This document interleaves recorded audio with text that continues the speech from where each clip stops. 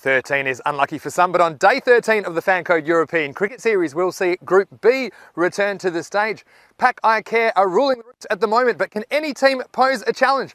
After Monday was ruined by rain, I'm sure all of the teams in this group will be ready to get out there and show what they can do. This is the Fan Code European Cricket Series Spain, and it starts right now.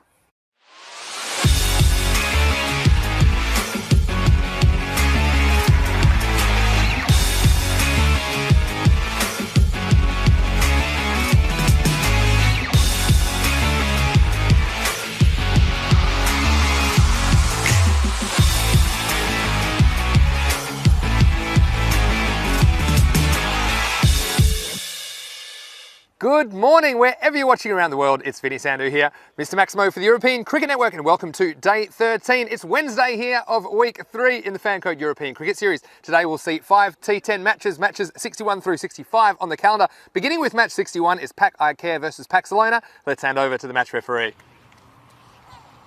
Heads is the call. And tail is there. So Pak I Care won. We will bat first. We will bat first.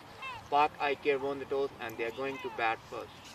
Well, there you have it. Pak I Care winning the first toss of the day. They're going to bat first. I think they'll be relying on Mohammad Ihsan to make a lot of their runs. There's a few outs for Pak I Care today. Mohammad Yassin and Mohammad Jaffrey not in the lineup. So very interesting to see if that gives Pakcelona a look in. Now, speaking of Pakcelona, their captain Raja Khalik, he told me that he probably would have batted first as well, but he'll be hopeful to keep Pak I Care down to a reasonable score and hopefully chase it down. Of course, this group very open with the rain on Monday. It's thrown it into a bit of chaos because of the no results. But anyway, the good news is the weather today, we're expecting a maximum temperature of 15 degrees, currently about 13 in Barcelona. And the main thing is the rain should stay away. And as far as the pitch, well, the groundsman, again, Rob, he's done a very good job getting this surface ready for play. And I would have batted first on it as well, to be honest, because the dew isn't really a factor, and even the areas around the pitch, they've dried out nicely. So it's going to be a great day of action here on the European Cricket Network. We hope you stay with us. Let's go over to Rico Full, who's in the commentary box.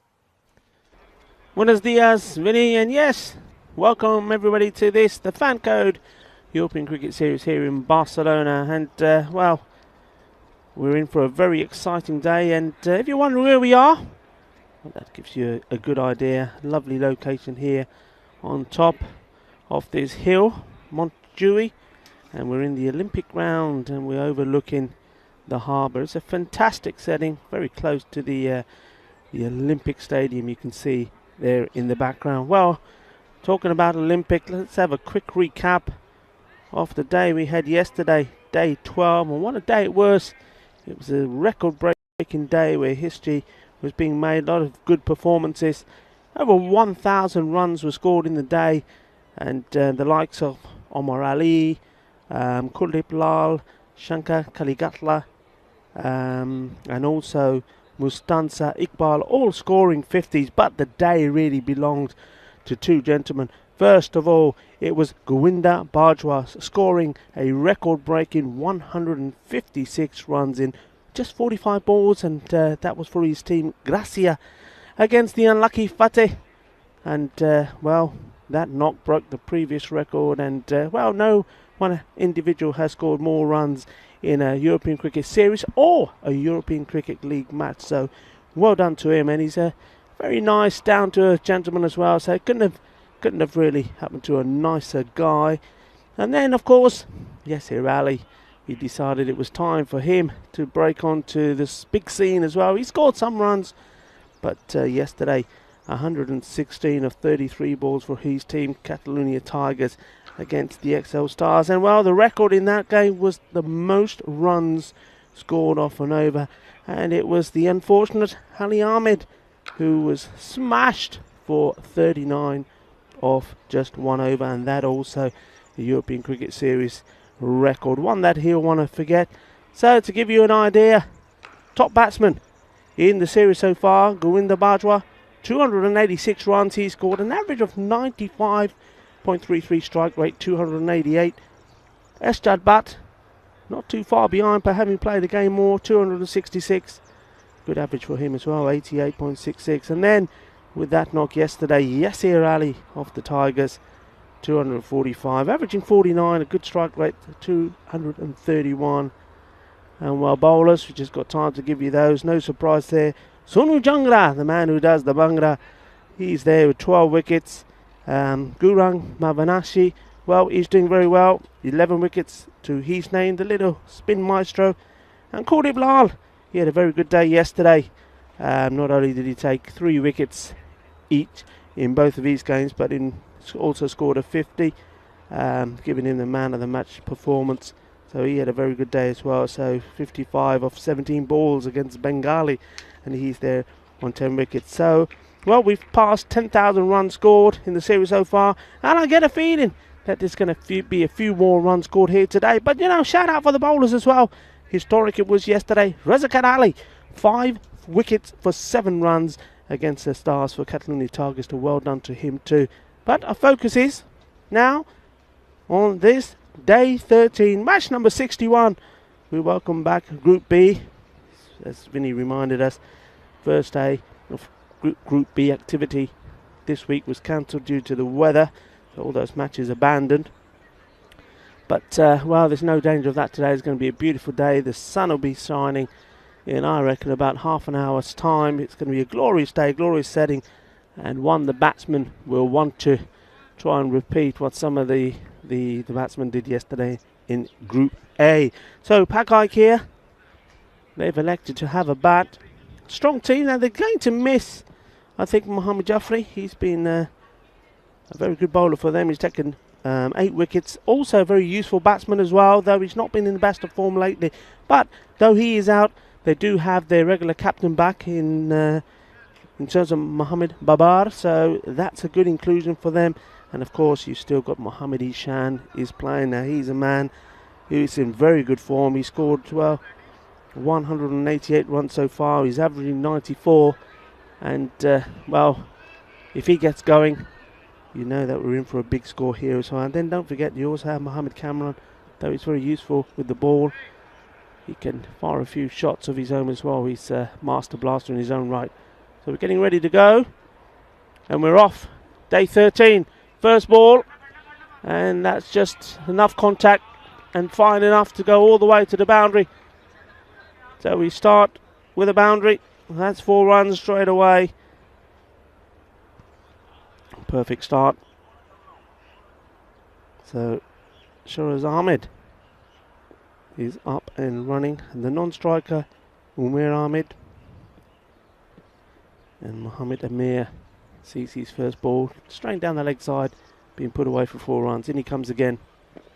That's Fuller, but smashed away. There is a fielder there. Oh, and he's totally misjudged that. Just watch this again. It was firmly hit, and well, you'd expect the fielder to do better there. I mean, it is not easy because that ball bouncing on the clay surface of the baseball area, so sometimes quite difficult to judge. But wasn't in the best of positions, didn't get his body behind the ball there.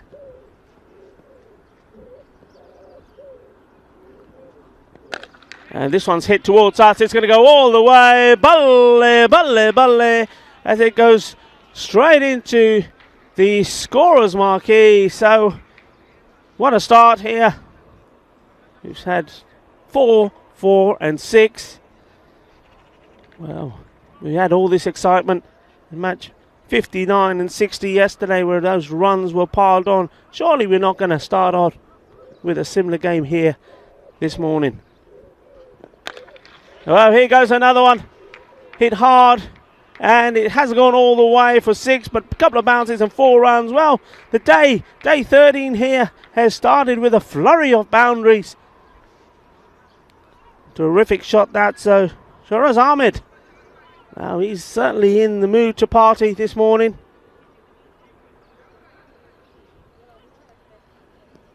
He's obviously had his Weetabix. Keeper the Weetabix खा के आया कि परोंठे लग रहा, and it's just drifting down the leg. The bowler asking the question, the umpire not interested. So leg by, well, that breaks the pattern of boundaries. Racing along, that takes him to 19 with a ball to go. And one thing that we do know that well, Pak I Care do, and that's they take full benefit of the power plays.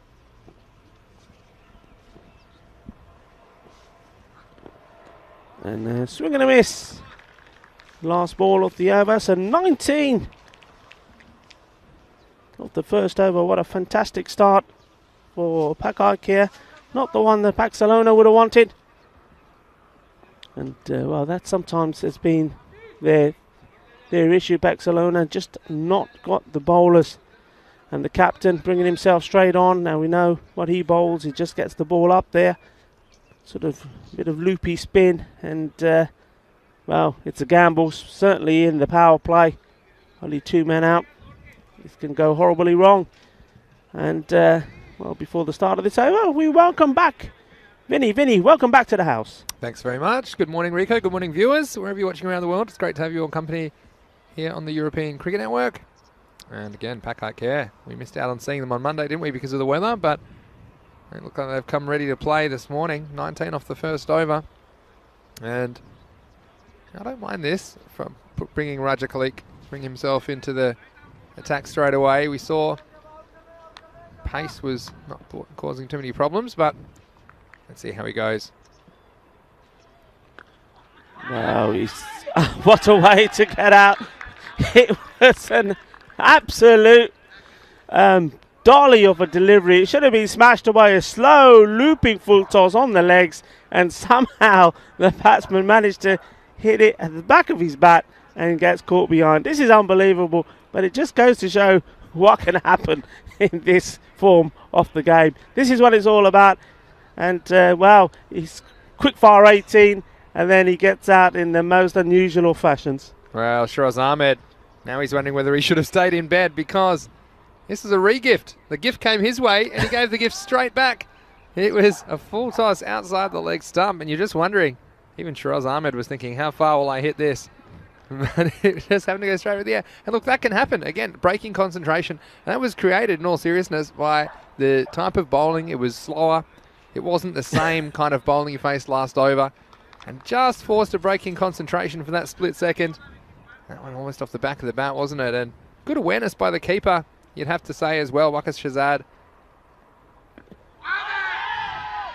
Oh, he's wanting another one there. Just drifting down the leg stump. So Mohamed Asim is the new batsman. Yeah, but I can say that I've been out in a similar fashion. It's no fun when you think you face off some quite challenging bowling and then you get out something like that. Trying to work this away in the gap there, but they come through for the single. So Raja, that's just what they needed, isn't it? Pakcelona, they needed something to stop the bleeding. We saw a couple of innings get out of control yesterday, to say the least, Rico, and looked like this could be going that way, but Khalik coming on and getting the wicket first ball. That short he's hit that well, and that's gone all the way over. Seis carreras, good shot. And well, Umair Ahmed now in on the act, and that's his first ball, and he smashes it away for 6 runs. So he's wants to take over from where Shiraz Ahmed left off, and straight away a change in the field. So the man in front of us comes inside, and another one down on the leg, and he puts the same ball in again, tries the same shot, but missing out. Yeah, and Mohamed Azim Butt giving a chance as well. You'd have to say they're gonna go for it, especially in the power play. We saw how aggressive they like to be in the first 3 overs. Pak I Care certainly batting that way this morning. This one's hit straight. He just didn't quite time it. Was trying to hit that through between the gap of those 2 fielders on the boundary. Yeah, well, yeah, it was a good comeback, wasn't it, from Pakcelona that over. Only 8 runs off it and a wicket. So after 2 overs, it's 27 for 1. Yeah, it just goes again to demonstrate what can happen if you just take the pace of the ball. It'd be interesting now whether that's something that they stick with or they go back to the seamers. It looks like Mohamed Amir is going to finish his spell. 19 off his first over, so mind you, he's bowling to a different batsman. And there could be another chance here. It's up in the air, fielder getting round, looks really comfortable, but oh, it's looked like he did all the hard work, got himself into position, and then in the end the ball literally going straight through him. Let's watch this again. Yeah, Karam Javid, backward point, you're right, he had to judge it. In the end, he was just a couple of inches short of where his hands needed to be, but still, the chance is coming. That one not taken. And, well, asking the question there, it has been given as a leg by, so this will be interesting to see again. I mean, he is coming round the wicket, has to be said. But, well, looking at that from that angle. Pitch that side leg stump. Only by a stump or two, but yeah. still. Yeah. It's going to be difficult to get an LBW. That's right. Still, you don't want to get hit in the pads. In this form of cricket, the umpires aren't shy to give them either, are they? This one, again, you can see this one's missing by a long way. Just a reminder, wherever you're watching around the world, please jump into chat. Leave your questions and comments. It's great to hear where you're watching from, and we do welcome your input. More work for that man, Javid. Nice work that time. Recovery. Keeps it to the single. Yeah, I mean, early on in the mornings, it's a little bit slower out there. The sun will dry it out. Still a little bit of dew out there, Vinny, when you were having a look at the pitch. Yeah, not as much as usual, actually, Rico. Funny you mentioned that. And the pitch was bone dry. So I think pretty good conditions for batting. Sometimes we've seen the pitch, especially when the rain was around on Monday, some water sneaks in under the covers, or they sweat under the covers, and just makes it a bit of a greasy surface where the ball can skid on early in the day, but it looks absolutely dry, and it's a testament to the groundsman as well. Rob, getting this ground ready for play every day. Of course, there's a converted baseball ground. There was Olympic baseball played here in 1992. And well, certainly looking forward to the permanent pitch being here in Barcelona, but until then, this one's holding up pretty well. Is the player going to get to it? No, he's not. He sees it go over his head, but he's able to stop the boundary. So, well, a few chances going up in the air. We've seen one go down and a couple that have been saved, but that is the end of the over. 32 off the power play. 3 overs gone. 1 wicket down. Yeah, that's a good comeback from Pakcelona. It was 19 off the first over, then 8, then 5. And, well, you saw some of the Pak I Care power plays in week 1. They're in the 60s or even almost nudging 70 or even over a couple of times. So looked like it could be a kind of power play that might be in the 60 region. In the end, it's 32. But Pakcelona, they do need more wickets, and to get into this middle over of Pak I Care, they haven't had a lot of batting during this tournament. It's going to be Ali Imran to bowl the 4th over. Yeah, well, change in the batting lineup here for Pak I Care. Obviously, we haven't seen Mohammad Ishan come out yet, and Mohammad Babar as well. The captain can bat a bit now. That's a nice shot. That's been clubbed away. Hit hard and straight. Captain Caveman style, I would say, that shot. So that's 4 runs. So that's a nice one for Umar Ahmed. But I'm just wondering whether they've had a look at the table. They're 3 points clear at the top. They've got another game after this as well, which we'll go into in a bit. That stayed really low. And I was going to say that it bounced a couple of times before it got to the wicket. So that's a good call. This is a rule change, actually. It used to be that it could bounce twice before reaching the batsman, in which case this would have been out. But the rule was changed a couple of years ago, and the bowler realising now if it bounces more than once before reaching the batsman, then it will be deemed a no ball, and then therefore a free hit. Well, that was pretty close because the batsman came out and met it. But regardless, here's a free hit. So batten down the hatches. This one's going to fly.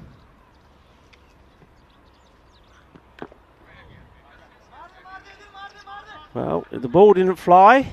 The fielder did a little bit. Lost his footing there. Did well to keep an eye on the ball. No damage done. It just gives you an indication that in some parts it is still a little bit soft. Not wet. I think the word is soft. Soft under your feet. Some parts of this ground. And that's Fuller. And it should be a catch. Are we going to see a second wicket? We are. A second wicket off a Gandhi ball. It has to be said. So it seems to be that the full tosses are getting the wickets here this morning. So that was a nice catch taken there. So sends the second one back. And that was Tahib Hassan. So well taken. Well done. And we saw him take a couple of good catches the other day, Tahib Hassan. This one, again, this is not an easy catch. It looks easy on the television, but I'm telling you, it's still pretty freezing down here. Well, I wouldn't say freezing. It's 13 degrees, but for me that's freezing. And these balls are very hard in these conditions. So well done to Hassan holding into that one. He's just checking his fingers are all still there as well. I think it might have just clipped one of his fingers on the way through. And, well, we've seen some injuries from the fielders as well, damaging the webbing or perhaps getting one on the end of the finger. But he did well to hold on to that one. He may just need a little bit of attention. Hassan, again, just pulling the shot slightly, giving the fielder a chance. He's trying to get it straighter, I think, but it's the end of Mohammad Azim Butt. Yeah, and we see Mohammad Ihsan. He does come out now. He's at the non-striker's end because the batsman did cross. So this is a key partnership to break, I think, for me, Rico. Oh, that's hit. Whoa, how about that? Toma, what a catch. Fantastically done. Well, who needs two hands when you can catch one-handed like that? That's magnificent. Wow, what a catch this was. And that is the zone, isn't it? Down there at deep mid-wicket. It was an amazing catch. Mohammad Amir, well, just keeping his feet inside the field of play and says, well, how about that? I don't think he could believe it. You have to say, Umar Ahmed can't believe it either. Just stuck out the 1 mid. And, well, again, one of the best catches we've seen in the Fancode European Cricket Series. You saw it right here in match 61. Well, that was just incredible. And he didn't look like he was in the right position. He was struggling because I thought for one moment he'd come in too far. The ball was going to go over his head, but he's just stuck the hand out. Well, it has to be said, it's one of those that when they stick, they're absolutely magical. And what a moment that is for him. He's on a hat-trick now. It's going to be a difficult one. Well, he could be. It's to the same man, and there we have it. We have a hat-trick. Unbelievable. And look who it is as well that's disappearing. It is a huge wicket, Mohammad Ihsan, who's gone first ball and cannot believe it. And what a hat-trick. It's the third hat-trick, a hat-trick of hat-tricks in Barcelona.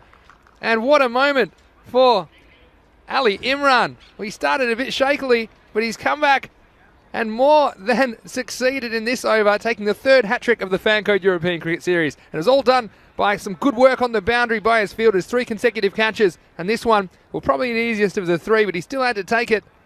And wasn't he happy about it? So congratulations to Ali Imran on taking a hat-trick. Wow, absolutely overjoyed. And I think the bowler was looking at the field and saying, please use 2 hands for this one. And he thought, okay, I'll use 2. As is the hat-trick ball. Wow, how about that? Thought he might go behind the back or something. He's just ramping up the party tricks. But this is the kind of action you can see here. We saw a very batsman-friendly day yesterday, but the bowlers, well, they're on top early. Can he get 4 in a row? Shot down the ground this time from Mohammad Kamran. Well, Mohammad Kamran has rescued Pak I Care a number of times when they've been in this sort of situation. Well, he's going to have to do it now. What an over that was. So 39, it's 4 wickets down at the end of the 4th. And Ali Imran, take a bow because you've just entered yourself in the European Cricket Series Hall of Fame with a hat-trick. Wonderful stuff, wonderful scenes. Just shows you, just when you think you know what's going to happen. And we saw that first over go for 19, didn't we? And it was Pak I Care all on top. But then just shows you how quick things can change. And 4 wickets, including a hat trick. Even that over, you felt like you knew how it was going to go. The first ball disappeared, but 3 balls disappearing into fielders' hands, or hand, singular. The second catch was something else. That's the kind of action you'll only see it here in the Fancode European Cricket Series. But again, these players, no slouches with the bat. Mohammad Kamran facing up.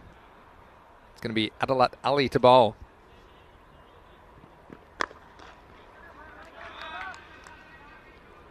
Well, I mean, sometimes, I wonder if Pak I Care will be looking at this and saying, well, okay, if there's a lesson to be learnt here, it's no matter what, you don't mess around with the batting order. You know what your batsmen are. Mohamed Ishan is an opening batsman, and well, he's sensational up there up the order, coming in down the order, and well, his first ball going for the big shot being caught on the boundary. Who would have thought it? Yeah, well, it's one of those interesting things. They're missing a couple. They thought maybe they'd put him in there, give some other guys an opportunity at the top of the order. Obviously hasn't worked, but he's in there now with plenty of overs still to play, so these two are very capable with the bat. Pakcelona have to keep taking wickets. And well, this one should be taken. It's gone a long way up, and it has been grabbed, and there's another one. And it's the captain, Mohamed Babar. Now he's gone. Very first ball as well. This is absolutely incredible. Mohamed Adil, and I've got to have to be honest with you, Rico, I gave him no chance because it was so high in the air. And he had to make the ground. He was almost thinking, why me? He was the only one with the chance to catch it, and he got there, and he was able to hold on. So another wicket goes down, a fifth. Can you believe it? Pak I Care, they're 40 for 5. Wow, I'm speechless. It doesn't happen very often, but there you go. What do you think if you're watching on the European Cricket Network? Let us know your thoughts. Bye-bye. Well, you said he was the man for the situation, but he's disappeared, and it's been all the fielding. We've talked a lot about the fielding, haven't we, in the FanCode European Cricket Series, how important it is to take those catches, to hold on to the chances. Pakcelona, well, they've missed one or two, but I tell you what, some they have taken have been first class. And now Pak I Care, 5 wickets down and only the 5th over. Yeah, Mohamed Atif, the new batsman. And he will be on strike now. Mohamed Kamran, well, we've seen him score runs in European Cricket Series before. We know he's scored a very good 70 when his team were in difficult situations in the semi-final. Well, he needs to come back with something here. But Pakcelona, well, good on them. They've just kept the pace of the ball, bowled it in the right areas, and well, the Pak I Care batsmen just have not been able to deal with it. You can see it affecting how Pak I Care have to approach the rest of this innings, because I'm sure both these players are capable with the bat, but they do have on their mind the 5 wickets lost. Yeah, a bit of a sloppy one. An extra run's given away, but and that won't hurt too much. But it's one of those situations where you always have to reassess your expectations. I'm sure Pak I Care had visions of 120, perhaps even 140 plus at the start of this innings.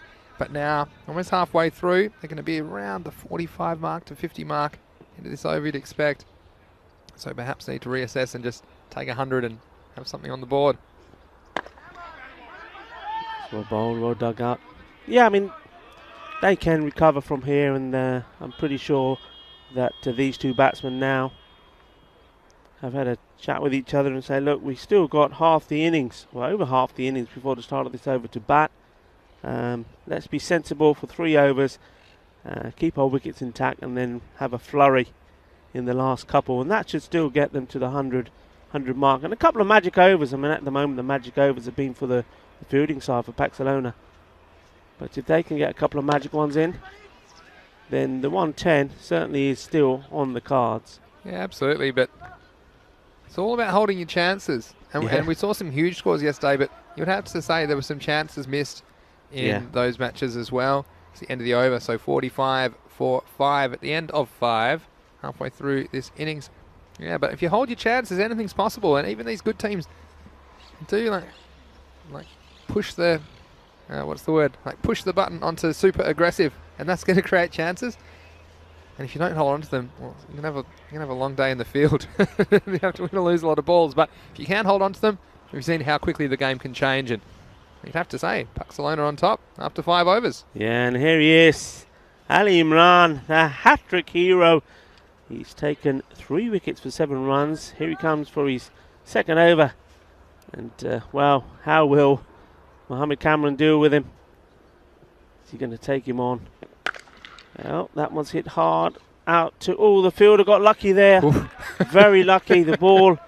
He misjudged the bounce. He missed his hands completely, but his right foot just happened to be in the right place. Yeah, look at this. What a trap. Bush stopped it dead. Don't think it was intentional, but still, that's effective. Well, Ali Imran bowling this over a little bit flatter than the over before, not giving it so much flight, and a little bit more zip about him. Yeah, I'd love to get a fourth or even a fifth. Keep taking wickets, keep the pressure on. Well, there's that man that's done the work for him out there brilliantly. He's taken the magnificent one-hand catch. I mean, how's the highlights already? And we're only what, about 20 minutes into the day's play. I just can't believe some of the cricket we're seeing. That one-handed catch. Yeah, I mean, you've got to have your fielders in the right place, right? Well, it's another one, and it's another full toss, and it's another wicket. This is just crazy stuff here. And this time it's Mohammad Amir taking the catch, and Mohammad Kamran has to go. That's his fourth wicket. Incredible. Well, we don't even need a pitch if you're Pakcelona. It's another full toss, and you can see the batsman taking up the challenge. If you don't quite get it in the middle, the fielder's in play, and they've moved Hassan out of that position. I think he might be struggling with that finger, but the man there, like you say, Mohammad Amir replacing him, doing the work. Now, he might have had one of his fingers blown off as well, so he's just going to go off for some attention. But it's great to see them holding on to these chances. And can you believe it? A 6 wicket goes down. It's 47 for 6. You just never know what you're going to see in the Fan Code European Cricket Series. That's why it makes it unlike any other cricket competition on the planet. And you're watching it right here. And thanks for joining us. If you've gotten up early to watch this, you certainly won't be upset with yourself. See 6 wickets being lost.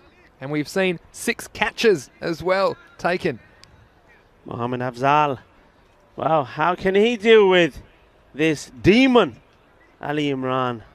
He's taken 4 wickets for 9 runs. He's got the hand grenades out, and he's blowing up this Pak I Care lineup. Can we see another 5 wickets here? That'll be something. Got 2 balls remaining. Razagat Ali of Catalonia Tigers taking 5 wickets for 7 runs yesterday. That's the first 5-wicket haul that we've seen in this Fan Code European Cricket Series.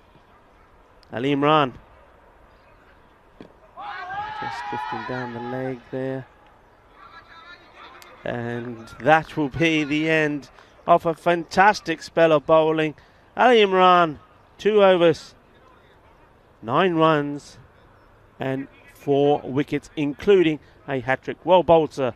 The third hat-trick of this Fan Code European Cricket Series. Spain, that's the end of the over, 47 for 6. And this is where I like to do my 6-over check-in. And well, with 6 wickets down, you kind of have to reassess. I still think the 10 and over is possible. Perhaps you're looking at that to get you to 87 or something in the 80s. I do think with the Pak I Care, some of their bowling options, we might see Mohammad Kamran bend his back a little bit. There's not as many runs on the board, but smart captaincy from Raja Khalika Rahman. Bring himself back. Similar kind of bowler, just taking the pace off. Yeah. And now, if you Pak I Care, nothing's easy. Still taking a big risk. Going to go after the big shot. Well, this one, he's cleared the man. He's hit as well. It's gone all the way over. 6 carreras. Badly needed runs. They badly need a couple of big hits. A magical over that will really get them towards posting a decent score. I mean, at the moment, it's all Pakcelona. And, of course, with 6 wickets down, they're limited to how many risks they can take. Yeah, Atif Mohammed, that was a nice shot, though. And he can bat. He bats quite low for Pak I Care, but I know in his junior career he's been an opening batsman, so he's no slouch with the bat. Here's Raja Khalik. Ooh, well, that could have been curtains, couldn't it? Have a look at this one. I think he did just fall forward out of his crease. We'll have a look on the replay. And my keeper not quite up to the stumps enough to affect the stumping. Wow, that's a loose one. That is a Gandhi ball, and this time it does get put away. 4 runs. Well, we've seen a couple of full tosses get wickets here today, but this time that was short and horrible, and that will take a little bit off the pressure off. So Atif Mohammed, is he going to be the man who's going to score? They've already got the 10 off the over that we talked about. Yeah, so they're all bonus from here. Khalik's got to get it right. Ooh, once more, that foot's definitely in the air there, and the ball goes through to the keeper. Yeah, I think if I was keeping, I'd be right up there. You see the keeper just giving him a bit of extra time to catch the edge, but I'd be right up to the stumps. It's good batting. And smart, because there are 2 balls left in the over. So obviously, Atif Mohammed, he's decided he's the man that's going to score most of these runs for Pak I Care. So he's going to be down the striker's end if this ball is not scored off. He's launched it in the air. Look who it is getting under it, and there you go. And well, he's got fingers strapped up and everything, but he's doing it for his team. And well, Mohammed Amir takes a hat-trick himself, a hat-trick of catches. Well, you see that when the moment came, he was up to it again. Mohammed Amir. There's going to be a few sore hands at the end of this innings, but it's going to be worth it when you hold on to the catches. And Raja Khalik, well, got that one in a pretty good spot. Forced the aggressive shot. The batsman not able to hit it down to the ground. Instead, he was caught by Mohammed Amir. And like you say, 3rd catch of the innings for that gentleman. So another one goes down, a 7th catch and a 7th wicket. Pak I Care at the end of 7 overs. They're 58 for 7. 58 for 7, and well, there's many a person, including myself, that didn't imagine to be seeing this kind of scoreline in this fixture. Well, a few people just joining the chat. Asking the question, and the umpire decides yes. He's got his man, and LBW in front. It took his time to give the decision. And well, that could be it. I think he was the Atif Mohammed looked to be the man that was going to try and make something out of this innings, but he's on his way. All right, Adelaide Ali comes around the wicket. Let's have a look at this one. Pitches in line, hitting middle stump. There's a nice little cameo from Atif Mohammed, but he has to go. This one just playing across it slightly. And the bowler pleading with the umpire and then saying, yes, I knew it all along. So, of course, he's happy. And isn't it great to see Pakcelona out here? We've seen them take a pasting once or twice in the Fancode European Cricket Series, but they're giant killers this morning again. Only half the job done. Pak I Care, they're 58 for 8. Wow, they've crumbled away. And, well, you can see, well, I can see they're not going to make the 10 overs here. They're going to really have to pull something out of the bag.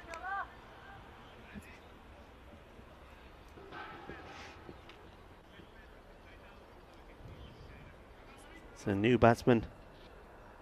That's Samiullah.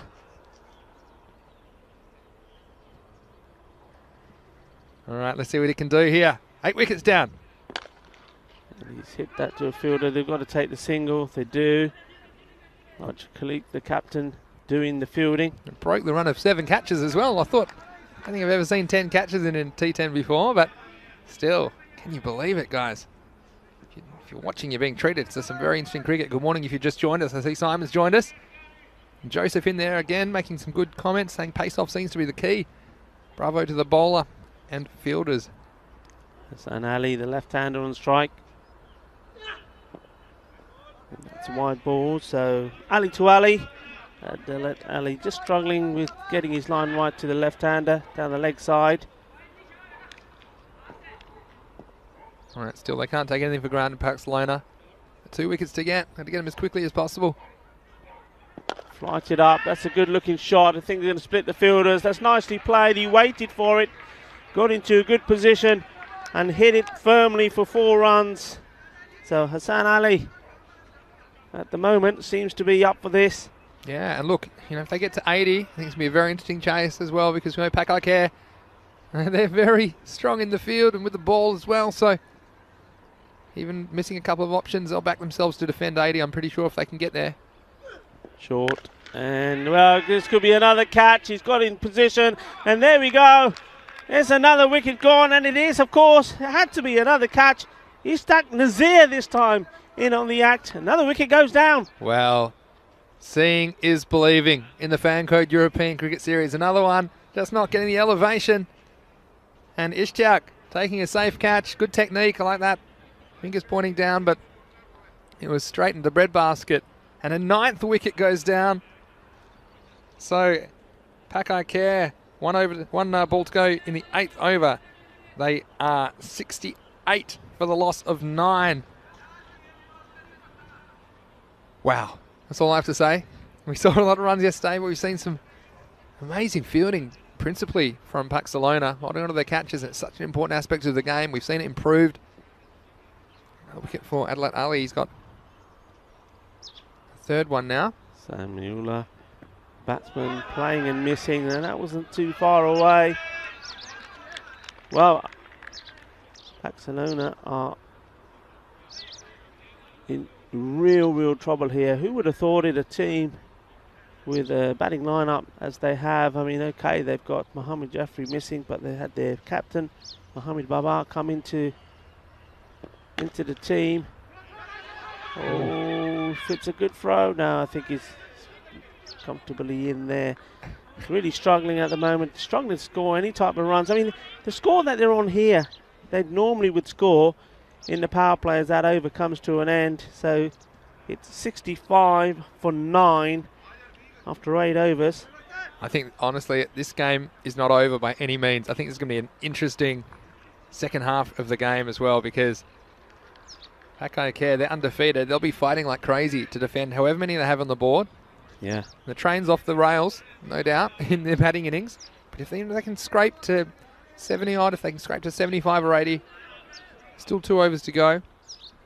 But we've just seen everything's gone right, hasn't it, for Pakcelona. And Pak I Care have been hitting a few shots and they've been taking their chances. Here's Rafiqur Rahman. Starting with the wide. And just go back to that very first over. 19 without lost. 18 was scored by Suraj Ahmed. He then goes to the other end and then receives, just watch this ball, and it's going to be a no ball this time. So a free hit.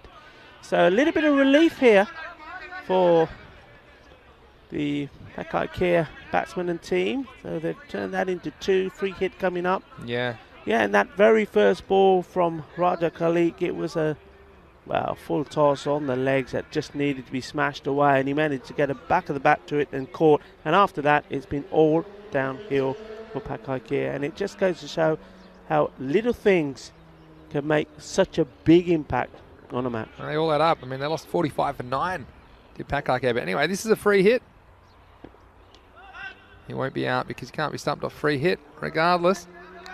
Again, missing out on that one. I'm telling you though, and we saw it yesterday as well, some teams just dragging their score up into the 80s, and it is competitive. We've seen 63 defended successfully already in the Fancode European Cricket Series, and when you've got one of the best bowling lineups in the tournament, albeit missing Mohamed Jaffrey today, but you do wonder, Pakcelona, this is no gimme. At first, they have to try and close out this innings. Well, that's on the legs, and that's a gift of a delivery, but there is a fielder there. He's a little bit camouflaged behind the dugout. Yeah. He comes up, keeps it just to 1. This is the difference, though, when you got number 10 and 11 batting, and a little bit scared to take the risks as well, because they know if they get out, well, it'll be all over, and they'll waste all those balls at the end of the innings. They won't get faced. So this could be close. It was straight, and yeah, straight. You're right in front on the back foot. You've got to go. Easy decision for me, for the umpires. And that's the end of Pak I Care's innings. And it is 69 all out. And they did not bat the 10 overs. So that's an absolutely amazing, great effort from Pakcelona. You have to say they just never gave up. And well, how about this? oh, we saw a flurry of runs as 19 were taken off the first over. And we thought, well, we know how this is going. We saw it yesterday. The first over of balls were disappearing all over this Montreal Olympic ground. But then things were going to take a very surprising turn. And it wasn't balls disappearing, it was batsmen disappearing. And it all started here with something out of nothing. Shiraz Ahmed, he looked very good. But then, one after another, the chances were given. And what was so fantastic for Pakcelona, the chances were taken after a couple of early slips. You'll see it started off and it was Hassan at long on, picking this one up. That was a good catch. Just straightening his finger back out after that one as well. But then this one, if you don't mind, it's the super glue hands. And what a catch that was in the deep mid-wicket boundary. That's the zone of spectacularity, Rico. But then time and time again, the chances were taken. And that was the hat trick And can't believe it. Ali Imran and then Rico. This is a good one as well. They just kept going up. Yeah, Pakcelona kept plucking them out of the air. Baba getting first ball as well, the captain. And well, how about that? When things are going your way, things like that happen. Totally missed the ball and then finds the foot there to using it as a hook to keep the ball in line. But a few busted fingers there as well. Not a catch he's taken, but a few hands as well. And that was a hat trick for the fielder there, taking 3 catches as well. Just absolutely amazing. And if Barna Royals, who are playing Pak I Care in the next game, are watching this, well, they'll be thinking, well, we know what we've got to do. Yeah, that's nice. I like that. Yeah, but just take your chances. That's what it's all about. Take your chances. Now, if those catches weren't taken, even the first one, if that's not taken, there's a very good chance that Pak I Care end up with double the runs or more. But it shows you how important the fielding is. It's good umpiring as well. Couple of LBW decisions. And that one, finishing proceedings with Pak I Care. All out for 69. Well, Summer of 69, one of my favourite songs. It was a winter of discontent, a winter of 69 for Pak I Care. But I tell you what, Rico, they are one team, and we can already see them warming up. They are ready to go. They cannot wait to get out there, because if anyone's going to defend 69, I think it's Pak I Care. They'd have a good chance. Remember, we're talking about a team that's won 4 out of 4, and just look at that scorecard. I mean, Shoz Ahmed, the start he made, we thought, okay, I even said it, are we going to be in for a run feast first in this morning? 18 off the first over of those 6 balls, and then we saw him getting out to Raja Khalik, and then after that, well, Umar Ahmed, he played that shot being caught by Mohamed Amir, one of the 3 catches he took, and then it was all downhill from there. Mohamed Asim Butt came in, going for 2. Then there was Mohamed Isha, and that was a big surprise. We were waiting for him to come in. He's the star bat at the moment, going first ball, and that was a hat-trick as well. And the rest of that scorecard, apart from a little cameo there towards the end from Atif Mohammed, nothing really special happening there at all. And the bowlers, Finney. Yeah, well, Ali Imran, the star, with a hat-trick, 4 for 9 off his 2 overs, but also 3 for 13. Adalat Ali, 3 for 13 off 2 overs.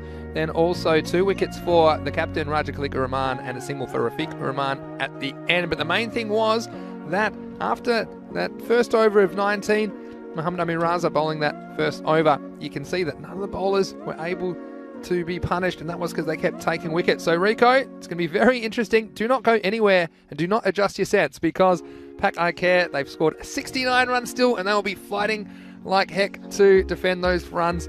And Pakcelona, well, they could have a giant killing on their hands, but they need to do the job with the bat.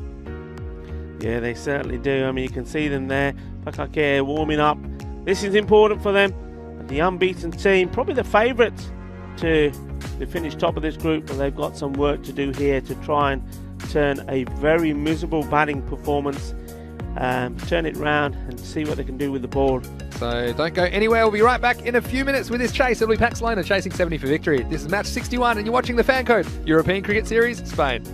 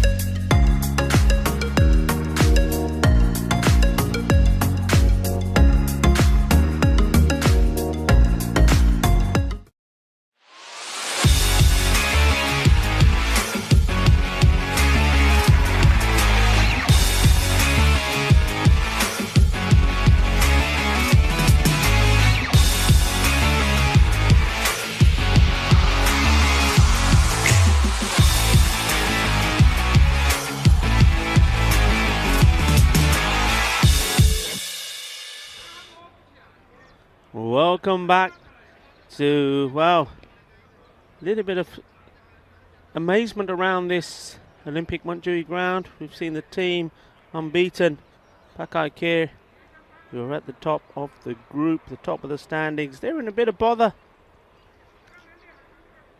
Pakcelona, team that is way behind them in the table with only 3 points in the group, as opposed to Pak I Care at the top with 9 undefeated. Well, they've got them on the racks here, bowling them all out in 8.3 overs for 69. Now, Pak I Care, they're going to come back with something special, and it looks like the man with the ball setting his field, Mohammed Cameron. We know all about him, a firecracker, as we call him sometimes, because he's one of very few players that even on this pitch is able to get serious bounce from it. He's a very fiery left arm pace bowler, and he does like to bang it in. Sometimes he's not doesn't get big wickets, but he certainly don't get too many runs from him either. So Kami, in he comes, the man on a mission. Mushtaq Nazir just pushing that one out. Batsman at the other end, Mohammed Amir Raza. So how about this? What a contest this is. So the team, top of the table, they know at the moment when it comes to the batting, they've been humiliated a little bit by Pakcelona, and they'll want to bounce back. They want to show their strength. Oh, there you go. That's a beauty. Interesting to see how Pakcelona will go about this. We need about 7 and over. It's not big. They get a boundary. That will take a lot of pressure off them. But at the moment, they just need to be concentrating on maybe just getting themselves in. Both of these batsmen are quite accomplished. Get themselves in. They've got time to do it. Push the ball around a bit. And take the singles. But at the moment, they too are finding runs hard to come by. I think also in the back of their minds, Nazir, Mohammed Amir will be thinking, well, okay, we know there's no Mohammed Jaffrey. It's unavailable for this match. So if we can negotiate the 2 overs from Cameron. That was a wild, loose delivery outside the off stump, and one that you would have expected the batsman to negotiate. That was the chance to open the account, if you like. But then having said that, it wasn't the good balls that got the wickets when they were batting. Started with a horrible full toss from Raja Khalik on the leg side. That was the first wicket. And that's the short ball, and he's played that well. It's almost like he was waiting for it. They're going for 2, and they will come back for 2 quite easily. A wayward throw, but there's plenty of players backing up. So the first runs in this run chase. Remember, the target is 70.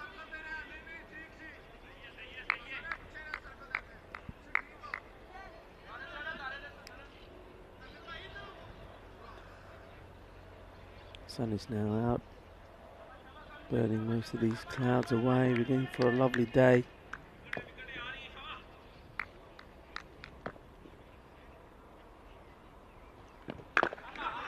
Well bowled, and that's good running. That's all. Well, I say that's good running. He's surely well short, and the communication terrible. I said that was good running from. Well, it was good running from the batsman on the striker's end. Called it and went straight away, but the non-striker not backing up at all. And that's the one thing that Pakcelona do not want to be doing. They don't want to be gifting wickets. And how unfortunate, Mohammed Amir Raza finding himself walking back, a long walk back to the dugout, hasn't faced the ball, and out. So out without facing the ball, out for a duck. And Pak I Care have sent one back.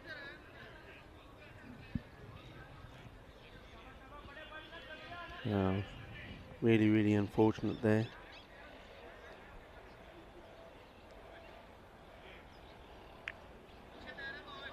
Just see here, look at number 15, didn't move and then went late, and in the end, oh, he gave up the chase there. He realised he was never going to get there. Got to go straight away in those. Can't be hesitating. Got to be backing up. He wasn't backing up at all.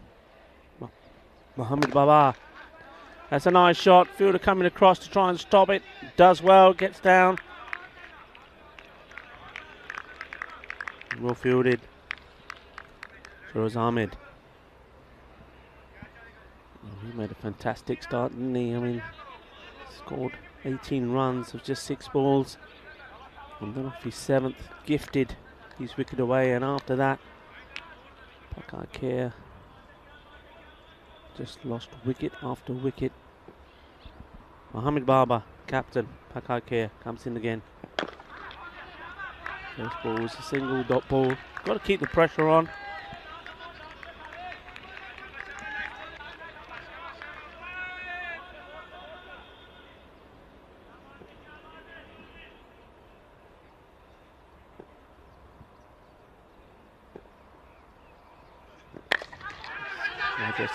Again, not the best of running, and once more a little bit of yes, no, yes, no. And the two batsmen having a chat and say, look, let's sort this out. We can't afford to give our wickets away cheaply.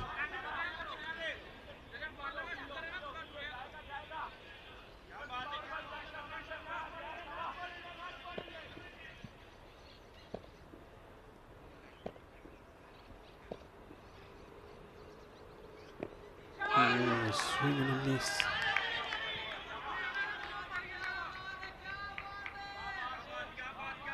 It wasn't too far away, that.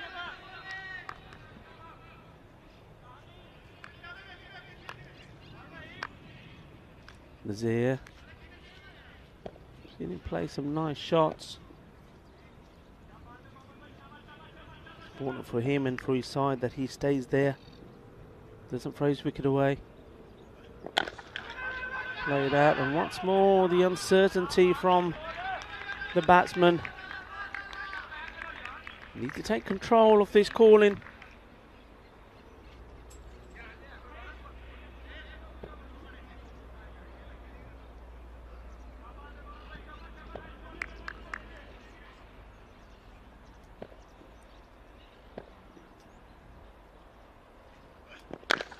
Yeah, that's a positive looking shot. Oh, and well, very, very poor fielding from the fielder right through the gap, and they were umming and ahhing about taking the one, but in the end, how about that? Straight through the legs. That's not the way to do it.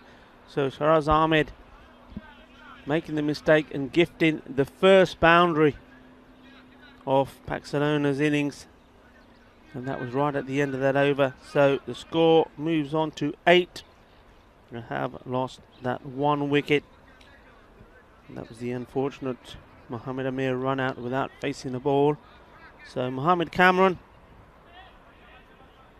is going to continue and bowl himself out. Definitely needs a couple of wickets if he could get a breakthrough here. And that's quick and very well played. Fielder will have to do the fielding. It keeps it to 1 run. And a lot of tension out there. And you can see Pak I Care, they're really up for it. They're very vocal, supporting each other. I like the field that they've got set. Very attacking. It has to be, I suppose, not so many runs to play with. And we welcome back Vinny Sandhu into the commentary station. Vinny, what do you think of this? A lot of tension out there, a lot of nerves as well, right? Well, I expected it to be to Pak I Care to come out all guns blazing. They certainly have, and deciding to bowl Mohammed Cameron out in the 3rd over. They're throwing everything at Pakcelona, which I think is the right thing to do if they can keep the rate down, which they have so far. Yeah. And they push it up. It started at 7 and over. It's creeping towards 8. If that gets up to 9 or 10, well, suddenly It's probably a 50-50 game again, but Cameron was side on actually, and his balls were coming through at quite incredible speed. So let's see if he can get another wicket for Pak I Care. Oh, that's well bowled. I like that field. I mean, that man's there for a purpose. He's waiting to snap the catch up. Yeah, and again, it was smart batting. You just need to keep accumulating runs at this stage, especially off Cameron. You don't have to get all your runs off him. But the other thing I would say is the fielding. Well, Shiraz Ahmed, we saw one go straight through his legs and go for 4. Yeah. And that's the kind of thing that Pak I Care can't really afford. You're defending such a small target. Anyway, very, very interesting game here in match 61. Well, that was quick. A little bit of chin music there for Raja. Yeah, it was well bowled, but also what I'd say is for Cameron, I think you've got to attack the stumps in this length. It might look good, and we've seen a couple of edges and it's looking very dangerous, but the issue with Cameron, of course, he only has 2 overs to bowl. He only has 3 more balls to bowl. So I think all of these, I'd be trying to hit the top of the stumps and challenge the batsman to get something on it. Oh, and that's exactly what he was trying to do there. Good delivery, quick, fast, right up there, right on the money. And he'll feel that the fielders let him down there. He's setting a field there and basically saying to those guys, look, there is no singles to anything that goes out there. And that's what he expects from them. At that time, the batsmen do go through for 1. Yeah, and look, for the most part, we've already seen a run out, I know, but both batsmen going straight away puts pressure on the fielders, doesn't it, to make that run out. And we saw there slight little fumbles all it takes, and you can safely through for a run, and they just keep accumulating them.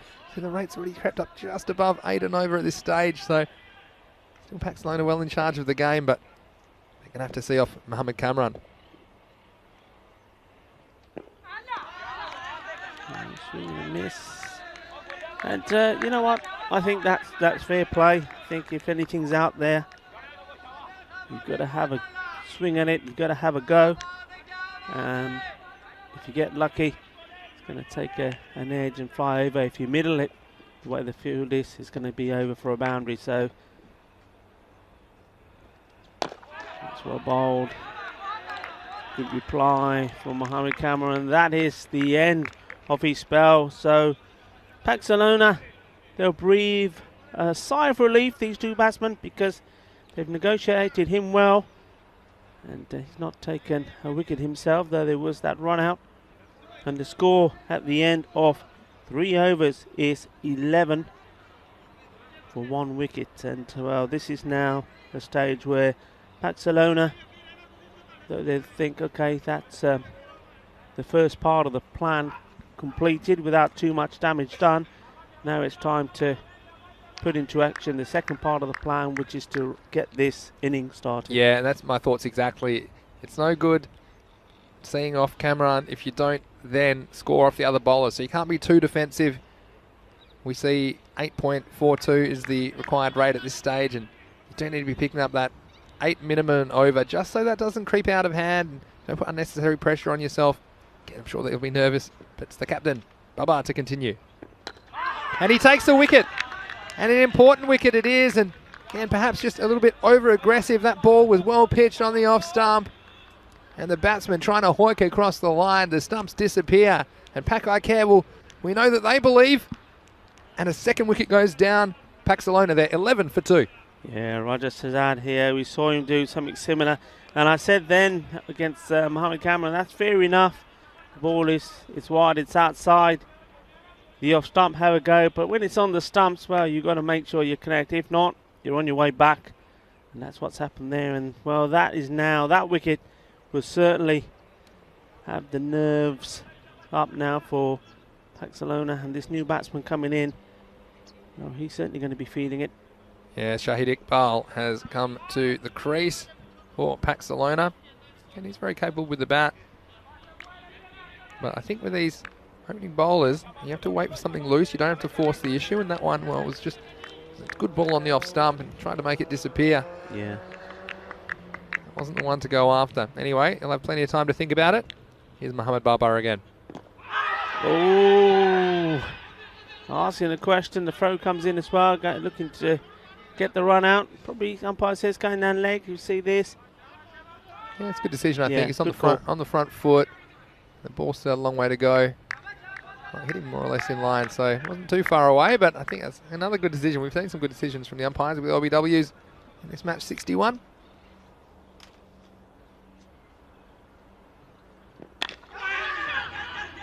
Played. And what I like here as well is that although they're allowed 5 outfielders at this stage, they're not employing 5 at this stage. They have 4 out, and they've got the extra person in the circle just trying to keep the runs down, because you don't want to get a rhythm of giving up the singles, because suddenly these runs could be ticked off. So at the moment they're gambling, Pak I Care, that they can get some dot balls, and at the moment it's working.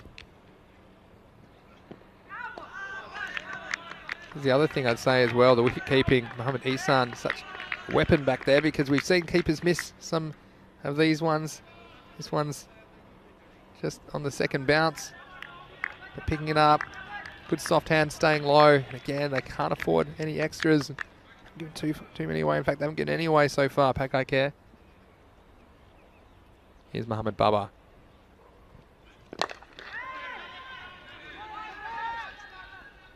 Just the single. So well, it's interesting to see this rate already. It's up over 9, creeping towards 9.5 now. And look, you want to be a little bit careful in the first 4 overs. Obviously, Pak I Care throwing who they think are their 2 premier bowlers in the first 4 overs, and that's fine. But overs 5, 6, 7, we need to set up something manageable in the last 3 overs. So let's see how we go. Last ball of the 4th over. Just to check himself, and well, I like to see that from a bowler. If you don't feel you're right, if you don't feel you're comfortable in your stride, stop and go back. All right, so a crucial ball. It's the last ball for Mohamed Babar. He's here, wanting the single. But Shahid Iqbal deciding no. Now, for me, he's key. Ishtaq Nazir. That over comes to an end. Score is 12. Yeah. And Vinny, I think you're right. I mean, that second wicket going, I don't think that was very clever batting. You've just negotiated. We said plan A has been achieved. You've just negotiated Mohammed Kamran. Now it's the time to rebuild, and to play a shot like that, the very first ball, you just put pressure on his side. And the pressure there now, because they're finding runs hard to get by. They need to get bat onto ball, start taking the singles. And if the singles aren't there, look, and that's what Pak I Care are doing so well. They've got the players in, surrounding the batsman. So there's no singles. You're going to have to take a chance. You've got to play the odd shot or two. Yeah. But bat positive. Now this could be interesting, because you got Mohamed Atif coming on to bowl. Now he's a good bowler, gets more than often gets the ball in the right places, but he does sometimes tend to stray a little bit down the leg side. Sometimes he's slower ball, tries it too many times maybe, and it ends up in the full toss. So this will be key. This is the pressure moment on the bowler here. He really has to perform for his team here to keep the pressure on the batting side. Starts well. Yeah, it starts with a single. And look, this is where I'm going to do a bit of a game assessment. There were 12 off 4 overs. You need to get to 70. And I'm already thinking about this next 3 overs if I'm batting at the crease. I don't want to fall off the pace in the chase. I'm thinking I don't want to leave myself more than about 30. So still about 60 to get. I'll call an even number in 6 overs. So I want to be getting my 30 off these 3 overs. And I don't want to be going slower than that. So now's the time. I need to keep at pace. I'd want to be 20 off this over, 30 off the next, 40 off the next, and so on. And that means taking a few risks, then so be it. But what's the risk is here is if they fall off the pace, Pakcelona in these next 3 overs, and look, you're going to have quality bowlers. I mean, that's what's going to happen. I mean, Mohamed Atif is a quality bowler, good young bowler. He's not going to give you too much loose, but it means you have to take the odd calculated risk, and also, probably more importantly, if the ball is there to hit, you've got to go after it.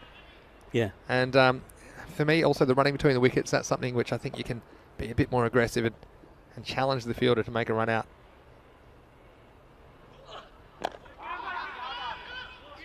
Well played, attempting the Yorker there, Atif, the batsman, just guiding that out from the offside, takes the single. Yeah, so landmarks, this is quite an interesting chase, because you need 70, so you want to be 20 at the end of this over, 30 off the next, 40, 50, 60, 70. If you can do that, then you've got the rate exactly perfect.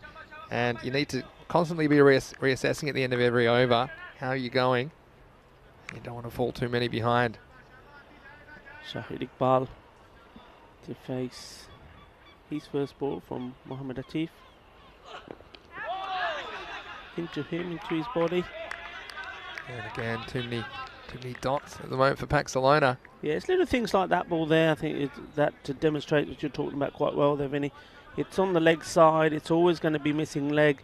Now, it's one that you need to just step inside of. And if not, well, you need to get a little bit of something on that. Well, even if it ends up being pad or a bit of bat, it's going to run down. You're going to take a single or two, aren't you?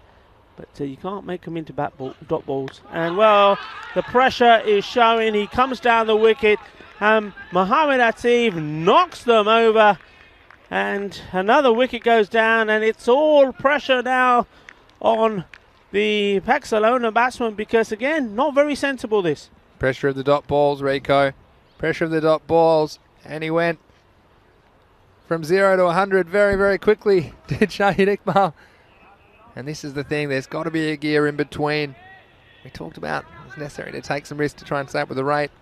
That one not paying off, and the third wicket goes down, so 14 for 3. And how do you like the action?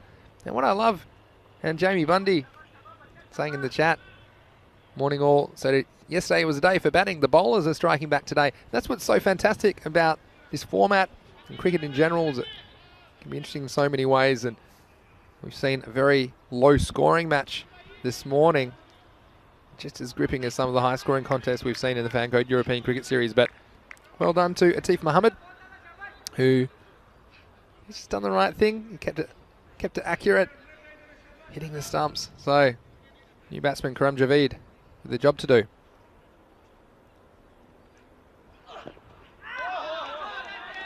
And a swing, and it also you've got to spare thought for the batsman there, the non-striker now. He's Tuck Nazir. He's been there right from the start. We've seen that the wickets have fallen as that over is completed. So the score 14 now for 3, and we're at the halfway stage. And well, look at that. The run rate now it's over 10. Yeah. So Pak I Care at this moment in time will be thinking that everything is going to plan for them. So this man, Nazir, now, what does he do? Does he decide, right, okay, I'm going to have to, if we're going to win this game, I'm going to have to play some shots. We know he's a very accomplished player, and he's losing partners. So maybe now in his mind thinking, okay, halfway stage is gone. Nobody's sticking around with me. I've just got to try and cut loose. Yeah, well, you think so as well. And you're going to get another bowler to look at. It's going to be Mohammad Azim Butt to come into the attack. But yeah, look, 11 and over, so again, maybe you reassess and you try and be 25 at the end of this one, but they can't fall off the rate too much more, especially with these wickets falling. Well, that'll help. That's a lovely shot, and we're talking about Nazir. Will he have to decide to go now because the partners are letting him down, nobody's sticking with him. He's going to have to do it by himself. And well, that will take a lot of tension off him. Hits that middle of the bat. It flies out the ground. 6 runs. Yeah, they just have to hang in the game. Pakcelona. That was a nice shot. Mid-on was up in the circle. It was well over his head and would have been over his head at any rate. So at Maximo coming at just the right time. Not the ideal start for Mohammad Azim Butt.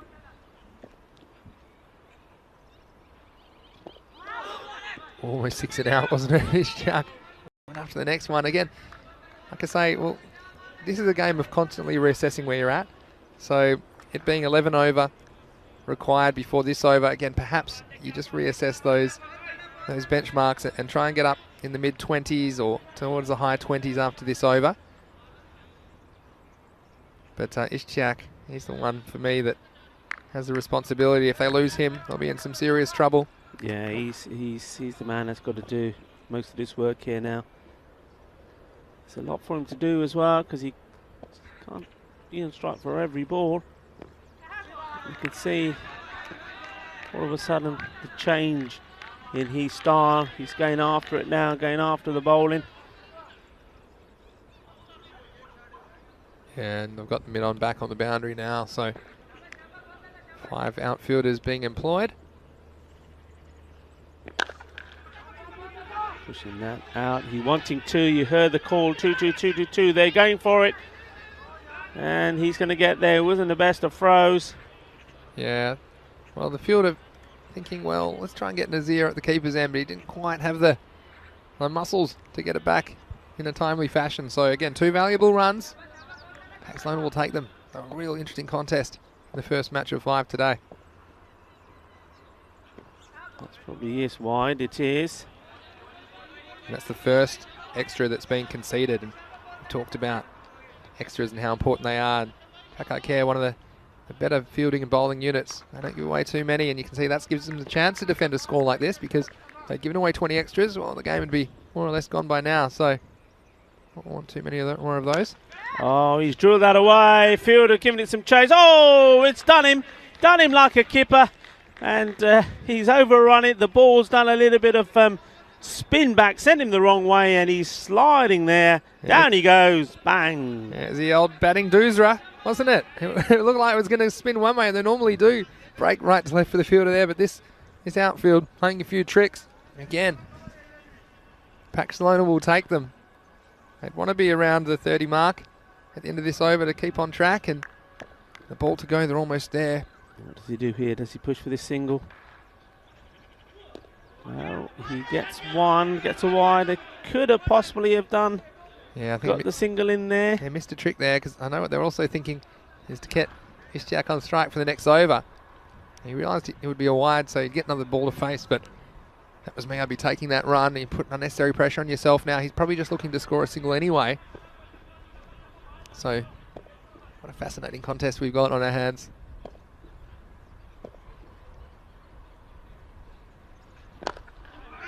And get the single in the end, so no damage at all. It was a pretty good over. There were 15 of it, and after 6, Pakcelona 29 for 3. Yeah, that's a good over, and we was talking before the start of it that Nazir has to start playing a few shots and taking responsibility and treating this like, well, he's got to treat it like he's batting with a number 11, right? He's got to think, right, okay, I've got to try and get as much strike as I can, and do what he's done there off the 5th ball, take the single, and just keep the strike and keep playing the shots, because that's the only way, I think, that at this stage, where we are at the game at the moment, that Pakcelona can win this game. If he goes, then it's going to be very difficult for him. Yeah, you said it. Number 11 might be a little bit harsh on Karam Javeed, who is capable with the bat, but yeah, I see what you're saying. Ishtiaq needs to try and manipulate the strike, because that will help things. That's going to be Shiraz Ahmed to bowl the 7th over. Starts with a wide. So now they're out at their 30 mark that we talked about a couple of overs ago when we're talking about 10 and over, just keeping on track. Yeah. So they're 30 off 6 at the moment. So if they can get 40, 50, 60, 70, that'll get them home. They've got 4 overs to go, but again, you can't have, you don't really want, I should say, these overs that are 6 or below, because they're going to drive that rate up pretty dramatically. That's a lovely shot. Balle, balle, balle, and that is what they need. It was right up there in the slot and sent straight over for 6 runs. Nicely done. Yeah, good straight hit again. Just wondering here whether whether they should have stuck maybe with Mohamed Atif and just tried to get that rate down again and get another wicket. Opted for another bowler. And don't throw it away, Ishtiaq. It's nicely played. Fielder gives it chase. Will he stay on his feet this time? He does. Gets the throw in, but they do take 2 runs, and this is better. Good running. Yeah, he realised straight away he wanted 2, and you don't want to give a wicket away. And look, you can't go overboard either with the retaining the strike and losing a wicket, because you've got your number 5 batsman at the crease as well. You've got to give him a chance, and singles are going to be important if they're going to knock this target down. But what you would say is already in this over, they've got 9 runs off it, needing about 10 and over, so they're ahead at the moment. Hits it hard, and he's taken. There's another one-hand catch. How about that? Thank you very much. Well, we're seeing it all here. This time it's Umar Ahmed says, I'll have that, thank you very much. And he cushioned it the first time round and grabbed it the second. Umar Ahmed, well, we've seen some amazing catches this morning already. And look at this. It was the key man. It was the key catch. And it was the key hand behind the back. Oh, I did everything but dunk it. Did that man. Umar Ahmed, and that's the big wicket for Pakcelona. And just as he was getting going, Ishtiaq falls, and you can't really blame him. He hit it well, but he gave the fielder half a chance, and that's all that was required. So another one goes down. Have a look at this on your replay again. Just popped out the first time. Eyes were always on the ball and just fell nicely. And he'll be very relieved to hold on to that chance. Could be a game breaker. And Pakcelona, they're now 38 for 4. So Ali Imran, the new batsman.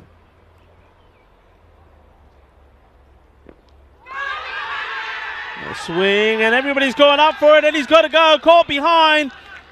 Gone first ball. Well, there's a twist in this match still. Oh, so many twists. I tell you what, the chiropractors would be happy with this game because it's getting twisted all around the place. And now we've had 2 wickets in 2 balls. Could have the second hat-trick for the game. You're going to see it all in the Fan Code European Cricket Series. You can see it right here. And Shiraz Ahmed, well, we were questioning, weren't we, at the start of the over. It went wide 6 and then 2. Yeah. And he's come back and certainly answered the critics, including you, Rico, because he's got 2 wickets in 2 balls. He has indeed, and well, that's what they need, wickets to win, and that's a very good decision from the umpire. Took his time. He saw there the sliders off Snicks, and he's on his way. Hat-trick ball coming up.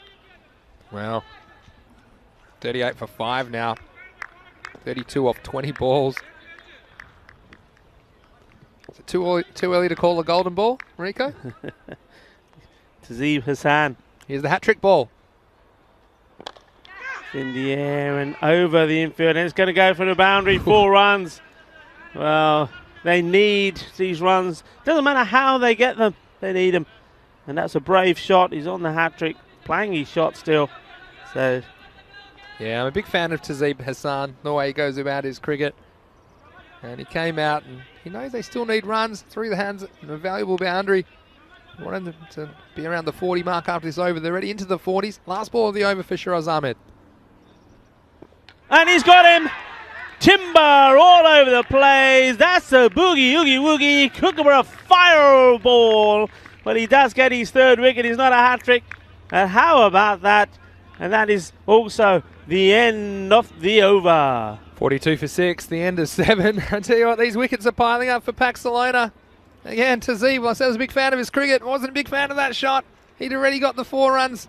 He just could have pushed it for a single anyway, looking ahead, even though and we're very firmly fixed on what's happening at the moment. But it'll be Pak I Care returning in match 62. That will be beginning in around just over half an hour's time. They're taking on Barna Royals. Royals have had some good results in this tournament so far. They're 2-1. Pak I Care, well, they're 4-0 before this game. Who knows which way it'll go? But Pak I Care with an unchanged lineup. The Royals, well, they've listed Shafat Ali Said and Usama Shazad to open the batting. For them, Hamza Assar, well, we've seen him hit the ball very crisply so far. And other key players there, Syed Gulrez Hussain. He'll also perhaps chip in with the ball. Waqas Anwar and Murad Ali also have been effective in the series. So for all those fantasy dashboards, make sure you head to our social media at European Cricket. And don't forget, match previews every day, europeancricket.com. But for now, what a contest. 28 of 18 balls required, Rico. Well, the captain has finally come out himself. He's at the non-strikers out. And Raja Khalik now, you know that he can give the ball a big old whack.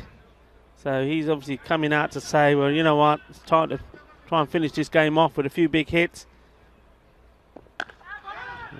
Get a chance here as he goes to the striker's end to receive his first delivery from Mohammed Asim Butt. Yeah, we talked about the benchmarks I set, which was 40 at the end of that over. But one thing we didn't count on is these constant wickets falling, and the big wicket of Nazir going down is going to affect this chase. But Raja, the captain, coming out at an important time. Raja Khaliqur Rahman facing his first ball. Need a captain's innings to get him home. What an opportunity this is to beat one of the giants of Spanish cricket, Pak I Care, in match 61. He's going to have to face Mohammed Asim Butt. Smashes that away. Wasn't the best of deliveries. Too short. Outside the off stump. Smashes it away. And that's 4 runs. That's what he's out there to do. Well, Mohammed Cameron giving a little bit of advice to the bowler, saying, come on, you can do better than that. Well, I know it's not Halloween, Rico, but they're creeping, aren't they? They're creeping. Pakcelona, they're up to 47. Again, a useful boundary. Hopefully he doesn't fall for the same trick that Hassan did and try and hit the next ball into another universe. Just needs to consolidate, get around the 50 mark at the end of this over. That's the difference the captain makes. You can see that one. The ball deserves some respect and he got it. He tried to push away for a single. It wasn't quite there. But tension and drama in the Fan Code European Cricket Series. And you're catching it right here. We hope you're enjoying yourselves.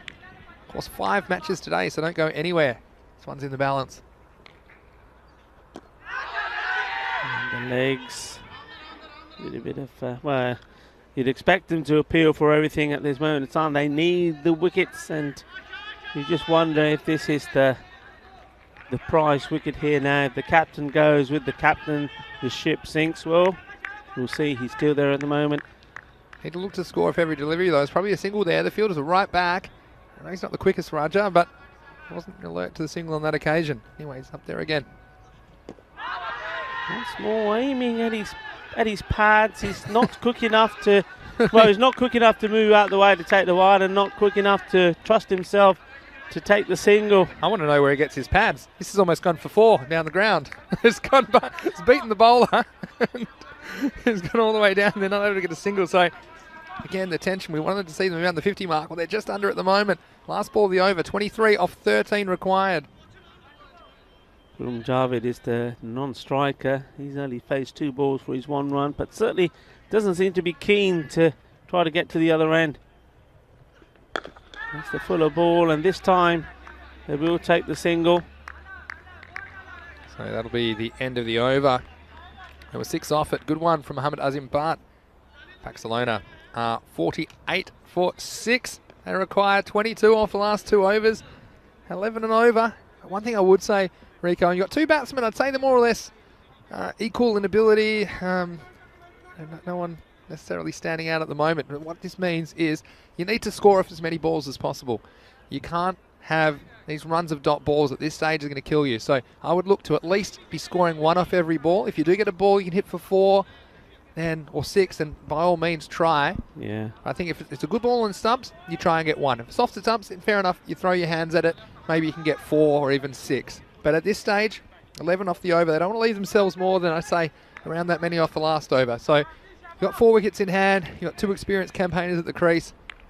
But one thing's for sure, Atif Mohammed, he's not going to be giving them much. His left arm over the wicket.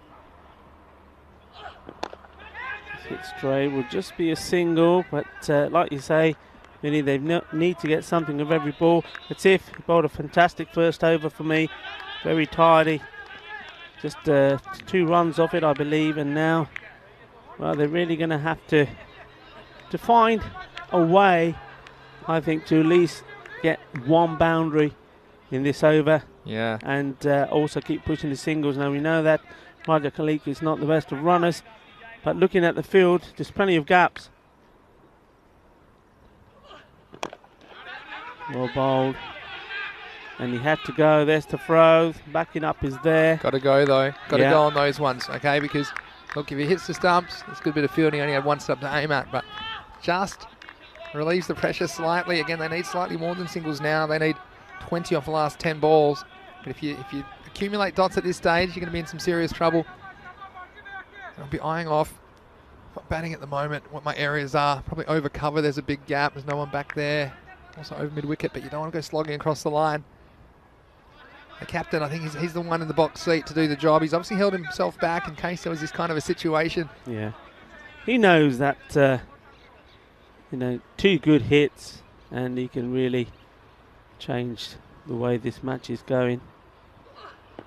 And, well, he's not going to get a chance because the man who's doing all the hitting is Mohammad Atif. He knocks down his castle, and with that, maybe the hopes of Pakcelona going on to win this match. That's great bowling. Well, he took the bait.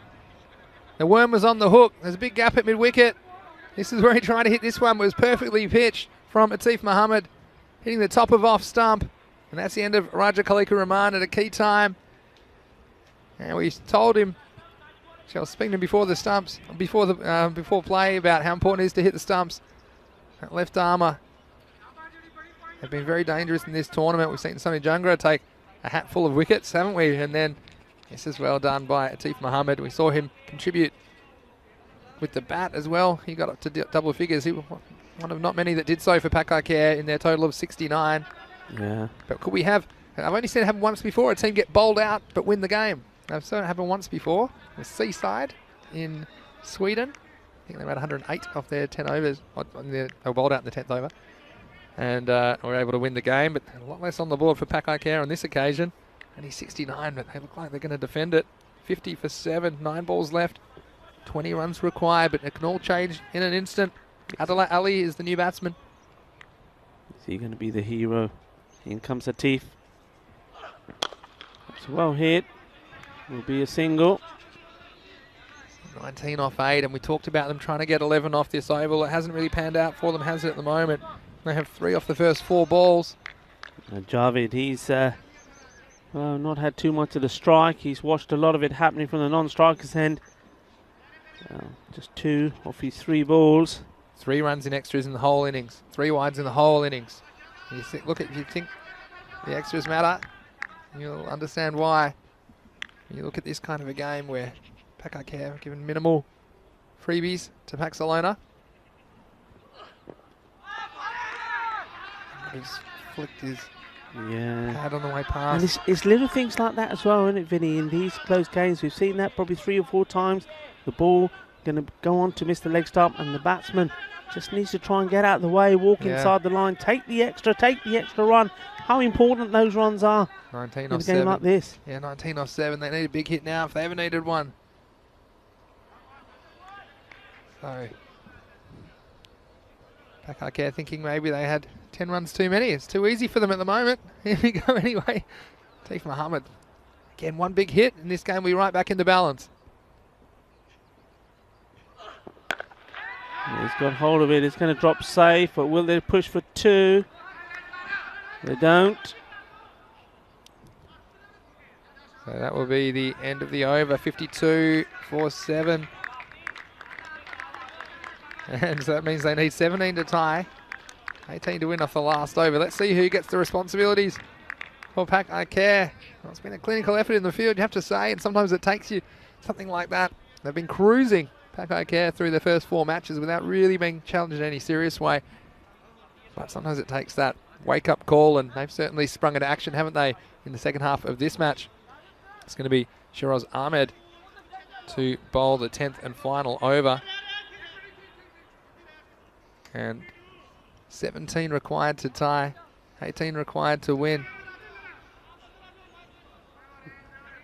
Yeah, and how important was his 18 runs off the 7 balls he faced, 18 of them coming in the first 6 in this game.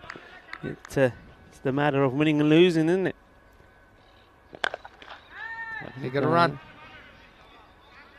Well, just the single, 17 off 5, and that'll bring the new man on strike, Adela Ali. We saw him bowl very well, but he's going to have to pull out some heroics with the bat. That's what good teams do, Rico. They just find a way to win, don't they? But Adela Ali, he'll have something to say about it if he can. They need 17 off only 5 balls, so how are you going to do this? Well, you probably need either 2 6s or 3 boundaries. I'll say 3 of these 5 balls have to be boundaries, 4s or 6s, to keep them in the game. Where are they going to come from?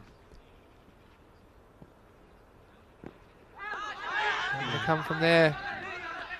You can't blame him for trying. It's not really his fault. He did his job with the ball, and the batsmen haven't been able to keep pace. They look like they're going to fall about 10 runs short at this stage.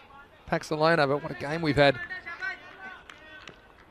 Keanu asking if there's bat size restrictions. Yeah, there's the normal restrictions that require in the laws of cricket. Good question. Well, he's gone. We heard that from here.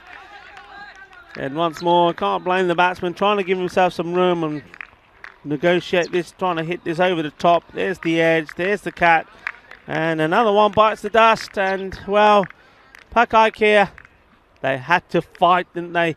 They had to fight to save face. They had a terrible, terrible day with the bat, but doing what good teams do, never giving up. And then, well, if the batting department fails, then the bowling department has to be on top form, and they have been. What an incredible match. And we've seen in this one, and we've seen probably less runs in this match than were scored by Govinda in that one innings yesterday, back in match 59. The world record score, of course, in case you missed yesterday, 156 not out by an individual batsman, Govinda Bajwa. It seems all over by the shouting now. 53 for 8. We need three sixes to win it, basically. This isn't going to be one of them. Down the ground for 1 run, but wow, what an interesting match we've had anyway. A real arm wrestling. Sometimes like this, a bit more of an even contest, let's say, between bat and ball, and having to work for your runs is certainly something captivating about it.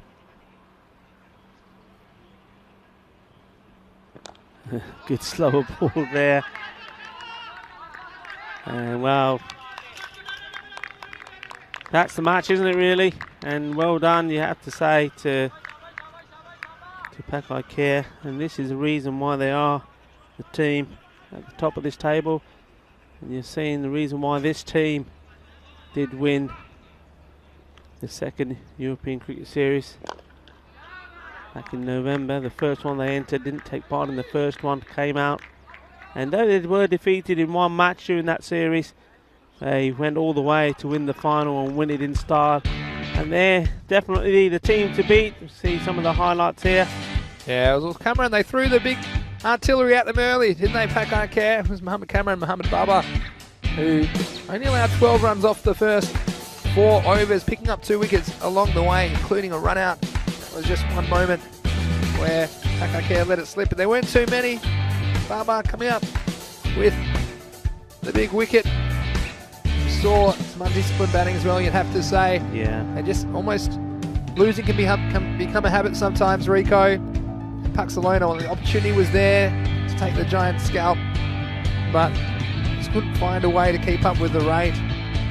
But there was an interesting little period in the middle as well, with Ishaq Nazir there, that it looked like Pakcelona had it under control, but that was the moment that he was removed. And again, a little bit of magic. Umar Ahmed sticking out the right mitt and taking it on the second occasion. Good wicket keeping behind the stumps. Didn't see any buys or anything of that nature. In fact, only 3 runs given away in extras in the entire innings, and it probably made the difference in the end. Pak I Care, as good teams do, not giving the opposition anything for nothing. And they were deadly accurate. We saw Tazeem Hassan, he hit a nice boundary, but then lost his stumps. Raja, well, he kept him in the game for a little while as well, but then he had to go as well. The last over was just too many in the end. Quite 18 off the last over. They left it too late.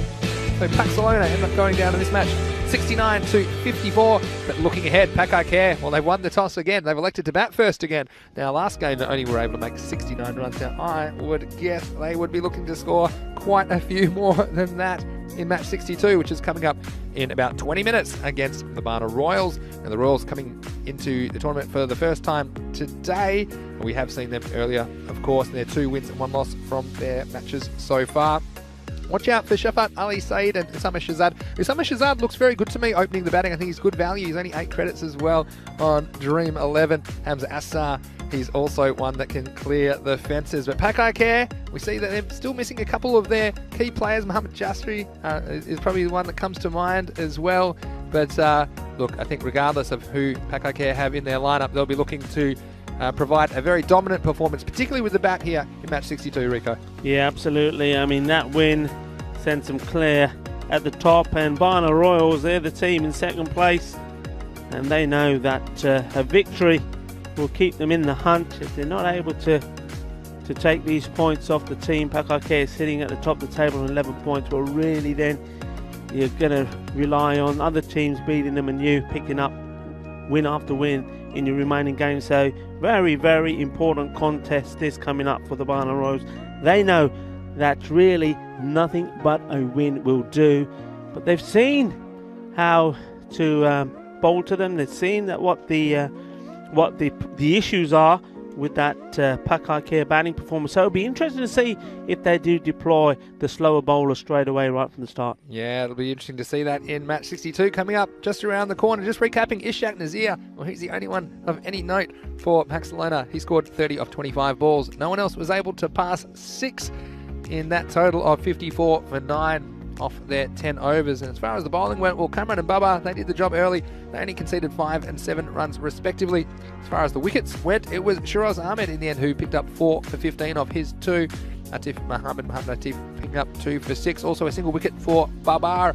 But you have to say, Pak I Care, well, winners win. That's one of my friend's favourite expressions, and I certainly did here in match 61 from a precarious position. Anyway, we hope you're enjoying the action today on the European Cricket Network. Vinny Sandhu here, Mr. Maximo, along with Rico Full. We'll rejoin you in about 10 minutes' time for match 62. Until then, this is the European Cricket Network, and you're watching the Fan Code European Cricket Series.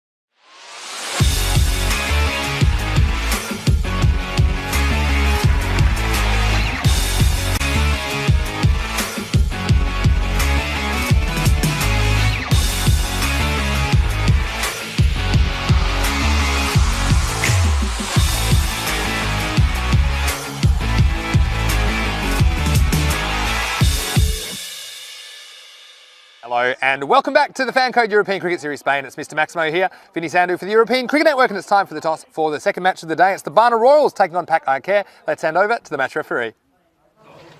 Tail. Tail is the call. And tail is the so you won the toss. Bat. Yeah. Pak I Care won the toss and they're going to bat first.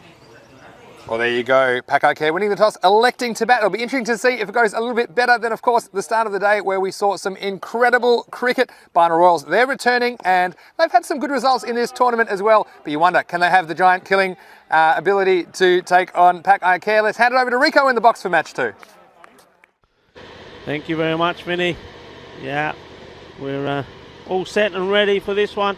It features, of course, the Pak I Care, and Pak I Care are going to bat once more, and they'll be hoping that this time round it's going to go a little bit better than what it did against Pakcelona. I mean, it's got to hand it to them. Their performance in the field after only scoring 69 was absolutely superb, and well, that's what big teams and big players do. When the chips are down, they come out fighting and they perform. You see lovely picture there, and you just see the umpires making their way out. Abdul Khan, Shahidul Ahmed, lovely setting here. The sun is out. We're in for a beautiful day, and it's pretty warm here now. I think temperature's around about 15, and in the sun, certainly feeling a lot warmer than that. It's a nice day to go out and play cricket. It's a nice day to win the toss and have a bat. And I'm just wondering whether there'll be any changes this time in the batting order. I'm pretty sure there will be. We'll just see that fancy dashboard, so I can see, I think this time round perhaps the first two names there, Mohammad Ishan and Mohammad Babar, will be up there doing a little bit of batting and trying to get them off to a good start. Maybe Mohammad Cameron coming in perhaps at number 3. And on the bowling front, well, the Barna Royals, they've looked good. They're second in the table so far. They've got some good all-rounders in their team, and I think Hamza Hazar, for me, he's probably one of the key players in their side. We know he's a very good batsman and also can do a bit with the ball as well. Team's getting ready. And I can see that the captain, Mohammad Babar,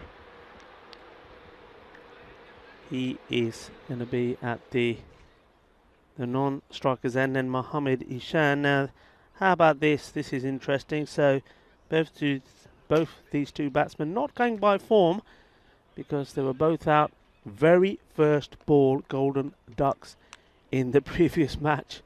Mohammad Ishan, well, he was the man who was out caught at the boundary, and that hat-trick was taken. And Mohammad Babar, when he came in, trying to accelerate the run rate and just scooping the ball up in the air. So just a reminder, the hat-trick man, Ali Imran, congratulations to you. A historic day. Unfortunately, couldn't bring the win up for his team.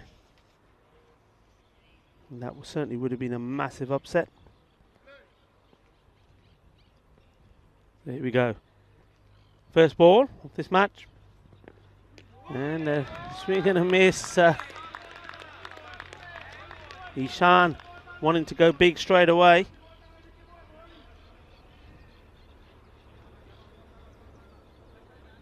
Waqas Anwar. Seen the ball very well. He uses his height.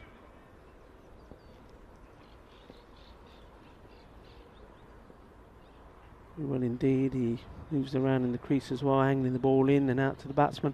Oh, and there we go! Balle, balle, balle! And what a day it's been for Mohammad Ishan. He went for first ball and now he's gone second ball. He's made a pair. That's lovely bowling. Absolutely brilliant. And have a look at this again. I said I like the way he bowls. He comes down from good height. Look at that. And, well, he's had nowhere near it. That is beauty. And so he should be happy. Bang. And bang. Thank you, my man. And you're on your way. So the day's not got any better at all for Mohamed Ishan, and we welcome back Vinny into the commentary station. Vinny, you've got the knack of getting wickets back again. Yeah, it's just like the good old days, isn't it? Wickets crashing on my way into the commentary box. And Mohamed Isan, well, if you told me he'd make a pair of ducks, I would have told you to go and get your head checked, Rico, if you told me that at the start of the day. But he walks away, a first baller and a second baller. And can you believe it? So an early wicket goes down. Here's Waka Samar again.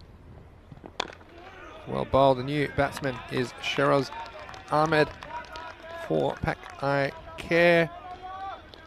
But again, you wonder, everyone's kind of expecting around the ground that Pak I Care will come out and blast 140, but these Barna Royals, they've been pretty good in this tournament so far. They're 2 wins and a loss, and their 3 games have all been fairly close. I'll come back to their previous results in a second, but early wicket of Mohamed Isan. Again, no Jaffrey in the side today for Pak I Care. This one's a bit short and a cross-bat shot. A little bit of a risk, but anyway, that's the first run on the board. Here the Royals, back in match 10, they beat the City Lions by 10 runs, 86 to 76. Then they had then had an unsuccessful chase against Pakcelona. Pakcelona defeating them in the last over, 115 to 114. Then they had a successful chase against Ripoll Warriors, winning 112, 111 off the second last ball. So they've had some tight contests, and in fact, they do have a winning record. You just wonder if they can get ahead of this game of Pak I Care. Can they press home that advantage? Here's Wakas. Well, this is nicely struck. Is it going to get over the head of the mid-off? It does. Just getting over his head. He's a tall man. It's Murad Ali at mid-off. It just looped over his head for a single in the end. Now, just responding, there's been a lot of great chat as well, YouTube chat, and we do encourage you to join our YouTube chat, ECN European Cricket Network. If you're watching on YouTube, of course you're in India, you might be watching on Fancode as well, but everyone's welcome in the YouTube chat. I'll just come back to a couple of questions that have come in over the break. But again, early wicket for Pak I Care. Last ball of this over. This up's very high. It might be catchable. Good luck though, Murad Ali. He goes back, he goes around, and he drops it over the boundary. And that will be 4 runs. It was up there a long time. It was swirling around in the breeze. Almost had time to order lunch and get it delivered. It was in the air so long. Eventually it came down. He did well to get in the right spot, but to make it even worse, the ball rolling over the rope for 4 runs, so a let off. And imagine if that one had gone down. Anyway, it's the end of a very eventful first over at 6 for 1. Yeah, that was a very, very difficult chance. I mean, look where we started from, where we ended up. The ball as well, moving around up in the air. And in the end, he's sort of trying to take the catch with his back to the play, hitting his hands. And unfortunately for him also, because of the momentum of the ball, it makes his way over the boundary rope and 4 runs. Well, you just think, though, if he was able to hold on to that, it would have been an absolute spectacular catch. And we've seen a few of those today already, but it certainly would have put Pak I Care under a lot of pressure. And I think he's just he's got a problem with his hand here. Yeah, not surprising. This ball is very, very hard and does do some damage if it doesn't hit in the middle of the hands. Of course, end of the fingers, one area. That's me as a wicket keeper. My fingers look like a packet of twisties, as we would say. It's a very popular treat in my part of the world, but it can happen. But I was just going to respond. Nate had a question. Nate from Tennessee, good morning to you, about how the batting team allowed to choose which batter's facing. And I'll come to that in a second, but it's going to be the man who just put that catch down, Murad Ali, to bowl the second over. I did call him the egg beater, didn't I? Because he looks like he's all arms and legs all over the place. But to answer your question, Nate, well, the only time the batting team can choose who faces is the very, very first ball of the innings. So they can choose which batsman they would like to be on strike for the first delivery of the innings. But then after that, the batsmen are kind of more or less stuck at the ends which they are. Now, of course, they cross ends. They change ends when they run, for example. Now, at the end of each over, the batters will change ends.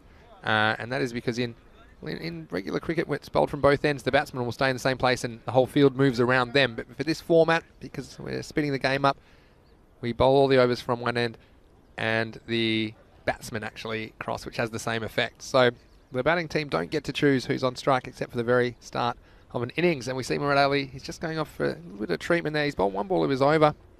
And this will be taken into account with regards to the time allowance to bowl the overs, of course, because of a genuine injury from Murad, and interesting to see if he continues this over or whether they get someone to replace him. I wonder whether these Kookaburra balls, Vinny, I mean, they're one of our partners, of course. I wonder if they come with a health warning, on the box. Be careful, these balls do cause serious damage to fingers and bats, because they've broken a few bats during this Fancode European Cricket Series, and a few fingers as well. Yeah, it'd be a great time to be a finger surgeon. Tell you what, you have to study for a long time, but there's definitely a lot of work around Barcelona at the moment. Playing cricket in February. Anyway, we've got Luke commenting on the last game, and he's referencing from Keanu in Aussie, in Australia, asking if it was good bowling, bad batting, or a combination of both during the Pakcelona innings. I'd say a bit of both. I think there was some good bowling at the start, but we were talking during the break, weren't we, Rico, off air, about the running between the wickets, perhaps not being aggressive enough. And I agree with you there, Vinny. And yeah, I think when you get to these close games, and I think people that have been following and watching, and those that know cricket anyway, will know that if you don't take the runs that are there available to you, then somewhere along the line they're going to come back and haunt you. We've seen that a number of times. Well, Murad Ali, he's all smiles again as he gets the ball, so we go back to the action live. But yeah, you've got to take all of the runs. You can't pick and choose. You've got to run them fast, because in close games it makes a matter of winning or losing. absolutely. So Murad Ali is fit to continue, and here he is bowling the second ball of second over. Good comeback, swing and a miss. Oh, also got in the chat, we've got Luke saying it would be fair to say that no one knows what might happen next, which makes it all rather exciting and very entertaining. Of course, talking about the format. A few people saying that they're sticking to this game today because of the entertainment factor. That's fantastic. Antullah Khan watching from Qatar. Well, good morning to you. It might be good afternoon there already, I'd say. And we've got lots of well wishes in the chat, which is great. And Nate saying, thank you for the explanation. Well, always a pleasure, Nate. Here's Murad Ali. Hits him on the pad. His big appeal, I think, might be going down the leg side. And again, the batsman feeling the Kookaburra. That one just missed the top of the pad, I think you'll find. Have a look at this on the replay. See that when you bend your knees sometimes, like this, you see it just leaves that. That is not going to tickle either. So, well, it's a game for grown-ups at the moment, isn't it? Because this is a junior game. There'll be a lot of tears, but well done to these guys. Of course, it's excellent entertainment. And Asjad Butts in the chat. Hello, Asjad. Good morning to you. Wonder if you caught the first game. Here's Murad Ali. Oh, this is close. That this will be time, close. yeah, he's going to go. And the batsman, well, he's not happy, but he's going to have to go. It was given.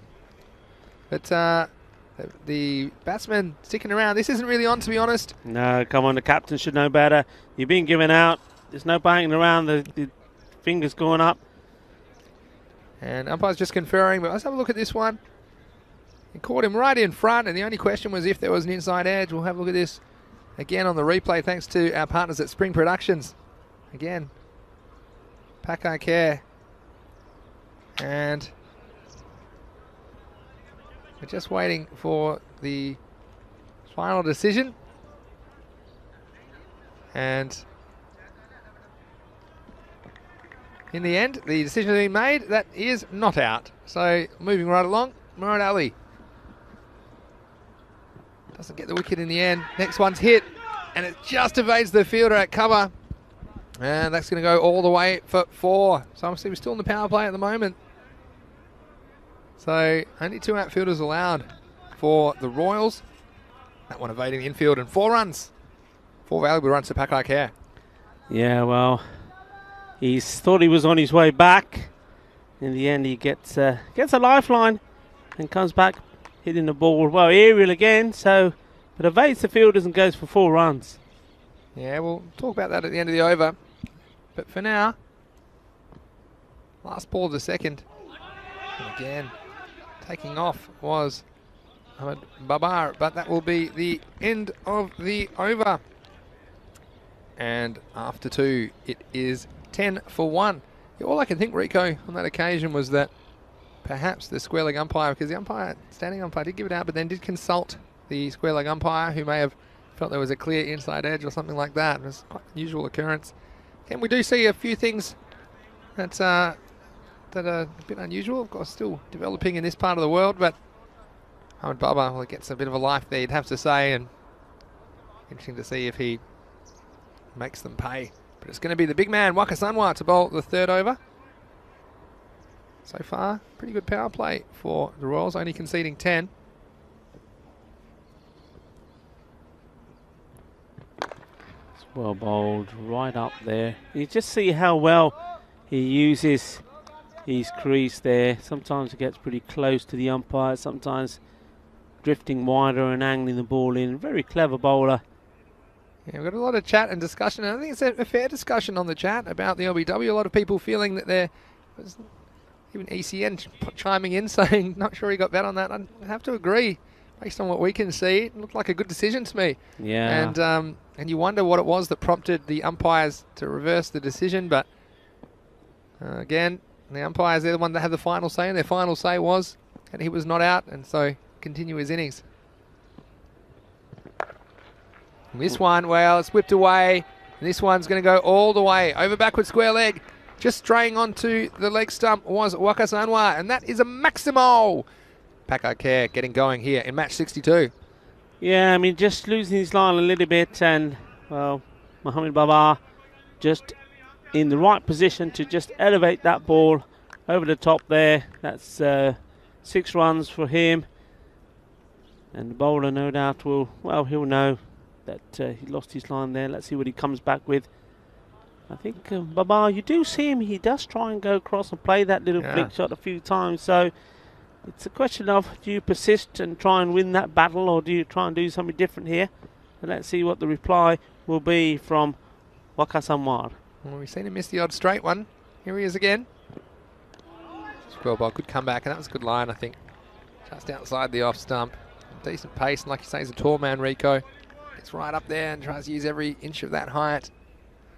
But, yeah, we do appreciate your input in the YouTube chat as always. Jesus is here. Good morning, Jesus. Saying Pak I Care is his second team. So, well, it's great that you've picked even more than one team here. Of course, we've got 4 groups, so you can have a favourite in each group, I think. For this tournament in Spain, the first series of the year. Here's Waka Sanwa. This is uppish. It's not going to carry to the long on. In the end, it will be just the single. It is Shadil Kaiser doing the fielding. But still, this is important for the Royals, just to keep the pressure on, not give too many these loose deliveries. Look, if it's a very good shot, I mean, you can handle that, but you don't want to give the freebies to Pak I Care.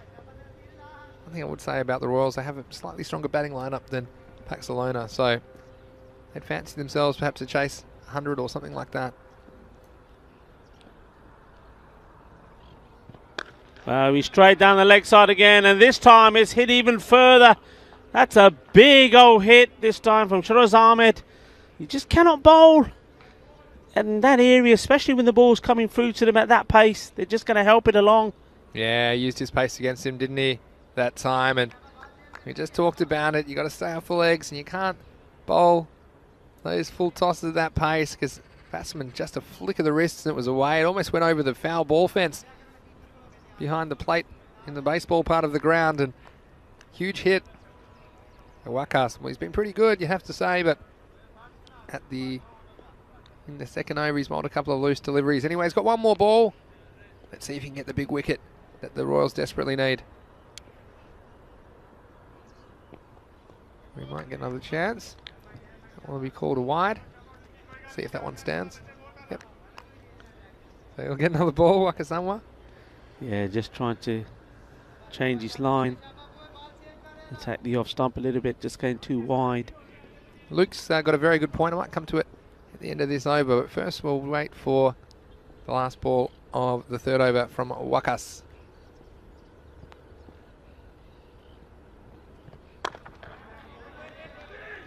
This will be no run in the end. He's sent back. Here's Shiraz Ahmed. So that's the end of 3 overs. The score is 24 for 1. Yeah, Luke has an opinion, which we always value your opinions, of course. Luke says Baba was giving out. There's no referral system here, and this sets a bad example. If we're going to have umpires consulting about LBW decisions because batsman does not agree with original decision, I have to say, Rico. Yeah, I mean, I said it at the time, I don't like it. You've been giving out I think Mohamed Baba, that was very bad of him when he was doing. He's the captain, he should know better. You're giving out, you just got to accept it and go. And, well, I'm not going to talk about whether I think it was or wasn't out. I think the men in black there, that's their job to do. But, yeah, I didn't like the reaction from the captain. Yeah, I would agree with what's being said there. I'd concur, Rico, because the men in black, of course, you've got to understand, guys, there's millions of people watching this around the world, and they don't want to make a decision that is wrong. And I don't necessarily think it was the wrong decision, in my opinion, but that is the kind of pressure that umpires are under. But at that time, I'm not quite sure about the process. We'll have Murad Ali. This one's up, it's in the air. Not sure if it's going to carry it anyway. It's going to have to go a long way. And he's just a couple of metres short in the end. Coming right off the end of the bat.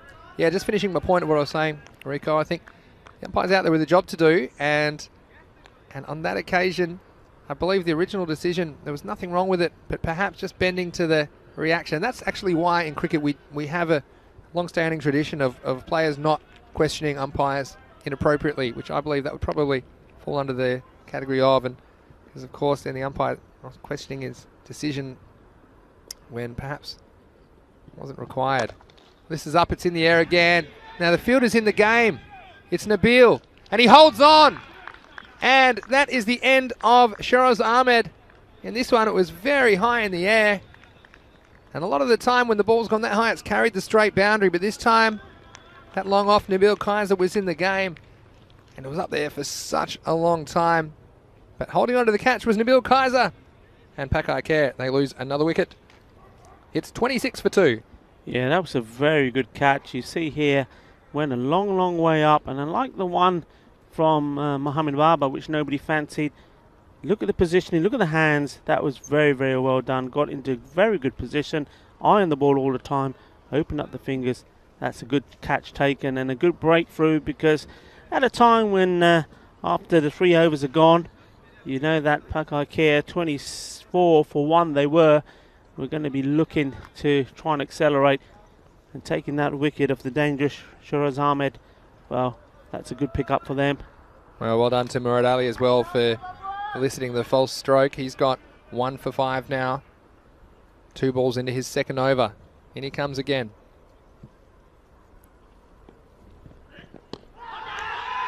This is another one on the pads. Mohamed Baba's on strike because the batsman crossed while that ball was in the air. This one just going down the leg side. I tell you what, wouldn't want to get hit in the pads too many more times with Mohamed Baba.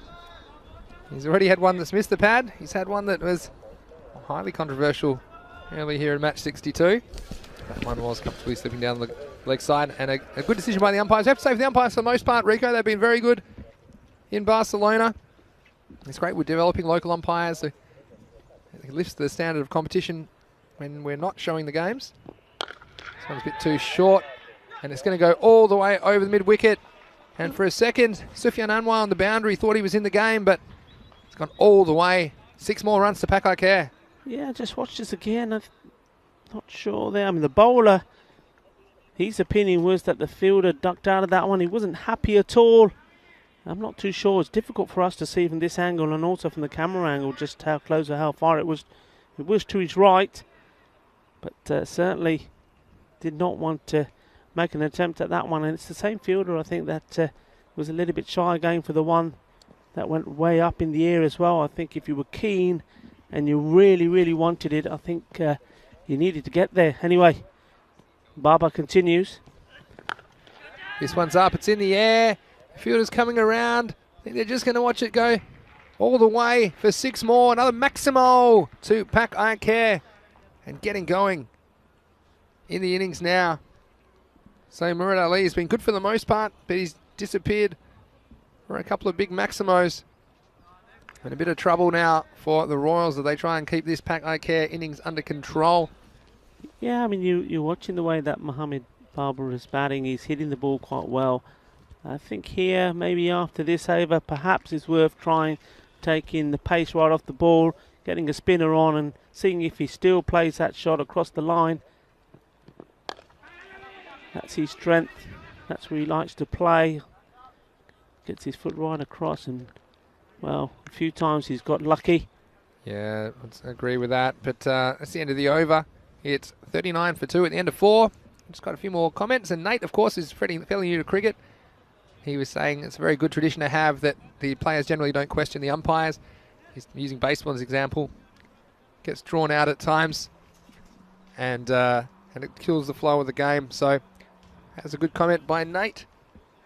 And some questions about referrals. But first, we're going to talk to you about the ECL because we have some extra cricket for you this week. The ECL, of course, is the Champions League of cricket in Europe. It's beginning May 31. We'll run 4 weeks in Spain. And this Sunday, we have a little bonus treat for you on ECN, starting at the regular time of 7:30 a.m. GMT, which is 8:30 in Central Europe. It's 1 p.m. in India. You'll catch the Spanish playoff to determine who will represent Spain in that European Cricket League tournament in just, well, it's about 3 months away, isn't it? So we've got Minaj, who are playing in this series, and they're taking on La Manga Torrevieja Cricket Club in a best-of-3 series this Sunday. So put that in your diaries, because that's something a little bit extra for you. Cricket on a Sunday on ECN. That's going to be Sufyan Anwar to be the new bowler, bowling the 5th over. Captain Mohammed Babar is keeping the strikes. Mohammed Asim Butt still at the non-striker's end. Hasn't faced the ball yet. This one's a swing and a miss and be called a wide. Now another thing, if you're new to cricket, might not be obvious, but the same player cannot bowl 2 overs in a row. So if you're new to cricket, you might wonder, are they always changing? Well, partly it's because they have to change at the end of every over. So each player, they can bowl a maximum of 2 overs, but they cannot be consecutive overs. And the only time you can change a bowler in the middle of an over, it's only if it's due to an injury or for some other reason, such as the bowler has been prevented from bowling by the umpires for some reason. Anyway, here's Sufyan Anwar. On the pads. Pads would have a few white cherries on them, I think. Rico, Mohammed Babar has taken a few on there, but he's still surviving. He is indeed. Sufyan Anwar just strained down the leg. He's a little bit lucky to get away with that. Babar is normally quite strong in that area. Just needs to concentrate outside that off stump. Yeah, I think so.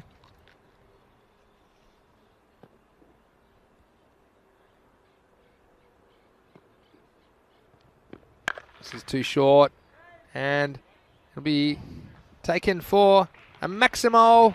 And again, Babar's all over anything that's too short. Sending that one over the square leg boundary. Didn't quite make clean contact, but enough to get it out of the ballpark.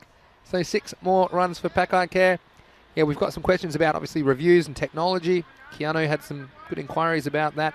Luke just remarking, which I think is the main reason, that we don't have referral systems and all of the replays in ECS, because of the costs involved. Obviously, it's an emerging competition you're watching, and well, of course, we would welcome the ability to have all the angles and technology that's available at the top levels of cricket, but it's something that's an ongoing thing we're trying to improve. But also a very good comment from Keanu in response. We'll come to that in a second.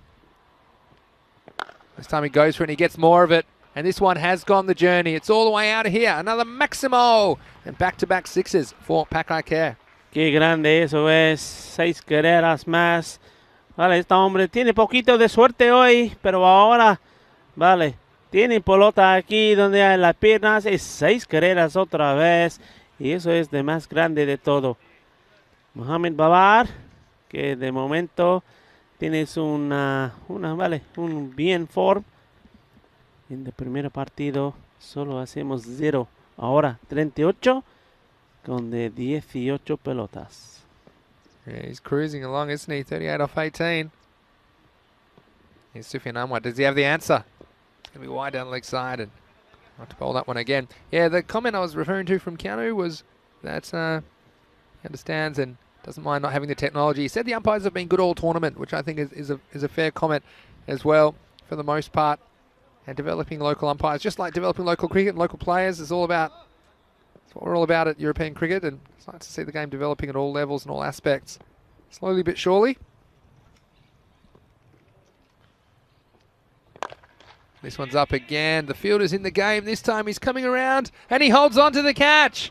So again, the chance given, and Mohammed Babar, well, his lives have run out. He has to go, and it was Shajil Kaiser taking the catch at long on, and very important that he held on to that one because he was looking dangerous. And it looked like it was getting away from the Royals. They keep themselves in the game. and an important wicket. And Sufyan Anwar, well, he's been a little bit all over the shop this over, but that time he comes up with a big wicket of the opposition skipper. Yeah, that was important. He took his time. It's nice to see. Got himself into a good position. And, well, very important catch to take. Babar has been doing most of the stroke playing. And literally, you've got two new batsmen out there now, because Mohamed Hassim, but though he's been there a while, has yet to face a ball. We'll get his chance now. And he's gone. First ball. You called it, Rico. And I tell you what, it's all happening so fast. Sufyan Anwar, well, he's taken a bit of stick in this over. He's gone for 14, but he's come up with wickets off the 4th and 5th balls. He'll be on a hat-trick off the last ball of the over. And I tell you what, the pond's full of ducks this morning. There's been so many of them. Batsmen going without scoring. If you're new to cricket, we call that a duck. And if it's the very first ball they face, we call it a golden duck. I'll have to check the gold price because it's been full of gold this morning. Golden ducks galore. Yeah, that's good bowling, you know. You said Sufyan Anwar, he's been a little bit wayward, and he has, but he's taken a wicket, the first one, and then new batsman on strike. I mean, he's been there a while, hasn't he? Mohamed Hassim Barber, and maybe he was feeling a bit of the jitters. And what the bowler did, he bowled a good ball straight up on the money. And that's what you got to do to new batsmen, put the pressure on. And well, is this going to be a change round here now once more? The 50 has been reached, 53, but 53 for 4, ball left in this over. And well, are we going to see? Here we go. Another hat-trick. Sufyan Anwar, he's on a hat-trick. Last ball of the over. Oh, a little inside edge I heard at that time onto the pad, but it was right on the money. So what a comeback. Just shows you, as we say, sometimes your luck can change in an instant. So good over in the end. 2 wickets for 14 runs from Sufyan Anwar at the halfway point of the innings. Pak I Care, they're 53 for 4. Yeah, that's a terrific comeback from the bowler. Lost his line a little bit. He went for a few. 14 to be fair, and then he's come back with 3 brilliant balls to finish the over. 2 of them taking wickets. And all of a sudden, things looking completely different. The difference a ball can make in this game, eh, Vinny? Oh, definitely. Just takes one. And we've seen these momentum shifts time and time again, despite it being such a short version of the game. You can get dizzy with the momentum shifts in this T10 format. Here's Syed Shafat Ali to bowl.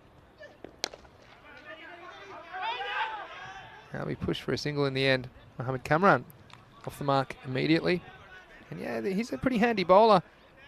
Probably see him open the batting. The Barna Royals skipper. Left armour pushes the ball through. Only fairly accurate. He's coming into key time for this innings. That was a slightly slower ball. You see that the fingers were rolled on that one, I think, in kind of off-spinning motion. It's a bit like, Nate, if you're watching, it's a bit like a slider in baseball. The ball is kind of, the fingers are rolled down the side of the ball just to slow the speed down. Get some of that side spin. It just tricks the batsman so it doesn't come out quite as fast as they're expecting. Next one, push through and it's just a single. So I mean, it's going to be a very interesting 6-over check-in, I think, at the end of this over, Rico. Yeah, will do. I mean, a lot now relies once more on Mohamed Kamran, the man who's on strike now. We know that he can perform. They needed him to do it in the last game. But unlike all the other batsmen, he wasn't able to. And once more again here at the same sort of situation. Need a good knock from him. That's a good bit of wicket keeping down the leg side. And you'll see here, again, notice the little things. This is wide down the leg side. Not a good ball, but the keeper, he was able to get down on one knee and smother it with his body. And we've seen these going for 4 sometimes. So nice bit of keeping from Taki Ulmazar behind the stumps for the Barna Royals. Here comes Syed Ali. Well played, so Mohamed Kamran just seems to be quite content at the moment anyway, just to play those shots, take the single. He looked to be doing the same in that first game, and then the rush of blood going for the big hit, being caught. And he won't want to do that again. He knows that he's got to bat all the way through now, the remainder of this innings, and try and get this to a pretty decent score. That's well hit. It is straight to the fielder once more though. Those men out there are going to be in the game a lot. Get the feeling. So we've got a bit of chat also about the next games coming up. Ripoll Warriors returning to the fray in matches 3 and 4 today out of 5. This is well bowled again. It'll just be a 1 run. It's more of a walk, I think. Oh, I tell you what, we saw him run out in disastrous fashion earlier this series. Then we off a free hit where he was just walking. And it's a bit of a dangerous tactic on a field this side. But he does get through into the over. 59 for 4 after 6. And I'll check in here. Well, I'm probably looking at 10 and over. We'll get you to 99, so 100 plus. Anything more than that's a bonus, I think, at this stage for Pak I Care. Now, a bit of a question from Jesus. Maybe for you, Rico. Then Christian Munoz-Mills. Why is he not playing? Because he's Spain captain. Maybe you can explain why he's not playing in this tournament, Rico. Yeah, it's very simple. And obviously, Jesus, you will know that there's a lot of restrictions in place because of the coronavirus situation. So Christian Munoz is based in the Valencian region. Just watching this ball being bowled. Ula to continue, and I'm going to sneak in for a dot ball. Yeah, so it's going to be travelling here to Catalonia, but also this is very much a series which involves Catalonia cricket clubs. So once more, I think it's only fair play that the teams are fielding players. Oh, there's big trouble here. Big trouble. Got to grab the ball, and he does. We've got to run out. He's gone for a walk. Don't know where he's going. He decided he'll have a walk in this lovely sunshine, but, well, forgot he was playing the game of cricket, and he's on his way. Let's see what happened here. And he just foxed him, didn't he, with a couple of steps. And this is another case where Mohamed Kamran, again, he wasn't quite giving a clear answer one way or another, but you can see that Kamran not watching his partner either. And when the batsmen lose eye contact, well, that can be trouble because you can't see what your partner's doing. And at that time, Ahmed is overcommitted, watching Cameron take a couple of quick steps down the pitch. And, well, something from nothing for the Barna Royals, but they'll take it. Absolutely. Mohamed Kamran there, because he's walking down the wicket, looking at the ball, the non-striking batsman is thinking that that's him going for the run, and then finding himself in no man's land when Cameron turned back to go back to his crease. His thumbs up. He's not going to carry too long off. And Cameron, for me, becomes a very important component for Pak I Care in the remaining portion of this innings, because he can go large. We've seen him chancing his arm a couple of times in probably not the best batting form of his life at the moment, but again, that can all change very quickly. This is Asadullah, who did well to gather that throw at the bowler's end a second ago to affect the run out. This one, nice footwork by the batsman, just getting inside the line of the ball. There was a big gap down there at fine leg. That'll go all the way for 4, and the first boundary for Mohamed Afzal. Easy shot सिगा, ball बड़ी short सिगी, गंदी सिगी, गंदी ball आई, गंदी ball गई, चौका हो गया, 4 runs. So yeah, so short and sweet.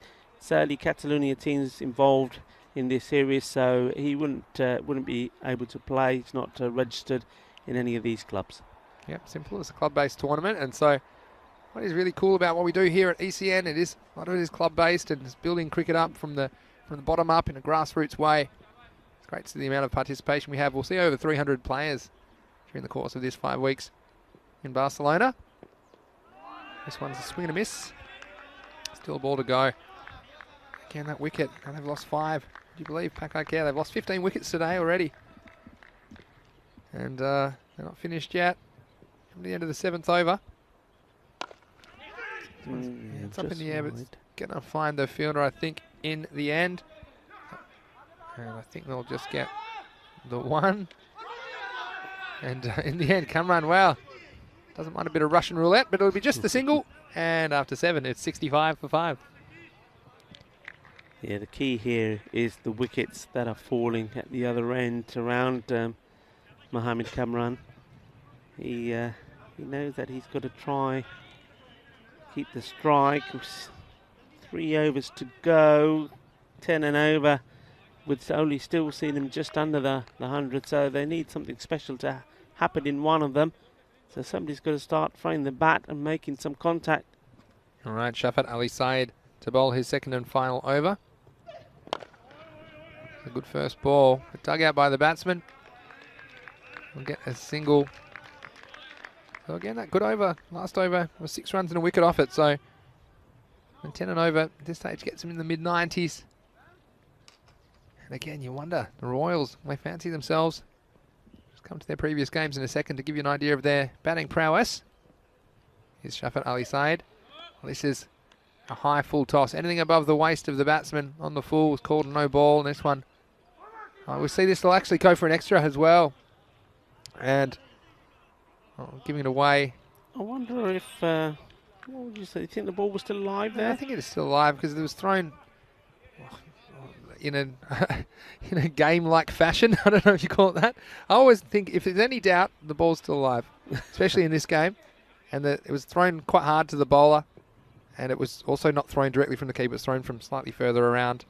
The ball's in play for me. It's a free hit, free miss. But actually, I was going to say, with that run being given away, probably had the other man on strike for the free hit. So you'd probably give a run away to have them swap ends. And Afzal has played a nice shot already. He is probably not the man that Pak I Care wanted at that end on that occasion. So they dodge a bullet. And another one. So, yeah, it's an interesting debate, the dead ball situation. I think that the reason for me the ball wasn't dead there is that the keeper didn't take it cleanly, had to move around, almost field the ball, and then went to throw it to the bowler while the batsman was out of his crease as well when he threw the balls. There's a few things adding up there. Here's a judgment call whether a ball's dead or not.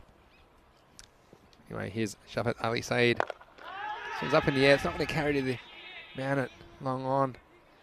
And holding on to it that time smartly is Shadil Kaiser. So again, we've seen some good bowling. And I mentioned this man, Shafat Ali Said, as a key player for the Royals. He's their captain. Obviously bowling his 2 overs of left armers and also opened the batting. So definitely someone to watch. This one's just down the leg side and it'll be called a wide.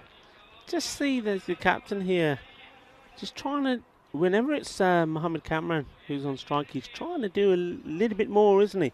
Trying to put more into it, and I think by doing that, we've seen him already bowl a very, very wide, full toss, no ball. He's bowled one down the leg side. He's just going to go back to what he's doing, not trying to put too much effort in. Yeah, that's better. And again, see this is full at the stumps and just worked away for a single. They don't mind the singles at this stage, the Royals. I mean, you've been doing a bit of explaining, Vinny, to some of the viewers that are watching cricket for the first time. You've mentioned about over, you've mentioned about runs, etc. Well, let's see you work on the dead ball. This one's going to go down the ground. I'll have a go at it. It's a very objective call, but it's the end of the over. It's 72 for 5. And probably what I would say is in cricket, we talk a lot about the spirit of the game as well. Yeah. All right. So, for example, in baseball, typically the ball's alive all the time. So you'll see them trying to trick each other sometimes. So sometimes they'll pretend to have the ball, pretend to throw it to someone else, and then just when the batter thinks that the guy doesn't have the ball anymore, then it'll tag him. Yeah, so it's a bit of a trick. And it's all fair game in baseball, like pretending to catch the ball when you didn't. Anything you can do in baseball seems to be fine. It's the reverse. This time it's, well, he might have a chance if he threw. He decides not to. I'll just wait for the umpire's call. I think it will be, that's going to be called a wide. And you lose your leg side once you reverse yourself, but still I think it was wide enough to be called a wide on the offside. And yeah, good decision from the umpire on that occasion. And so that one will have to be rebowled to get Cameron on strike.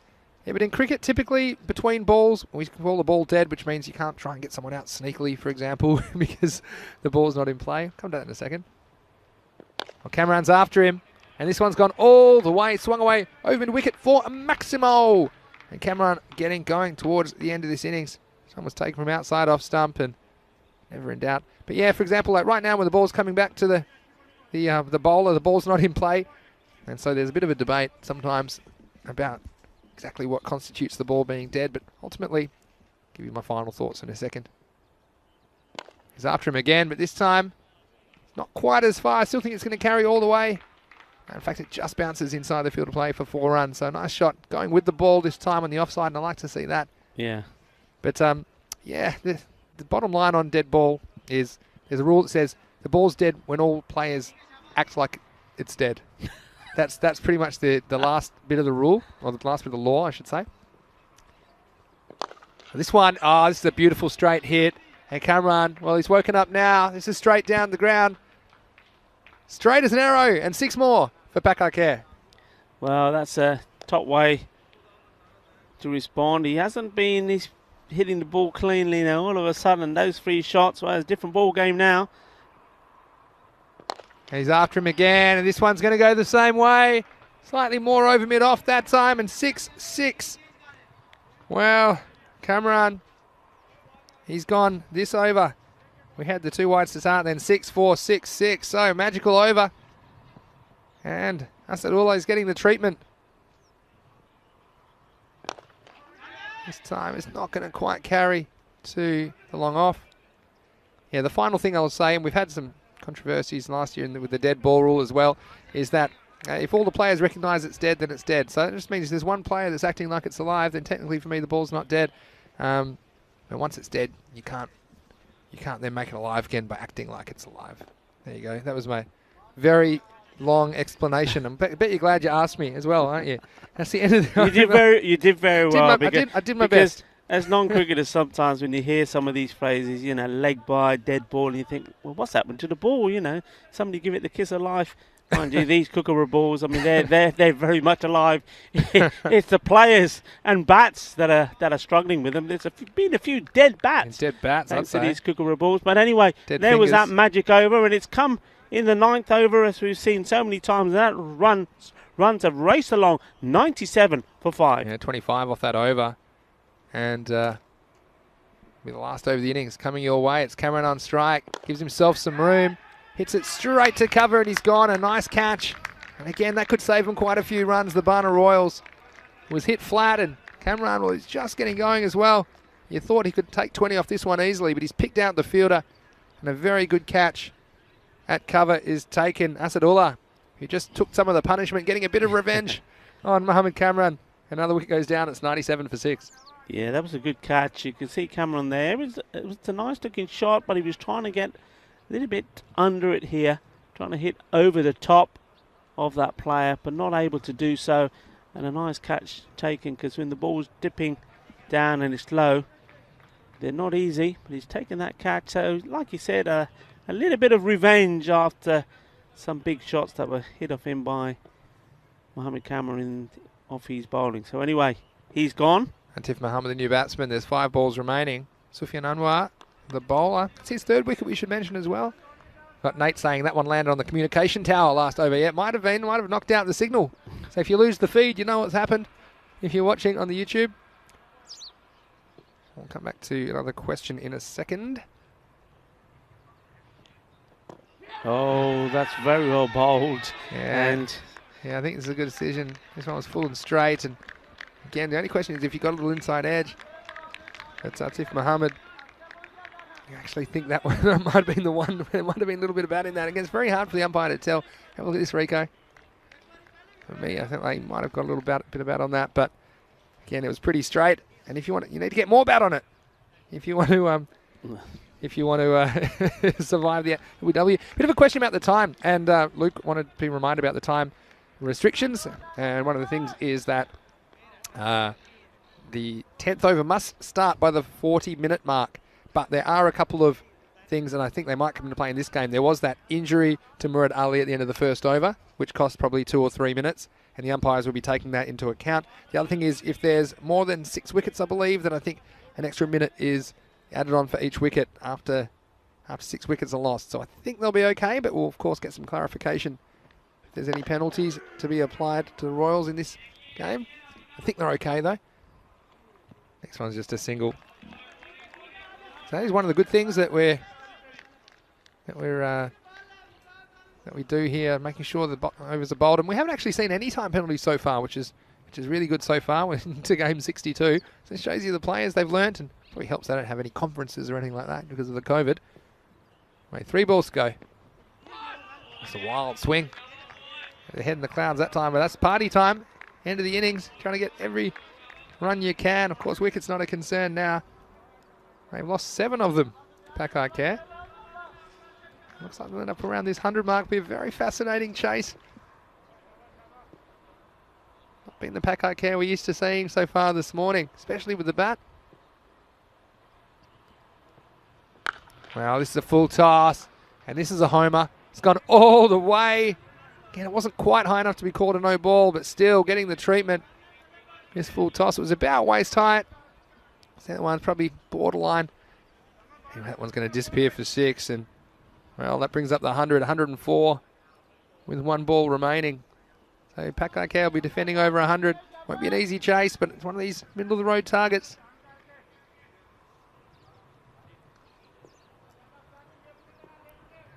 And so, what are you thinking? 6 are out. I feel it can only be one of those 2 things, Rico. Quick, call it. Yeah, Quick. 6. I'm going to say out. Well, I think we both lose. This is down the ground. That's a good bit of fielding. And they have to do a bit of dancing. He's going to go to the keeper's end. And they're going to miss the run out in the end. So 2 runs. I don't think they'll get a chance. This is one of the situations I think the ball's dead because everyone's already walking off the field. But anyway, so 2 runs at the end of that innings. They'll finish at 106 for 7 off their 10 overs after winning the toss and electing to bat. So the target will be 107 for the Royals. And again, well, we saw a bit of a change in the batting order, didn't we, in this one, Rico? We saw Mohamed Ihsan, Mohamed Baba up the top of the order. As we see Rob on his little green machine. Does a great job, Rob, getting the ground ready for play. But Mohamed Ihsan, it was an unhappy morning for him. He made a pair. 2 innings without scoring. That was a dream start for Waka Sanwa. Mohamed Bamba, an interesting innings to say the least. This is the moment Murad Ali dropped him. It was a very difficult chance. Almost brought rain. And we did see some catches taken as well, and they were important catches. At the end of Shiraz Ahmed. And Pak I Care, they just kept that rate moving, didn't they? They kept it around the 10 and over all the way through, and so it ended. Just over the 100 mark in the last over. This is the part of the innings I just thought things could go either way. Ansar with the big wickets. That was the end of Mohamed Azim Butt. And we had this run out, miscommunication between the batsmen. And again, well taken by the bowler. It was coming in at decent speed. And Pak I Care, all the way, didn't they, Rico? They just did enough to get this competitive score on the board at 106. Yeah, they did. We just seen some nice shots from Mohamed Kamran. Just accelerated when he needed to. It's that all-important 9th over again. But the bowler who took the punishment came back and took the catch to remove him. And there, right at the end there, we saw some very good footwork there. The ball before was smashed for 6. Batsman, that extra run, and all of these little extra runs that you see taken, how important they can be. What's more, I think Barna Royals, if before the start of the day they were told, well, you know, Pak I Care are going to win the toss and hey, you know, they're going to score 110, they would say, yeah, we'll have that, because they know what this team is capable of on their day. So they won't be too disappointed, and I do believe that they have within themselves enough in their own firing line when it comes to the batting to get these runs. Obviously, once more, they do have to negotiate the key bowlers. Mohamed Kamran is going to be the main one, of course.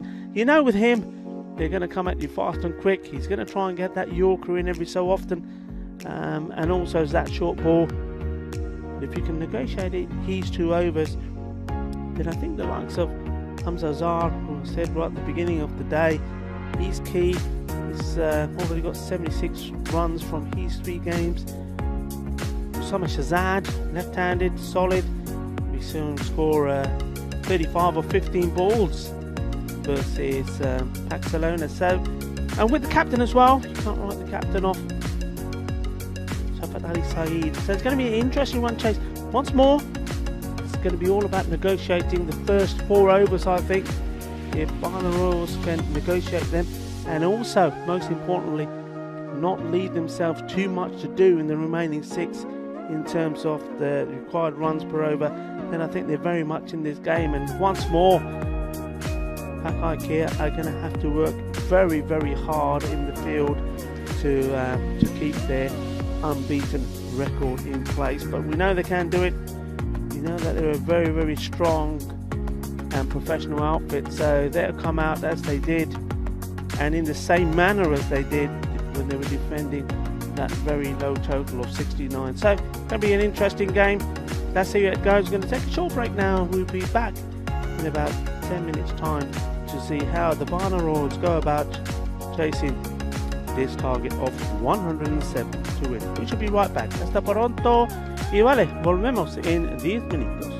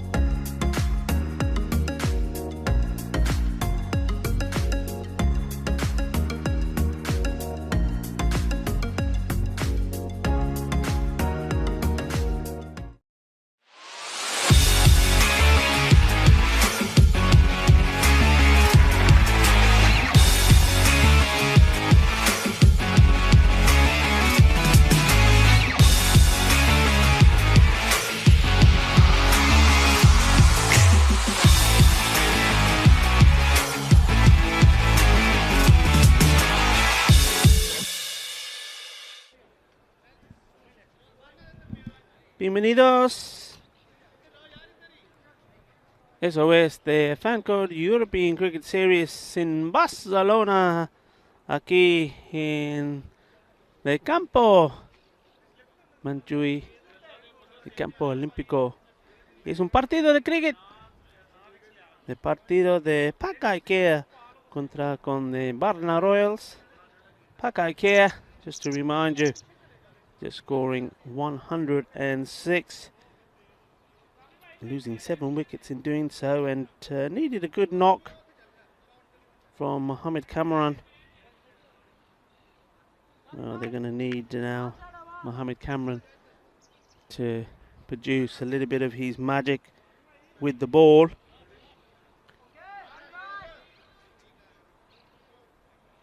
We know what he's all about.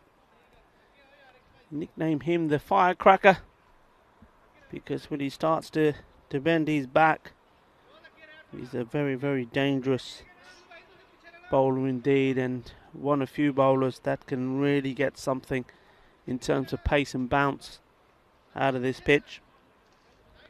He's going to be bowling to Shafat Ali Saeed, so no surprise there.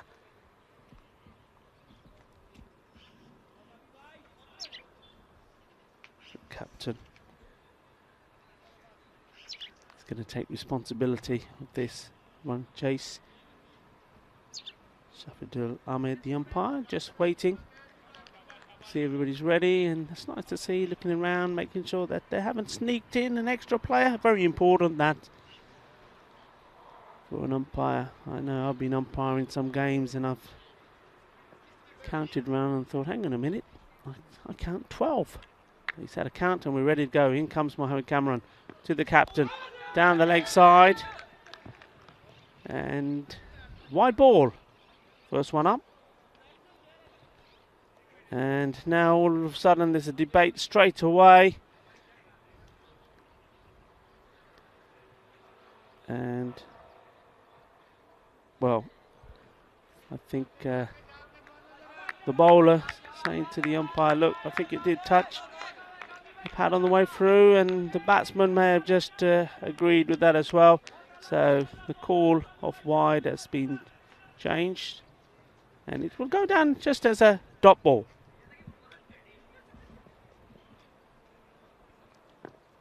Oh, this one I don't think touched anything. This one will be a wide.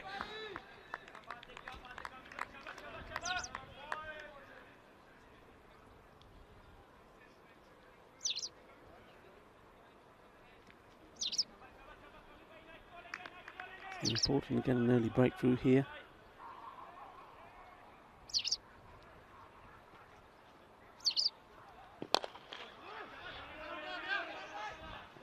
Ooh, misfield, and they'll come back for 2, I think.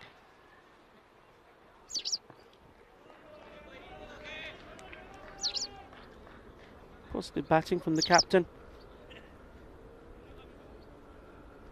And at the moment, he'd be quite happy with the line that's been bowled to him.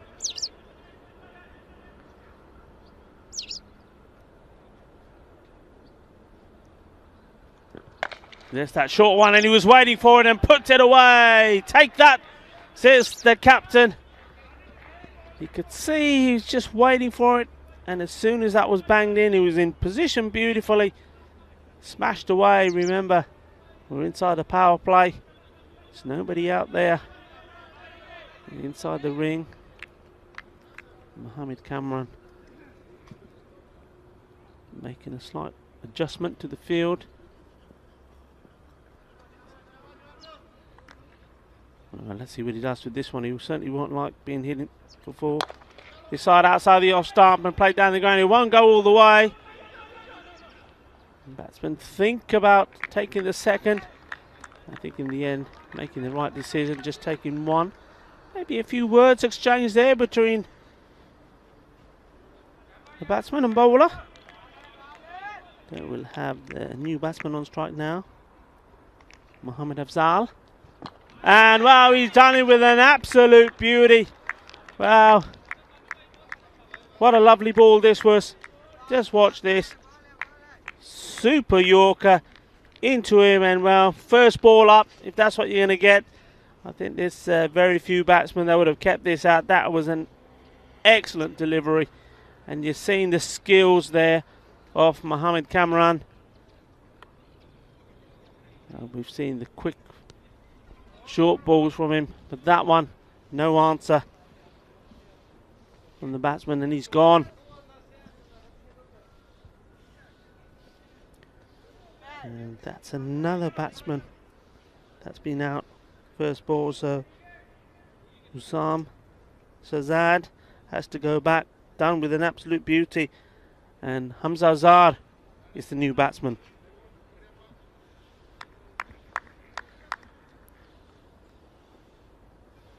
Well, that wicket was certainly far up. Mohammed Kamran even more. In he comes to the right-hander. That's well played.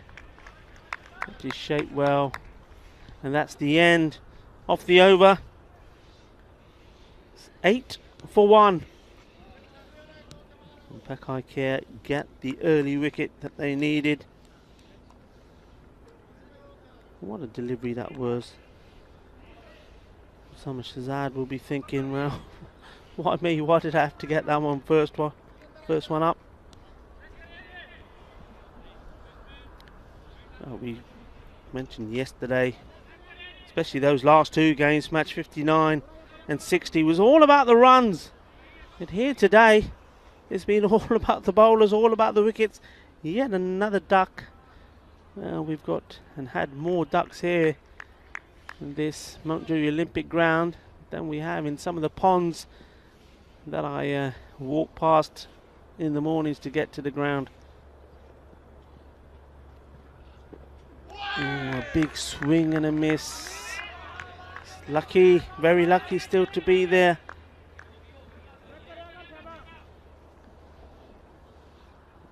Well, taking on Mohammed Babar.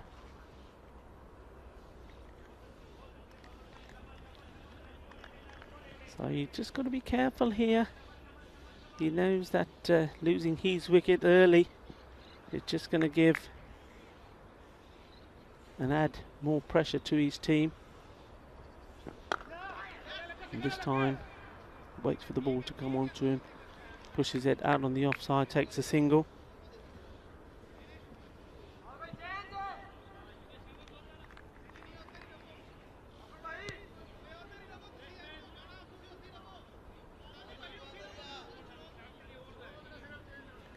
A lot of talk now in setting this field. You see Kami, Mohammed Kamran and Mohammed Babar trying to adjust the field to the new batsman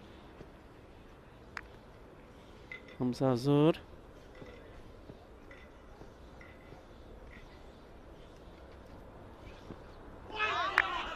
Swing and a miss. Need to play themselves in here. I mean, I know that the rate is going to keep creeping up. We're just under 12 at the moment, so they do need to play shots. But it's even more important that you don't lose your wickets. You need to try and build a partnership. Well, that one is too wide. That'll help their cause. A wide ball. That's just another run to the total. Score moves on to 10 now, so in double figures.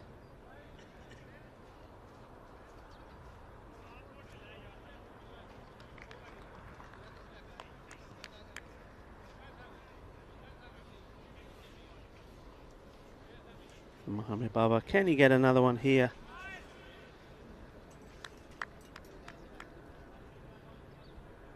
Hamza, he has batted well in previous matches. It's well played, almost squared him up. There's the pressure being put on as well with these fielders being in close.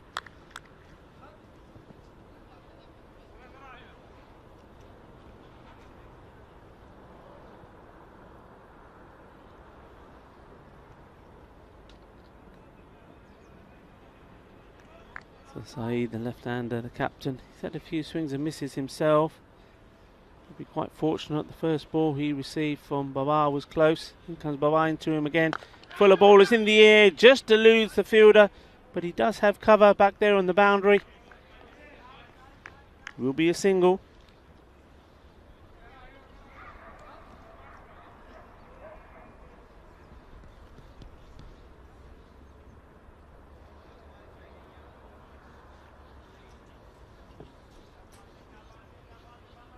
So one to come in the over. Score moves on to 12. The boundary here would be a welcome relief for the Barna Royals, but they're not going to get one. In fact, they'll have to scramble through for a single. And that is the end of the over. So we are now 13 for 1. It's 5 runs from Mohamed Baba's over, so the battle of the captains I'm sure will continue. I think Mohamed Baba would definitely come on to bowl his second, as is Mohamed Kamran.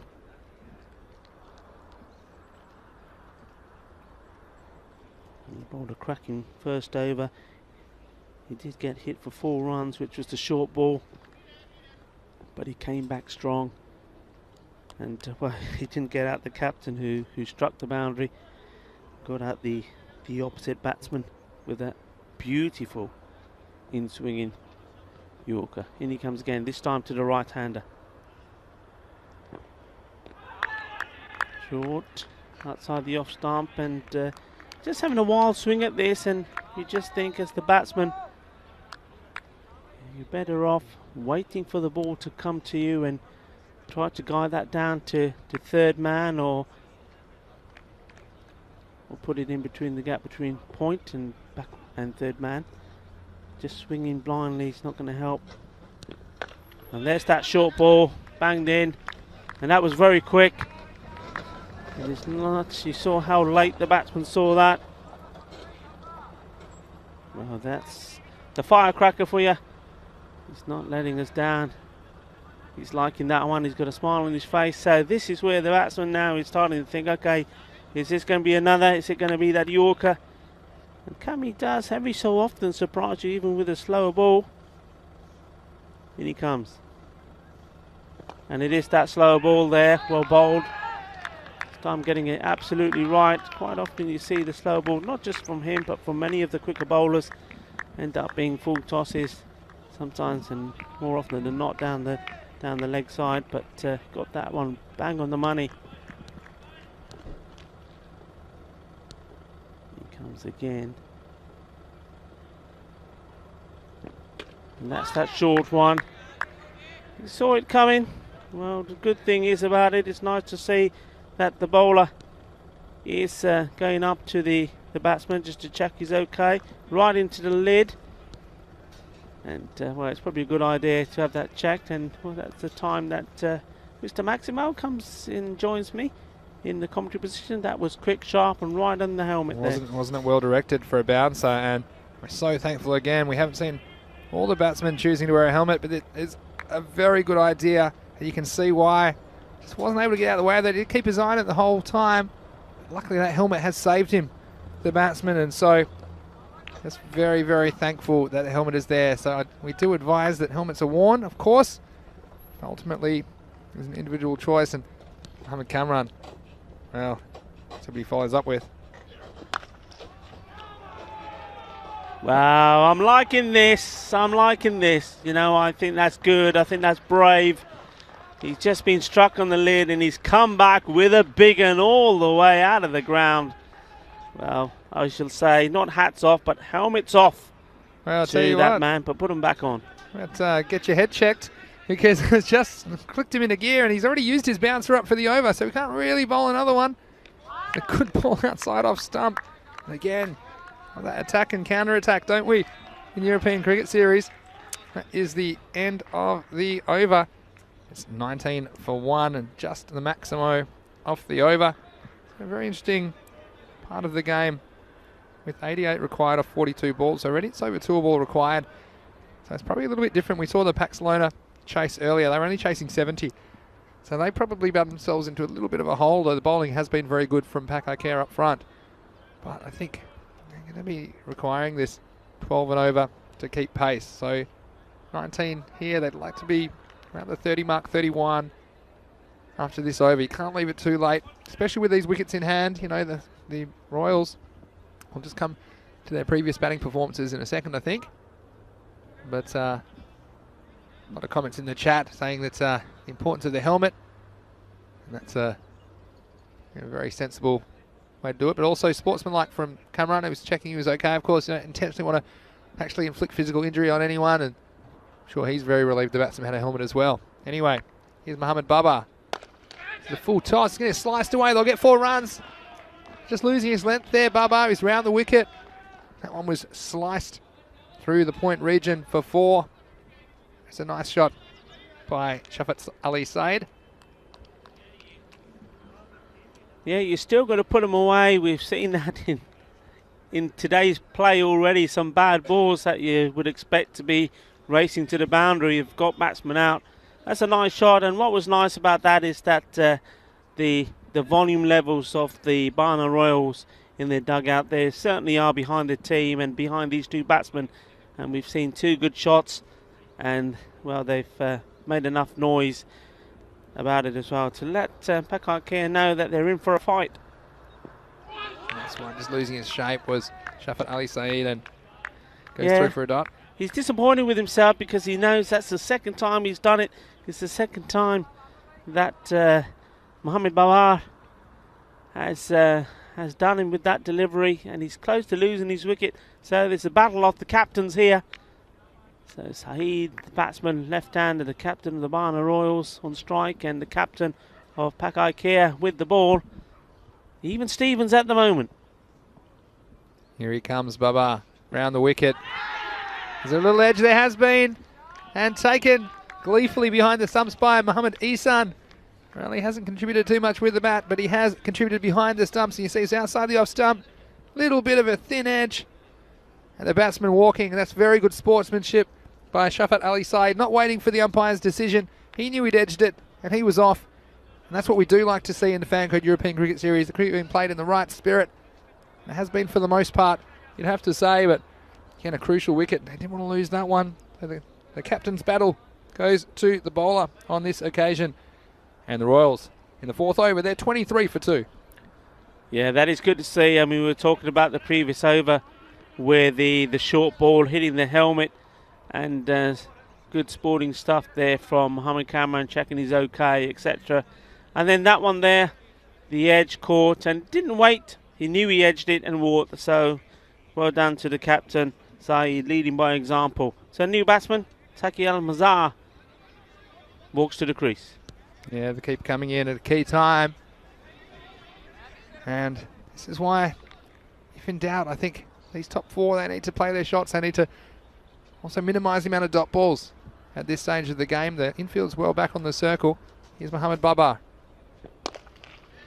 He's aggressively struck down the ground. It's a nice shot to open your innings, but it'll be just the single. In these first 4 overs, we know what Pak I Care are going to throw Kamran and Babar at you. And it's these overs 5, 6, 7, which we'll see this next phase of the game. It's very interesting for me, Rico.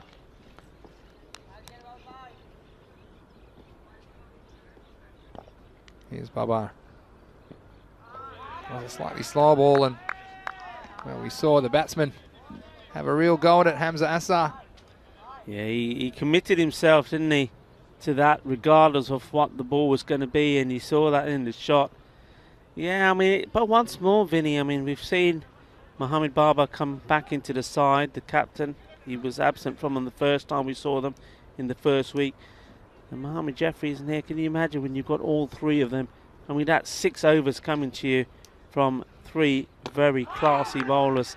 And you're just struggling to find how teams are going to negotiate that bowling attack and get good runs on the board, because they're just demonstrating here today, even with Mohamed Jaffrey not playing, just how difficult it is to score runs against them.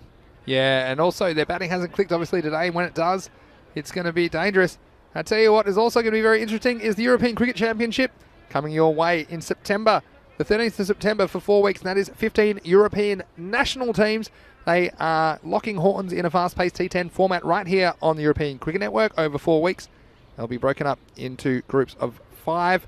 So 3 weeks of group matches, then a finals week. We're going to have the draw actually the last day here in Barcelona on the 12th of March. So that's something to look forward to as well. It's the first of its kind, the European Cricket Championship, and you'll see it only here on the European Cricket Network.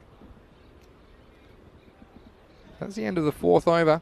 The score was 24 for 2. That leaves things quite interestingly poised. 83 off 36. Already that rate nudging 14 and over. It's going to be Atif Mohammed to bowl the 5th. And this is where it's so important they stay in touch. So they do need, I'd be looking at 12, 13 and over. So they'll be wanting to get up in the high 30s this over to stay on track. And if they don't, this game's going to be slipping away from the Royals.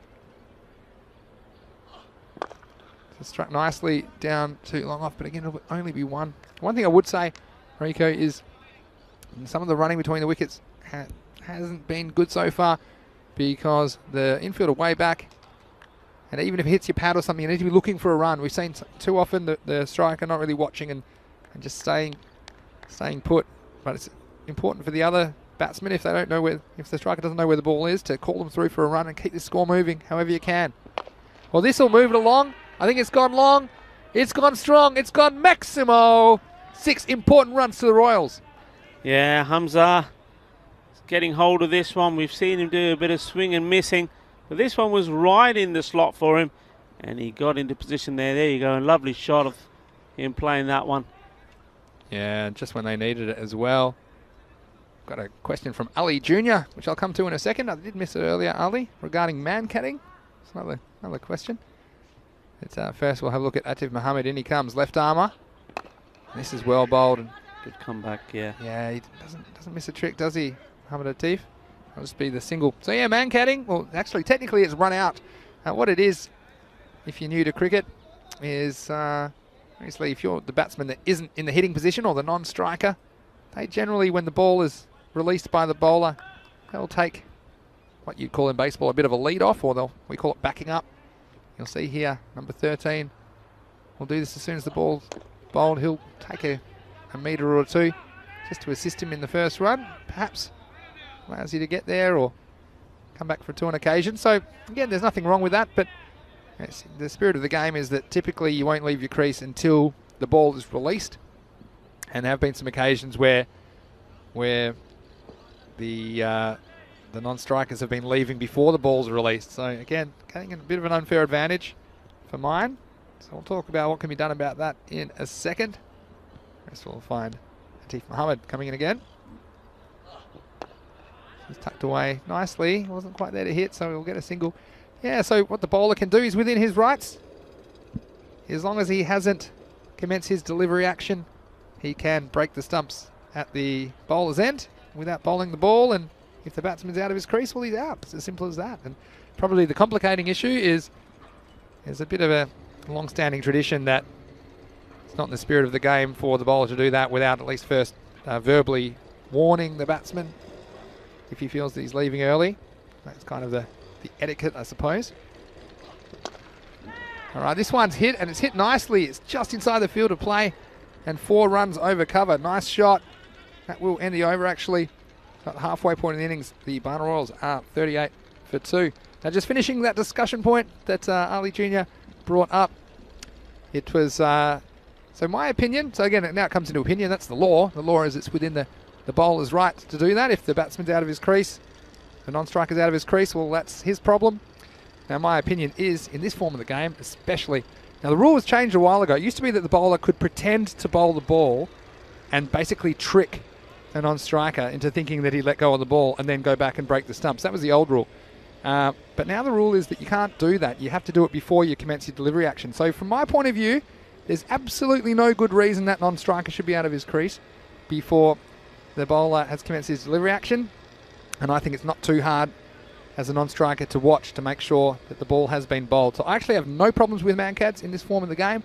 And I think it's lazy cricket if you do get man-cadded. Here's the next ball. It's down to square leg for a single. Now, not everyone will agree with me. They'll say, well, it's not very good. But I also think, well, that ground that you're getting by leaving early, if you're at the other end, and it's what saves you, I mean, you're costing the fielding team. So there's a lot of talk about spirit of the game towards the bowler with man-cads.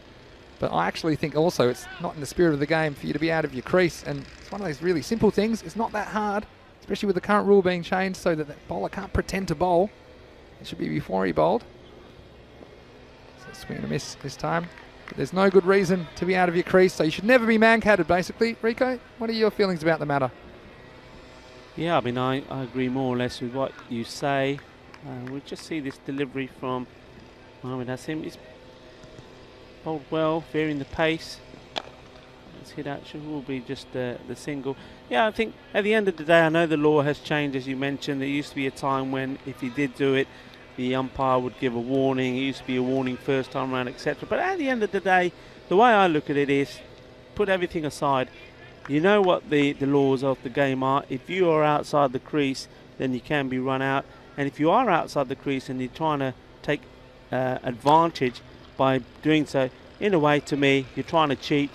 And if you're trying to cheat and you get caught out, well, it's your fault. So, yeah, I'm perfectly for it. A lot of people don't like it. A lot of people say is not in the spirit of the game, but the game has rules, it has laws. You play to the laws of the game, and the laws of the game state, well, if you're out your crease and you're trying to sneak that single, so you're trying to cheat by leaving your ground earlier than you should, well, if that's spotted and then the bails are knocked off by the bowler, well, adios amigo. Yeah, well, you say cheat. I wouldn't use such strong language. I'd say it as gaining an advantage. I think often it's unintentional, but unintentional otherwise, if you're out of your crease, you're always at risk. And like I say, there's a very simple explanation. If you're the non-striker, just watch to make sure that the bowler has bowled. And this one is bowled. And a big wicket for Pak I Care. They keep on keeping on today. It's Mohamed Azim Bart who gets that one on target. As this rate is just getting a little bit out of control, you'd have to say, for the Royals. In this one, you see the perils of playing across the line once again. We've seen it before and we'll see it again, I'm sure. This time it's Taki Umazar who doesn't make contact, and another wicket goes down. So they find themselves in some desperate trouble now. Yeah, at the end of the sixth over, sorry, Rico, it's 41 for 3. Yeah, that's very good bowling. I said in the middle of his spell, that over, he varied the ball around, got the slower ball in there, pushing it up. He knows that the batsmen are in this situation where they've got to try and play some shots, got to try and find the boundary rope. That required rate is creeping up all the time. It's over 15 now, so they do need boundaries. You're looking at least 2 and over, so you can't blame the batsman for having a go. And, well, good tidy bowling gets him a wicket. And this one keeps low, and again, no run. So, yeah, 66 off 24. Things have gotten out of control. Like you say, Pak I Care, some quality bowling again. I think for me, extras this innings, only 2 wides given away, and no freebies And when you're chasing a score like 107, you wouldn't mind 10 to 15 extra runs, and they're just not coming. So Shiraz Ahmed bowling the 7th. This one's a bit shorter and pulled away. I think I'll just get the 1. Yeah, tell us your thoughts in the YouTube chat though. We got Jamie agrees regarding my thoughts on the man-cad. Run out's run out, fair and square. Batsman trying to gain an unfair advantage according to the laws, yeah. And one of the things is, look, there's laws and then there's always things, even in real life, that the laws can't cover absolutely every possibility of what can happen. We'll come to that after this ball from Shiraz Ahmed. Another single. But the spirit of cricket is regards, what the laws doesn't really cover. But the laws of cricket, they're constantly being updated to reflect things that actually happen. So that's why that rule was changed. So the bowler can't essentially trick a non-striker into feeling they've released the ball. And so now the laws cover it. So you play according to the laws. You see another swing and a miss this time. It's going to go away from the keeper for a bye. But yeah, we do appreciate your thoughts. And that was a very good question, Ali Jr. Sorry for not getting to it early. We've had a lot going on this morning, haven't we, Rico? We had wickets falling all over the place, and Pak I Care, well, in the end, looks like they're going to walk away with 2 wins, but it was anything but pedestrian for them this morning on day 13. It's almost another wicket. You can see now getting away from the Royals. But they can be heartened by keeping Pak I Care down, and they, of course, have another game later today. We'll see them in action against the Warriors in the 4th match of the day, match 64. Make sure you stick around. We have another match coming up actually pretty shortly. But firstly, this is up in the air. I don't think it's going to be caught. It's going to fall into no man's land. So that will be the end of the over. It will be 45 for 3 at the end of 7. Speaking of that next match, it's not too far away here in Barcelona. And we can tell you, of course, that it will be Pakcelona returning in match 63 against the Ripoll Warriors. And in that match, Pakcelona have won the toss and elected to bat first. I'm sure we'll have the fantasy dashboard up at some point. But first, the end of this one to worry about. And we've got a single first. In fact, it might be more than a single. In fact, it's gone all the way. That one squeezing out behind the batsman for 4. There's the fantasy dashboard. You can see that's always on our social media at European Cricket. Pakcelona returning, and they gave Pak I Care a bit of a fright, and they've woken them up, to be honest, as that first game was definitely one of the most memorable starts to a day. We'll see the hat-trick hero, Ali Imran, in action again, of course. And swing and a miss. But yeah, Pak I Care. A lot of talk about Jaffrey not playing today, and I believe Pak I Care, they've left him out of the lineup, just feeling there's a chance to give some other players a run. And although they've had some scares, they have walked away with 2 wins at the end of the day. And this one's over cover. Might go all the way. It has for a minimal maximo. That one just carrying the line over cover. Yeah, I mean, it's important that Shadil Khazar does get bat onto ball. Now he has played 2 boundaries in this over. That 6 means that the 10 has been scored, but it's all these dot balls in between. That's what's going to cost them. This one's hit well, and it's going to go over Mohammed Kamran on the boundary. He leaps up to the ground. Now that's better. That's what he needs to be doing, making contact. But it's those dot balls in between when he's not making contact, which is taking this target out of their eyesight. I mean, basically, those 2 big hits will help, but we're around the 20 over mark already. Yeah, 20 and over is a lot of runs. Here's Mohammad Azim Butt. Now he's going to come back with a wide. Look, we've seen teams pull it back before from this point, is one thing I will say, and it doesn't look like it's going to happen in this match. Well, we saw that rate got even up to about 25 before. That was actually a borderline call in the end, but I think it did catch a bit of the line, so it was a fair enough call for mine. But yeah, they need some maximos, and they need them now. Well, this could be one of them. It's sliced away over point. And that one's not coming back, so 6 more. So, get the defibrillator. This one might have a faint pulse. And see if we can bring it back to life. That is the end of the over. And well, this target, you just wonder, don't you? if it's possible. Well, certainly overs like that will help. Still one to come, actually. Pardon me. So, can he make him pay? He's around the wicket now, Mohamed Azim Butt. Oh, well. That's naughty, really, for me, from the batsman. He's just done a wonderful job. He's played some really good shots. And then here, well, you've got to question whether it was a need for him to set off, coming down the wicket and getting himself bowled. He just gave his team a little bit of hope. He's brought the required rate down by a couple of runs in that over, and then getting himself out just when you get set, it's not the way to do it. And just losing wickets at key stages. That's right, and well, like, you can't blame him really. He had to chance his arm, and he did hit 3 Maximos in the over. I blame him. I'm going to blame him. That's not clever cricket. I'm sorry. You know, I know people say I'm a harsh man. If he hits it, it's clever. He's done the good job for his team. When you're starting to hit the ball well like he was there, then really you've got to say to yourself, if I keep going and hitting the ball like this, we've got every chance. I mean, Hamza Azhar is good at the other end as well. Yeah.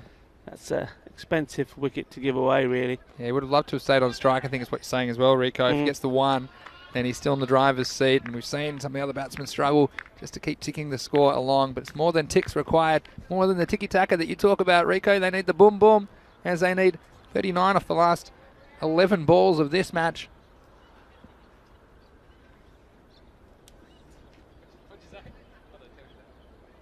Here we go again.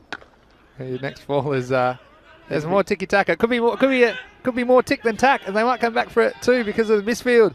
So a bit of sloppy work. Again, Mohammed Kamran, well, he's obviously listening into the telecast because I'm speaking quite loud. He's in front of us. He was asking, what is tiki-taka? Tiki-taka is the little shots. Little shots. Yeah. So he's one of the most popular cricketers here, isn't he, Mohammed Kamran? He's got a lot of fans all around the world because of his exploits here in the Fancode European Cricket Series. See a swing and a miss here. I tell you what, helmet manufacturers love him as well because he loves to dent them, doesn't he? He's already cleaned up a couple of helmets in this series. He's very quick, and just watching him from side on a bit earlier as well. He gets the ball through at a decent pace and around the high 130s kind of a mark, which is pretty impressive when you consider that the footing and the conditions here in Barcelona. This is a slow ball though, and it gets another wicket. So that is the end of Hamza Azhar. We saw him stick around and get into the 20s, but he wasn't quite scoring at the rate required. And another wicket goes down. The Royals, they fall to 70 for 5. And it just shows you the difference with the quality bowling and the fielding. Of course, we've only had just less than a handful of extras. And if you go back to the performance of the Royals in the other games, well, they scored 86 against the City Lions. They won that game by 10 runs. And they scored 114 against Pakcelona. Lost that game in the last over. Against the Warriors, they chased down 112 with the ball to go. So you see they've been scoring those scores that are acceptable. But again, the difference of a disciplined bowling unit and a more experienced and a slightly more accomplished lineup, Pak I Care, and they look like they're going to end up with something probably around the 80 mark if they're lucky. So this is the difference with Pak I Care. They've been defending their scores expertly this morning on day 13. Here's Murad Ali. He's come in to have a go, and he gets the first one down to long on for a single. Pak I Care winning some of these games, Rico, it just makes you believe that you can win from any situation. That's what we've seen this morning. Yeah, and I think if you've got a good, tight ship, it's led well by the captain, you're doing everything right, the bowlers are bowling well, the fielders are taking the catches, and you've mentioned already the number of extras, very, very low. When everything's going right, then you fancy yourself to be able to defend even a low score, and that's what Pak I Care have done here today. Their batting hasn't been at their strongest, but the bowling has, and they have belief in themselves. I mean, that low-scoring game before this one, 69, they believed that they would not allow the opposition to get to 70 runs, and that belief, they took it onto the pitch and performed brilliantly. They're bowling really well. I like the way the bowlers are thinking about what they're doing, the pace that they're bowling at, taking the pace off, and a good example just in that last over from Shiraz Ahmed. He bowled very well. And, well, the captain is just, he's come back into the team. The team haven't performed with the bat, but it's all smiles with the bowling and the fielding. Well, We've seen everything else today. 6 sixes will win it. Any chance? That might be one. Is it going to carry the fielder? It does. Oh, well, it's still alive.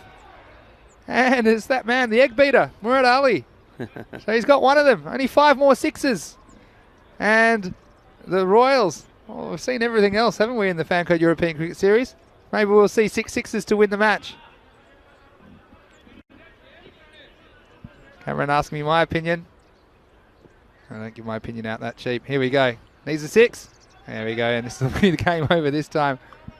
And that was well bowled. Might get an extra, but they're going to settle for one in the end. But yeah, the Royals, again, just shows you, if to beat these big teams, you have to deliver in both innings, don't you? Because you can't just rely on a good bowling performance. And I think they'd be reasonably happy with their bowling and fielding performance, Royals, to keep Pak I Care down to about 100, but haven't quite had the answers with the bat, especially in the face of some good bowling. This one's going to be a leg by, scrambled in the end. We've seen some bit of extra action, and I think they'll end up just settling for the 1 run on this occasion. Yeah, but I mean, looking ahead, of course, to the next game, and Pakcelona coming back, and you know they really gave Pak I Care a shake in the first game, and the catching was outstanding, wasn't it? Yes. And you just wonder if that experience might give them a bit of extra belief against the Warriors, who had a strong start to the tournament. The Ripoll Warriors, they won their first 2, they'd lost their second 2, and of course the washout on Monday. So Warriors there, tournament hangs in the balance. They're 2-2 at the moment, taking on Pakcelona, who, well, they've slipped now to 1-3, but they could have been the giant killers of the morning. Anyway, here's Umar Ahmed, and he's got the decision LBW. So another one goes down. You'll see this one on the replays. This game's winding down, but don't forget, plenty more cricket action coming here. We have 3 more matches today on the European Cricket Network, and the next one will start in about just under half an hour's time, on the half hour, or on the hour if you're in India. And we'll be bringing you back into that game in about 20 minutes' time, and it will be Pakcelona versus the Ripoll Warriors. Got a chance to see the Prince again, Prince Diman. I'm sure he'll be very happy to be back out there in the middle. And you did promise us some sunshine, Rico. And I tell you what, if you ever retire from cricket commentary, I think being a weatherman could suit you, because you haven't been wrong once, have you? We've got beautiful blue skies and currently about 15 degrees. And where would you rather be in the world? Here's Umar Ahmed. This is up in the air, just going to slice over the fielder.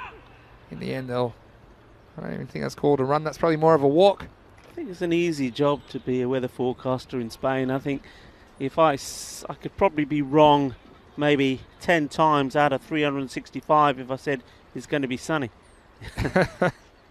Well, perk of the location. Here's the last ball of game 62. And there's no run. That will be the end of this one. And so they'll finish on 80 runs, the Royals. Not quite chasing down the Pak I Care total of 106. So 106 to 80, the final scoreline here in match 32. And let's have a look at the start of this innings. Chasing 107. It was all fire and brimstone first up. Mohamed Kamran. Well, he had the answer after a very, very good pull shot early in the innings. And then he was all fired up. Kamran, that one, well, the batsman had to eat it. Luckily, he had the helmet doing the job. Give him the thumbs up, and some good sportsmanship as well from Kamran. The others were saying, well, glad that wasn't me on the other end of that one. Yeah, we don't see the reply back from the batsman there, do we? It was a good reply, smashing it the next ball over for 6. Yeah, it was. It's a bit shaken up, but then it was all action. You'd have to say in the middle of the innings, Pak I Care trying hard, and just when they needed the wickets, they got the ball on target. And because those little ones weren't coming and ticking the score along, they were forcing some big shots. Some airtime from Mohamed Kamran. That one flying over his head for 6. But again, it was the same old story. Pak I Care, too professional in the field. Except for that run which got through. That's it, Mohamed. But again, it was Hira Sabadell, who's been pretty reliable with the ball today. And of course, looking ahead, match 63, Pakcelona will be back. And they will be taking on the Ripoll Warriors. Watch out for Raja Khalik Urrahman, maybe opening the batting, says there for Pakcelona. So Mohammad Amir Raza, who is their highest point getter in the Dream 11. Ripoll Warriors, well, Prince Damam, we mentioned him. Asim Makbul coming into the lineup for the first time. And we mentioned that their tournament is hanging in the balance after 2 wins to start off. They've lost their last 2 games, and of course the washout on Monday. So very interesting match 63. Who are you thinking in match 63, Rico? Well, I did like the look of the Warriors. I think they were unlucky in some of the games, but you know what? I mean, you mentioned some key players, the Prince, of course, there, but I like Mohsin Ali. I think he's a class player, and we've seen some batsmen get in here and score big runs. Maybe this is going to be the opportunity to see 1 or 2 of the Ripoll Warrior ones perform. But hey, you can't knock down the Pakcelona boys, because they put an amazing effort in against the big guns, against Pak I Care, and we thought there was going to be maybe a big upset. And don't forget, you've got in Ripoll Warriors as well the master blaster in terms of Gulam Sawar as well. He's an entertaining one to watch, isn't he? We love to watch him. And Mohsin Ali is listed 7 there. I'm surprised to see him up the top of the innings, or perhaps number 3. So that is all the action here, just confirming the result from match 62 as Pak I Care, after winning the toss, electing to bat. They prevailed 106 to 80. And in that reply, the Barna Royals, well, some handy contributions. Chadjil Kaiser looked dangerous when he was at the crease, scoring 24 off 9 balls with 3 maximos. Also, Hamza Assar passing 20, but the next high score was Shafat Ali Saeed, who scored 13, but he went down to a very good delivery from Mohammad Kamran. As far as the bowling went, well, it was a bit of a team effort. Mohammad Azim Bat with 2 wickets towards the end of the innings, and singles for Mohammad Kamran, Mohammad Babar, Shiraz Ahmed and Umar Ahmed. So, won't be too long before we'll be back here again in Barcelona. In about 18 minutes time, we'll be rejoining you to take you into match 63 between Pakcelona and the Ripoll Warriors. But until then, this is Vinny Sandhu, Mr. Maximo, along with Rico Full. Hoping you're having a lovely day and enjoying the action. Still 3 more games to go on the European Cricket Network today. And you're watching the Fan Code European Cricket Series Spain. See you shortly.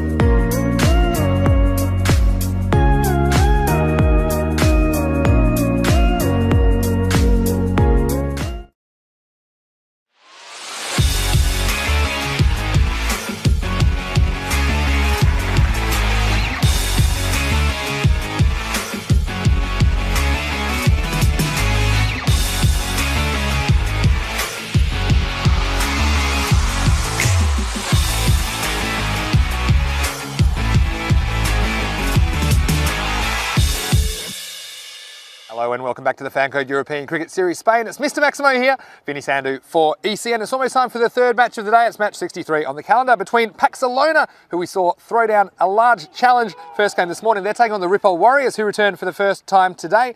And the match referee is with the two captains. Head is the call. So tail is it. So Pakcelona have won the toss. Pakcelona have won the toss and they are going to bat first.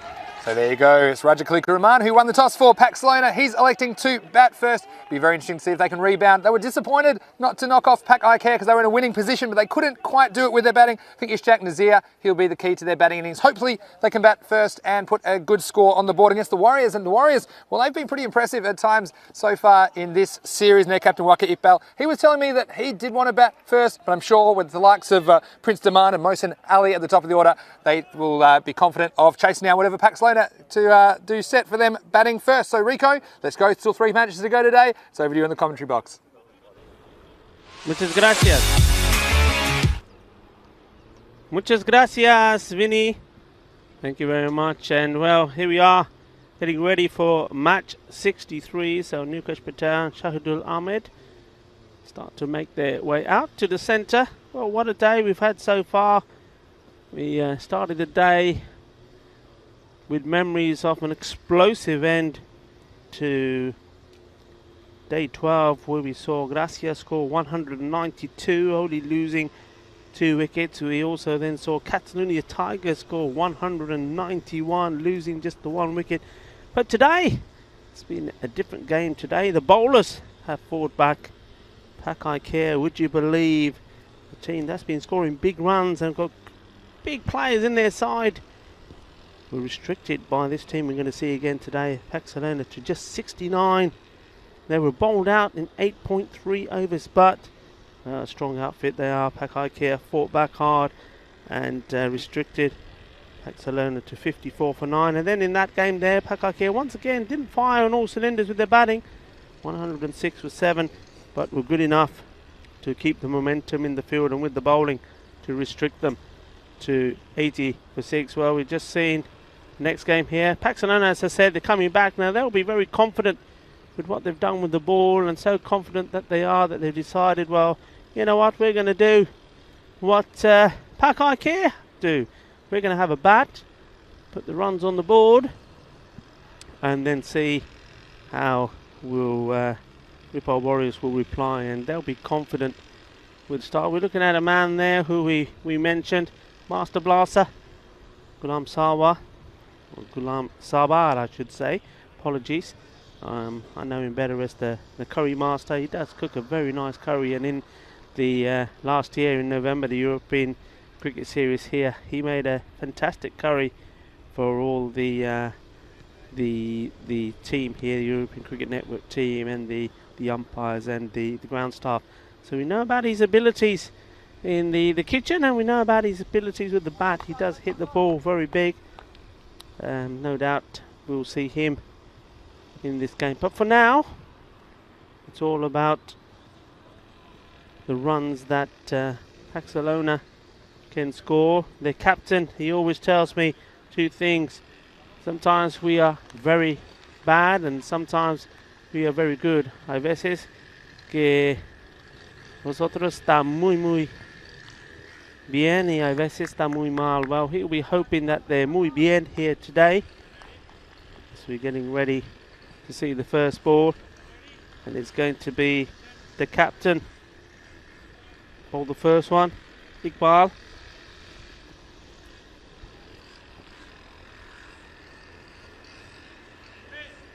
The umpires are ready, and we are off.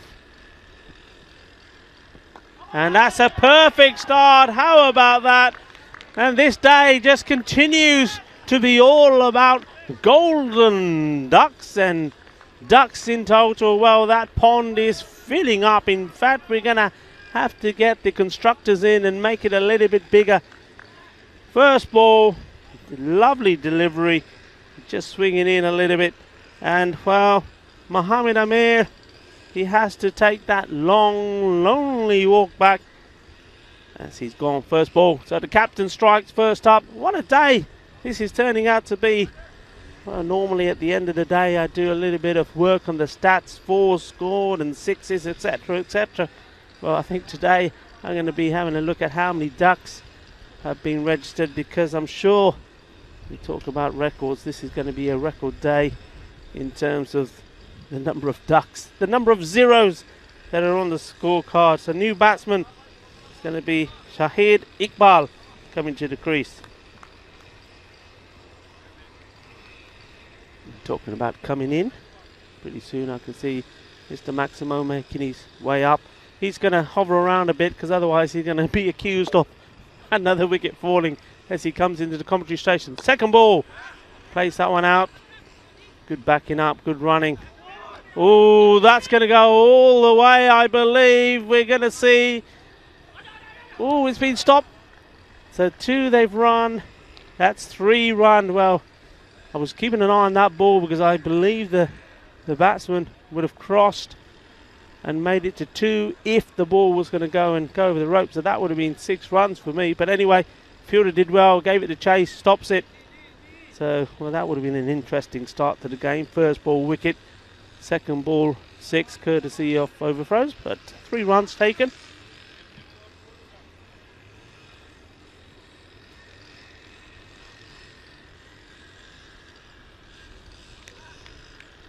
So new batsman Nazir.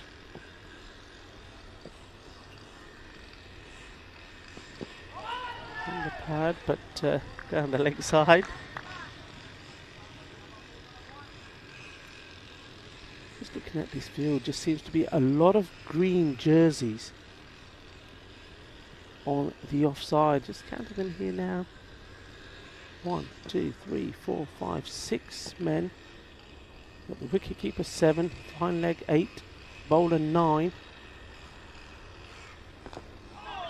And that's going to be a chase, and we've seen it stop once before it stopped. It's only 2 men, if you like, out here on this leg side, so very much an offside field. So the bowler's really got to back himself to bowl in the right areas.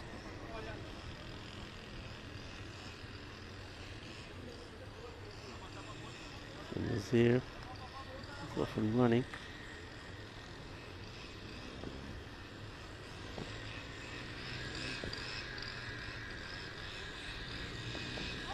And the pads again, once more, just drifting down the leg side there, very much half an appeal just from the bowler really. The wicket keeper started and stopped, realising where the ball was going. What a great start this is from the captain. 5 runs so far, ball to go, 1 wicket.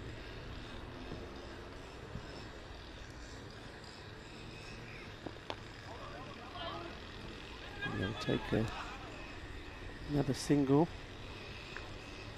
That completes the first over, so the score 6 runs and 1 wicket gone. Well, that's no surprise the way this day has been going. And well, welcome back, Vinny. Thanks, Rico. Yeah, no surprises, but just the 1 wicket that I just created the 1 wicket, that time. the very first ball. You probably saw it as you were walking up. Did. The very first ball, and it was a beauty. So the captain was on the money. Well, I'm a big believer in first overs and first balls because they set the tone for the rest of the match, and what a boost that is for the Warriors. If you have an errant start, if you give away, say, 5 wides first ball, then the other team gets a little bit of confidence. And look who's going to bowl the second over. The Prince Deman. We having some off spin today. And I'm sure a lot of viewers looking forward to seeing the Prince in action again. Another one of the cool characters we got here in Barcelona. But Pakcelona, yeah, of course. They were struggling in the last game with the bat. See if they can right the wrongs of that performance. It's this man, Ishaq Nazir, which almost carried them over the line. He scored 30 against Pak I Care, but they weren't quite able to chase down that target of 70, falling a few runs short. Again, new game, new opportunities, and certainly hope they can make this a competitive match. And I think they'd be looking to score in the range of say between 80 and 100, at least something competitive. I'm going to bowl out. I'm sure they'd love even more than that. And if Nazir gets going, it's very possible. But the Prince just taking the pace off the ball here in the second over. Well bowled. I like what he did there after his first delivery. He brought a man across. I did say that was very, very heavily offside field, but what that meant was that anything that was tapped on the leg was a single. So he's brought a square leg in, orthodox square leg, and he's just bowling good wicket to wicket. Now I'm not sure if he's bowling this line because he's had a look at what's happened here in the first 2 weeks of cricket that we've had and realised that the slower bowlers seem to be performing better on this pitch, or whether it's still that injury that he sustained when we saw him last. You remember he played, oh, that's not very good, and that's Ghulam Sawar there. He did the dive in the end, but that going straight under the bridge, and 4 runs. Yeah, it was a bit of an unfortunate one. Anyway, perhaps he had one too many curries last night. Well, this is absolutely creamed, and the timing was perfect on this occasion. We haven't always seen it that way from Pakcelona, but this time he judged it perfectly and absolutely slaughtered that one on the leg side. Watch this. Taking a bit of a risk. Watch that hand speed, the way he gets through the ball. So, nice finish to the over. They finished the second over 16 for 1. Yeah, 10 of the over from the Prince there, courtesy of the last 2 balls. Going for boundaries. One should have been stopped, but that second one, it was risky, wasn't it? Straight ball. It was a little bit short. You have to have confidence in yourself to play it. And it was almost swished it away for 4 runs. Made good contact. Captain is going to come back on. Yeah, he's going to bowl himself out. And we had some great YouTube discussion in the break as well. I'm going to touch on a few points. First, let's have a look at Aktadar Iqbal bowling the third over, the last one of the power play. It's right on the money again. Dug out well by the batsman again. That's one where it is a good ball. No disgrace to take your medicine as a batsman. Just work it for a single or even a dot if the ball commands that kind of respect. I think they'd be happy to see the end of Iqbal and perhaps attack some of the other bowlers in this Warriors lineup. Well, there you go. He's on the money again, right up there. The batsman just having a swash, not moving his feet at all, and knocking the stumps over. Sometimes it's as easy as that, and it's a funny old game when you're a bowler. There's days when you get the ball in the right areas and it's just easy, and there's other days where you really struggle. With this one, look, just getting it up there, a little bit of in swing and knocking the off stump out of the ground. Good work from him. I don't know if that counts as a commentator's curse. I said that the ball commands respect. Is no disgrace to take the one or the dot. And he heard me the first time, but the second time he's trying to put this one into outer space. And in the end, the stumps over they go. Not for the first time today. The score now, Pakcelona, they're 16 for 2 in the third over. We'll give us a chance to catch up on some of this YouTube chat. And there's a lot of nice comments about the commentary. Thanks so much, guys. We do appreciate it. And your support is so important to what we do here at the European Cricket Network. And Keanu saying that he's enjoying the commentary, and Jesus as well, and Luke. Luke was just saying that 62 games down, we're halfway through the tournament at the end of the last match. So that just shows you. Think of all the action we've had so far, Rico. To think that we've still got 62 matches to go. Wow, it's a feast of cricketing entertainment. Not only here, but all around Europe this year in 2021. It's Aktadar in. This one's blocked back. And so thanks for pointing that out, Luke. 62 games in, and we plan to bring you over 1,000 matches this year on the European Cricket Network. What I would say, though, we have the 3 extra matches this Sunday, which is the Spanish ECL 21 qualifiers. So that's an extra 3, so maybe not quite halfway. We'll have 127 matches in the end coming to you from Barcelona. Here's Iqbal again. And good decision. Yeah. Umpire signal straight away, just drifting down the leg. I think it would have pitched outside leg stump. Let's have a look at the replay. If it pitches anywhere to the right of the stumps, let's have a look at it. Yeah. Yeah, see, and probably missing anyway, but as soon as it bounces, that one can't be out. Yeah, Keanu's enjoying the commentary, so thanks for that. We've got Jahanzib Askar from Karian, or Karian, I should say, and he's bowled very well in this tournament. So, Jahanzib, thank you so much for joining us, and he's saying hello to myself and you, Rico. Oh, there goes another one. And, well, His Kookaburra ball is honed into the woodwork today. And, well, don't have to say it, do I? It's going to be another duck. Just amazing. It really is. Yesterday he was all about sixes and boundaries, and today it's all about batsmen and able to get bat on ball and ducks. Yeah, it's the beauty of cricket, isn't it? I tell you what, we'll be having duck for dinner tonight because there's a few of them flying around this Montjuic Olympic ground today, that's for sure. And yeah, another one goes down, and again, that ball, we've just got a couple of balls left from Akhtar Iqbal, so I think I'll be paying him a little bit more respect. He can always attack some other bowlers. And Jahanzeb Askar, of course, of Karian, saying Azim Makbul, the key player for Ripoll. He's a good all-rounder, so we'll look out for him for sure in this match. And another one which we'll come to in a second. But a lot of people showing their opinions about on this game. And it's funny, here's the captain coming to the crease, is Raja Khaliqa Rahman. And at the toss, I'm not sure if you noticed, he won the toss. He felt like he wanted to bat first, but he hesitated for a long time because he wanted to bat first, but he was a bit hesitant to do so because the batting was exposed somewhat in the first match of the day. But in the end, he did have the confidence to bat first, but some early wickets. They're 16 for 3. Here's the last ball of the power play. Again, they're not going to take the run there. So a bit of a shaky start for Pakcelona, to say the least. That's the end of 3. 16 is the score for 3 wickets. Now, Jesus, this is what I was going to say. He said, Vinny, you should create a YouTube channel about cricket analysis and match preview and review and other discussion. And what I would say to that, Jesus, is you're watching it. Because we only have so many hours in the day. We're out on the air, of course, about 10 hours a day at the moment.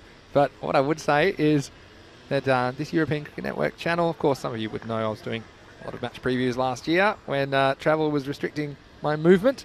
But it's great to be back at the ground and involved firsthand in what's happening in the Fancode European Cricket Series. But yeah, this is a great place for all your discussion.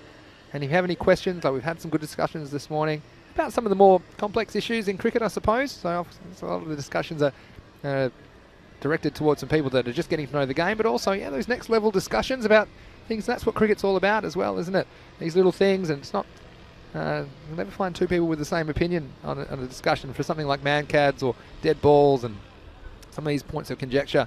But these are things that all have a place here in our discussion on the Fancode European Cricket Series telecast on the European Cricket Network. Here's the Prince again, so they've elected to bowl him out, and you can see what the tactics are from the fielding team today. They're bowling the best bowlers up front and just trying to put the brakes on early.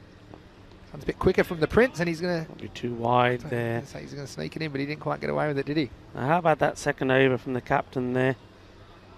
Yeah, it was huge, wasn't it? Two wickets, no runs, so double wicket maiden. Well, he's got hold of that. It's going hard to the fielder. You can see, the ball. That was one of those. Let's watch this again. The ball was being smacked. If you look at the fielder saying, "Oh no, not me," and it bounced rather awkwardly. But again, didn't want to get anything behind it. We've seen that a couple of times. I think he was wondering if his affairs were in order as that was coming towards him, because that had his name on it. And again, he wasn't quite sure how it was going to react off that surface. Anyway, here's the Prince again. This is down the ground. It'll take some cutting off again. The Curry Master's over it, after it. He can't cut it off, and 4 more runs. So back-to-back boundaries. That's just what Pakcelona needs. And it's that man, again, that is doing the job with consecutive boundaries. So Nazir, can he lift him to a respectable total here in match 63? Yeah, he's liking Prince Daman's bowling at the moment. Hit a couple of boundaries off him in the last 2 deliveries off his first over, and now he's hit a couple here already. And see the Prince again, this time getting away with a dot. Flies it back. Again, good reason to wear a helmet. And not to gloss over Akhtar Khan, like you say, Akhtar Iqbal. He took 3 for 6 off his 2 overs. All 3 wickets bowled, and the importance. We've seen the left armers, when they get it on target on this surface, we've seen a lot of balls crashing into the stumps. Here's Daman. And this is going to go all the way. Yes, it does. Catch nahi ho gaya. Feeling again. Catch ho gaya. Kitne catch ho gaya yaar. Shakka ho gaya. 6 more. And, well, the fingers, the magic touch of Prince Daman is not working with the ball. The Prince, he's been taken apart here by Ishtaq Nazir. Very good batting from him, and just again highlighting what a key player he is for Pakcelona. Last ball of his spell. This is going to be cut away for another boundary. It was a little bit short. And Nazir, well, he's the key to this batting lineup, you'd have to say. And gets 4 more. That was a good over. The score moves along to 41 for the loss of 3, and that was one of your magic overs. So 25 off that one. So after 4, 41 runs on the board for Pakcelona. Yeah, I mean, that's what it's all about. When you can't get them from one end, you've got to go after the bowler at the other end. And Prince Tabani, he's 2 overs, gone for 29 runs. And the other bowler, the captain, Iqbal, has only gone for 6. Yeah, so just going back to a bit of the chat. We've got Newman in the chat saying he's missing his team Pakcelona. Wished he could be here. But of course, that's the issue at the moment, isn't it? With some of the players, depending on where they are, some travel restrictions still in place, and some, electing to stay with family and friends, perhaps in other countries at the moment. So that's complicating issues, and it takes me to the next question, which we'll come to in a second. But here's Mohsin Ali, who has the ball. Starts with a well-pitched ball. Well bowled. That's the sort of line that's... I think with that sort of delivery, a batsman either has to commit, use his feet, play shots, or, well, be very, very careful, because they do tend to sneak through. This one was a little bit more on the legs. That's good running. He's forgot about his captain, though, a direct hit, and he would have been out of the picture. He's going to have to do it again, or is he? Yeah, the captain said one's enough. I just got here. What are you doing back here already? Said Raja Khalika Rahman. You watch this. And the fielder was alert to it. It would have been out if he'd hit. And although there could be a chance of an overthrow, that was shut down very quickly by the captain, who said, I'm just going to stay at this end and leave it up to you. So 0 on strike. It's a full toss. We had for a single. So the next question was about why is Gulam playing on this team? Pat Moncada is his team, and a few others guess this one as well. Now, the reason is, obviously, at the moment, it's quite an unprecedented situation, of course, with the pandemic and travel. And so it does mean that some teams are not playing that would otherwise be playing in this competition. Well, he's going to have to do it again, is he? This is almost a repeat, but the Prince this time electing he won't have a shot at the stumps. Yeah, so he's made it this time, thankfully. But yeah, that'd be the reason that some of the players from the teams that aren't participating, they are loaned up to other teams. And a bit of wheeling and dealing in the background to see who people can get. But that's why you see Samar, the curry master, turning out for the Ripoll Warriors. That's a good shot. It's just one bounce over the boundary. Now we've seen him. He's hit a couple in this area already as Nazir, as he races along, takes him 12 to 24 of just 12 deliveries. So they're going to have to think about that. Maybe get this man a little bit straighter. He does play that very well. Mohsin Ali got some thinking to do. Yeah, he is. It was just a little bit too short, and we've seen Nazir harsh on anything short. This is a bit fuller. It's fuller, but it hit better as well. And this one goes all the way over the ropes. And that is the end of the over. And another good one indeed. So the score racing along now. Yeah, I think that becomes 48 for 3 at the halfway point of the innings. So a good finish. That over went dot, leg by 1, leg by 4, 6. So a good finish to the over for Nazir. And Newman in the chat also saying that Nazir needs to step up. Of course, he's doing that at the moment. Lamunga Cricket Club, welcome to you. Saying good afternoon, everyone. Ali Jr. saying, I still have hope for Pakcelona. Come on. Luke commenting as well. 3 very similar dismissals here, and that was absolutely true. One of those 3 bold dismissals from Akhtar to start this match off. And again, a lot of chat about Sunday's playoff. Of course, only one team from every country that is involved qualifies for the European Cricket League, which will start on May 31. We'll have more about that, of course. And so you get a bonus day on ECN this week on Sunday. Here's a new over. Deepak Rana with the ball. And the first ball worked away by the captain, Raja Khalika Rahman, for a single. It's always good to have Lamunga Torrevieja Cricket Club in the chat. Wonder who's at the desk for them today, but certainly looking forward to having them, and taking a lot of organisation to get them here as well. So that will be a best of 3 playoff on Sunday, starting at the regular time. It's a nice shot, and it's in that area again. They're still not... the captain's not having a good think about this. I would say that it's probably 4 boundaries that have gone here dead straight, and maybe now finally they're thinking of getting one of those men a little bit finer here, or straighter I should say, who's able to cut those off. Oh, man, they're not going sailing over the boundaries, they're going along the ground.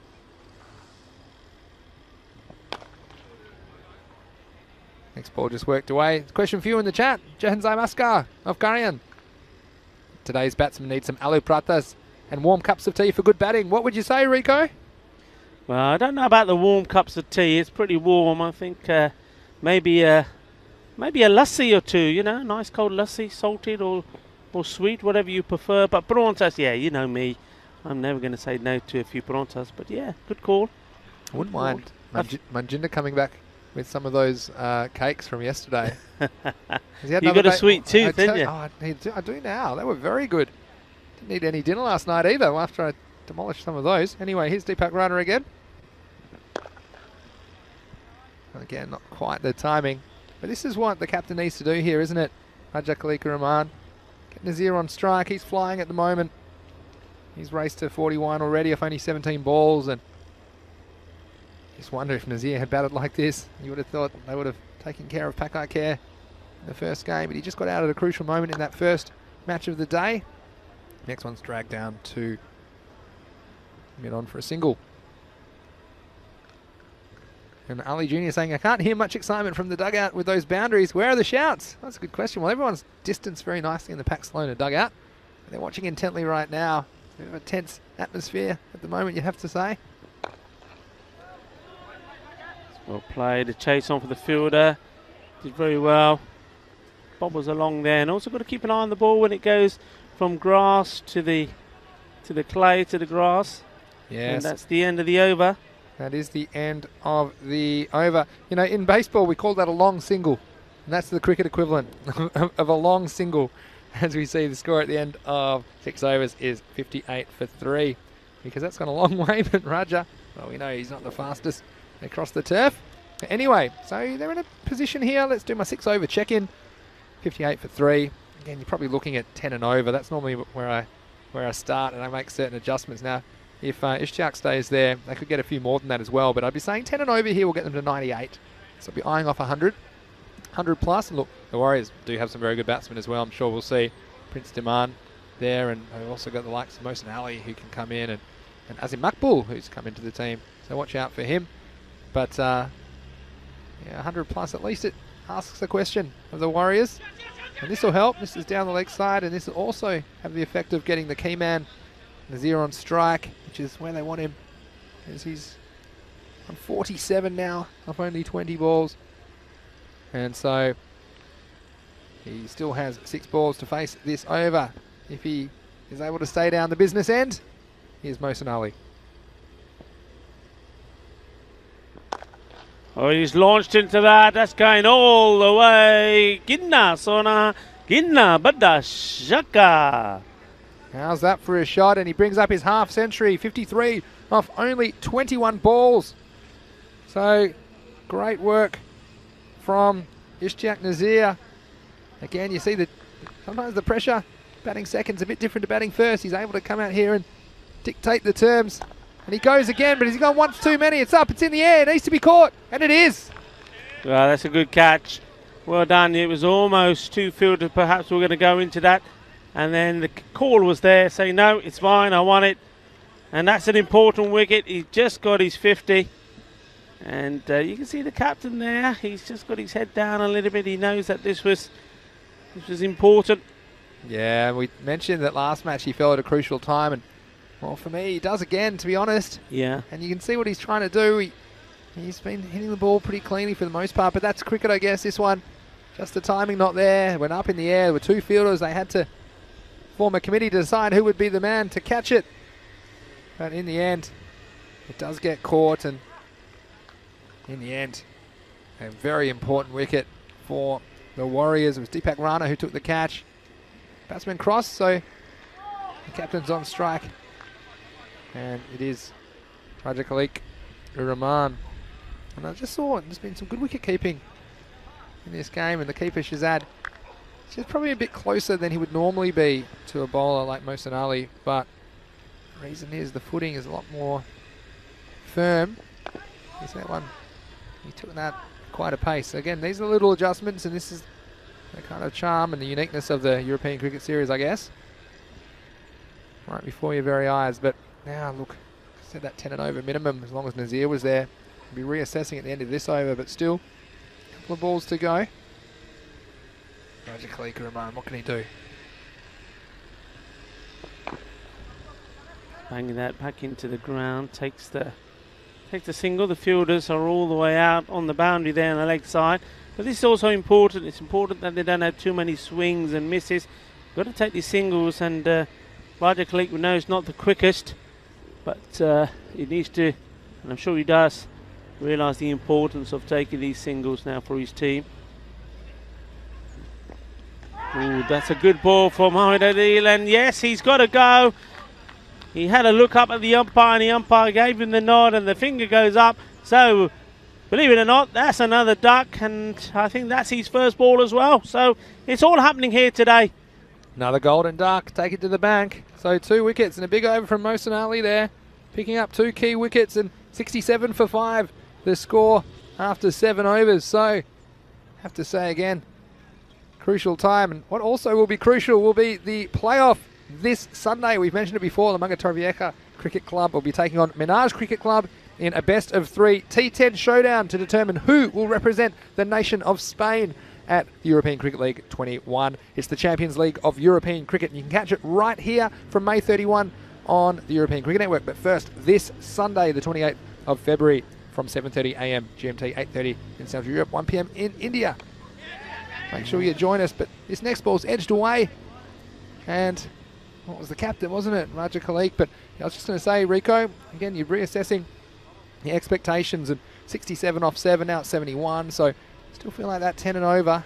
They do have 5 wickets in hand still, and the captain, and it's Ali Imran, the hat-trick hero, who's come in to join him, but they're not the quickest between the wickets, but they don't need to push because they need every run they can get against the Warriors.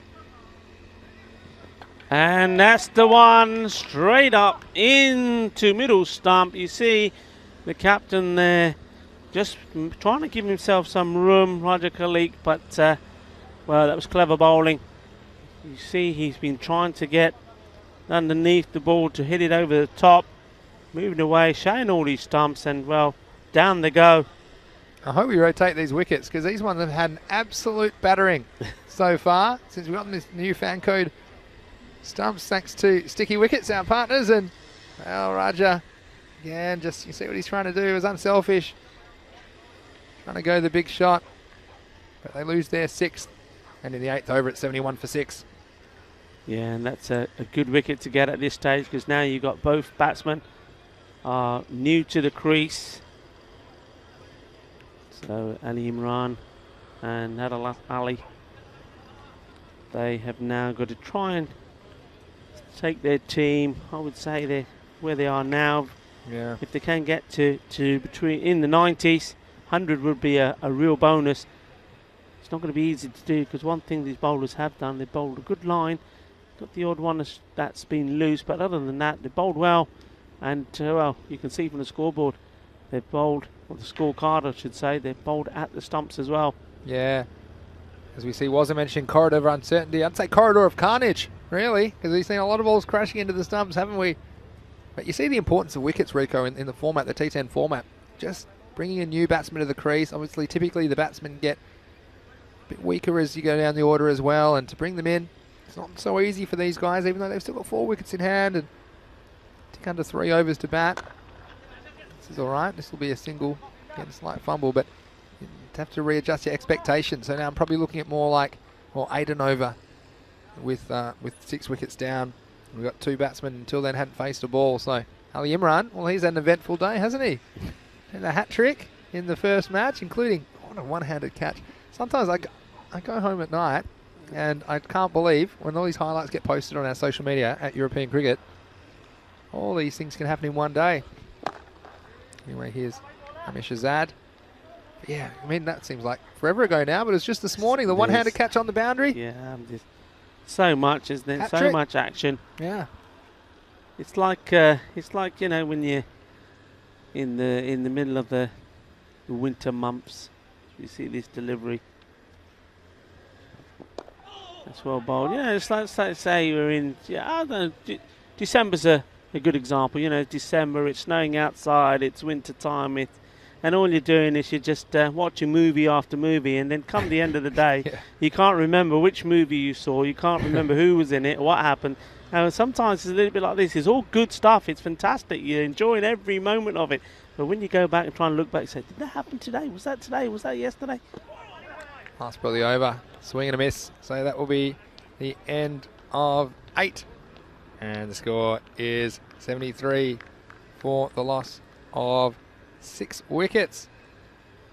And yeah, I've sometimes got a veritable fire hose of entertainment. And you just can't avoid it, can you, really? I mean, a hat-trick, and was there a hat-trick yesterday? There was hat-trick. Was it day 4? No, it was day before. Yesterday was 5 wickets. Yeah, 5 wickets. Oh, yeah, 5 wickets. Let's not forget that. And this is the thing. It's unprecedented what we're doing. And we laugh about it, but it is something unprecedented we're doing in the world of cricket or sport in general, really. Trying to bring you 1,000 matches of entertainment on the European Cricket Network this year. So please, if you're watching and you're enjoying it, leave a like and subscribe to our YouTube channel. Follow us on social media at European Cricket. So tell your family and friends about it, because if they enjoy cricket, or even if they enjoy sport in general, they'll find a lot of entertainment here at ECN. Here's Deepak Rana to bowl the 9th. And this time, they do have a man closer to it, so no boundary. Rotate the strike.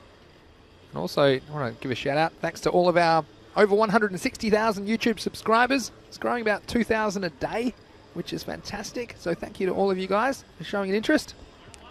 Next ball goes for a wide. Yeah, but that's how it happens and it grows. And it's really incredible how cricket has grown over the last few years. Obviously, being able to show it has made a big difference. And there is an appetite for it here. A lot of these people, if they've come from countries that are cricket playing countries into European countries, they think, well, they won't be playing cricket anymore. But it's great to have them out there and providing such great entertainment to all of our viewers. It's in the air, just dropping short of the fielder. Catch Ogya was the call from the fielders. It's a catch, but dropping short. Single now. The Ripoll Warriors, they won't mind these singles. It's the boundaries that will hurt them. Short, and he's got hold of that. It's in the air, but fielder just watches it sail over him. But there you go. That's the way to do it. And that's one of the ground staff there. I think that's Kashmir Singh taking a very good catch. We saw him drop one yesterday, so he's made up. He's made up for it today in the sunshine, taking the glory there. But yeah, 6 runs. Valuable runs for Pakcelona. Here's the next ball. It's blasted towards the same fielder. This time he can do something about it. Jugraj Singh, who's at the wicket in a key position. And nice bit of work. Ali Imran. Yeah, this is good from him. He knows that all of these are now important runs as they approach the 90 to 100 mark. This one hit down the ground, so he'll go back on strike and have a couple of more balls to have a go at. Yeah, that's right. And how valuable that 6 runs might be. We talked about them sneaking up on this 100 mark. I'm not sure they'll get quite there, but well, with this man hitting the ball, I mean, if you can get hold of a couple here, well, he's certainly trying. That one was well bowled. It was kept it wider off him outside the off, and that is the end of the over. Yeah. So 84 the score. It's 9 gone. Exactly right. And now look, something in the 90s, and we've always talked about this kind of zone of 80 to 100 does make some very good cricket matches. I'd probably even say 80 to 110. We had the Golden Ball match, I think, was tied at 107, and I think I had another match earlier, 104, 102 back in week 1. So look, these 80 to 110 chases will be pretty interesting. And wow, we've seen a lot of interesting cricket this morning. I mean, Pak I Care coming out and getting rolled for 69, but then defending it. You just felt it was going to be one of those days where the bowlers said, well, hold on. Yesterday was very batting heavy, but bowlers stepping up to the plate here on day 13. Here's Shahzad to bowl the 10th and final over. Good start from him, right up in the block. A single. Now this is going to be, for me, the interesting battle. So Ali Imran, he's clubbed a couple, and he'll be looking to see if he can get his team close to that 100 mark here. It's well bowled, good bowling at the death. Yeah. Another phrase for you to talk about a bit later, but just yeah, of course. Keeping the ball right up there, not giving any loose ones for the batsman. And he's basically saying to them, well, look, this is where the ball's going to be on the money. If you're going to hit it, you've got to take a chance. And the chance taken there. Fielder coming in, wants to take it, and does. That's a very good catch indeed. Running in, running forward, running into the ball. That's well taken. And the wicket goes down. Yeah, it was well taken, wasn't it? And again, the batsman, he did the right thing. Adelaide Ali is having a go. Had to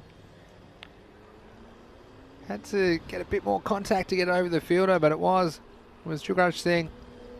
He's done some good things in the field, and fielding's so important. We've seen it time and time again here in the Fancode European Cricket Series. Ali Jr. on the chat saying, all right, over 80, now they just have to bowl well. And we saw them bowl Pak I Care out for 69, didn't we? He's drilled that hard, didn't he? That's well picked up, drilled it hard, but again, just to the man, and the throw comes in straight away, so no chance to try and sneak a second one. Yeah, so 2 balls remain. The score's 86. And I can see a bit of crazy running coming up here, the last ball. I think Ali Imran wants to get down there. And he might get the chance as well. This one might in fact go all the way, so he won't get down there, but he'll watch. And that one, well, there's a bit of movement off the surface. Look how wide the keeper is. Don't know where he is. He's in a different postcode. Don't know if he was calling it outside pitch. the full wide one, the radar, wasn't quite where he wanted it. So 4 byes. I haven't really seen that before. I mean, as a keeper, sometimes you can...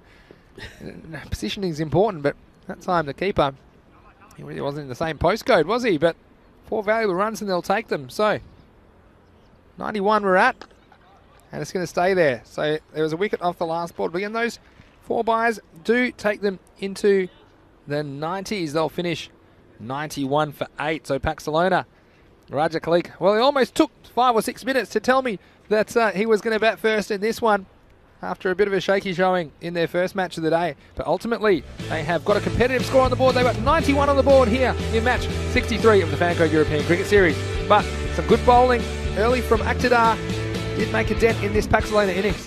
Yeah, he bowled superbly, didn't he? And we're going to see more of that bowling here. Picked up 3 wickets, and that's all he did. He just came in, nothing too exciting in his run, but the radar was spot on.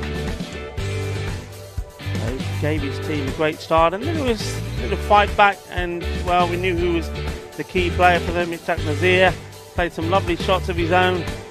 It was captain having to be on his toes here by the Khalik as that throw came in from the Prince.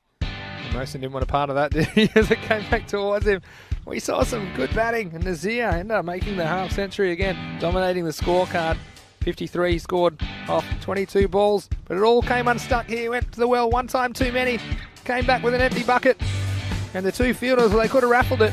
That was the end of Nazir, 53 off 22, 7 fours and 3 maximos in a very nice innings. And the wickets, they just kept falling. And again, a corridor of carnage is what we called it in the end. Raja Khalik saying, well, you got me on that one. He's one of the most entertaining players and popular players at the ground here, Raja Khalik Rahman. Then we saw some good late hitting. Ali Imran, nice little cameo. He to maximum his 11 not out. He was the only other player to reach double figures. And again, some good catching on the mid-wicket boundary. And this, well, again, I don't know if they'd shaken the keeper up, but he looked a bit dizzy. But ultimately, the last ball, there was no addition to the score. They'll end up on 91 for 8. And just recapping the card, you see that it was Nazir, 53 on the batting. Muhammad Amir Raza, well, he went early, first ball, and again, count the ducks, 1, 2, 3, 4 of them there. So it'll be duck for dinner tonight in Barcelona.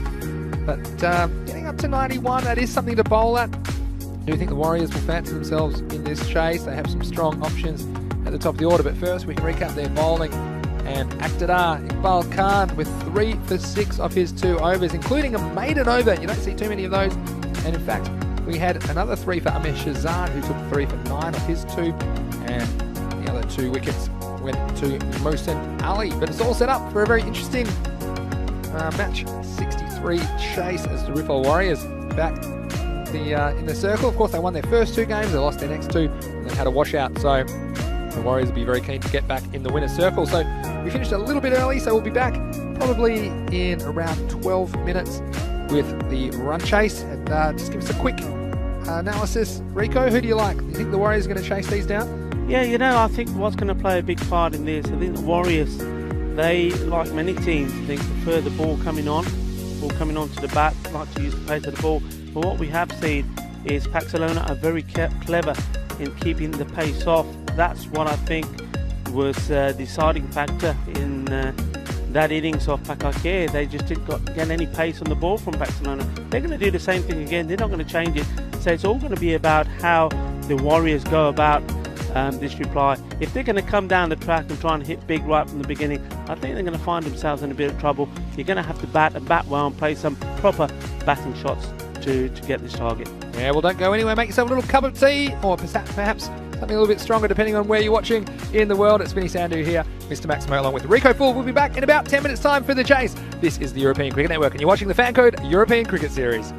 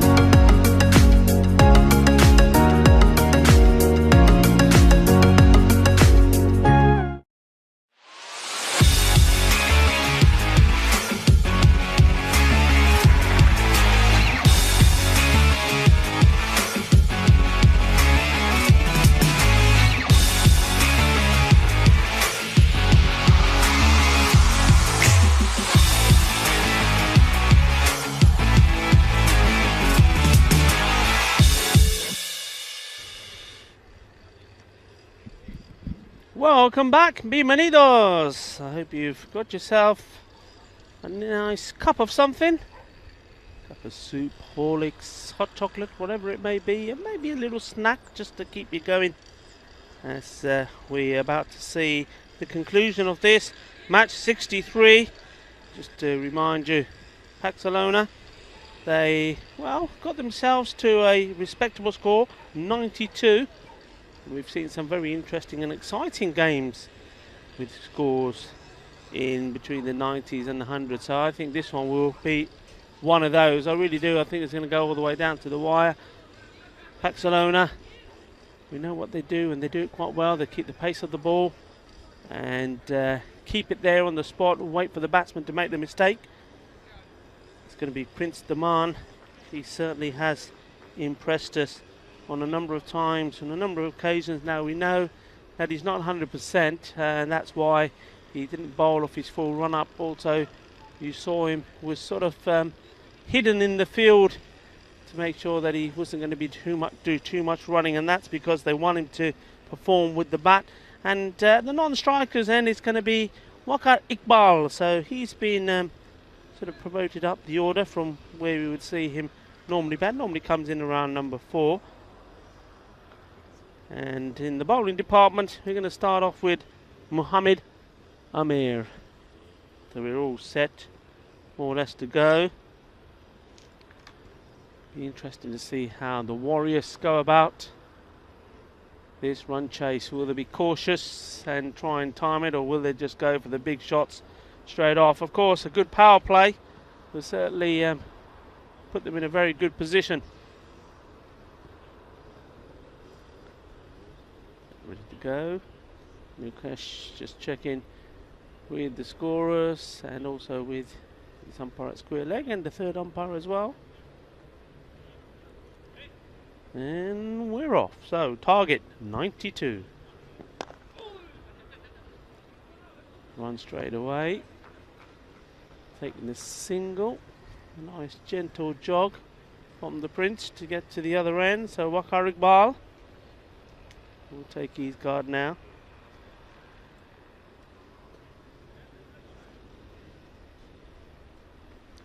Pakcelona were fantastic in the field against Pak I Care. You saw very early on in that game one ball go in the air and fielder not making any contact to it, and we thought, oh, it's going to be one of those. As this one again is flicked on the leg side for another single. But then after that, well, they took some amazing catches. We saw a couple of one-handed ones. It really made it an interesting game, but unfortunately for them, they couldn't repeat the good work they did in the field with the bat. Well, this time, I think they'll be happy with the score they've got, thanks to Mustaq Nazir's 53 of 22 balls. They've set a target of 92.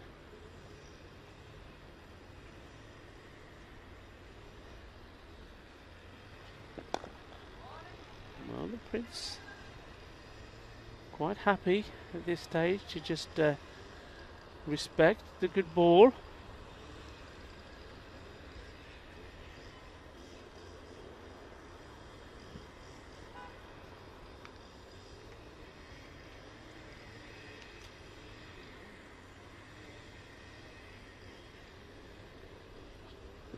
It's way down the leg side, so that's a gift.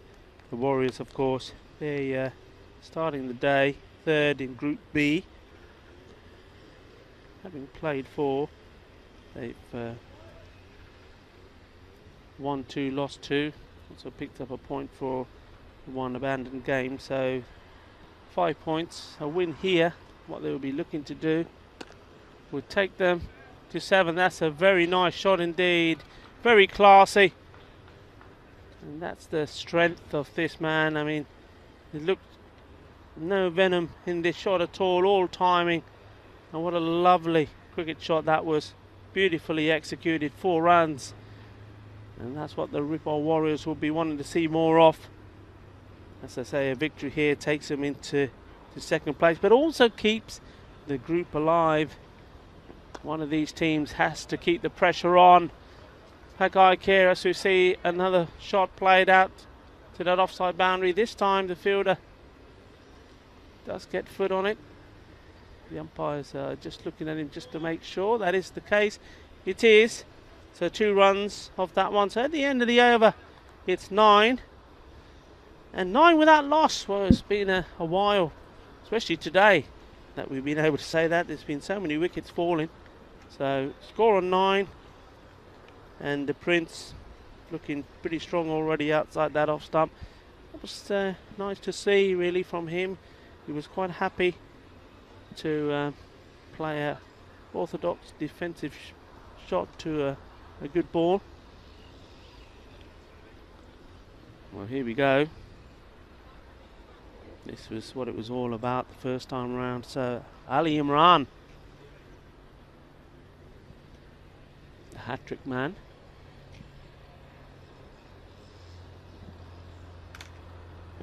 And this time it's in the air, straight to the fielder, and he's on the way again. Well, what a combination. He comes in, flights it up in the air, batsman has a go, and an easy catch taken by Ishtaq Nazir. And like you say, this is what Pakcelona do. There's nothing really too exciting, but it's effective. It's no pace on the ball. If you're going to hit it, but you've got to hit it well, you've got to time it well. And some people say, I mean, yesterday, I think one or two people were thinking, well, these boundaries, are they a little too short? Is that why we're seeing these big scores? 182, 191, history, world record being made with the batsman Gurwinder Bajwa scoring 156 of 45 balls. Is it the boundaries? Well, these boundaries, they're the same. They don't get moved around 50 metres, and batsmen are struggling to clear them today. It just goes to show the strength and the class of the batsmen that we saw yesterday. But anyway, Ali Imran is doing what he does best, just putting the ball there and letting the batsman make mistake. He comes in for his second ball. This one, the batsman just going on the back foot, flicking it away. Takes the single. So puts Prince Daman back on strike. Asim Makbul, the new batsman that came in, he's now at the non-striker's end.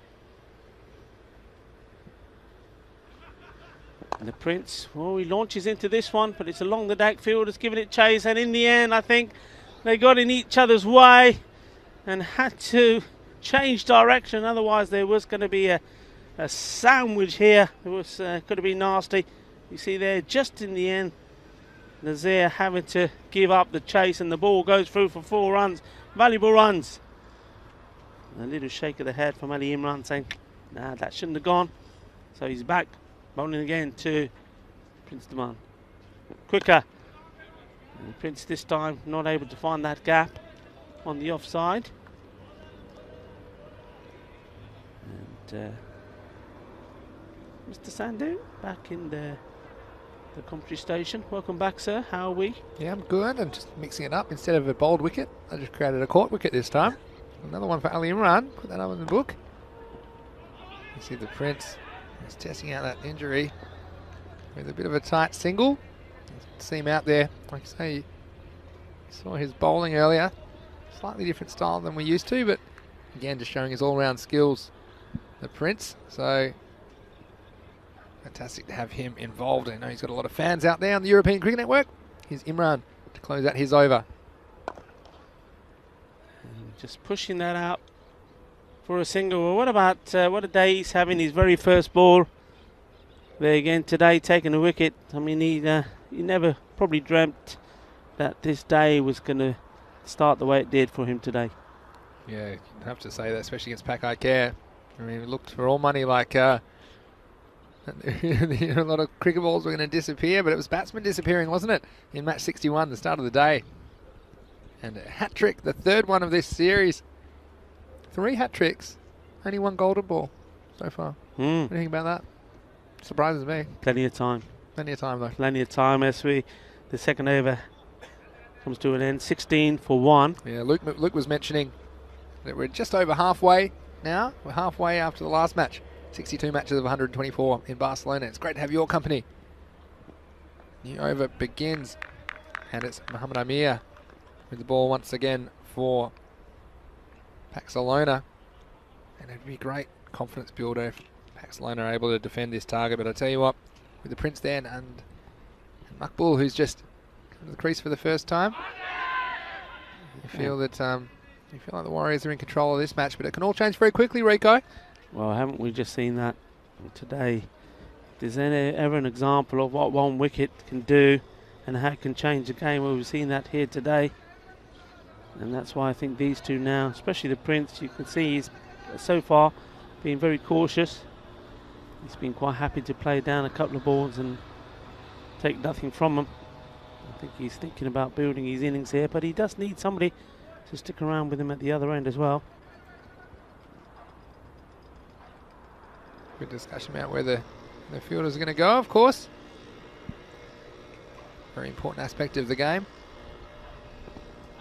That one, she's got away with that. It was over pitched on the legs. The Prince just trying to turn that away. Fine behind square, but missing out. Yeah, Lamunga Cricket Club saying Prince not looking rushed at the moment. I think it's an understatement. He's a pretty cool customer, the Prince. I think he'll just not ease off and put away the bad ball when he gets one. Apart from that, he's satisfied, as you can see, like that, just to work it away, and that's intelligent batting. He knows that if he's there, and he can be powerful, can't he, as well. But I think at the moment it's the old adage, but you play the ball on its merits. If it's a good ball, you can keep it out or just push it for one. If it's a bad ball, if it's in your zone that you think you can hit it for 4 or 6, then you do it. But I think intelligence is the key to this chase, and the Warriors made a pretty solid start. Oh, spoke too soon. There we go. Not the first time. Won't be the last. Wow, that's 2 that Asim Makboob has had a wild swing at. He's lucky still to be there. He's got to start playing straight, get that foot across. There's 2 men waiting for it there as well, even if he does make contact. This time it's along the deck. And that's one of those men waiting to pounce already. Has had 1 victim. Yeah, Ishaq Nazir doing the job on the boundary line, but that'll be the end of the over. After 3 overs, the Warriors, they're 19 for 1, chasing 92 for victory. The Prince is going to go back and strike. The 2 batsmen just having a little conversation with themselves. Just wondering if there's going to be a change here or whether Ali Imran is going to finish his spell. Well, they are making a change. I just would have thought with the way things are, maybe give Imran 1 more. Some discussion going on here. I think with the umpires having a word with the Pakcelona captain, Raja Khalik, about something. Power play is over. Very interestingly placed this game at the moment. A critical over, to say the least, for Hassan, but he does have the protection of 5 outfielders. Of course, the power play over after 3 overs. This will go to one of them. And they can choose who's going to field this one. But yeah, the fielding's been very good, Pakcelona, and that made all the early running this morning, wasn't it? Against Pak I Care, with some really good catches taken, and you do feel that when the chance comes, they're going to have to take it, Pakcelona, because pretty strong batting at the top of this Warriors lineup. We saw them earlier in the tournament being very strong, winning their first 2 games, then falling to 2 losses and no results since then. So they've got a 2-2 record, and the Warriors, it's a big difference. 3-2 versus 2-3, tell you that much. If you're going out there, the Warriors, they'll hope to secure a victory in match 63 with a successful chase. Yeah, that's a nice shot. This time the fielder gets across, does well. Well, that's very good running. He saw the fielder not throwing the ball in. It just sort of rolled it back to the captain. I could see what he was thinking there, but he isn't rolling fast enough. He's on his knees and he's worried about them taking a second run. So he thought, I'm just going to flick this to my captain who's halfway, but it just was a bit slow, the roll. So the batsman had plenty of time to take a second. So that plan spectacularly backfired. Short. He's not really got hold of it. There is a chance. Oh, and well, it would have been a wonderful catch. I'm not sure how close he got to it in the end. Yeah. And look, these are the kind of catches, and that's the excitement zone, isn't it? Deep mid wicket, that part of the field. We'd seen some amazing catches during this series. The fielder, look, he made some good ground. It was difficult. He was onto the clay and just not able to pull it in. That was the kind of thing that could have sparked a bit of a resurgence for Pakcelona. Hassan, can he come back? That's nicely played. It'll chase his on for the fielder, but he's not going to get there. That's a beautiful shot. I like the way, I mean, Prince Devan, he's played a couple there which the fielder's cut off, so this time around, look at the way he uses his wrists to guide this ball into that area. That's a lovely shot, pure quality that is. Yeah, exactly, and you said it exactly, my thoughts, Rico, the way he manipulated his wrist inside out just to carve that like an artist, just carved that ball in the direction he wanted it to go, and he found the boundary. Good batting. And this one's gone up in the air, and this time the fielder has to run to the other way. He didn't quite time this, it was quite wide, so he didn't get the full Monty off the bat on this. You see that quite wide, but once more he carves that away. Fielder having to run to his right this time, not able to get there. So it's good over so far. Good placement again. The fielder had moved a bit to his left, and so this one is a bit firm and hit it in front of point, or just pretty much dead square. Getting another boundary, 3 consecutive boundaries for the Prince.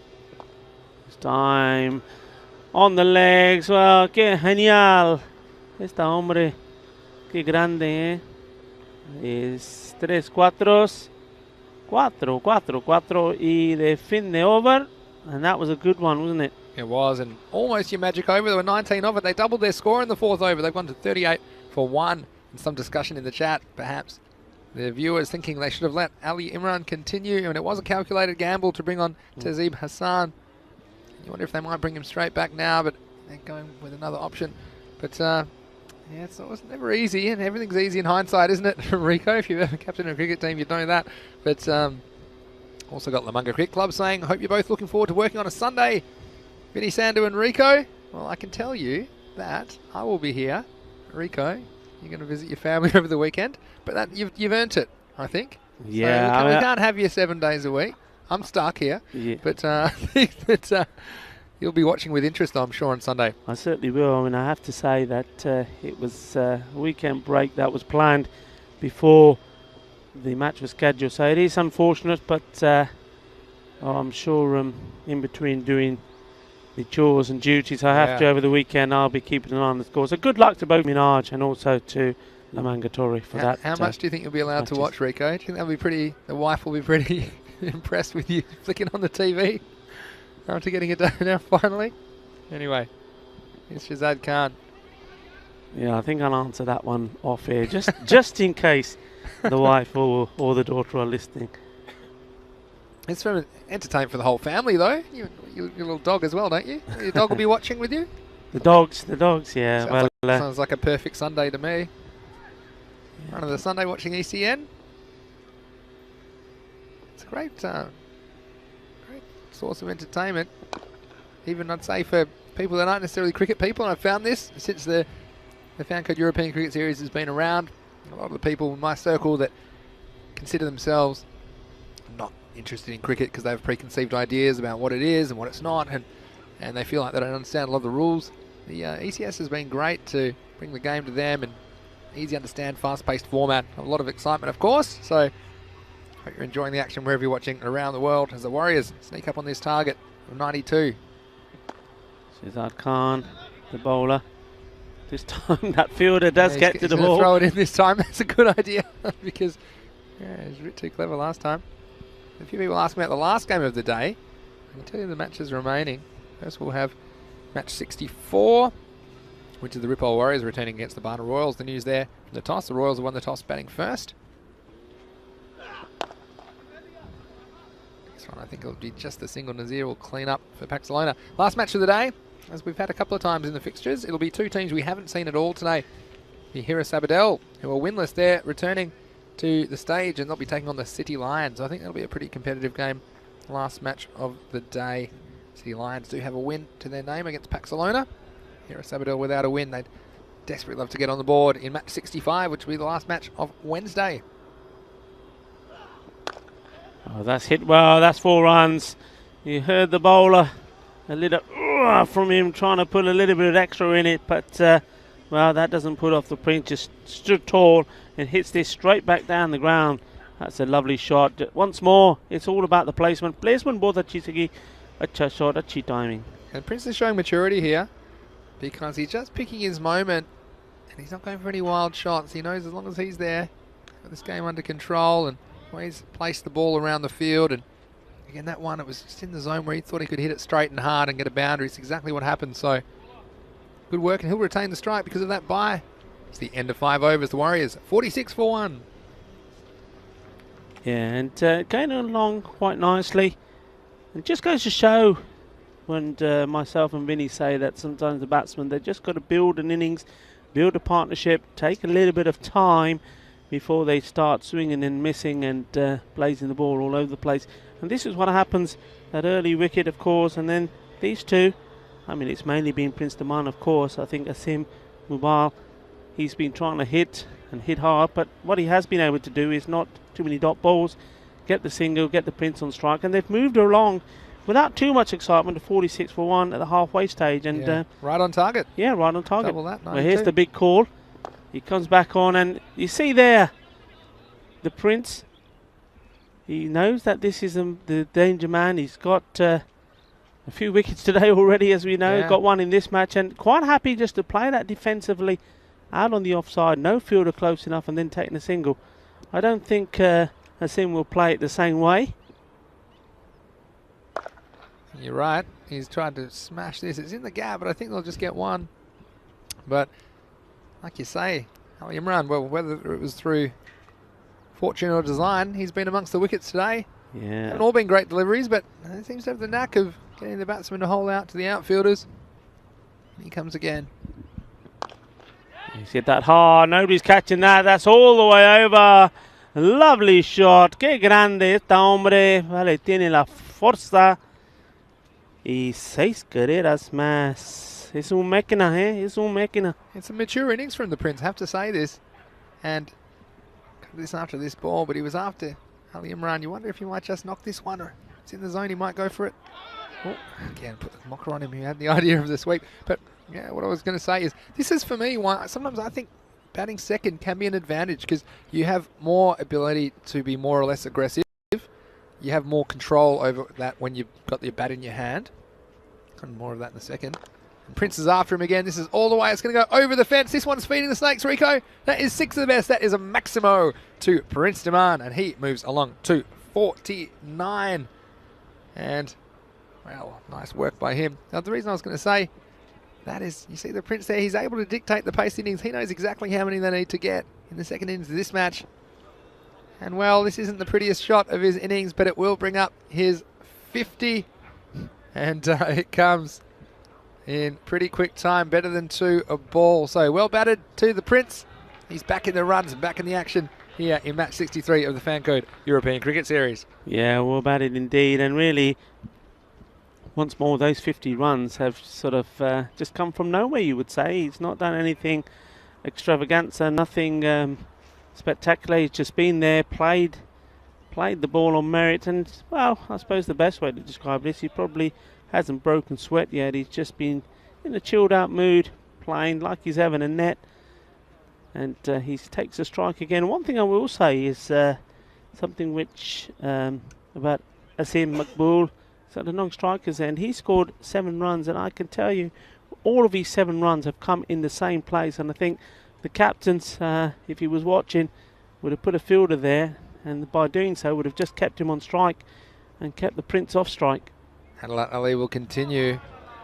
And now the Prince, well, yeah, he's past 50, and we've seen this a couple of times today. Batsman breaking concentration after passing the half century. Yeah, what I was going to say though, when you're batting, you have more control about how aggressive or defensive you are. When you're bowling, I think you're always trying to be fairly defensive, and that doesn't change too much. So by batting second, you know you can just get the right amount of risk, depending on how many you need. And at the moment, needing 95, and this is a poor piece of fielding this time from the captain. Well, it's been a long day for that gentleman, Raja Khalika Rahman.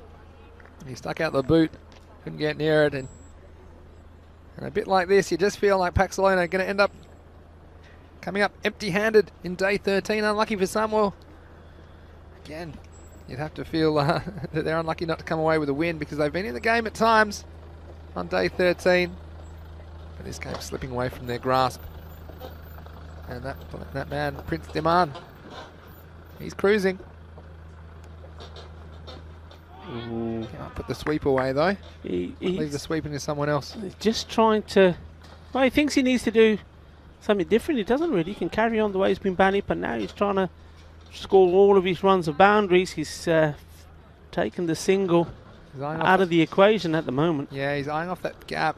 A very fine leg, and then there's a fielder in the circle at square leg, so see what he's thinking, but there's plenty of other gaps he could be pushing. It's been a pretty good innings though from the Prince.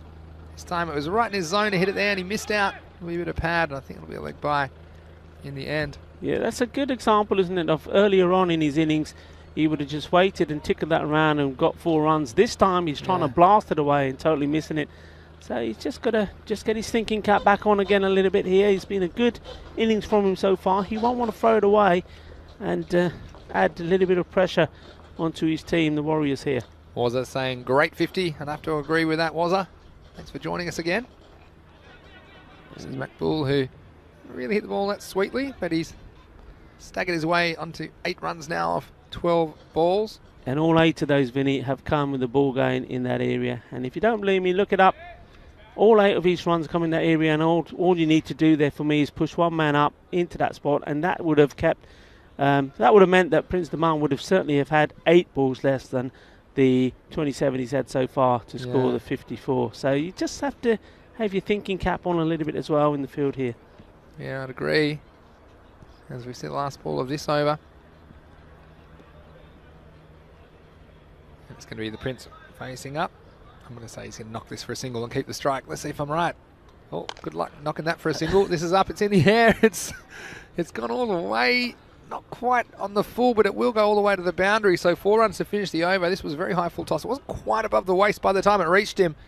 I think that's probably a good call from the umpire. You see, this was dropping. So by the time it reached the batsman, it wasn't above his waist, but still not the prettiest delivery we've seen. That'll go for 4. Now, looking ahead, of course, to match 64.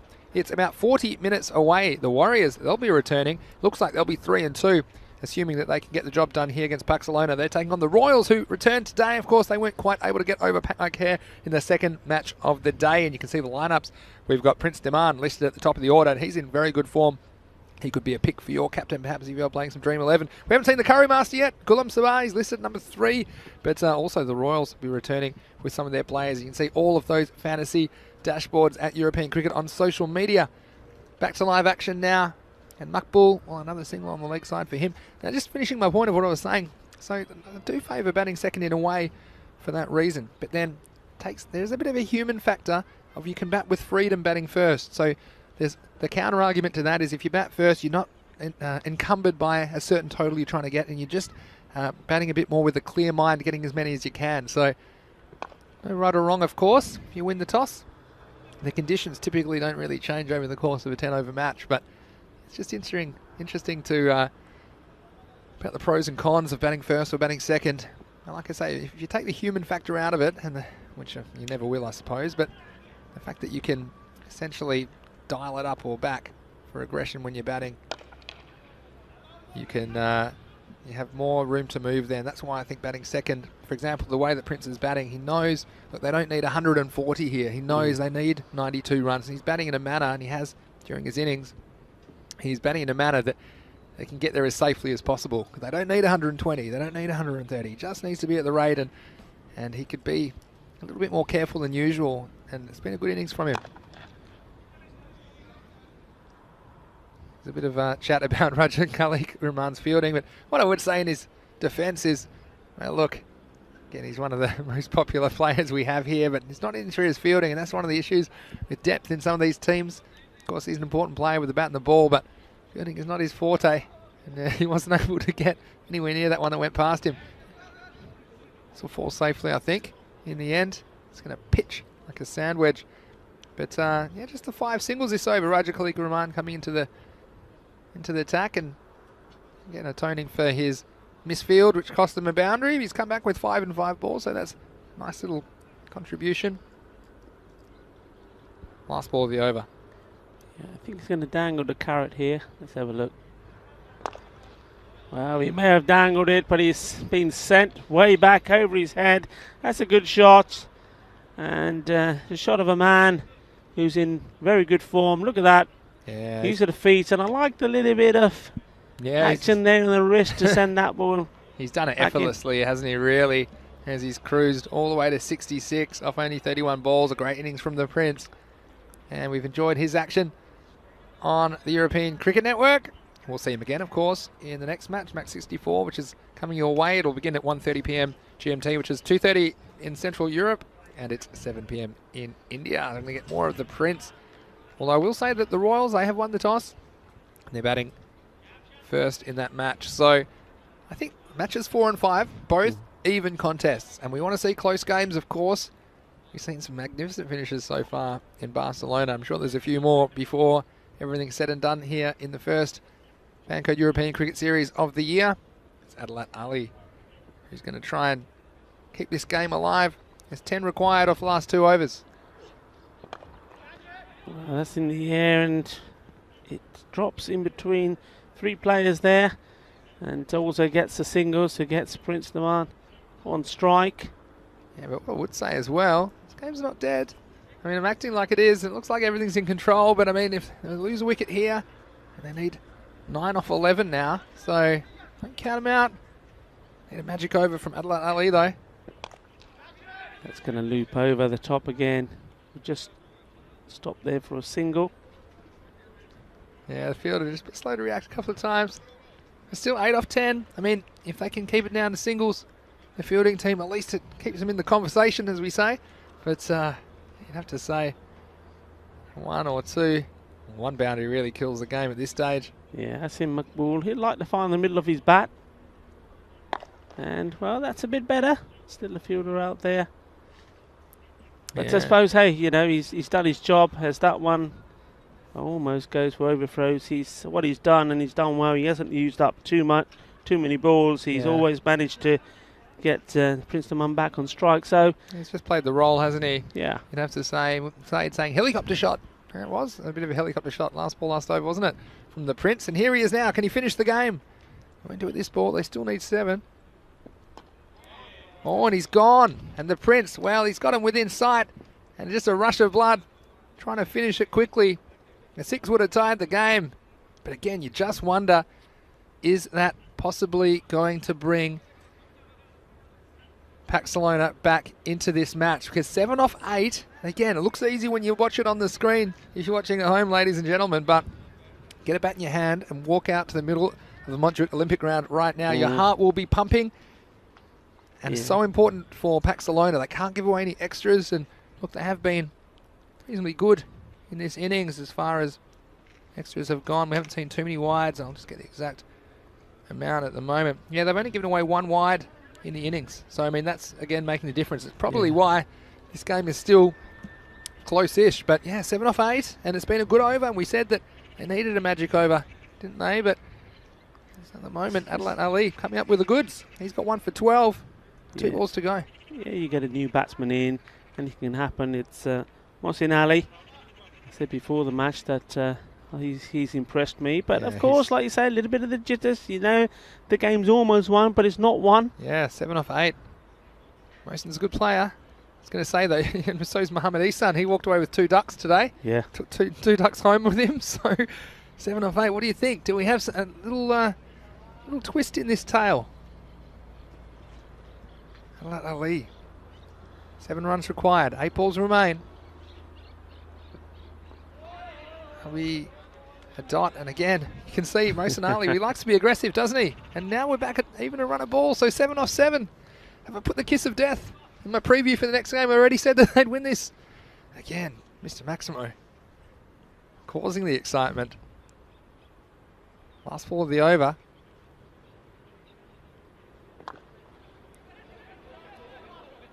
Chase fielder should get down, he does, and there's a slight fumble, the throw comes in. Yeah, just a slight fumble. I mean, he'll be happy to stop the boundary, obviously, in the first place, but that brings the score at the end of the over up to 87 for 2. And, well, last over game. I mentioned, maybe I didn't mention, I was going to, that last time it was the Warriors that defeated Pakcelona with 5 balls to spare. They chased down the target of 82.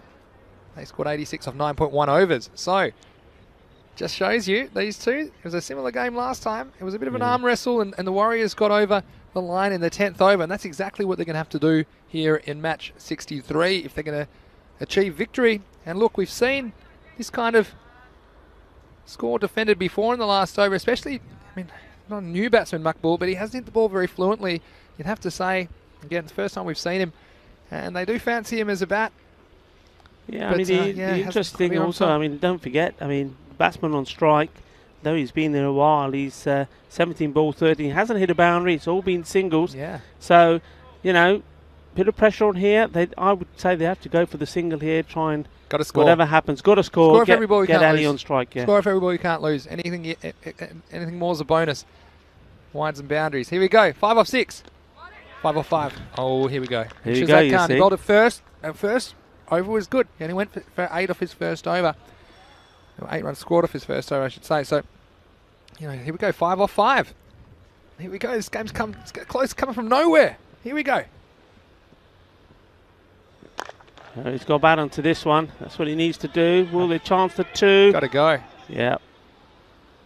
That's good running. Yeah, that was tough. I mean, the fielders had a long way to go, didn't they? But again, this is smart at this stage because you've got to put the pressure on with your running between the wickets. So again, bit of breathing space. It's 3 off 4, but still, you have to say this one going right down to the wire. You can still see a bit of drama here. Welcome to the action, Makbul. He's coming to the side. He finds himself requiring 3 or 4 balls.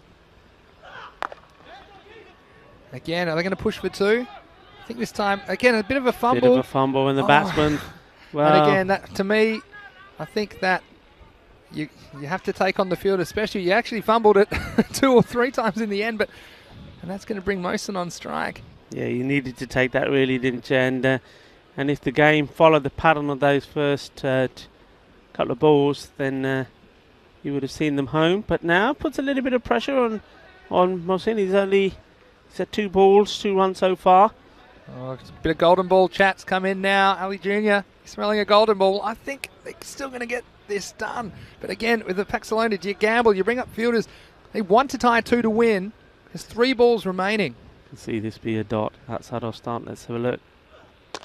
Oh, he's got bad onto it, but this...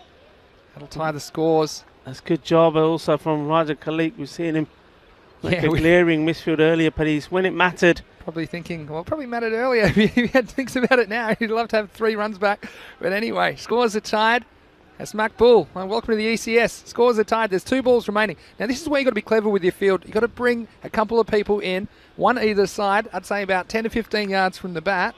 And if the ball squirts out, they need to be ready to jump on that ball and prevent a run. All right, scores are tied. Any score wins it for the Warriors.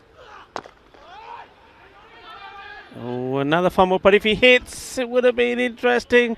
Oh, that would have been very interesting, but the fielder, well, Nazir didn't miss by much, but it will be a tense win in the end for the Warriors. They win this game 92 to 91, scoring their 92 off 9.5 overs. So they win with 1 ball to spare. And last time I went to the last over between these two, they won it with 5 balls to spare, but they didn't have that much room. And you see now the importance of that innings from Prince Diman, who starred in that run chase. He held it all together, 67 off 33 balls with 9 fours and 3 maximos. But you can see that when he fell, there was a bit of nerves, a bit of tension crept into the game. In the end, the Warriors doing it with a ball to spare. But let's have a look at the highlights of the second innings of match 63. Just a reminder, we'll be rejoining you for match 64, which will start in just under half an hour's time. But first, let's have a look at these highlights. And that was all under control for the Warriors early. You'd have to say, just picking their moments. But then, guess who? Ali Imran. Well, he created a few highlights of his own this morning. He's right back in the thick of it here in match 63. He's just got the feeling also there. I mean, Ali Imran, we talked about him coming on when the pace was taken. There was a chance here, half a chance. The fielder just a metre or so away from it. But yeah, there you go. There's the helicopter. We like that. Yeah, they got clearance for landing, but in the end, they were able to sneak over the line with just a ball to spare. So it just shows you these close games can come from anywhere. Came from the sky like a helicopter. Anyway, the Ripoll Warriors, they'll be right back here. They're now 3-2, so I didn't put the mocker on them in the end. They'll be playing the Barna Royals. So you can see there that both these teams, they've had mixed results. It's a big game. I think it'll be quite an even game, and Barna Royals winning the toss. They will be batting first. Hopefully we have another couple of close ones, and there's every chance for these next two games. Don't forget those dashboards. They're really useful if you're playing fantasy cricket or Dream 11 cricket, and they're available as soon as they come out on our social media at European Cricket. Don't forget, match previews are available every day at our website, europeancricket.com. So yeah, two very evenly matched games coming up to finish the day. The Warriors versus the Royals, and then finishing with Hira Sabadell versus the City Lions in match 5. So there we go, Rico. We kind of snuck up on us that game, didn't it? It looked like the Warriors had it all under control, but it just shows you never take anything for granted, especially in T10 cricket. Yeah, absolutely. But you know what? I think you nailed it when you were talking about the Warriors and saying how you think they are quite happy being the team that's chasing. And we'll see the same again here, won't we? I mean, Barna Royals will be batting first, and the Royals will do the same again. Just keep it nice and tight. I mean, the only expensive bowler there was Prince Diman. Now, whether they chance bowling him again and use somebody else instead, that will be interesting to see. But yeah, I think Ripoll Warriors, as we've seen there, if you can contain the team, keep them to around about the 100, they'll just go out and bat in exactly the same way. Prince Diman, he was key in that one, but they do have other batsmen as well. You know, you can't forget the likes of Mohsin Ali, who came in there late on. So it's not just all about him.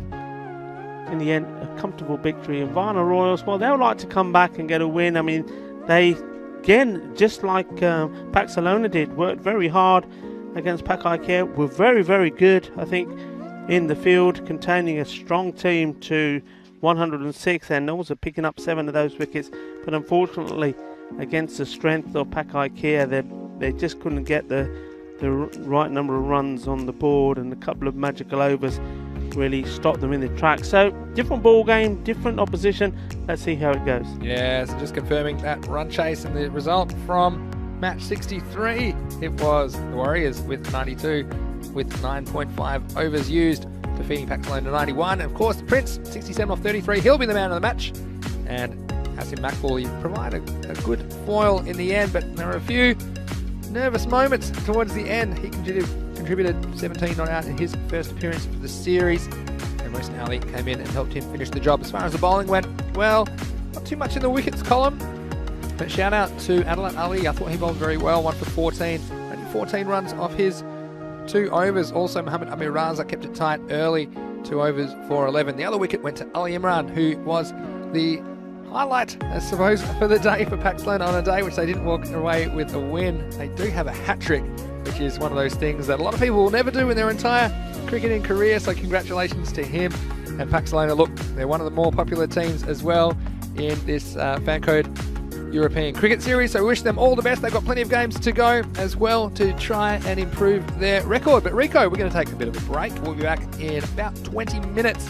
Like I said, 2 very even matches coming up to close out the day, matches 64 and 65. So please stay with us, have a little break, but then join us in around 20 minutes for the next match in this fantastic series, the fan code European Cricket Series Spain. It's the first series of many this year. We hope to bring you over 1,000 games, and you know that you're watching the European Cricket Network.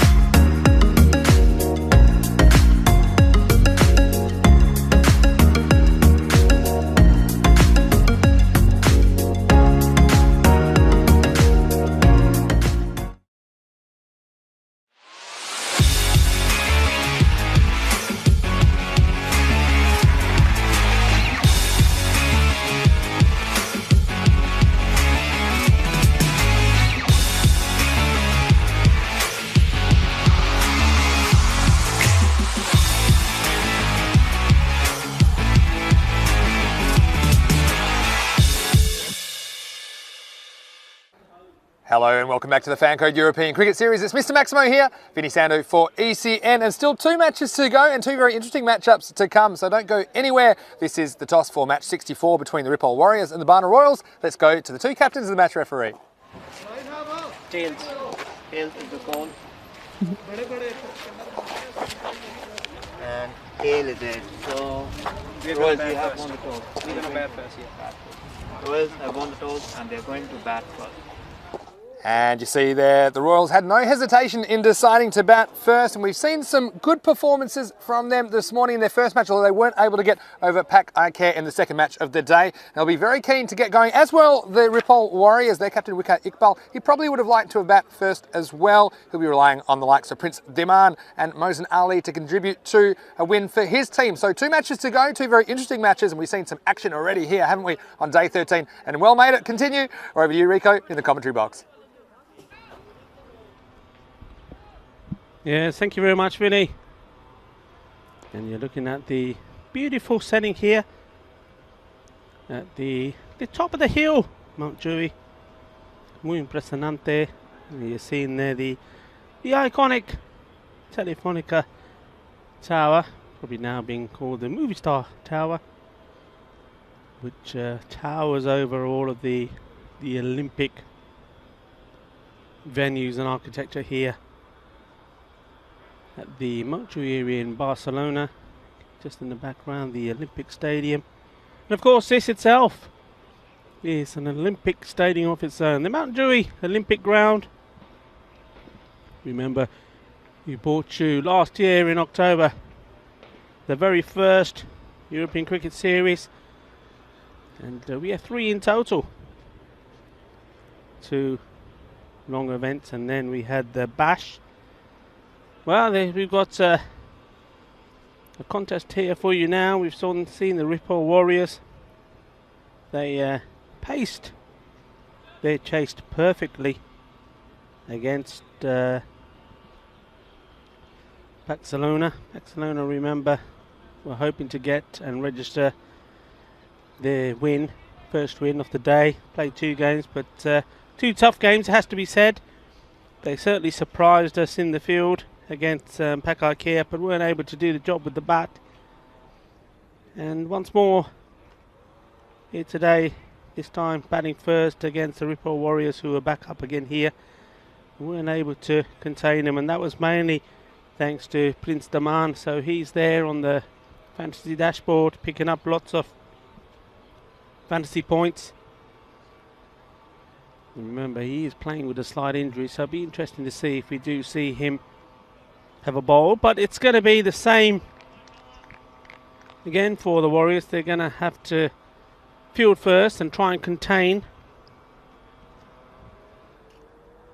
the Barna Royals, and if they can contain them to around about 100, I think they'll be more than happy, because they've already shown that a score of around about 100 is something that is well within their grasp. Now, we haven't had a chance, or in that innings at least, to see all of the batsmen that they have in their team. We saw Mohsen Ali come in late on, but only losing a couple of wickets. We didn't get to see the destructive qualities of Ghulam Sabah, for example.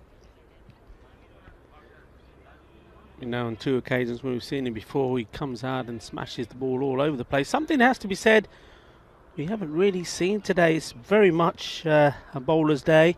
Prince Diman, he batted very well, very sensibly, played some nice shots, but it certainly wasn't master blaster stuff. It was all about timing and placement. We're getting ready here now, so it looks like it is going to be Prince Diman who's going to open the bowling now. He took a little bit of punishment in the first game, but of course things can change. A completely different lineup this time round. Well, that's a good start. Starting with a dot. So, captain, left-hander, Saeed Shafat Ali.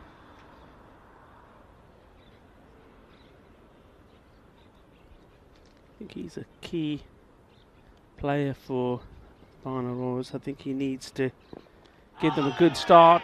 Probably a little bit high. It's the appeal to see that again and see where the ball is pitching as well. Here we go. Yeah, probably is also pitching outside the line, next up, and too high as well, I think. It gives you an indication of the height of the ball. The batsman also both feet in the air and the ball still rising. So in comes Prince again. And that's been hit well. And nobody's going to get that. 4 runs, nicely played. I think Prince Naman would be quite proud of this shot himself. It's an area that he likes to attack outside the off stump. You see he's bowling with a little bit more force. His first game was just bowling his off spinners. This one is back to medium pace, what we normally see in bowling. So obviously deciding that in this second game he's going to chance his foot a little bit more. Going round the wicket, beats the outside edge of the bat, but they will come through for byes.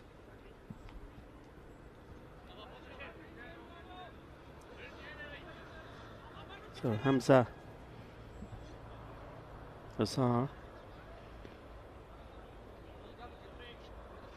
gets ready to place his first ball.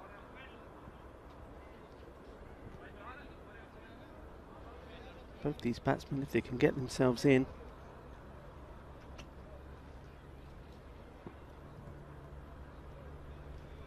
fancy them to go on and help their team post a good score. Sensible start, trying to do too much with it. And of course, already having seen Ripoll Warriors bat, they'll have an idea in their mind of around about a score between 110 and 120 if they can.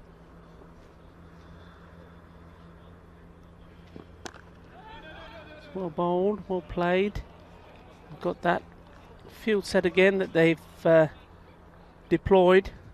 The men on the offside and just the two men out here on the leg. So that's the end of the over. It's a nice tidy one.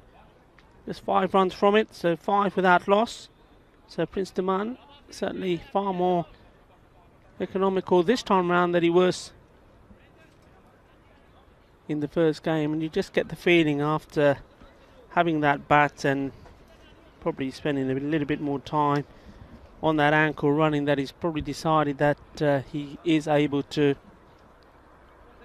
in this match, push it just that little bit more. And you can see also in the field, whereas we were trying to hide him really, I think, in places like gully, fine leg, etc. He's now in the ring where the action is.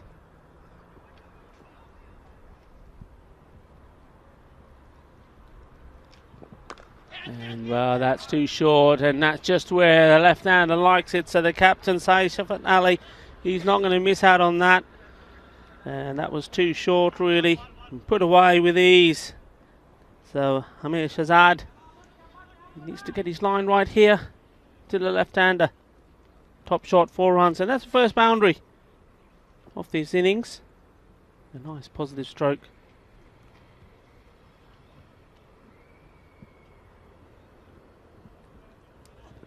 That's better line in the right areas. Good running on the batsman, good backing up. Take the single, and that's important here. I don't think the running today has been anywhere near as good as we have seen it in other days.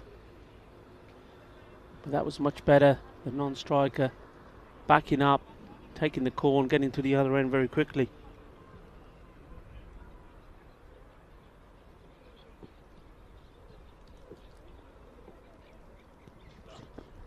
Ooh, that was a lovely ball, lovely jubbly, that one. Slower ball, rolled his fingers around it, and look at that movement. And you probably just say, just too much movement. If he didn't move as much, I think that could have gone along and just given the off stump a little kiss as it went by. That's a nice ball. Hamza Azhar Having seen that one go by, will probably need to get his foot and himself coming a little bit more forward to this one.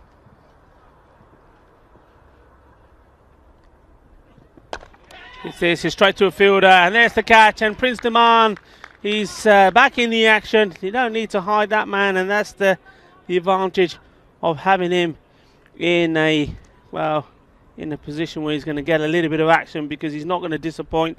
Takes the catch, so the first wicket goes down, and as it goes down, Maxi the man is entering the commentary position. I'd done it. I thought I'd done it, Rico. I thought I could creep back in without causing a wicket. I think I saw Prince off the long run in the first over. Yeah, and he wasn't successful to get a wicket, but Hamid Shahzad had that ball drilled straight at Prince, so the wicket falls anyway. And again, Mr. Maximo walking back to the commentary box, strikes again. Yeah. I've taken more wickets than anyone else so far. What are we, match 64? I've taken at least one a game. 64 wickets. I think the other bowlers are in the early teens now, as far as the leading wicket takers. But yeah, no, in all seriousness, the Royals and the Warriors, this is a good matchup. Two fairly even teams going at it. And just looking at the records, the Warriors, they're 3-2, 3 wins, 2 losses. Royals 2-2. So in mid-table, and there's some discussion. Obviously, Pak I Care, they're in the box seat to qualify from this group, and although anything can happen, you would fancy them to progress. But that doesn't mean these matches are any less contested. And the players out here, they want to win the match that they're in right now, and that's what we're watching, the good contest. Two teams desperate for a victory. Some good bowling, and again, good movement from Hamid Shahzad. And finishes that over nicely. So that was a pretty good finish to the over. That over went 4-1 dot, wicket dot dot. And after 2 overs, the score is 10 for 1. Yeah, and Prince is going back to his mark to bowl the second, bowl himself out. Looks like he's going to continue bowling his medium pace. Bowled well the first over, just going for 5 runs, getting the ball to do a little bit, getting good bounce. That's what I noticed from him, really getting the ball to do a bit once it's pitched. He's around the wicket, it's a little bit short. He's picked out the fielder this time, Shafat Ali Saeed. And it's one of the strokes of the day when Mohammad Kamran bounced him in the first over. I was side on actually, and he absolutely cracked that one to the boundary, but it wasn't too long before he lost his stumps to Mohammad Kamran. Saw some fiery bowling in that match from the Pak I Care paceman, but Prince is bending his back now and working into his bowling here in match 64. Here he is again, this time is chopped. Lucky not to hit the stumps in the end. The batsman will just get a single. I think it'll just be a single. Now they're going to get an extra, and that was sloppy. Yeah, that was unnecessary, wasn't it? I mean, you see, the single was easily taken. All the fielder had to do was just get the ball safely back, fires it at a, awkward bounce for the wicketkeeper. Just watch this. Look after your keeper, don't you? And again, unnecessary run, but regardless, funny thing's going to happen, and Shafat Ali Saeed will keep the strike. He faces the Prince. He's around the wicket to him.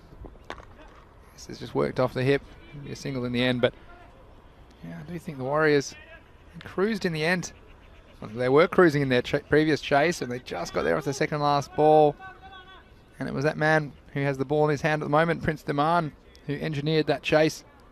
And just fell at a time that's made the game a little bit interesting. It's in this game until he's ready to rock. He's coming to the end of his spell. He's been very economical. Hasn't taken a wicket though. Can the Prince break through? There's 3 balls remaining in his spell. He's got no wicket for 7. He's no bowl to Anna Sultan Khan.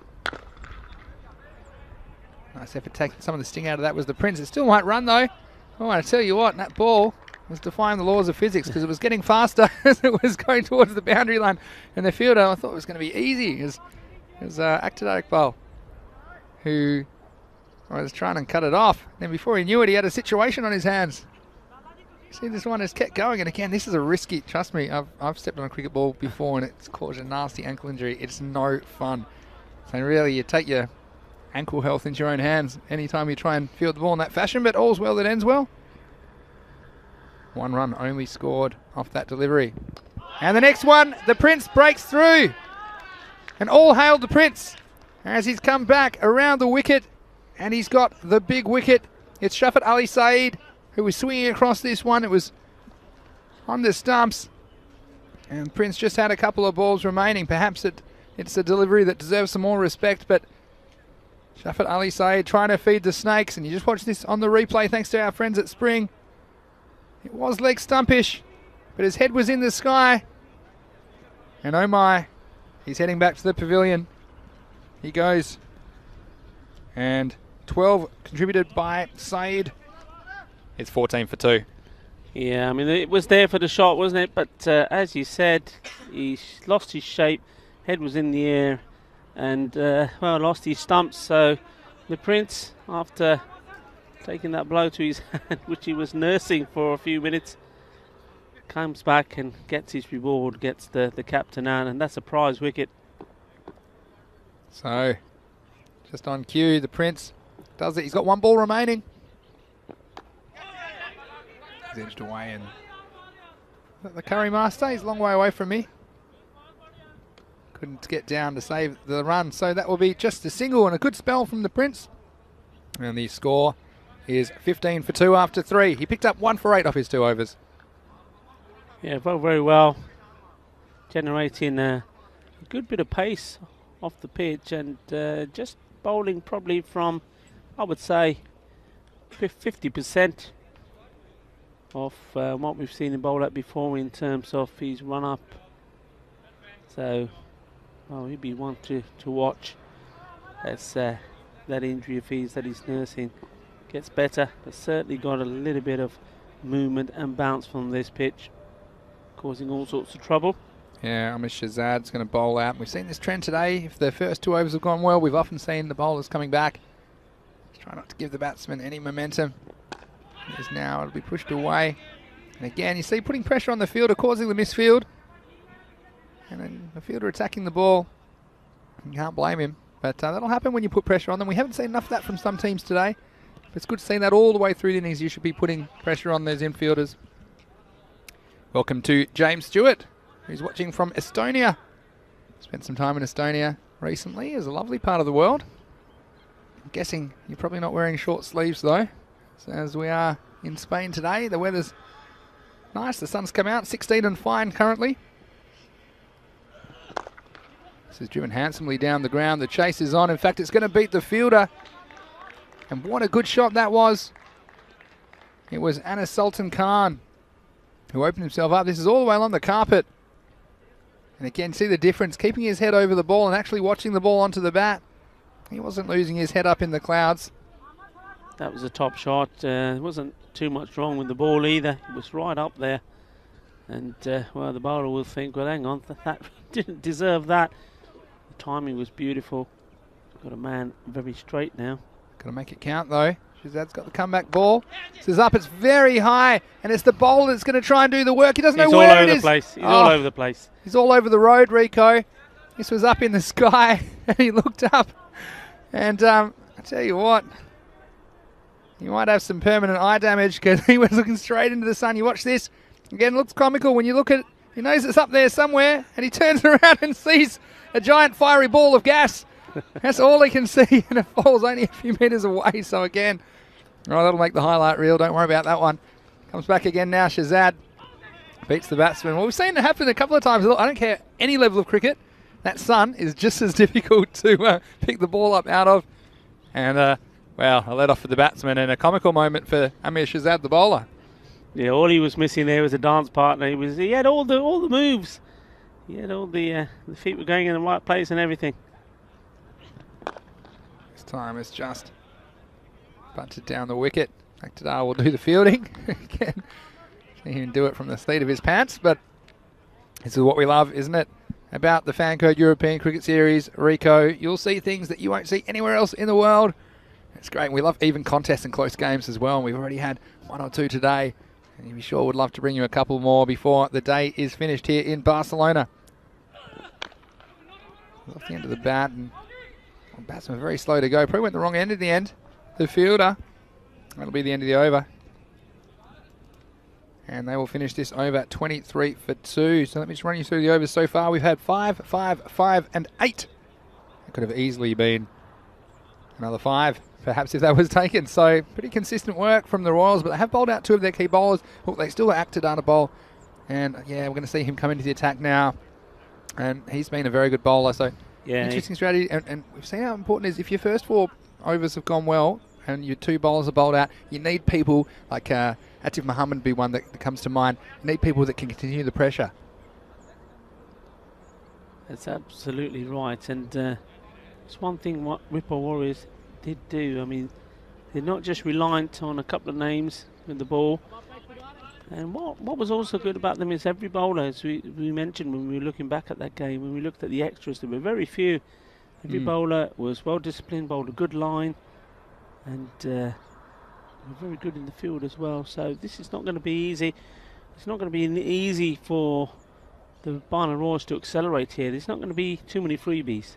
Oh, here's left armour. Aktadani does the job straight away for his team. Aktad Iqbal Khan. That's another one in the corridor of carnage. And this is perfectly pitched. We had to wait for his chance in this match. You see, this was pitching middle, hitting middle. And the batsman has to walk.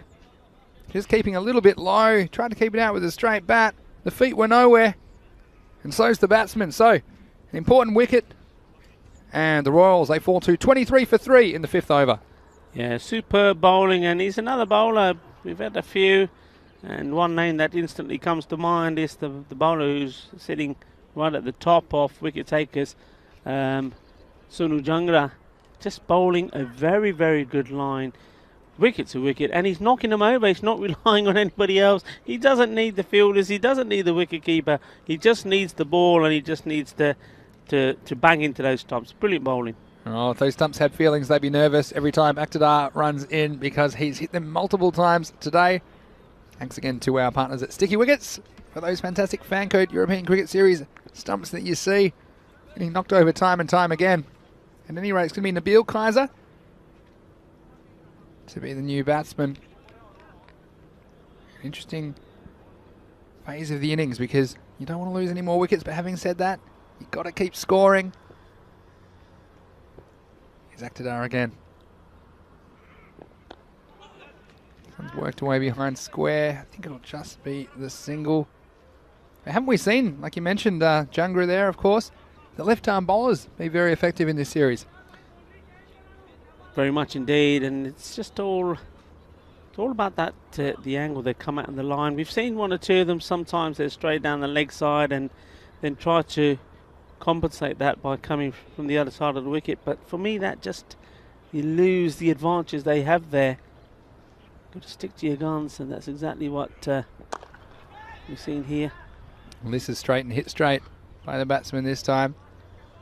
It's Sajil Kaiser who knocks that down the ground for a single. But yeah, we're already approaching the halfway stage, and so important if you have the bowlers that can do the job. We've seen here how the first half of the innings has been bowled by 5 overs by 3 very good bowlers, I should say. And this is swung hard but going nowhere fast. Prince will cruise in and keep that to 1. But yeah, it makes such a big difference, doesn't it? And sets the pace for the game. Now, it feels like the Royals are playing catch-up because of these overs. We've had 5, 5, 5 and 8 so far. And just a couple of runs off this one so far.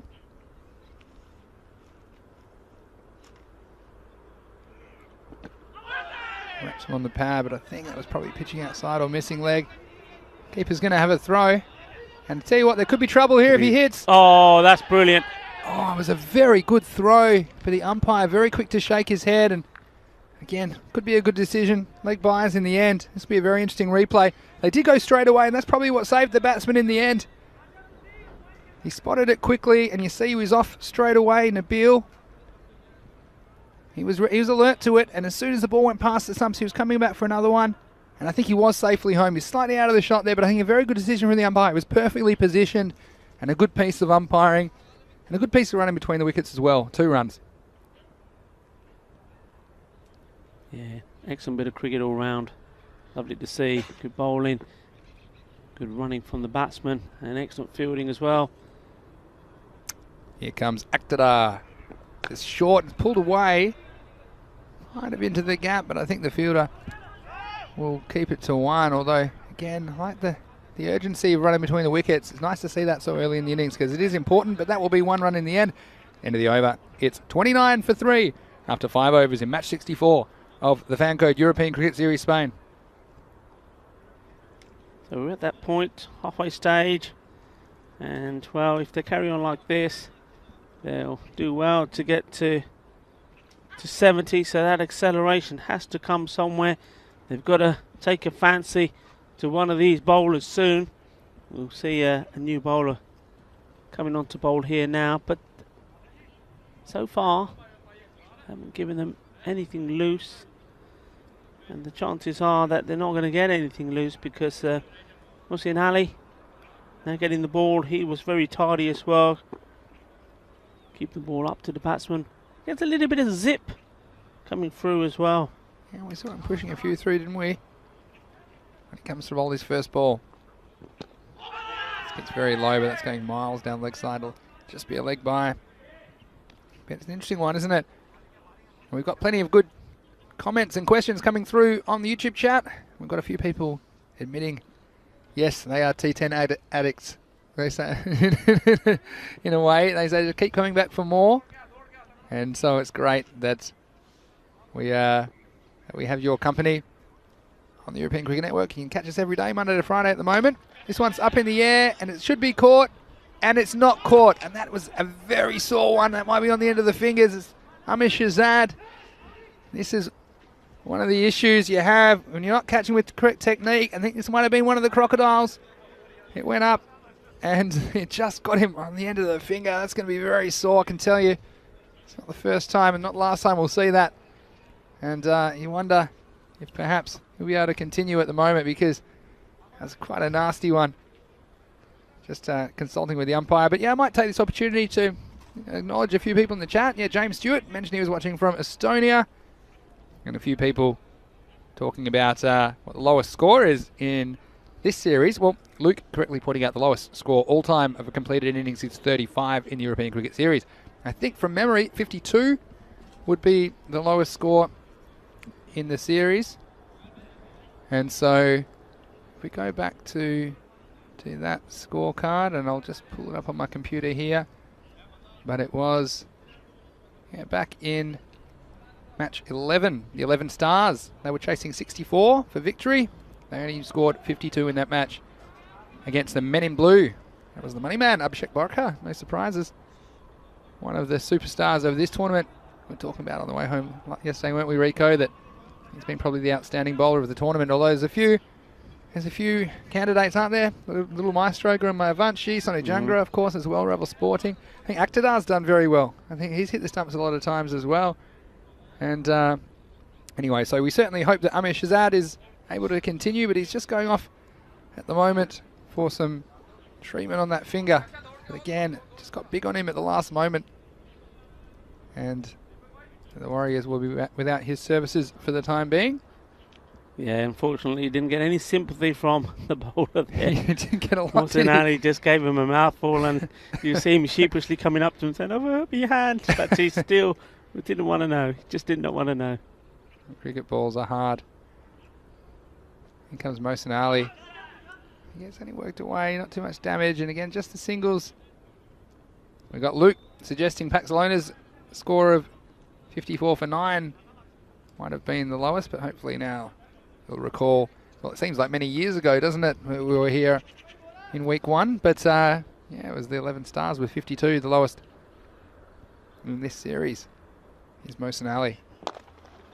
This is pitched up. Now Curry Master's going to have a go. In fact, that could be very close, and he's got him. And yeah, I think it was a good call from the naked eye. And the Bill Kaiser really can't believe it himself. But the Curry Master, well, a bit of hot curry in the field, gives us the thumbs up. And why wouldn't you flash us the thumbs up after this bit of fielding? We saw him miss one earlier. Again, good technique, quick early release. Hit the target. And if you see it slowing down here, and yeah, I think that was definitely out. Even when he put his bat on the ground, he wasn't quite over the line. So some good umpiring again, and we've seen some good decisions. Had to hit the stumps. Again, slightly lazy running, and you can see what a great piece of camera work that is. Well done from all the crew at Spring, bringing you that replay and an excellent piece of umpiring. Direct hits are always close, but that wasn't an easy decision with the naked eye. An important wicket, and the Warriors, they just keep on keeping on. Next one will be down the ground for a single. And haven't we seen the subs hit from the field so many times in the ECS, Rico? Yeah, I mean, it's been outstanding fielding at times in this Fanco European Cricket Series. And the thing to learn about that, once again, I turn my attention to some of the youngsters watching the game. You saw the batsman being run out there, but he was looking at the ball, not concentrating on his running. And even when the bat did go down, it went down before the line. Should have been concentrating on his running in a straight line, arms stretched out, and the bat being slid along the ground. That would have given him a chance. But ball watching doesn't help. You just got to go. This one's flicked away onto the leg side. And then they'll just get one. Yeah, it looked like he had an extra few inches to give, didn't he? The batsman, he was just a bit late going, well, do I really need to go 100%? Well, you did. And just getting caught a bit short on that occasion. Anyway, that will be the end of the over. And Barna Royals still not getting their innings going. They're 34 for 4 after 6. Great chance to do my 6 over check-in. And again, you see that 10 and over from here. It'll take them to 74. They'd be hopeful, I suppose, of getting something in the 80s, I suppose, is realistic from here. I mean, they've got another over from Aktadar, which isn't going to be too easy this time. I would be eyeing off something like 75 to 90, something in that zone. So let's say 80. Because we saw the Warriors, if you can get one or two of their big players out, particularly the Prince. They were a bit nervous in that chase. Last match where they were chasing down 92 for victory. Well, this is very, very high. It's going to take some catching. The keeper's gone after it, and he does it. And he does the job. And a nice piece of keeping as well. It was Iqbal, Wakar Iqbal, who was under that. And this isn't easy, Rico, because when you're under the helmet, you've got no reference point. What I mean by that is that would have gone up in the air. He would have lost it for a second. You see, he just lost it for a second, had to find it, but immediately was able to do it. He's running with the flight of the ball, made good position. That is how to catch. He does have the aid of the gloves, but still had to be in the right spot. An excellent catch, and another one goes down for the Royals. Yeah, he took that very well, and as you said, we've talked about this once before, haven't we, when we've seen some go up and the wicketkeeper has no idea where the ball is. With that time, he saw the ball early, got himself in position, had to make a little late adjustment there, but had good hands to take the ball clean, and, well, that puts Barna Royals here now in all sorts of trouble. Well, they certainly are. And, well, 34 for 5. Where are the runs going to come from the Royals? In a right royal mess. Here's Aktadar. He picks up another wicket. This is going to be a single out to deep square. Again, pushing the running, but nice bit of fielding. And the Warriors, well, they're up and about, aren't they? And got Dersiraj in the chat as well. Hello to you, Dersiraj. Nice to see you. He's saying some cricket phrases are there for a reason. Run the first one hard. Yeah, certainly needed to, didn't he? And Ali Jr. appreciating that nice catch as well.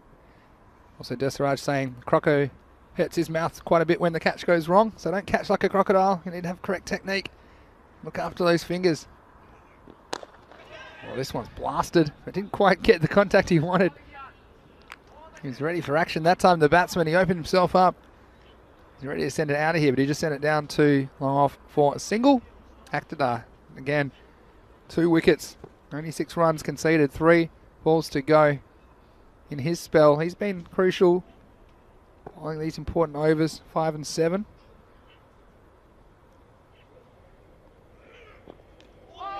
Again, well, that time the keeper might have got on the end of the fingers, and tell you what, all action, isn't it? And these Warriors, we saw them make a very good start to the tournament before losing a couple of matches. Not losing their way a little bit, but they're certainly back today, particularly in the field. I've liked their enthusiasm and the way they're trying to bring some professionalism into their cricket. And certainly has been a polished bowling performance so far. No wides bowled. Want to see one? Here it comes. No, it's not, but it's up. It's in the air. Again, the sun's a factor. Oh, and that was a very difficult one on the boundary. It was the fielder at deep mid-wicket who was content. It was Juraj Singh, I think. Yeah, he's looking straight into the sun. Actually, did very well to get a hand on it in the end. You're just worried that would be more face than hand would be on the ball the way it was going, but you can see with the shadow there. Again, any level cricket, that's a very difficult catch. And in the end, well, the Royals will need them, won't they? And that's That's 6 runs. So the Maximo coming at just the right time for the Royals, but they want more. And he does it again. He finishes the way he starts. Akhtar Khan. And can you believe it? He's knocked him over again. He'll finish with 3 for 12 off his 2 overs.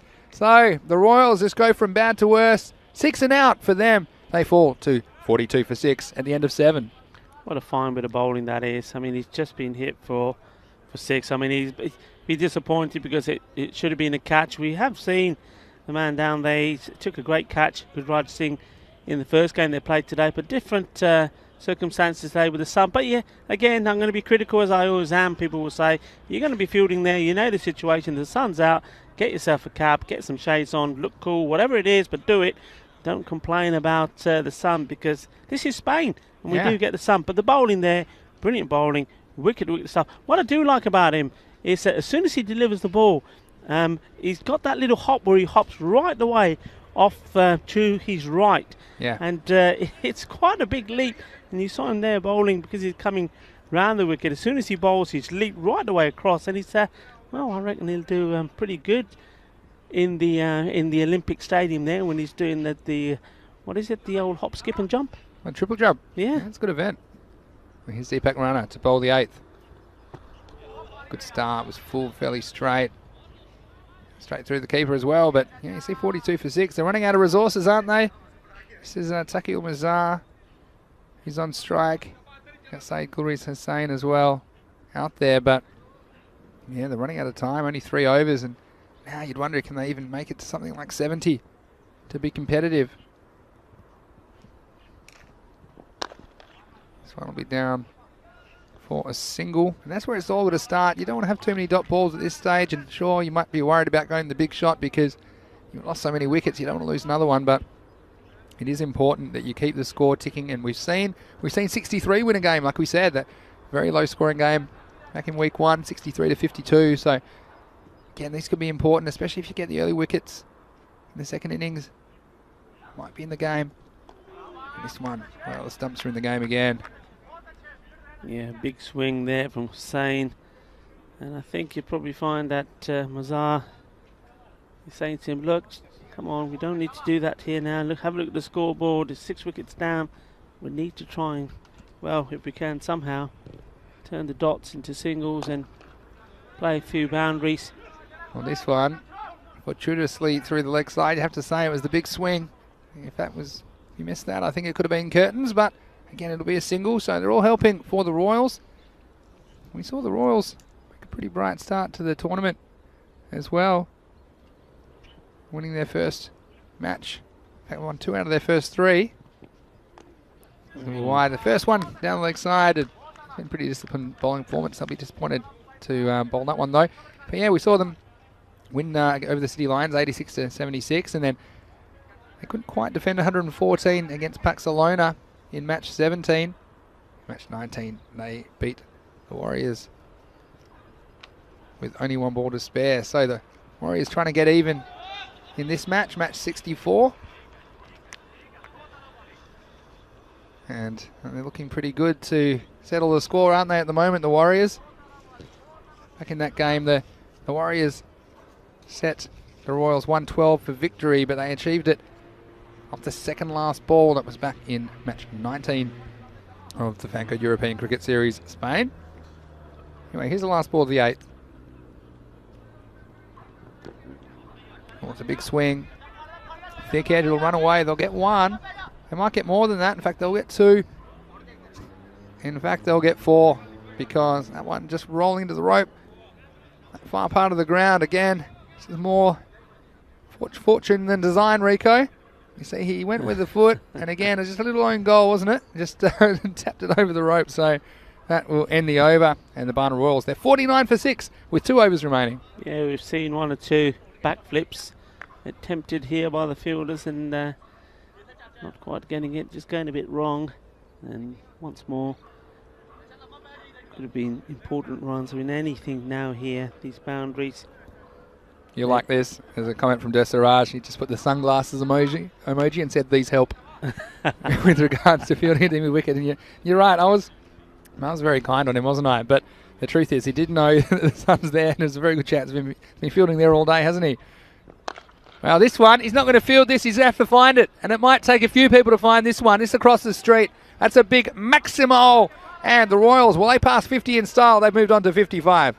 Well, this is what they need, and Hussain, he's had a swing and a miss at a few, but he's made good contact with that one. So Mohsin Ali needs to come back strong here. Is it going to be 6 and out, or is it going to be 6 and 6?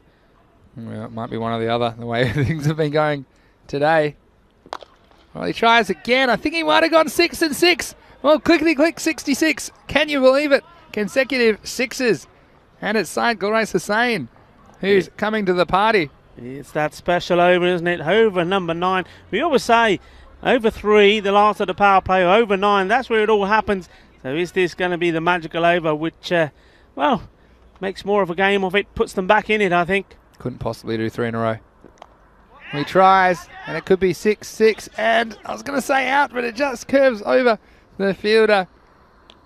And just getting away with that one. In the end, he's disappointed, but he's getting handy runs for his team, and you see these Warriors are a bit nervy, with the exception of Prince, who held it together in their chase in the previous match. So these are all good runs, and look, they've still got 4 wickets in hand as well into the 9th over. Here comes Mohsin Ali. Swing and a miss. Taqi Mazar missing out. Ali Jr. saying, such a weird day. Yesterday it was a runs fest. Today it's a wickets fest. It certainly has been, Rico. That's T10 for you, isn't it? T10, you just don't know what's going to happen. You don't know what's around the corner. Oh, I know there's action around the corner, especially as we come to the end of this innings. There's going to be some big swings here. Only gets enough bat on that to get it away. It's not where he intended it. In fact, it's 180 degrees from where he was aiming, but he'll take it. That's Cuatro Carreras Mas. And the Royals, some handy boundaries at the back end of this innings, and they sorely need them. Well, Mohsin Ali, he's having a look round at some of the fielders and saying, it's just not my day. We saw a catch that went down earlier, and he wasn't very happy with the fielder. Had to go off and receive some attention, and then a few more. We saw that one there, the third man. You'll probably think should have done better with it, the ball before, and this one sliced away for 4. So it's not his day with the ball, certainly, in this this match. He's gone for 20, and he'd be filthy about it because he's bowled pretty well, I think, Mohsin Ali. Last ball of his spell. Well, this is up and away, and that might have carried all the way. Would wait on the umpire. Yeah. And in the end, it's just bounced inside the field of play, so it'll be 4 runs, but still 24 conceded by Mohsin Ali and the Royals, where they're 70 with an over to go. Yeah, and that's what they needed. They needed that magic over, and they've got it, and there's still 6 balls to go in the innings. Well, if they can do something special in this one as well, take them to the late 80s or even into the 90s, and it's game on again. Well, back-to-back magic would be amazing with 21 runs off that over. So it was one of your magic overs, Rico. 20 or above. And well, it's Hussain yeah, on strike. He's done a little bit of master blasting. So, yeah, he'll be looking to send these ones packing as well from Deepak Raina, the bowler. Yeah, Raina's been pretty good with the ball. Doesn't give you too much to hit. It'll be full and straight. And so it is. I see some of my predictions coming off. Only took 64 matches, but you see Raina, he just whips around and he's pretty accurate. And he's aiming for a full length, trying to bounce the ball around where the batsman's standing, but on the stumps or outside the off stump, which is to the left of the wickets, as you see it on your screen. So difficult to get those ones away. This one's hit nicely. The chase is on, and it's a nice piece of fielding by the Prince. And there was a bit of wrestling action almost. They had to avoid each other. And I'm not sure how many they got. I feel like that might have been 1 in the end, but what a piece of fielding. And Prince, well, he had the distraction of his teammate coming in, and there was a bit of tunnel ball through the tunnel. Yeah, through the tunnel, he knocks his man over, Makbul. A head first tackle. You can't do it on the football field, but you can do anything on a cricket field. Here's a runner again. This one, they're going to try and run. He'll be definitely out if he hits. He doesn't hit, but good backing up by Prince. Again, that was smart because he had to read the play and come in to stop the chance of any overthrow. So, again, you can't blame the batsman taking the run. The keeper, well, he had all 3 to aim at, didn't he? Waka, but not able to hit the target. And again, Prince did well to back that up and prevent any further runs. Yeah, there's the action again. Back live now. Next ball swung away on the leg side. The fielder was very slow to pick it up. That's the Sun. Well, you can give 4 runs to the Sun there because the fielder, again, he was blinded. We might have to send him some sunglasses because he was very slow to pick this up. Well, Prince is right in front of us. Perhaps he wants to lend his sunglasses, but he's probably not allowed to because they have to be disinfected first, but he could certainly use them out there. Yuvraj Singh has 4 valuable runs to the Royals. They creep up to a competitive total here in match 64. Here's runner again. It's a swing and a miss, and the keeper, he can only kick it away. They'll get through for a bye in the end. So all action all the time with 77. Walking sticks, as we say. Yeah, we call it walking sticks. 77. Yeah. Makes sense. Just, don't want to confuse anybody. It's not even a cricket expression. Anyway, last ball of the inning. 77 the score. And it'll be 78, I think. They'll probably have to try for a second. The keeper's end's where you got to go. Got to, haven't they? And he's not even going to try in the end. So still, he probably wasn't going to make it. But again, it was probably worth trying. I think he was just frustrated that he didn't hit the ball quite how he wanted. So that'll be 1. And the Royals, they'll finish their innings on 78 for the loss of 7 wickets. And well, we saw the Royals in some early trouble, didn't we, Rico, in this first half of match 64. As we saw some good bowling. The Prince, these weren't off spinners. He was off the long run. He was back in a big way. He kept things very tight early. We saw Shazad getting the wicket in the second over. Prince Demand taking the catch, and then the stumps went over quite a few times. That was a big wicket, Saeed. Falling, and the Prince announcing his arrival on the stage. But the Royals, the rate was down. They had to keep trying to score. Again, this was one. No one could find it. Needed a police report. There's a missing ball. I had no idea where it was. Yeah, there's a couple like that one. There's a couple. And then, well, Akhtar just does what Akhtar does. And kept knocking over the woodwork. And the Warriors, well, a bit nervy towards the end of the previous match, you'd have to say. But they were keen to put in a professional effort in the field. You can see there were quite a few direct hits. This is a nice piece of umpiring. Just getting home. And then Shazad, well, he had to count his fingers. As he had 1 or 2 missing after a crocodile attempt at cover. And then the Royals, just after we saw the wickets falling. It's a nice catch from the keeper. Watch this one. Had to go find it. And then we just saw a few more twists and turns. That's the just rubbing the areas that count as well. That was a nasty little one for the keeper. This is another one we lost. It was in the sun. He did well to get a hand on it. Over went the timber again though, but then a late resurgence from the Barna Royals. It's a late flurry of boundaries. Some good shots and good fortune, you'd have to say. Got them up to a competitive score, so you'll have a similar situation in the last match for the Warriors. I'm chasing a few less. They'll be chasing 79 for victory, but important runs at the end. And look, Prince himself, I reckon he saved 5 to 10 runs in the field just with his intelligence and execution of his skills. And then at the end, well, it was all after you. The coolest run out you'll ever see, isn't it? Through the legs. And that's the kind of action you'll only see it here in the Fancode European Cricket Series, Rico. Don't we love it? And so it will be the Ripoll Warriors returning after the break. They'll be chasing 79 for victory in match 64. This is the Fancode European Cricket Series Spain. We'll see you then. You're watching the European Cricket Network.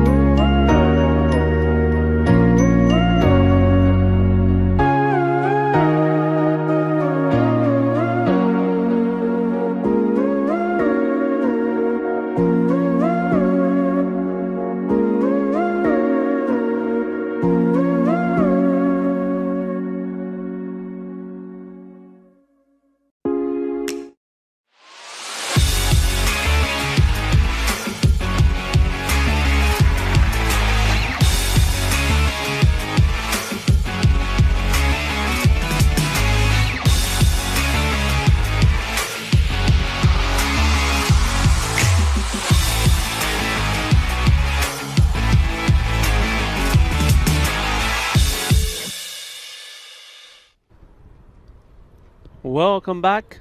You can see the umpires making their way out. Nilkesh Patel and Safwan Naeem. And the Barna Royals, they've been made to work hard with the bat in their innings, finishing with a score of 78. Apologies, 78 for 7. So target 79. And they need a good start. And we have seen some very good bowling from them. They've got some good bowlers that can use this ball well. The one thing that for me they were lacking was somebody who could just give the ball a little bit of flight, keep the pace off it, a bit of spin, an off spinner perhaps. They do have good seamers, but sometimes when your seamers aren't up to the mark, you struggle. Looks like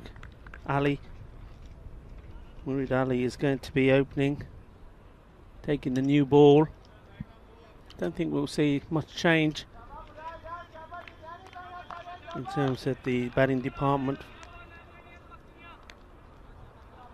from the Ripoll Warriors. Prince Diman, he was in very good form in their earlier game. What I liked about his innings is he took his time, he didn't rush. It was only once he got to his 50 did we start to see a few swings and misses from him. But when he kept his shape and played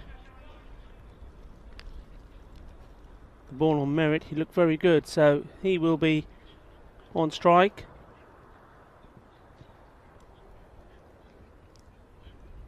Murad Ali will be hoping that, like so many bowlers before him today, that he can get the ball in the right area and get an early wicket and apply some pressure on the batting team. And certainly if they could get the wicket off Prince Diman,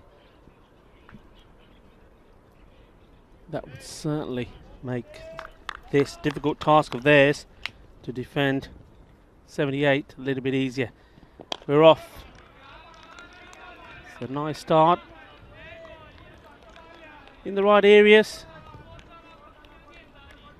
on and around that off stump, full pitched. And Prince Diman, like he did in his first knock, just getting himself in line and just pushing the ball out through to the offside. Here we go again.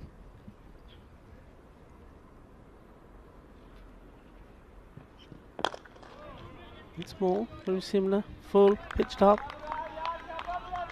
It's almost like he's trying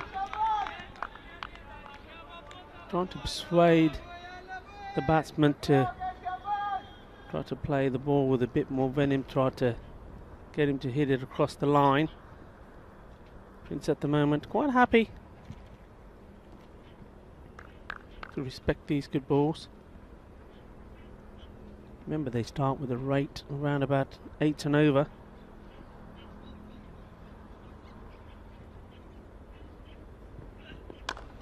Bit more width from that one, well fielded. He's strong in those areas, Prince Diman. Now, that's 3 top balls. We shall see the character of the man now, because a little bit of pressure he's under. Hasn't put any runs on the board yet. See that again, that's very good bit of fielding, good timing from the Prince. He does play very well outside the off stump, but doesn't try to really hit the ball too hard, tries to place it. That one, the fielder did well, got down low. So, are we going to see a rash shot from the Prince, or is he going to keep his cool? Oh, that's good, kept his shape. That one a little bit more towards his leg stump. He's just able to push that away and makes a start with this reply. First runs on the board, single to him. So Waqar Iqbal.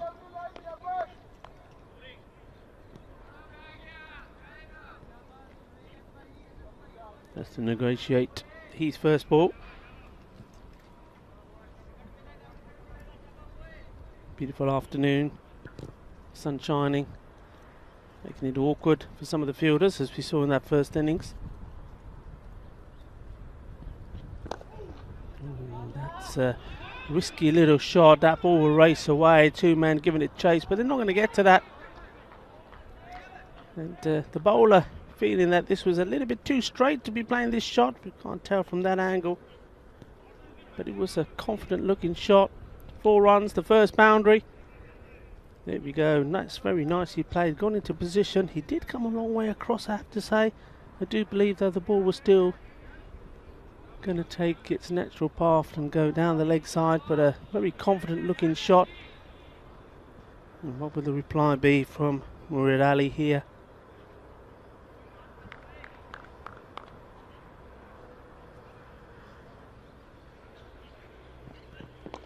It's a fuller ball, and well, nicely played. There's a nice tidy over. There was the one boundary from it, but other than that, just a 1 single. So 5 without loss.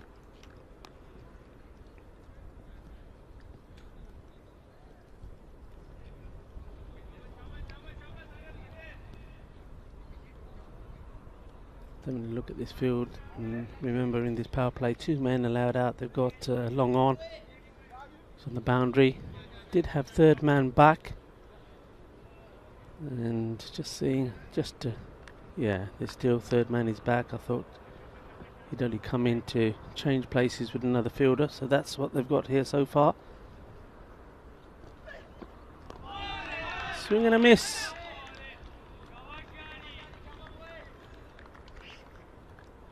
The first ball from the captain, Shafqat Ali.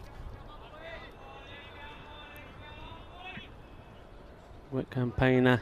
Thought he was looking set.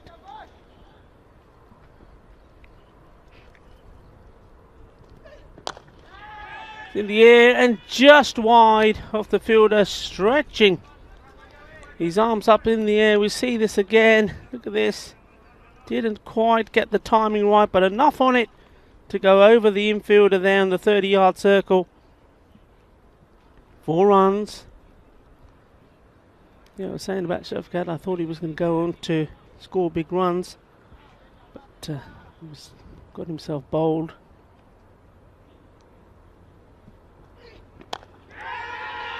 And this time, there's the catch. And he's liking it as well. Hands spread wide in the air. Catch taken. And well, Shajal Qasar taking the catch. And an important one, because the Prince is no longer there. He has to go back. You see this ball went a long way in the air, but the fielder did very well. We saw him take one in their earlier game. Gets into position nicely, and he wasn't going to let that one go. Big wicket. So the man who literally guided them to that first victory is not going to be there to do it this time round. So the captain, Ali Saeed, I feel he missed out with the bat. Just played one shot too many too early. But his game is far from over for him. And that wicket really changes things. And talk about changing things, so have the Warriors. They've sent in the big gun. It's nicely played. Out on the offside. He should be thinking about coming back for 2. He definitely should be thinking about coming back for 2. Deciding not to, just taking a single. And Ghulam Saba, we know all about him. He was involved in a fantastic run out as well. Picked the ball up and direct throw. Great bit of fielding it was from him, and now he's got the job to do with the bat. Now we know what he likes to do with the bat. He just likes to hit big. So he's been given the license to thrill, maybe. Slower ball, but ends up being a full toss. There will be a chase on for the fielder, but he'll do well to get there. It does race along there pretty quick. He does, and that's a number of times today we've seen the fielder winning that battle, that race down there. And it's not often that the ball is caught, but today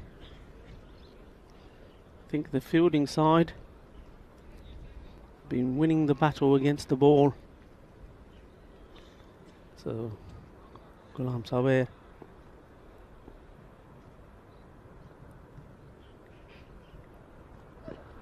Short. And well, you can't pull that there to him. Balle, balle, balle. That's what he does best. Just watch this again. How quick he is to latch onto this. Bang. Out of the ground it goes. And good way to finish the over there for the Warriors. 19 for 1. Well, they are the Warriors, and well, Ghulam Sabadell. That's exactly what he is. He's out there to fight, and fight he does. There to take the bowling on.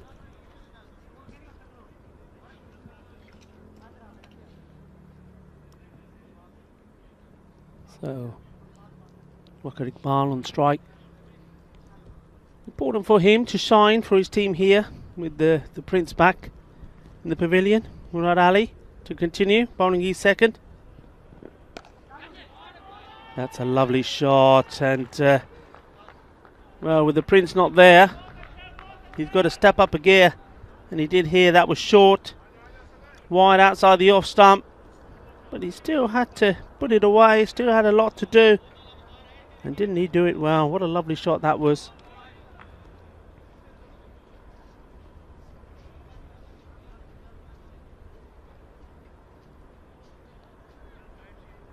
So the score moves along into the 20s now. 23. Wakar Iqbal 11. The 4 balls that he's had so far. Very important for Barna Royals to pick up a wicket before this game gets away from them. And that's good. That's nice to see. Not getting carried away. Quite happy just to push that one out and give the strike to Sabadell. I get the feeling that he's there for one thing, and that is to attack. And being that he's been given the opportunity to do it inside the power play, well, if he can get hold of a few like we've seen him do one ball earlier, it's going to be an interesting challenge. Anyway, here we go.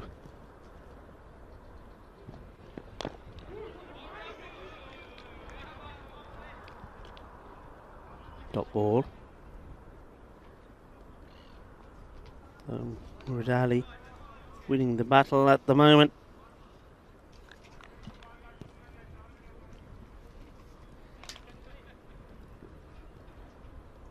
With the curry master. They want to put this one away. A little bit of curry powder. Curry powder power. That's what we want here. Short, and interesting what the umpire, if that was down the leg or not. No signal as yet, and well, just buys. We'll see this again here. Obviously going over. Yeah, that's very well bowled. Good delivery, and that will be. He's one for the over as well. Yeah, if you're going to bowl a short ball, well, that's where it needs to be. Right at the batsman.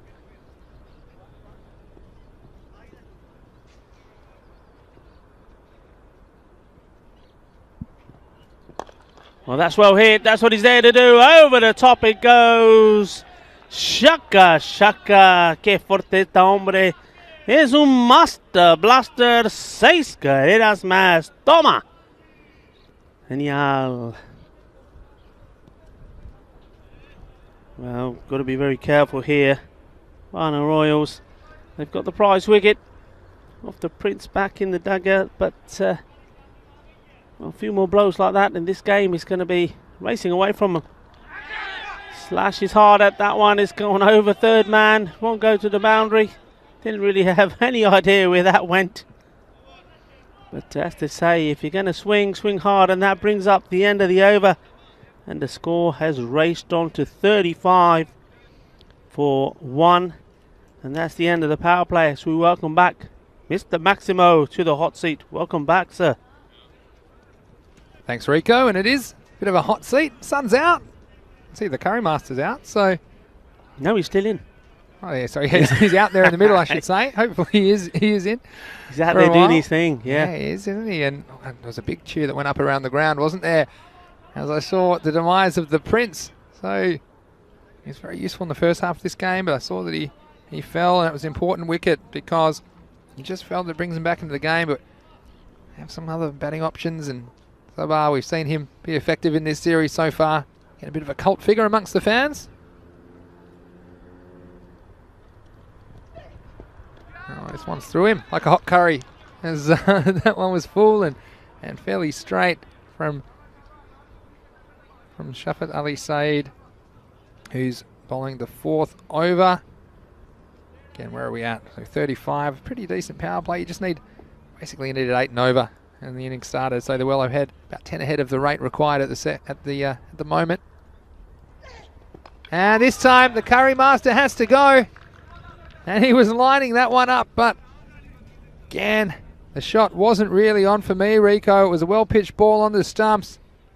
And I tell you what, might have had dinner on his mind. This one was only going one way. Over go the timber. And a key wicket. Warriors find themselves 35 for 2. Yeah, and good bowling, the captain. He's got lead by example, hasn't he? And taking that wicket. That's key. We know what Ghulam Salbeh, if he's in there for a few overs, what he can do to the score.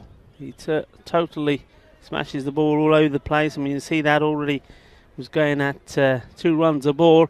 But they've sent him back, and now this is going to be interesting, because now we're going to have to see somebody else in this Ripoll Warriors team stand up and fight, and it's Mohsin Ali, I think, who's in there at the moment. We know about his abilities. If he can get in, he can be destructive, but it does take time to get into his rhythm. Yeah, exactly right. And well, he's going to face his first ball, and it's straight through him. It was almost a repeat of the ball, which saw the back of Sabah. Again, we've seen some fascinating contests, and this is no exception. And we welcome your company wherever you're watching around the world. It's great to have you with us. Finny Sandhu here, Mr. Maximo, as well as Rico Vull on ECN. This is match 4 of 5 today. It's match 64 of the tournament.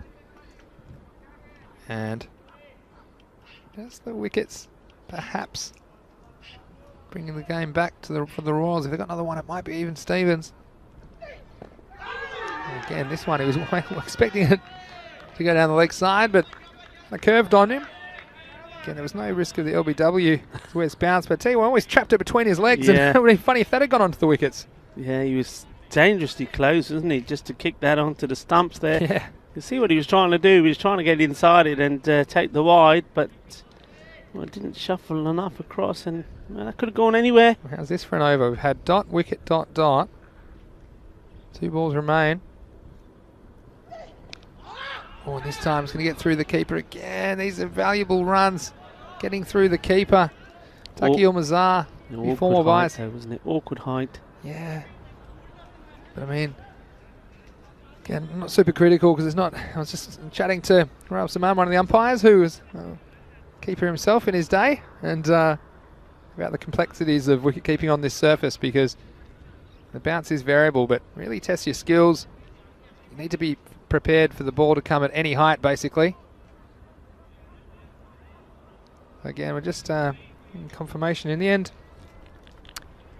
He's been given 4 runs. So again, it won't really matter when it comes down to it as far as the game situation goes. But anyway, here's the last ball of the over. Well, he's gone for it. The fielder's coming around, and he holds on to it. Outstanding catch. What a catch that was. It's Shajil Kaiser at long on, and he had all the ground to make. He hit it at top speed. It was warp speed, but the hands were wrapped around the ball, and it's the big wicket of Mohsin Ali. Have a look at this on the replay. The batsman didn't quite make the contact he wanted, but like a road runner, he was off, and he has the prize wicket to show for it, and another one goes down for the Warriors. Well, amazing fight back, and it's been the story of the day, more or less, hasn't it? You just haven't been able to write off any of the fielding teams. And that wicket there certainly does keep this game very much alive. At the end of that over, 39, 3 wickets down. And the captain, well, he's taken all 3 of them when you can't ask for anything more from him. He's done his bit out there. Now he needs one of the other bowlers to do their bit. The fielders certainly are fired up for this. That was a fantastic catch, and well, too right he should celebrate. He had a lot to do and he knew the importance of it as well. Only the 4 runs off that over in the end. They were the 4 that went straight through the keeper. But we have the situations on now. 40 off 36 required. What a catch that was. They're the kind of things when you're defending a low score. Of course, only 78 on the board. But the Royals, they've got to help themselves out in the field. Sabadell to bowl. This is good running. This is what we talked about before. Chasing this kind of a target, you do need to take those singles and push the infielders, challenge them if you like, and it's good from Ripoll. Imran Hussain, the new batsman, it's on strike now, and well, Ripoll, the Ripoll Warriors wicketkeeper, he's looked okay so far. Hasn't had too much of a strike lately though. He needs somebody to stick around with him. This one, swing and a miss, and again we'll see. These boundaries don't come. This game's going to tighten up. A lot of good chat in the field for the Royals. He's gone for it. I think he might go all the way. Out the way, Rico. That's a Maximo. And 6 of the best, and they were sorely needed for the Warriors. And Rico, I'll wait for you to get your headset back on. But you obviously not fancy that one. Was straight at my commentary partner. Look, I was more concerned about the equipment, to be honest, because we can replace you, but the equipment is very expensive. But anyway, Rico, how'd you feel as that one was coming towards you? Perhaps you need a helmet. Well, yeah, I mean, when you're in the firing line like that, to be honest, we just see this delivery. This one's hit away again, but just be the single this time. Table 6, yeah. Yeah, I did well there. I chose at the right moment to decide to take off another layer in this sunshine, and as I was doing so, it's one of those, isn't it, when we sat here, we pick the ball when it's in the air, but as it starts to come down, because of this, the marquee we're under, you lose it. You had no idea where it is, apart from that it's coming this way somewhere. So that's just brushing the side of my leg as it went across. But anyway, well, the wicket goes down, and this time, again, it was a bit of crocodile action from Murad Ali, the egg beater at cover, but he did the job. And just when you thought the Warriors were getting going on this chase, they pick out the fielder, and another wicket goes down. It's now 47 for 4. Sabadell gets the breakthrough.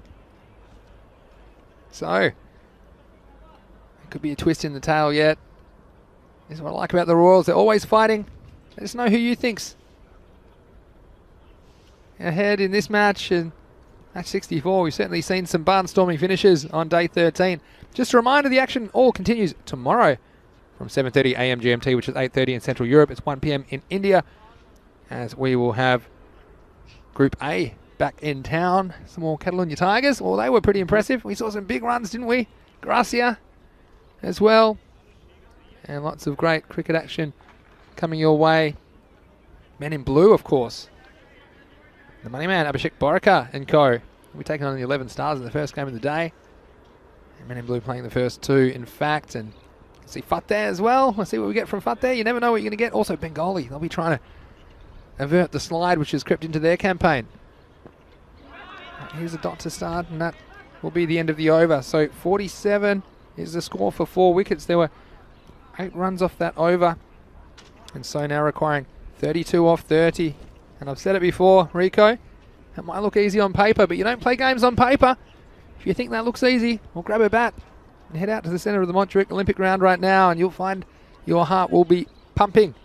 There's a lot of cricket left in this match, match 64. Now, I do have some news from the toss for match 5 today, match 65 on the calendar. It's Hira Sabadell against City Lions, and Hira Sabadell have won the toss and elected to bat first. And again, Hira Sabadell without a win in this year's series. Well, they haven't been far away, and they've had, I think, 3 games washed out. So I bet they can't wait to get out there and try and open their account for 2021.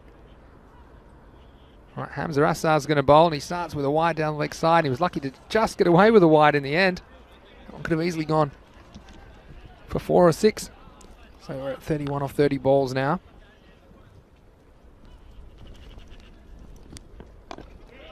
Well, this one's a lot straighter and played back by the batsman. And what's your strategy here, Rico? Are you going for the big shots, or are you just trying to tick it over and take it deep? Just see this ball and I'll give you my thoughts. I think the batsmen have got to play their own game. Doing what they're doing now, it's just putting more pressure on them, and that rate is just going to keep going up. I mean, at the moment, it's just over a run a ball, and you don't want it to, with the wickets that have gone down already, don't want it to go down anymore. You've got to play shots, and the batsman begging for the wide. You're not going to get it. Give me something. You've got to play your shots, and it's going to be interesting because the Ripoll Warriors are going to have to find somebody else that can show that they can bat. It was a good decision. It wasn't a wide. No, it was perfect. Yeah. No way you're wide that one. Yourself there. Here's the next one. Again, good ball, and you just see here. This is Test match. Yeah. This is ticky, ticky, ticky. There's not even any tacker on this one. It's all ticky. He's only given away the one run, which was the wide off the first ball of the over. Followed up with 4 dots. Something's got to give, Rico. Again, it was a bottom edge and straight down. And again, we've seen 5 dots now. And so, well, I bought a ticket to an arm wrestle. I'm not getting disappointed in this game. Match 64. It's going down to the wire. I'll see you there. Last ball of the over. Again, we no run. So what a comeback after the first wide. He bowls 6 dots, scoring with a fork.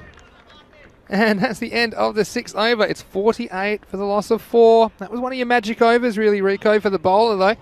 Less than 6. And in the context of this match, it could prove very important. Now need 31 runs off 24 balls. So it goes from 31 off 30 to 31 off 24. So again, this game is tightening up. Yeah, somebody's got to stand up and fight. One of these batsmen has got to decide, well, you know what, enough of this. Going to have to be positive to win it. And if it means taking the odd chance or 2, well, then we've got to take it. Well, that is out. And what a part. And the batsman, we can't believe he's going to have to go. And we've seen it a couple of times. And again, it's a direct hit that does the job. Let's have a look at this a bit closer. We'll see it coming in now. And it was out. It was a very good decision. And the batsman, he was upset, but I think he can be upset with himself. You can see his bat hasn't quite made the line. And again, you always feel like you win as a batsman, but I'm sure when he sees the replay, there can be no argument at all. And what a good decision. Great call, great decision. Bat was in the air as well. Yeah, bat was in the air. And when it came down, there we go. Some good camera work. You see in slow motion. I'm sure if we get that slow motion from the side as well, we'll get a clear shot. It was a nice piece of work. And also it saves the run. Yeah, no arguments can be made in the batsman's favour on that time. So, big wicket. Imran Hussein's got to go. Again, we love close contests, don't we? Well, somebody's got to stand up and fight here for the Warriors. They are the Warriors. But are there any Warriors in that team? Because we've got to see them now. If they're going to win this game, they've got to stand up tall and fight, and they've got to play some shots. Well, they put their tools down and stop working at the moment, the Warriors. And this is tight bowling from Asadullah as well. He's been putting the brakes on. And again, they have to do something about this. Again, they haven't scored. They tried to get a run and they got run out. So 31 of 22. That's 8 consecutive balls without a run in this innings for the Warriors. Make that 9. And now he's just like, wants a run through any means possible. But again, this is the thing. When we're having so many matches, you see so many things that you think aren't possible, Rico. We've seen 9 consecutive balls without a run. Surely it couldn't be 10. Something's got to give here. He'll be trying. Yep. Make it 10. There's a perfect 10. You go from 31 off 30 to 31 off 20. And suddenly that rate goes from 6 to 9. They flipped it upside down in a hurry, have the Royals. Well, this one, they finally get a run. In fact, they might get a couple. They turn for one. And a good throw, he might be in trouble. He's to put in the big ones. I think he's just got home. And again, it was the big man, wasn't it? It was Ripoll, who, well, it might have been Imran. No, it was Sufyan Anwar. That's what I'm thinking of. Fired that one in and just not in time. So 2 runs, and that breaks the run of dots. So 1 to go in the over, but still, you look at this over. There's a wicket, ... 2. Bit more magic for the Royals. It's a right royal magic show at the moment, isn't it, Rico? It's a right royal mess. If you're a Ripoll Warriors player or supporter, they're just throwing this away. It should have been a straightforward victory, but nothing has been straightforward today, has it? Never happens. Batting has looked difficult. This time full toss. There's another gift. It'll just be a single, I think. That will end the over. The Warriors, they've passed 50, but they've made it hard work at the 7 over mark there at 51 for 5. But looking ahead, guys, not that far away. We have the 5th and final match of the day, just over half an hour's time. It's Hira Sabadell taking on the City Lions. Both these teams yet to play today. Hira Sabadell without a win, like we said, but they've listed Anwar Ul-Haq and Bakhtiar Khalid to open the batting. Also looked out for Hira Lal. He's been good with bat and ball for that team. City Lions, of course, will probably see Amar Shakur and Mubashir Ali, who's missed out on some runs so far. Ibrah Hussain comes into that lineup. I think he is an influential player if you're playing some fantasy cricket. So you can always catch those fantasy dashboards on our social media at European Cricket, and match previews daily, of course, at europeancricket.com. I have to ask Mark Lovell. Perhaps the Day 14 report is already on the website, europeancricket.com. If not, I'm sure it's not far away. So here's Hamza Assar. He's coming off 6 straight dot balls. And what's the equation? We've got 28 off 18, so this is the thing. And you know what I often say in these run-a-ball situations, which it was just about an over and a half ago, but got to keep scoring. Even if you get 1 off every ball, you can always get these boundaries and get the odd boundary, get the odd wide, but the only thing that get you in trouble is dot balls, and we've seen a bunch of dot balls. This one, it's going to fall in no man's land, is it? Oh, and he's held on. And what a catch that is off his own bowling. Hamza Azhar. He had to go with it. He had to turn around, make a quick U-turn. And again, he fumbled it at the first attempt, but held on at the second. And the Warriors making a real mess of this chase now. Well, it is day 13. It is unlucky, they say, for some, but it's lucky for some as well. Well, there the bowler, Hamza, he's got 13 on his back. And, well, you thought it's going to be unlucky for him? No, it's not. And how about that? Great bit of action there. And that's good work. They're always the hardest one. You see a lot of teams, a lot of players practicing those sort of catches. And when they come off, they look spectacular. That's a big wicket. And really, can we see the Warriors come back from this? I don't know, you know. It's going to be hard work, isn't it? But again, as quick as it can twist, it can turn. We've seen a couple of balls lost up in the sky. Maybe that was one of the ones from before coming down. He caught something. Well, it's a bit of a mystery spot up in the sky anyway. New batsman's in, and he's gone straight away. So 2 in a row. And Amzar, well, there's been 9 balls in a row that haven't been scored off, but the last 2 have been wickets. He finds himself on a hat-trick, and the Warriors, they're in some serious trouble now. They're 51 for 7. Wow, it's just all going to pot, and it all comes down to what we keep saying. They're playing out the dots, they're not taking the singles, they're keeping the pressure on themselves. And, well, you saw Ghulam Sabah being sent up the order. He made 14 of 8, but once he was out, the others followed. Mohsin Ali, well, he'll be disappointed the way he was out. Then we saw that run out, Imran Hussain, and they just haven't been able to get, well, they haven't been able to get bat on ball, let alone anything else. You've just mentioned a number of dot balls here. Somebody's got to come out and be positive and play some shots, and at the moment they're just letting the ball come to them and trying to play a little paddle to the offside, which is not going to get them any rewards anyway. That's where the fielders are. It's going to take somebody brave. It's going to take a big effort from someone to try and pull this one out the bag. He's on a hat-trick. We've already seen one today. On a hat-trick. And he's given it a chance to go all the way over the mid-wicket boundary. And how often do you see a hat-trick ball go for 6? But you'll see it here in the Fan Code European Cricket Series. He's come out, Deepak Rana, and he said, well, I think we can still win this game. 6 of the best, Maximo. And they need those runs sorely. Is that just what they need? I said this game's had some twists and turns. Do we have one more for you? What a game. Is he going again? Deepak Arana. He sure is. And this one, you can go and find it. It's 6 of the best. So, 2 wickets, 2 sixes, and no one can tell you what is going to happen next in the Fancode European Cricket Series. What kind of cricket is this? You won't find it anywhere else on the planet. This one was pitched up. And Rana probably saying, why didn't you send me in about 5 batsmen ago? Because he's just come out and hit 2 of the biggest sixes you'll ever want to see. The last ball of the over. And what an over it's been. He's going to go only one way. Well, he's going to get a single, I think, unless it's going to go all the way. So, 6, 6, 4. And if you want more action, you'll find it nowhere else because that was an incredible over. He went dot, wicket, wicket, 6, 6, 4, and the game swings again.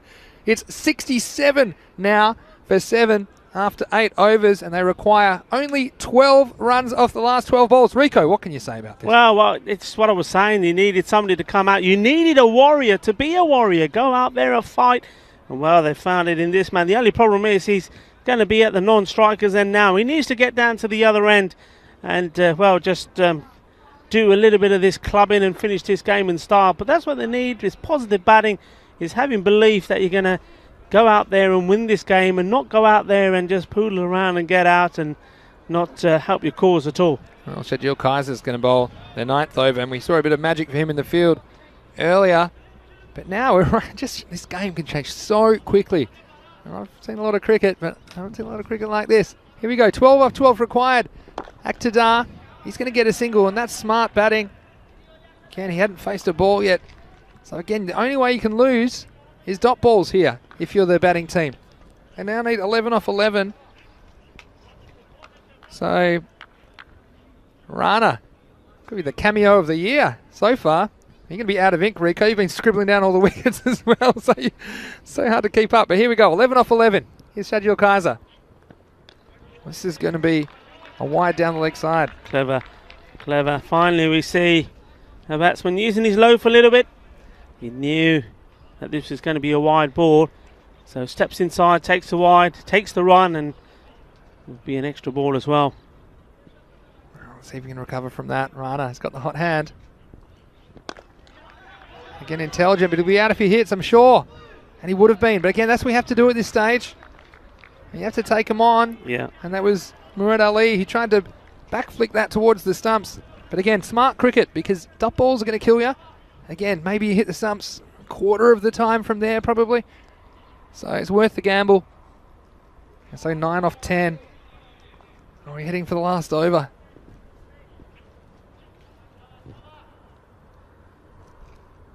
Here we go. Again, they're going to get 1, and that's smart cricket, so it'll be 8 off 9. Yeah, and well, that's what you need to do. That's what we talk about. No dot balls. Just get bat onto ball, take the singles. And while you do that, what you're doing is you're also applying a little bit of pressure on the fielding side. Maybe they'll make a mistake. Maybe there's going to be a shot at the stumps. There'll be overthrows. But most importantly, you're keeping the scoreboard ticking and you're not applying extra pressure on yourself. Here we go. Are we going to see a big shot here? 8 off 9.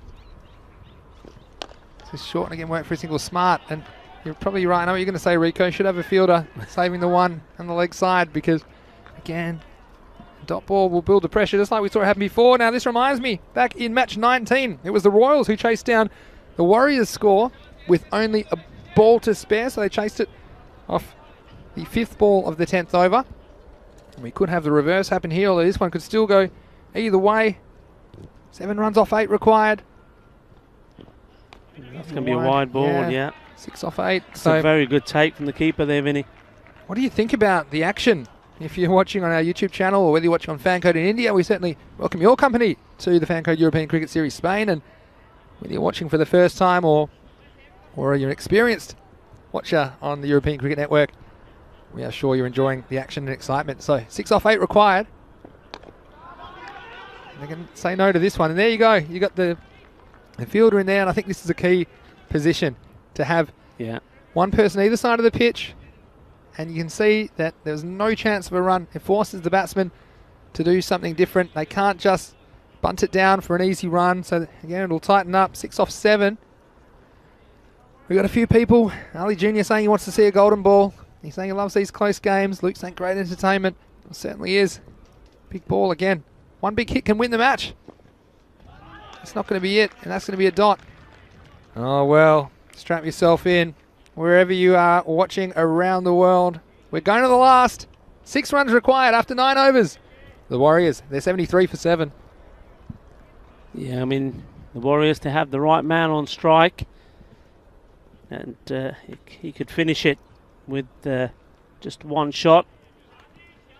And it'd be interesting what he does here. Do they still deploy, well, I think it's the right thing to do, the same strategy, which is just to, if it's a run, you take the run, or is he going to try and wait for that one big shot? But you know what, it's going to be very, very difficult to negotiate that from this man. I think he's a very, very good special bowler. This is Anwar. Yeah. And he hasn't, just having a look at all my scribbles, I don't think we've seen him ever bowl yet now. I think so. Which is very surprising because he usually opens the bowling. Well, here we go. He's going to have to close today. Again, one big hit can do it for the Warriors, but they need 6 off 6. Last over. And a dot. Again, you see the margins here. Imagine there's a little bit about on that. That can run away for 4. Yeah. But it's going to be 6 off 5. Oh, have you got that golden ball feeling, Rico? Well, you know, it'll be a beautiful afternoon for her when the sun is out there. So it's always a good time for a golden ball. Anyway, 6 off 5. Who's this on strike? We've got Deepak Rana, of course. He's got the hot hand. Yeah, I think the one big shot is there. Ooh. It's wide. Yeah. Well, I'm tense. That's good from the batsman, putting him off, doing a bit of movement around. And the bowler then has to decide very quickly what he's going to do. You see a lot of bowlers, those with a little bit more experience, will just stop. Firing it at the stumps is what I'd be doing. That's the safest place to bowl at the moment, I think. The batsman misses, you got a hit. 5 off 5. Here's Sufyan Anwar. This is up, it should be caught. Is he going to find it?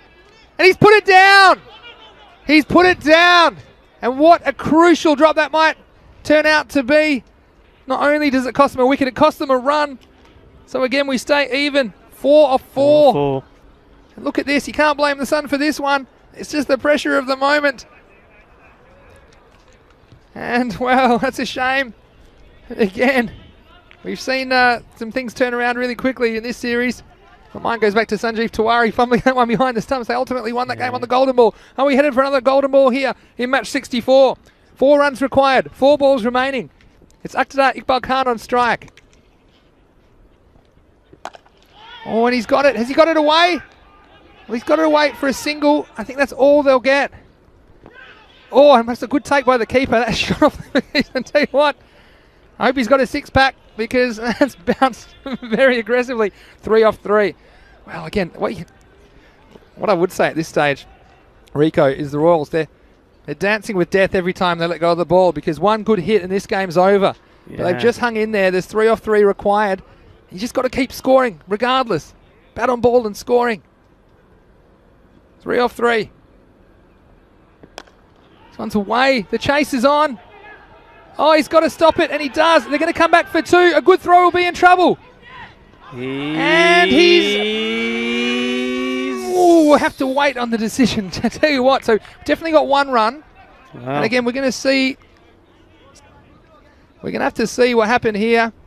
And perhaps there's a question about if the ball was taken clean. We see this one as it comes in, and the keeper did well, you'd have to say. And he's just checking, and that looks fine. Oh, again, I'm not sure. Might have to see that one from front on because I was going to say for a second, and he might have fumbled the ball. But again, that's not the best camera angle in the end because at the end, what happens there? That's going to be 2 runs. So very, very important. I mean, it's got to be, I suppose, goes down to the wicket keeper perhaps didn't take it cleanly and the bails be knocked off. So 2 runs. So let's get back to the action here. So where are we at? It was a good. So the scores are tied. 2 balls to go. I think it was a good decision in the end because when we saw it, we didn't get a good angle of that, but looked like the ball had popped out of the keeper's glove. So scores tied. Any run will win it for the Warriors. And that'll do it. He's edged it away for 4. And in the end, can you believe it, the Warriors, they did all they could to lose this one. But Deepak Rana, get a cape on that man. He's come in at the end. He's hit 25 off only 9 balls. He might end up with a couple more, actually, when we settle the scores. But I tell you what, the score was settled on this occasion. And would you believe it? After it was the Royals that won the game off the second last ball back in week 1. It's the exact same result, but the exact different team as the Warriors get home with a ball to spare. Yeah, I mean, it was everything was going against them. See, there was only a little flurry there at the beginning. This time round it was Ripoll, the man who was playing the shots. Saber came in, played a few shots, and he went. And then after that, it was just wicket after wicket. That for me was a superb catch. He was pumped up then, and at this rate, you just thought, well, they needed somebody to come in and be positive. It wasn't happening. This is the time really where they hit the wall, didn't they? There's the juggling catch. We've seen some jugglers. And then the wheels were falling off. The walls were falling off the car. There was almost nothing less. But then here came Deepak Rana. Well, he's no more for his bowling. He came out and hit the first 2 balls out of the park and said, guess what? This game is still alive. He got them back to a run of ball. And then there was tension and drama. Now this was the moment. The catch going down in the last over. And again, he won't sleep for a week. Or the keeper, he always had a hole through him after that throw came in. And this was the moment, the keeper just fumbling the ball. You'll see it got away from him. He just snatched at it. And I think the benefit of that going to the batsman was correct decision on that occasion. Last ball of the game turned out to be the 5th ball of the 10th over. Deepak Rana edging away, so they win 82-78 with a ball to spare. Well done to the batsman, Dick Rana.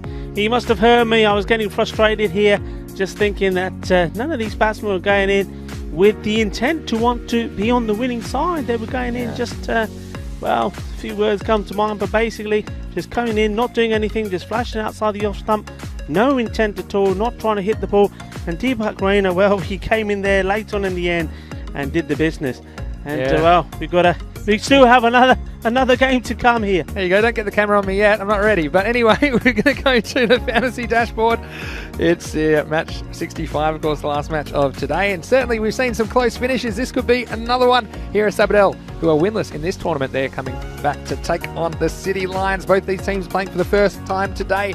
And this is all of their fantasy information. If you are playing Dream 11 or playing fantasy sport, then this is what you need to look at. Sikandar Raja, well, he's listed very low there. Wouldn't be surprised to see him bat a little bit higher. He's been good with the ball for the City Lions. And you can see Ibrahim Hussain, he's the big in for me, City Lions, and they've got him listed at number 3. But Hira Sabadell, well, they've had some good results in the past, but yet to open their account in 2021. Anyway, Rico, I'm going to suggest that we're going to need to have a little bit of a settle down after that. There were certainly a few twists and turns and thrills and spills in that one.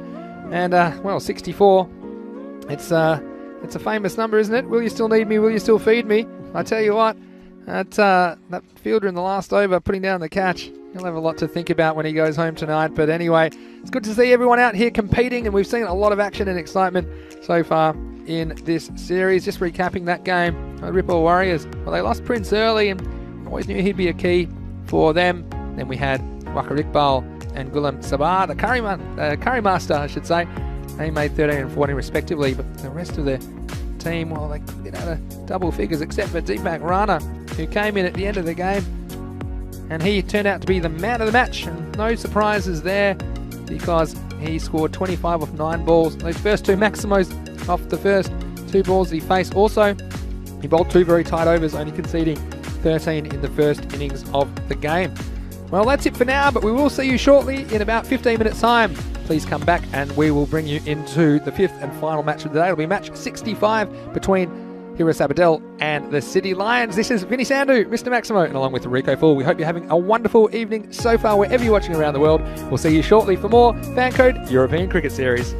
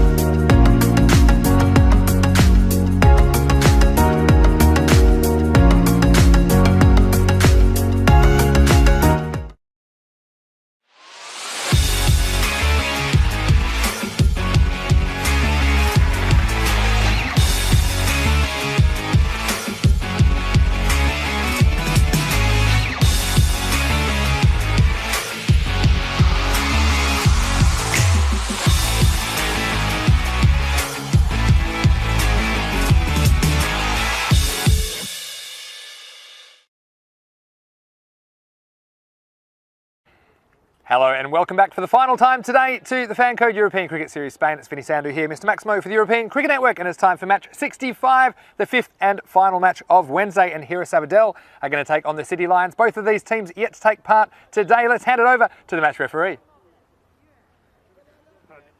Goal and tail is it. So Hira, you won the toss. Bat first. Hira have won the toss and they are going to bat first. Well, there you go, the Hira Sabadell captain, Shanawaz Shahzad. He has won the toss, elected to bat first in match 65. I think he'll be putting a lot of stock in their opening batsman, Bakhtiar Khalid, to get some runs, especially with Alumdar Hussain not being in the lineup today. Hira Sabadell, they're without a win, but they have played some good cricket, and we've seen them have some success last year in the ECS. Let's see if they can open their account in 2021 against the City Lions. Well, speaking of the Lions, their captain, Ahmad Shakur, I think he probably would have liked to have batted first as well. It has been a bit of a trend here in Barcelona. They do have one win, but they have 2 losses to go with them. And again, they would like to make their record square at 2-2. So both teams very hungry for a win in match 65. Let's see if we have another close one to finish out the day. Over to you, Rico, in the box. Thank you very much, Vinny, for the last one on day 13. Match number 65.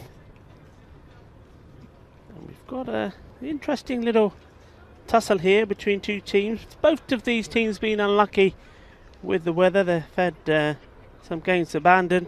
The City Lions, well, they do have one victory. That's a good game, a good win against Pakcelona. They posted 96 for 4 and then restricted Pakcelona to 89. So that was good from them. So they'll be looking to roar back into this Fan Code European Cricket Series. But it's going to be Hira Sabadell that be hoping to do a little bit of roaring themselves with the bat, hitting big. So the Lions starting in the field, just having a look around at some of the personnel. So it looks like the bowler for the Lions is going to be the captain. Captain going to start off first. So Ahmad Shakur just adjusting his field at the moment. And well, this one as well, with the information that we have so far, both these teams could be very similar to that last game. You just saw the fantasy scorecard come up there. See some of these players, unfortunately, not yet registering good marks. Just you make a start there. Well, he's just a couple of steps, a hop, skip, and whiz that through. It's a good start, right on the money. Yeah, I mean, close games we've had today.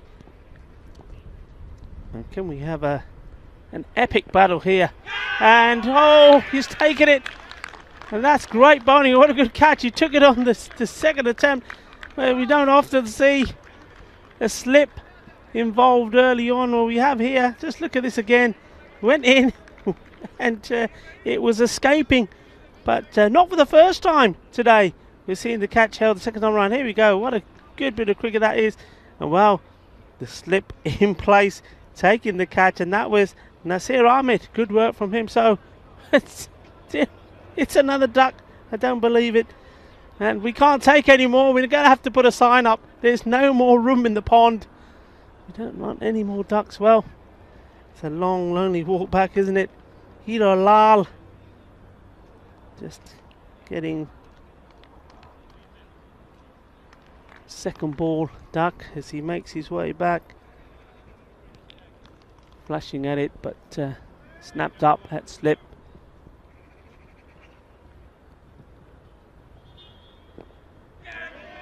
And this one is a little bit too wide. Mubasha Shard, the new batsman.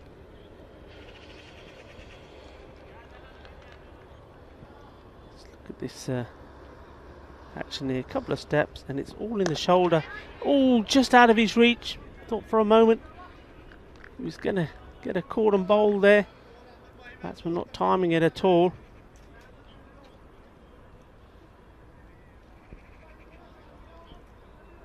So Mubasha gets to the other end. Courtesy of a little bit of luck, has to be said.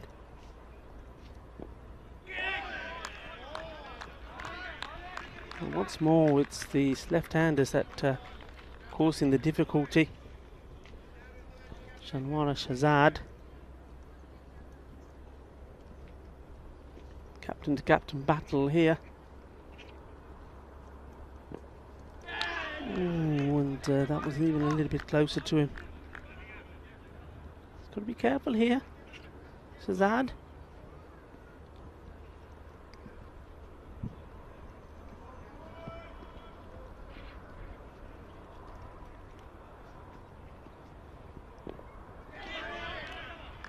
This one adjudged to be a little bit too wide, so umpire spreading his wings. Nilkesh Patel, wide ball. Just get the feeling if Anwar Shakur can just get one in right at his toes, might be surprising his opposite number. So just going for the same line, angle across him, and that is the end of a very good first over. Just the 3 runs from it, but more importantly, the 1 wicket. So a good start. The 2 batsmen there now, Mubashir and Shahzad. They're having a little conversation with each other.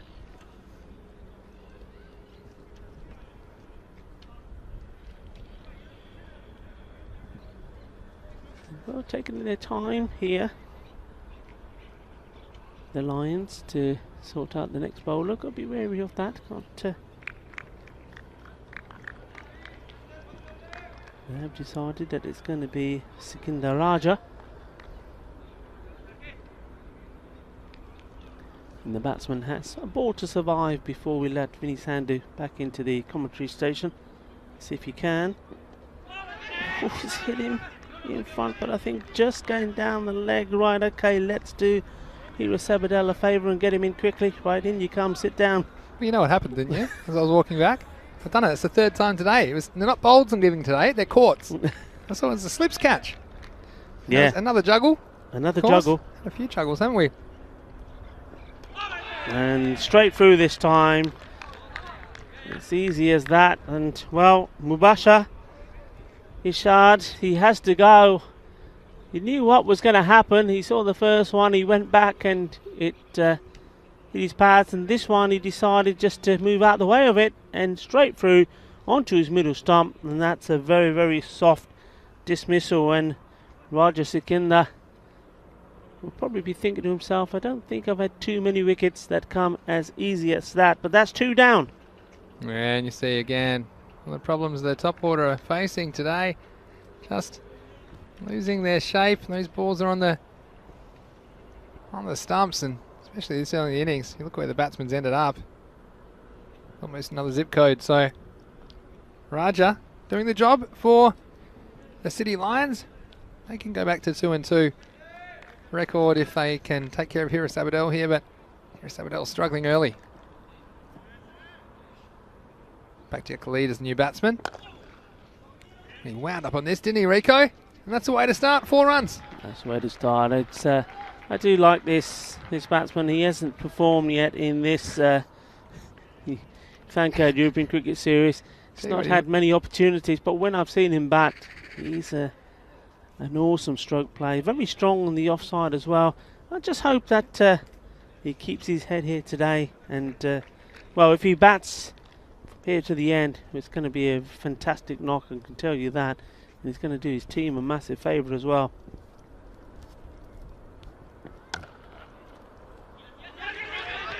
Oh, mix up, gone to the wrong end. Oh, that was spicy. I was going to say that the new batsman, back to Khalid. Well, I thought he might come out in a suit and tie because he's all business, isn't he? He wasn't mucking around. That first ball cracking it through for 4. This one as well. Solid contact. And again, he's one of the players who's got potential. Hasn't really performed so far in this series. Let's see if he can help his team get a score on the board here in match 65. Oh, he's launched into that. That's gone all the way over. It goes. Kinna, Badda, Shaka. That's the way to do it. And this is all about movement of the feet, keeping your head perfectly still. And, well, just smashing that over the offside boundary. That's a big hit. Nice shot. Well, they won't mind losing the early wicket if this is what the result's going to be. Hira Sabadell. I'm getting smashed again. He seems a predominantly offside player, which is a bit unusual compared to a lot of the batting we've seen. We've seen batters favouring the onside, but Raja's going to come around the wicket to him now. Tell you what, I haven't seen anyone break a ball in half, but if you keep swinging that hard, it might just happen. Anyway, that's the end of the over. A couple of good runs for Hira Sabadell. They're 13 for 2 at the end of 2. So 10 of the over, but they did also lose another wicket.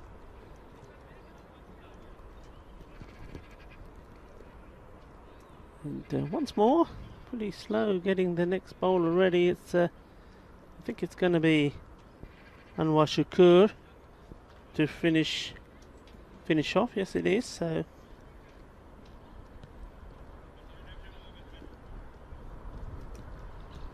bowled a very good first one. This is going up in the air. It's going to be comfortable catch. Yes, it is. And there goes another wicket. And well, it's all very soft dismissals at the moment. Yeah, this one had the height, and I thought for a second it might carry because we've seen the balls go up in the air. The breeze often does. Let's let the ball travel a bit further, but he was always in control, wasn't he? That man, Nadeem Razak. Pretty tall guy. He just took a few steps and cool as a cucumber. Came down with it in the mitts. We've certainly seen some interesting high ball results today, but yeah, we can't take this one. I already said before you got here, the duck pond is full. We cannot take any more. What are we going to do with this one? We're going to put this. That as well, isn't it? We're going to put this. Maybe Shazad, send it. the captain going for a duck. That's never great, is it? But send this one to the Chinese. Yeah, well, start sending them off that way. They know what to do with them. Yeah, you're in Asia. No. Okay, no more in the pond. You know, we're going to talk. You know, this is match 5, and if you're still with us, thank you for joining us on ECN. The next one's going to be a dot. It normally turns to food, doesn't it, in match 5? We've been well fed again today, haven't we? Javier and Sarah helping us out with some sustenance all day long. And let us know what you're having for dinner. Give me some ideas. Maximo's getting a bit peckish. I'm amazed he's still chasing it. That's so wide, and that Khalid is still trying to get bat onto ball to it. Look at this. Look at that. Watch yourself on the edge of the pitch there, Bakhtiar. We do like to watch him in action. I do like the way he holds the bat as well. Set up for that offside. He just loads up and almost inside out the way he approaches the ball. This could be extras, but all backed up. There's a whole pride of Lions backing that up, wasn't there? About 4 of them. And one of them's the umpire, actually, wearing black as well. But yeah, it's good to see. They're the little things you have to do at this stage of the game. Just keep the pressure on the batsmen. They've lost 3 early wickets, and again, the Lions, if they could grab 1 or 2 more, especially the dangerous Khalid, be well on top. He's played that very well, actually. Yeah, definitely. Shanjit Singh is out there, and that's the sort of ball we've seen take wickets all day long because the batsmen not giving it enough respect on keeping low, but vertical bat shot, it's good batting. And there's that short one. This one was through him quickly, wasn't it? And just surprised him with the length.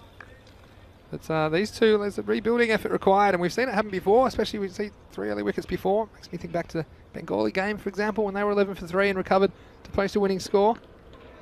These two just need to stick around for a little bit. Again, a nice bit of fielding, but I think that'll be a dismissal.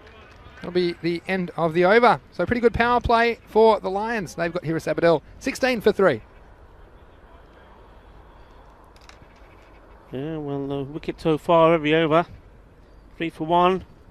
The end of the first, 13 for 2. End of the second, and 16 for 3. These two, if they can put a little partnership together and play a few shots. I mean, they're definitely going to play a few shots. Well, but Khalid, he definitely is. Just think if they can get 5 overs together in here, taking the singles and playing the shots, they will definitely get the team to a decent score. Hira Sabadell. But the Lions, they've got other ideas, and first they've got to negotiate this over. The second from Sikandar Raja. So it might actually be Nadeem Razak who's going to take the ball now for the Lions. Oh, they've sprung a change. Here he comes. Oh, there's a change. And it's a good change. I think he's played this one on, has he? Yeah, I think inside edge, and it was well pitched up. And again, the new bowler coming into the attack. It was a bit of a calculated gamble to take off Raja, who's been a pretty successful bowler. But he gets the result, and Charanjit Singh, so he's a little bit away from his body. You'll have a look at this on the replay. Just threw the hands at it, kind of lost his shape. The inside edge and back onto the stumps, and those stumps they've taken a pummeling today. But a 4th wicket goes down, so it's now 16 for 4 in the 4th over. Well, the pattern continues. A wicket every over. And back to Khalid going. This is good. Going up to the non-striker, or going up to the striker. He himself is at the non-striker's end. And I know what he's saying as well. Just leave it to me. Please stay there for me. Leave it to me. Yeah, that's what I would be saying about him at this stage. And we've seen 4 wickets go down, 16 for 4, only the 4th over. And have we seen it raining wickets today? There's been no rain in the sky, but it's been raining dismissals. Rico, after we saw an ocean of runs on day 12, it's been all the bowlers on day 13.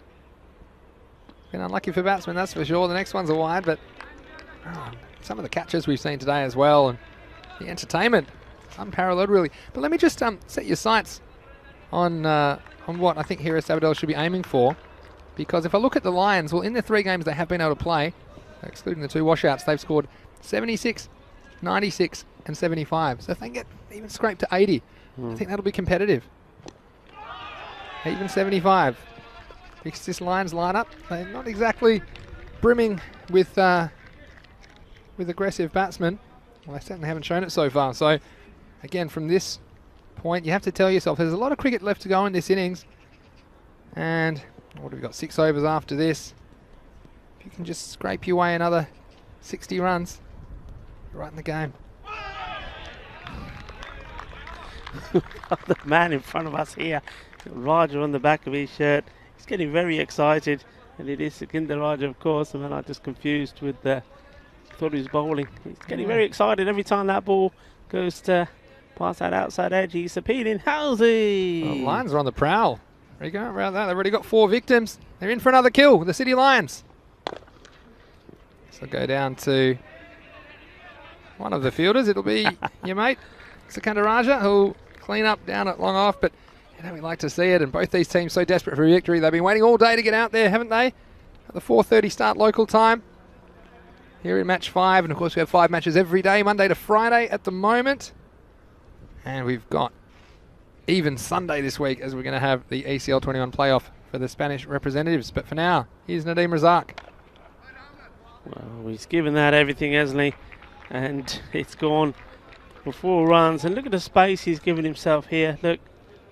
And well, it wasn't textbook, but it was effective, wasn't it? Yeah, you can use the whole bat. That one wasn't off the middle, but he'll get 4 runs and they'll take him. Like I said, if they can push up into the 70s, that might just make the Lions a little bit feverish.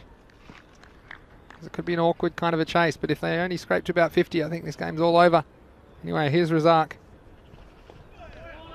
It's well bowled. End of the over. And so we see the score after 4 overs. It's 22 for 4. One more to take them to the halfway stage, and you can see back to Khalid there. He's not trying to take a single off the last ball there. He's still trying to play his shot, so he's got confidence in Anwar al-Haq that he can play his way. So we're going to see a change here. So yeah, just a reminder, Rico. Yeah, we're going to change the bowling, and we're going to see Ibrahim Hussain coming to the attack. But just quickly, ECL 21, the playoff, as I mentioned, this Sunday on ECN. Now the first ball back live, and this has been deposited. It's gone all the way over mid-wicket, all the way for a Maximo. And just what Hira Sabadell needed. Some early punishment for Ibra. Well, that's not the welcome that Ibrahim Hussain wanted. I'll tell you a little bit about Ibra. I mean, normally he's also one of the players who normally plays for different teams. He normally plays for Catalonia Cricket Club. Obviously, Catalonia are not in this series, so some of their players have been spread around different teams. Comes in the bowley second. Oh, and that's really, really wayward. It's a no ball. The wicket keeper did very well to take that. Strike one in baseball. There's a nice bit of keeping from Kashif behind the stumps. This will be a free hit. You can see a little bit of rustiness, not played in a while, Ibra. Obviously apparent. And then he comes back. And they're going to get a bye. They do. Free comes back hitting the stance, but of course was a free hit. It's difficult to take. Is he going to take it? Call it? Yeah, it's a good call. Good umpiring. And again, being a wicket keeper, where's the justice? You want to go out there. Definitely as a keeper, I'm trying to make no buys a priority. And nothing you can do about this one. This has hit the stumps. And called a bye because it wasn't hit by the bat and didn't hit any of the batsman's person either. So again, they'll take him. Well, this time he has to go. He's got his radar right. It took him 2 balls to do it. And, well, that wasn't very amused, was he, Ibra, here? You see, he's getting the wickets and turns around and says, what do you think you're trying to do? Yeah, he's hit him twice in a row. And our colleague Michael McCann, sometimes he has words for things which I don't think exist, like broken hat trick, for example, which is when you take 3 and 4 balls, which I don't think so. They just call that 3 wickets in 4 balls. I don't know. This could be a fake hat trick if he hits the stumps again. Because he hit the stumps the ball before, didn't he? That didn't count, though, because of a free hit. And he's hit the stumps again. Let's see if he can do it again. It's the Spanish sun getting to you. Yeah, it is. Making me a bit crazy.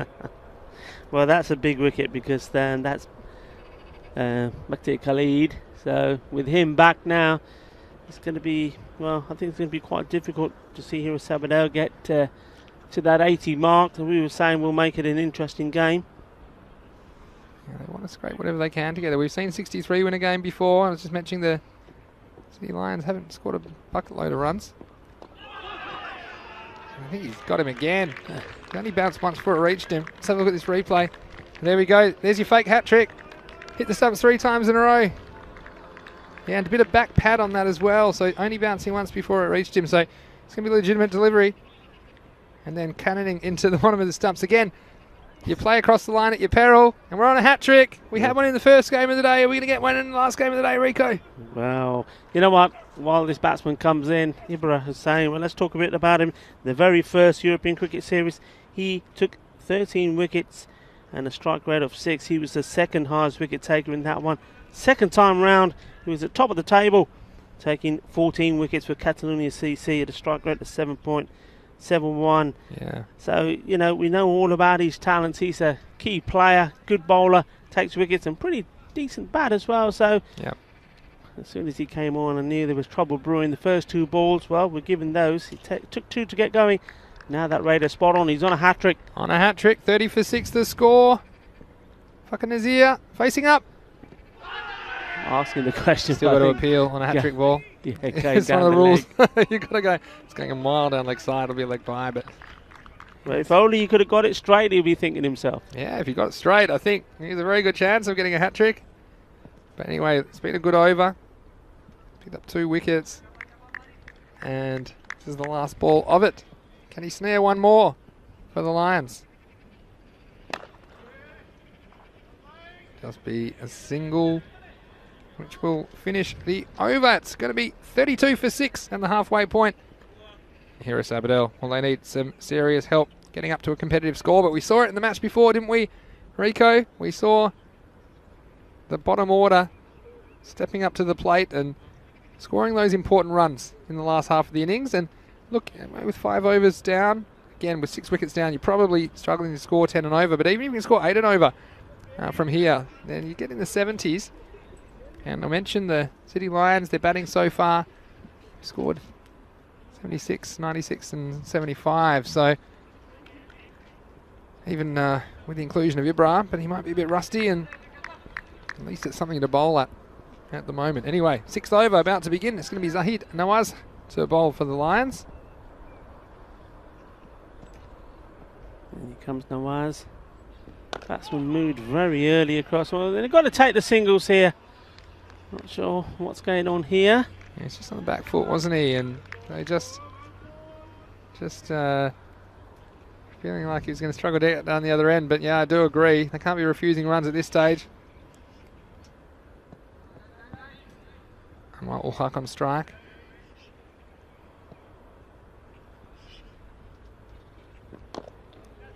On this time they will go.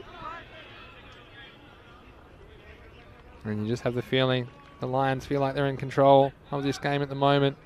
They've taken wickets at regular intervals, and back to Khalid. Well, he's the only one to mount any kind of a challenge. He scored 15, but Ul Haq next best. He's on 8 not out at the moment. They're struggling to find defence and struggling to survive, to be frank with you, Rico. Mm.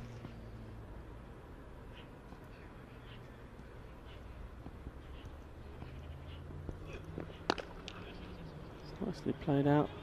It's taken a long route to get to the other end. Sure did. But no danger there.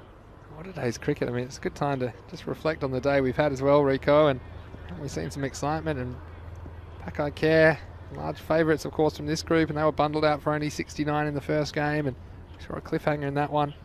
Some wickets falling all around the place today.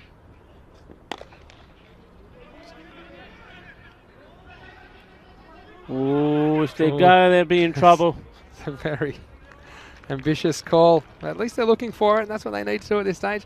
Now we've seen so many wickets after a day dominated by batsmen on day 12. It's been all the bowlers. On day 13, it's been unlucky for batsmen, that's for sure.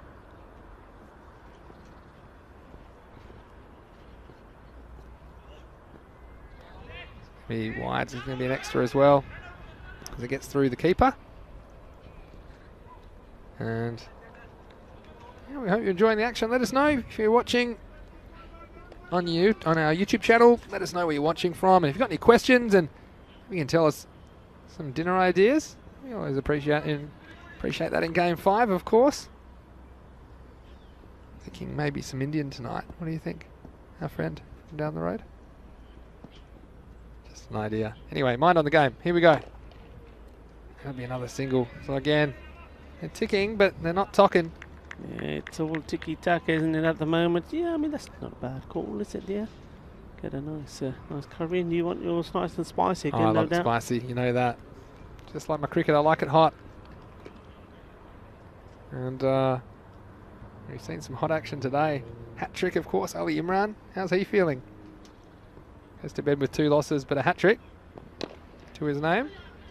Against me another single.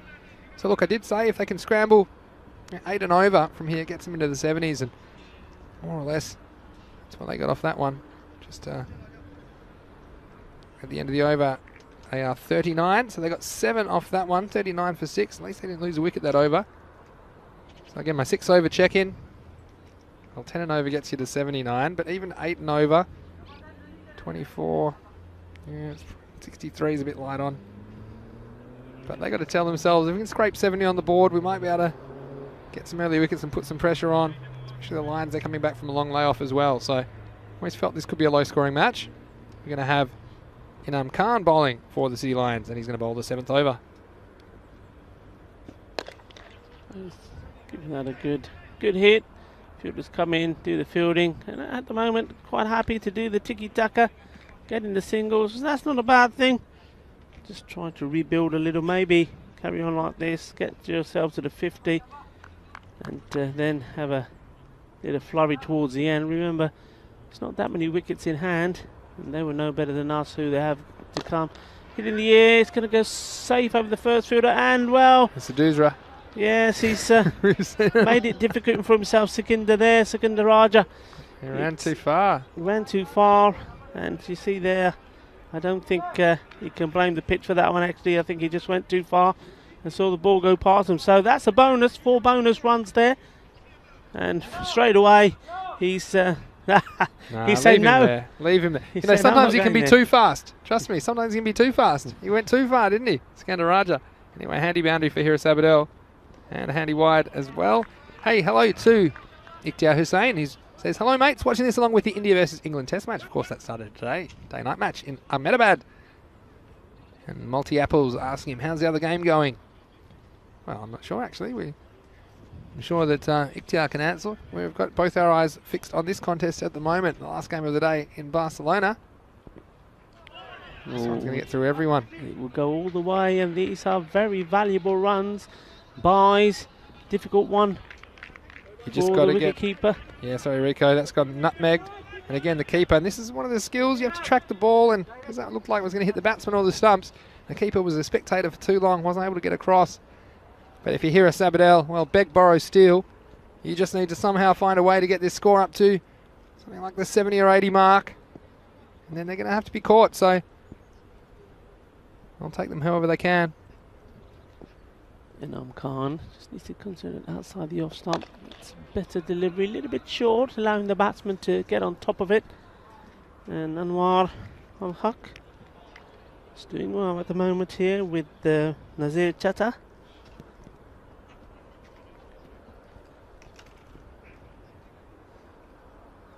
And that brings the 50 up, so that's the first landmark really. And he's giving us everything. Balle, balle, balle, liking that. Ginna, sona, ginna, bada, shaka. Where did that come from, Rico? Well, he's decided to open up his shoulders there. That's a good shot. These two came together with the score on 30, and they're, well, moving along quite nicely here with that 6.56 now.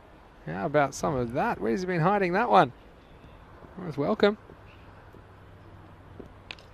Knew he was going to try again. This is 180 degrees the other way. Right behind him. He gets away with it. That's a run and useful for Hira Sabadell. It was a pretty good over for them. They finished the over at 57. There were 18 runs off that over at 57 for 6.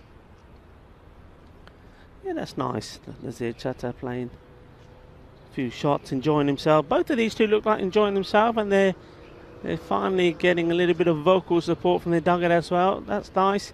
Appreciating the effort from these two. Yeah, so now, look, now you're 8 and over from here. Gets you to 81. So pull out one of those big shots and over. Makes all the difference. Nadeem Raza has been asked to come back and see if he can put an end to this partnership. And, well, he won't with that sort of delivery. Just looking at the umpires, no signal. So it obviously was on its way down as that came through. It was a full toss. Look at this height. Yeah, I think they might have missed a trick there. The umpire, that looked to be over the waist to me, and he said today the umpiring has been very good for the most part. But again, Hira Sabadell have been cost a run, and this would have been a free hit as well. So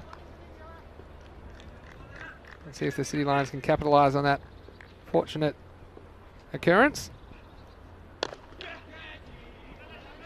Down the ground, it was full again, but not able to get good contact. But does once more rotate the strike. These two, well, that's one thing they have done well. They shouldn't be too.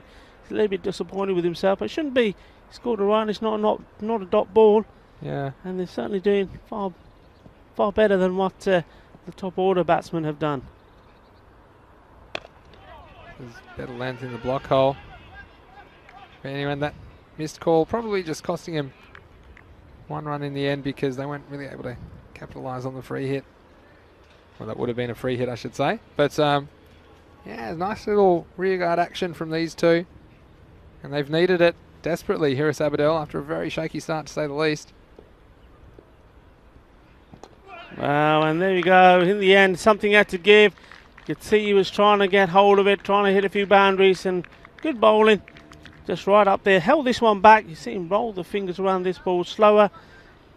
And in the end, Nazir Chatta, he goes making a good 11 of the nine balls that he faced. And while Hucky's still there, stranded at the other end for the moment, and he'll be hoping that he can get the majority of the strike. It's coming this way now. So Nadeem Raza once more in the wickets. He's taken 2 now. It was a good partnership, these two, the two that we've just seen batting, because they took the score from 30 for 6. They put on 29, so 59 for 7. A little bit more healthy, but still on life support, I think. Hira Sabadell. Again, I think they'll probably end up somewhere in the 70s if they can bat out their overs. Anyway, Razak is trying to finish the job. And Mahmood just managed to drop the bat on that. Goes out for the single. Multi Apples, welcome to you. Saying great cricket. Well, I hope you're enjoying it. Again, you won't find cricket like this anywhere else on the planet, or any other planet for that matter. We've seen some crazy cricket today and some crazy close finishes as well, and you'll see it here every day, Monday to Friday, on the European Cricket Network. Well, Huck, will he go? He does go. Well, if you're going to feed him there, he's certainly going to go. Well, the fielder running on the boundary there, sticking a hand up. We've seen some spectacular ones taken one-handed, but this one was hit too well all the way over. Fielding the cautious Akiti, but Shaka, ho gaya, 6 runs. Another one is fortunate to get away with it, I would have thought, because it was around waist height, but the umpire just deciding it wasn't above waist height, so in the end, it'll just be. Yeah, it looks the like 6. the batsmen are asking the question as well, saying, hey, ump, are you still with us? Yeah, When there's a bit high. Good day for the umpires as well, you'd have to say, but again, I'm of the opinion of those ones, if they're on the borderline, and I think you've got to call them, because there's no reason you should be bowling that full anyway. So even if they're waist height, I mean, as a bowler, you can't really complain, because you shouldn't be bowling them that high in the first place. So I'd actually change the rule. Oh, here you go. Here's a Mixed Massimo's big call for you. I'll wait for this ball though. Yeah, this is important over. Hibra back on. Hibra has been very good, hasn't he, so far, picking up 2 wickets in his previous over. But anyway, it's game 5, so why don't we do Mr. Maximo's big call? This isn't so much about a game situation. This is about a little tweak. Jesus has rejoined us. Hello, Jesus. Nice to see you back with us. Buenas tardes. This one's Well, short. buenas tardes and adios Hey. is what we say to that. Adios, pelotas, 6 carreras. And once more, full delivery. Once more, quite high. Yeah. Full toss, Well, smashed away. At least they're consistent, that's all I'll say.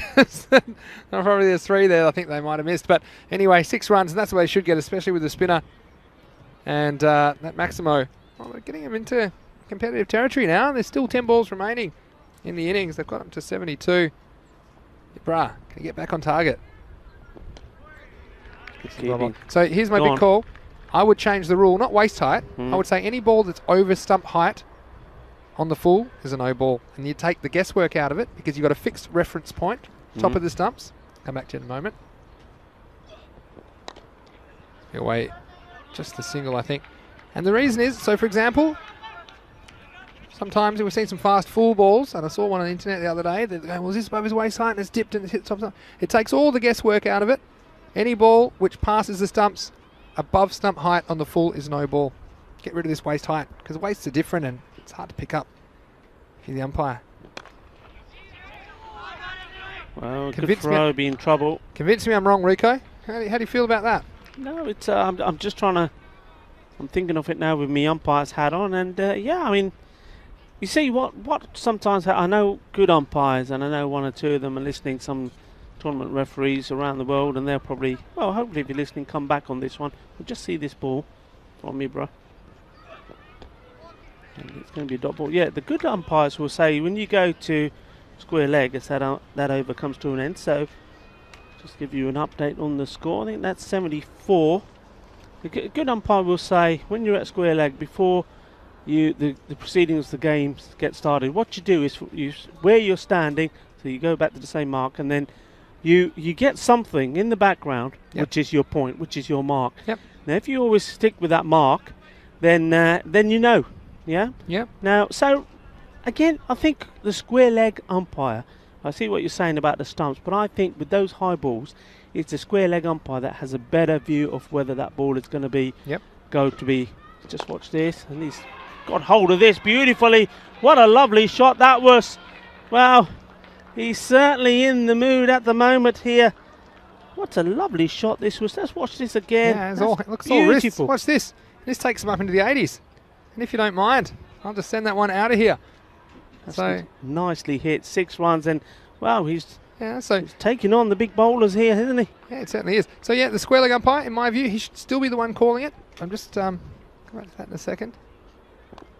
This one's a bit more fortunate. He's going to get away, and he could get 4 for it. He does indeed. This is a terrific over, and this is a good comeback. This from Hira Sabadell, and once more, like we saw in the match before with the Ripoll Warriors. Finding a way, aren't they? Big Burrow still. It's the tail that doing it. Yeah, so I think the umpire that's standing at the bowler's end, unless it's a quick bowler that's bowling and you know the pace of the ball and the trajectory it's going on is going to go over, whether it's the stumps, if you use the stumps, or whether it's the waist, it's easy. A slower bowler is difficult, and that's where I think the square leg has to have that call. And if he's got that fixed point, makes it easier. Well, at the moment, I think any umpire can call it under the rules. We'll come back to it after this ball, but they're up in the 80s and they're up and about. Hira Sabadell. And now they're not, because, of course, I've done it again. But again, at the end of a good innings, Anurul Haque finishing with a bit of a flourish. Yeah, a little bit unfortunate this. It's gone onto his back pad and onto the stumps. He made himself a little bit of room, and he'll probably be thinking to himself, well, if I stayed where I was, I would have had a good hit of this down the leg side. But in the end, he's done a very good job for his team, so he should be proud walking back there. And I'm sure he'll get a bit of appreciation from his dugout, because he's done a terrific job. 34 he contributed off 20 balls. We remembered Akhtar to come out now. The score is 84 for 8, 3 balls to go. Yeah, so just to summarise what you're saying, Rico, I still think it should be mostly the square leg umpire's call, but you're talking about them, and what you're saying is completely correct. Picking a spot in the distance that they think is about the height. Now, there are a couple of complicating factors. Is not all batsmen are the same height, right? So you might have a guy that's 2 metres tall, you might have a guy that's 1.5 metres tall. But I'm saying that is still a good idea, but now you've got a fixed point to work with, which is the top of the stumps, which you're looking at anyway. And again, it might be slightly below what waist is, but not by much. And I think that would be an easier call. Speaking of stumps, there goes another one. So, guess what? Hat-trick alert. Because this over's gone 6-4, wicket. And they're now 84 for 9 with 2 balls to go. And Rico, we had a wicket. We had a hat-trick, I should say, in the first game of the day. Zahid Nawaz, well, he's getting the job done, isn't he, for the City Lions. And he is going to be on a hat-trick. Did get a wicket in his first over. He's obviously making up for it now. And he's got the number 11 batsman. I often say if you're on a hat-trick, there's nobody better to be at the other end than a number 11. It's going to be Fida Hussain. It's got to be full and straight, hasn't it? Full and straight. Oh, and I tell you what, they've done well though, Hira Sabadell. We talked about if they could get somewhere in the 70s. Well, they're already up in the 80s, 84. And here we go. As the sun sets on day 13. Match 65 in the Fan Code European Cricket Series. It's going to be Zahid Nawaz, who's on a hat-trick for the City Lions. He's taken a long time to get his guard, hasn't he? That tells you a story. Right, here we go. Hat-trick ball. And he's wasted it, hasn't he? He's fired it down the leg side. Have a go. Go on, he's got to come back. Got to come back. Oh, come on, boys. You've got to come back. Yeah, well, I suppose what he's thinking there is that the batsman who's there with him is the more likely to punish the last ball, so I can kind of see what he's doing, but you put some pressure on yourself, don't you? Because now we're at 85. Here we go, last ball of the innings. And they're going to have to run it hard. They'll get 1, they should be turning for 2. Again, probably wrong end. And they're going to get back for 2 in the end. And I think the striker's looking for another one. And he's going to be run out because the other guy was already in the dugout, but regardless, it was only ever going to be 2 runs. Geez, we've seen some funny run-outs, haven't we, at the last balls of the innings. But anyway, you'd be filthy if your fantasy team failed because of one of these run-outs, wouldn't you? Anyway, that will end the innings. According to my calculations, they'll finish on 87, all out. Well, that was his first wicket. I haven't seen too many taken in the slip area. The one that comes to mind is one that Mohammad Jafri put down very early on in this series, but that one was taken at the second attempt, and then, well, that brought into crease that Baktir Khalid. He played some nice shots. We know he's a classy player, but what he couldn't do early on is put any partnership together. One being played on, and well, that was a nice shot, good flurry, gave himself plenty of room. And then, well, going for 1 shot too many. Yeah, big player, and that's been the story. That one staying a little bit low, a bit unfortunate, had to make his way. Yeah, to say the least. Ibra is an important addition to this Sea Lions lineup. I'm sure he'll have a part to play as they chase 88, 2 fat ladies for victory here in match 65. That was the end of Fakir Nazir Chatta. A good partnership. 29 at a crucial time. was the bottom half of the Hira Sabadell lineup. You'd have to say did most of the damage. Despite losing wickets and losing the last one off the final ball of the innings, they have dragged their score up to 87 off the very last ball. Let's just go through this innings over by over. 3, 10, 3, 6, 10, 7, 18, 9, 8 and 13. So you said 18, 9, 8 and 13. A good finish off those last 4 overs. They scored 48 runs off those last 4 overs after they only scored 39 in the first 6. And, well, we talked about them just getting a good score on the board. And mention again the City Lions.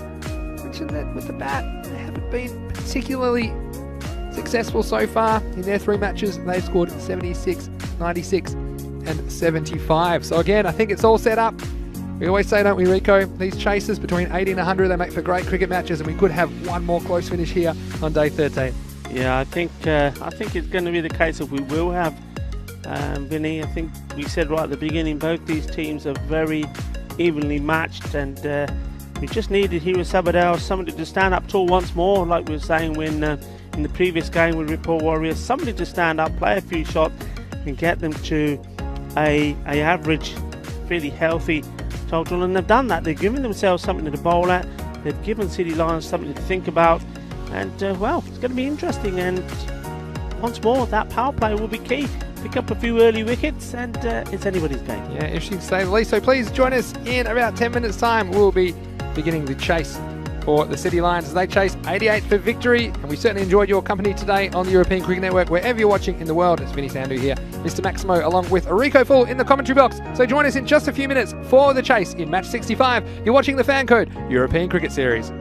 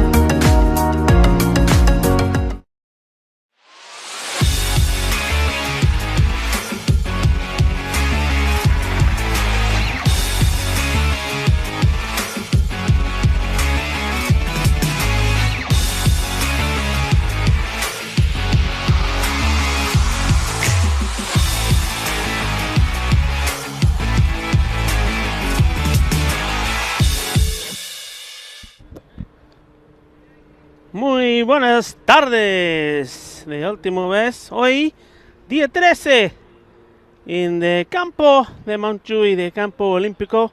Welcome back. The last time on day 13. We're on match number 65, and it's, well, going to be a very even contest, I think. 87 were scored by Hira Sabadell, and once more, thanks to some good rear guard action, and Wael Huck making 32 off 22, and then other than Makte Khalid, who are up the order, coming in at number 4, made 15 of 9 before really he got a mid-throw his wicket away. But Wael Huck did some good rebuilding, took the singles early on before playing some big shots and helping his side to get to 87. So 88 is the target. And the Lions, well, they've struggled with the runs themselves. So they've got to search deep, and they will need somebody to come up with the good partnership and play some nice shots of their own if they are to end this match 65 on day 13 with a victory. Just about getting ready to start. It's like the bowler doing a little bit of stretching. So no excuses if this one is a wide. And it looks like it's going to be Hira Lal to bowl this, the first over. And, well, you could put odds on this being a wicket. The ball crashing into the stumps, first ball, golden duck, because we've seen enough of it. So we're going to see a change in the tide. Here we go. So it's Ibra Hussain. Starts with a single, so it's a key player. This is the first game he's playing for them. He's been in the squad but unable to play the earlier games because of work commitments. He's already shown his strength with the ball. Swing and a miss outside the off stump. So Hassan Shafiqat.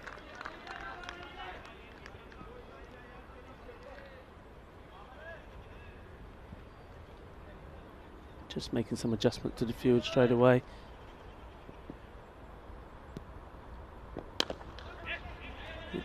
Back hard towards the bowler, sort of half stopped it, but the batsman and the wicketkeeper sharing a little dance together before the wicketkeeper let him go.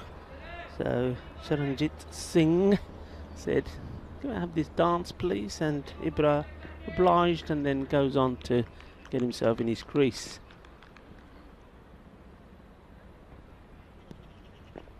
Oh, he's hit that well. He's going to race away. His fielder has to get down to that. Doesn't. And, well, that goes through to 4 runs. Got to use your hands here. Got to commit. You've got to get your clothes dirty. If you don't, it's going to go through for 4 runs down there. And, well, they chased it, but it's gone. Fielding the course. The gitti sigi. But fielding error ho gaya. Chokka ho gaya. 4 runs. So Ibra is off and running. That's the first boundary for the City Lions.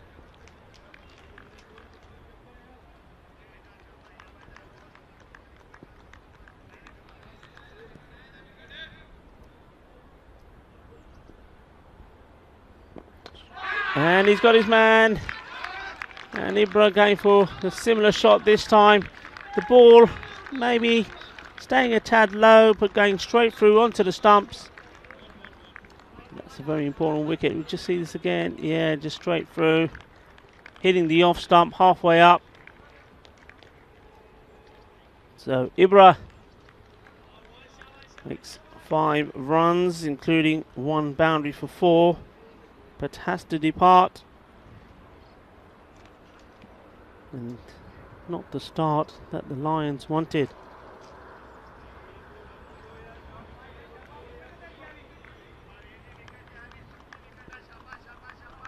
A little shabash at the moment from Hira Sabadell.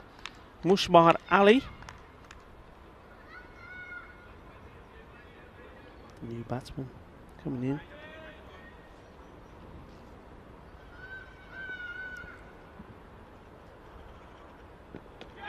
Ooh, that's very well bowled.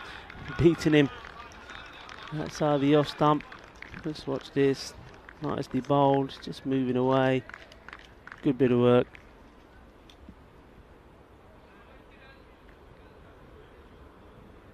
That's nice.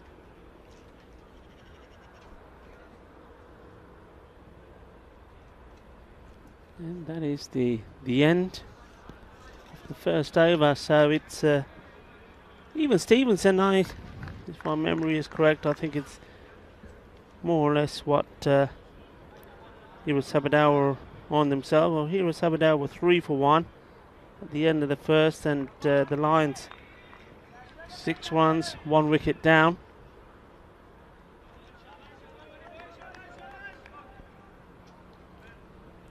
Well, the sun coming down now. And Vinny, I see you using the good old trusted clipboard to do his job. I think some of the fielders are eyeing you up and may want to borrow that. I might need to. Yeah, he one hand to catch. We've seen that already today. That's well hit. That's a nice positive shot, and well, it was hit well enough that even in that area of the field where the ball tends to get stuck, it's managed to find its way to the boundary. Good shot.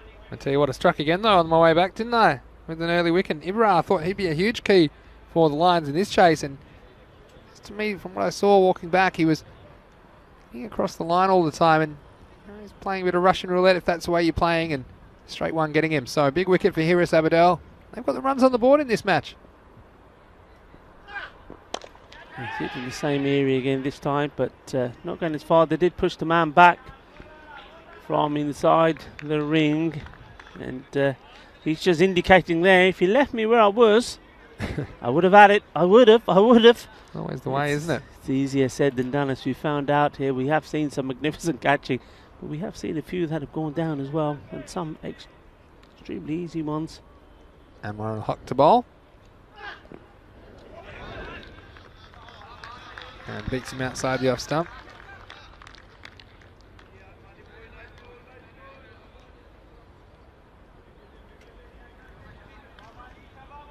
So you see, dot's all important, of course, in a chase of this size.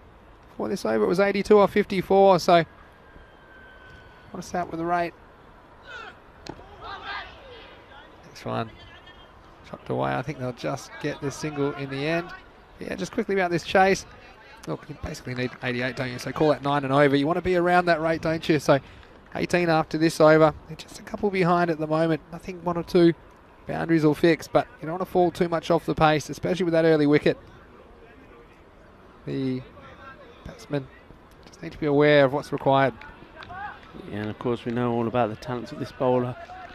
We've said there's been 3 hat-tricks already in this Fancode European Cricket Series, and this man, he's the one who started it all. Good bowling, and we have to go back to that match. It's match number 9, Hira Sabadell versus the Ripoll Warriors, and that was when he took that hat-trick, but still ended up on that occasion on the losing side.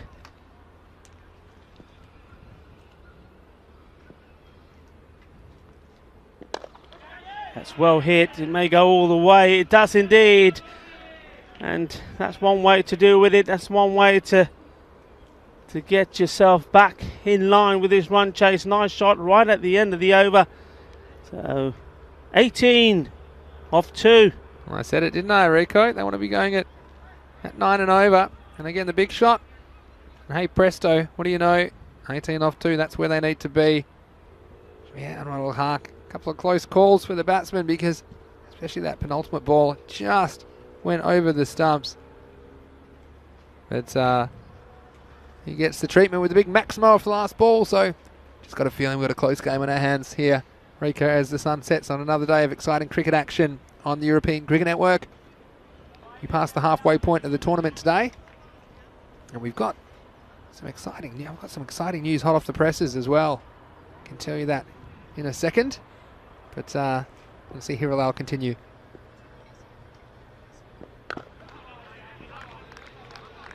It's a good start. Hira bowling, he's second, and the last of the power play. Short. And he's pushed that away. Oh, and we almost saw another fantastic grab.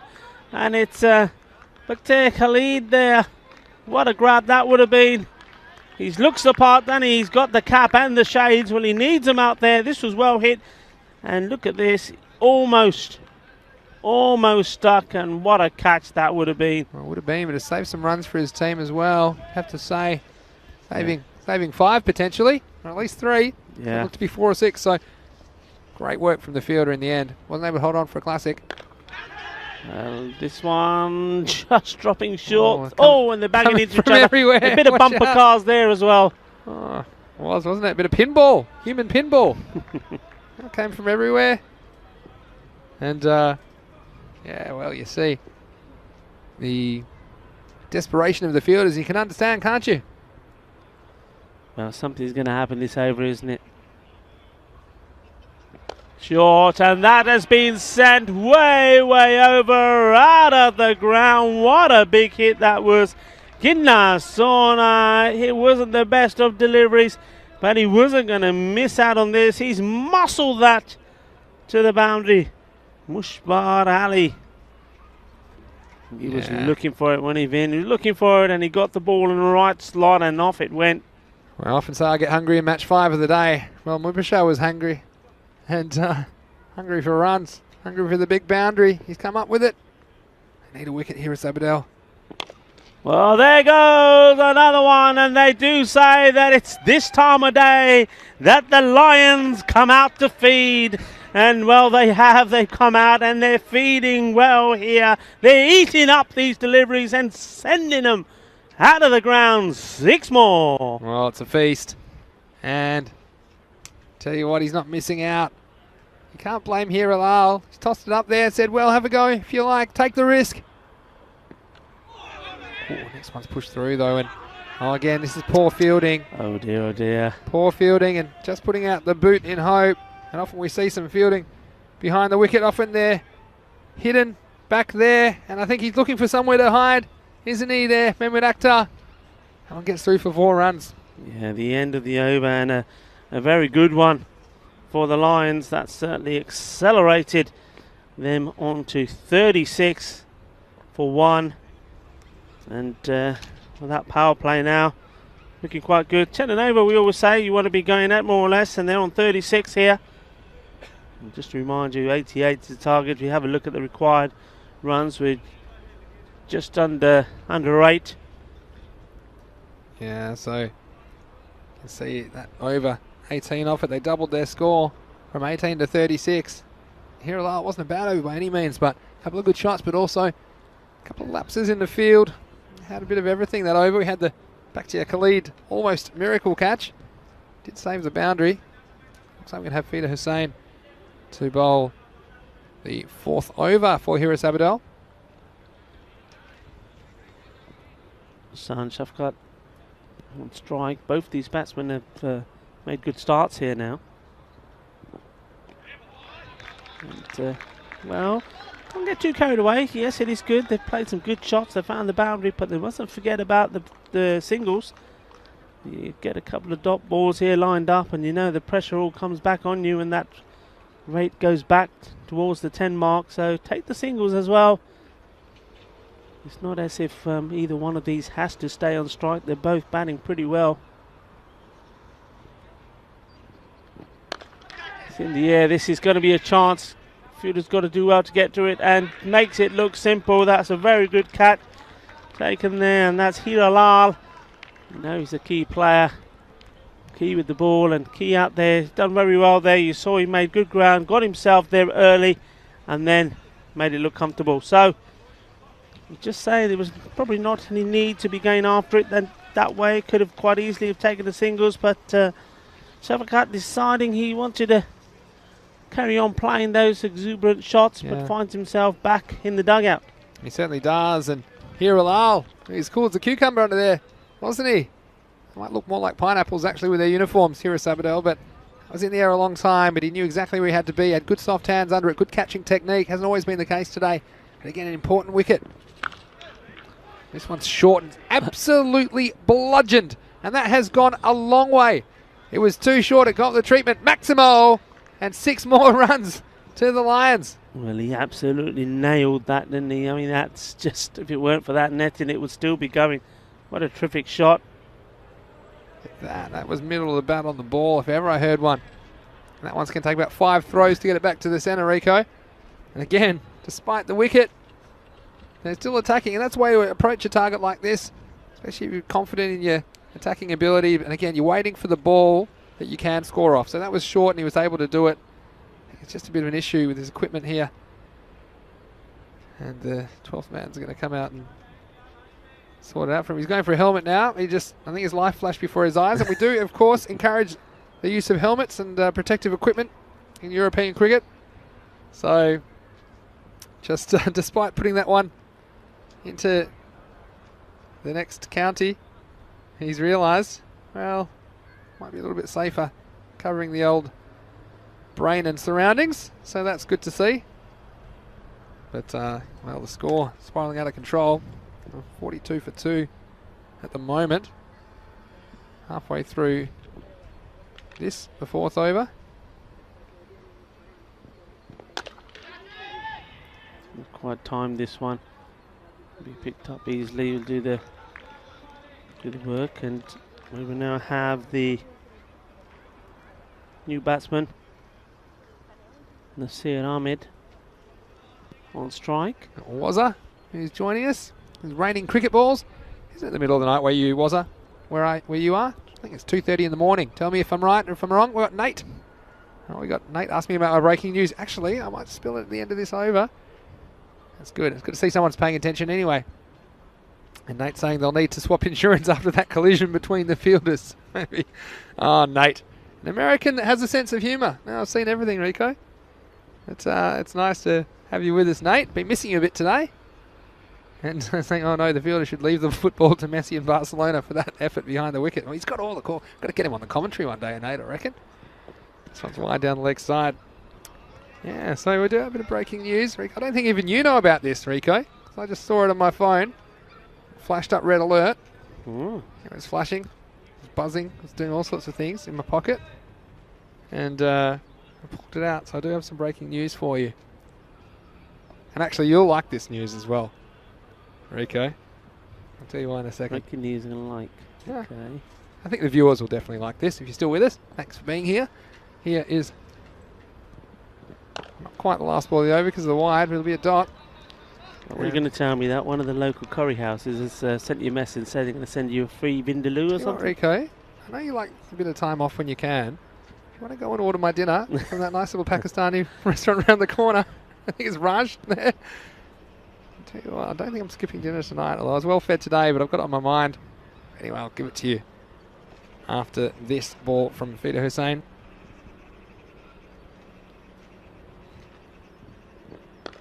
And this is dropped down, and they think about a run, but they're not going to get it. That's the end of the over after 4 overs. It's all the 4s, 44 for 2. Now, ECL 21 qualifier on Sunday. You know that. 3 matches, and they start at the same time as usual. They start at 7:30 a.m. GMT, which is 8:30 in Central Europe. It's 1 p.m. in India. But I can tell you, after those 3 matches, we have rescheduled 2 of the matches which were washed out. I'm not quite sure which 2 they are. And those games will start at 4:30 a.m. GMT and 6:30 4:30 p.m. and 6:30 p.m. GMT. That's 5:30 and 7:30 p.m. in Central Europe. It's 10 p.m. and midnight in India. But Rico, the reason I said you'll be happy is because you've got the weekend off to go visit your family. So that's good news for you. It means that's something for you to do on Sunday night. You can listen to me. Yeah, I'll bring you back. I'll bring you back some throat lozenges. It'll be a late night and an early morning, but that's what we want to do because we want to put on as much cricket as possible, and it's great that we're going to reschedule 2 of those matches on Sunday. Breaking news, and breaking news here: game's developing into a bit of a contest as we see Ikram ul Haq.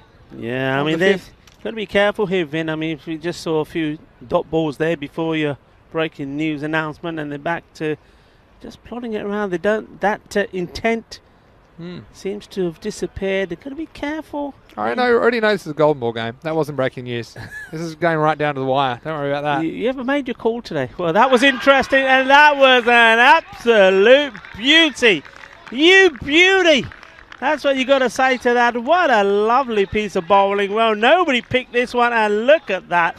That was just pure class. He's put everything behind that as well. The bat, the pad, the head, the body, and all he can do is sink. It's just a little bit of straightening, I think, perhaps down the line, and they needed a wicket. Hira Sabadell. Look, when you think of how disastrous this game was going for them, let's rewind back to the 5th over of the first innings of this match. They were 30, and they'd lost 6 players. They were 30 for 6 in the 5th over. They recovered to score 87, and really now, well, it's even Stevens for me. They fall to 45 for 3. Well, that's another one that we're going to send away to the Chinese restaurant. We got no more room Another for ducks duck here today. We just haven't. But you know what? We've seen some good bowling. You know, we talk about Kuldeep Lal. We talk about Abhishek Borikar. That was classy for me. That was a really, really good delivery. And to beat the batsman there, I mean, look at the batsman. It was like he was down on one knee. He was trying like he was being knighted, wasn't he? He wasn't playing a slog, to be fair. We've seen the stumps disappear with some outrageous stroke play, but that was all defence. Got around him. Now, here's the man for the situation. I think this is Amar Shakur, who's come out. He's the captain of the team. And he's wearing like the big floppy hat. The old Richie Richardson special, isn't it? The big floppy hat, as we call it. Yeah. And he's left-handed, starting with a single, but the equation, well, it's tightening up a little bit. He got 42 off 33 required.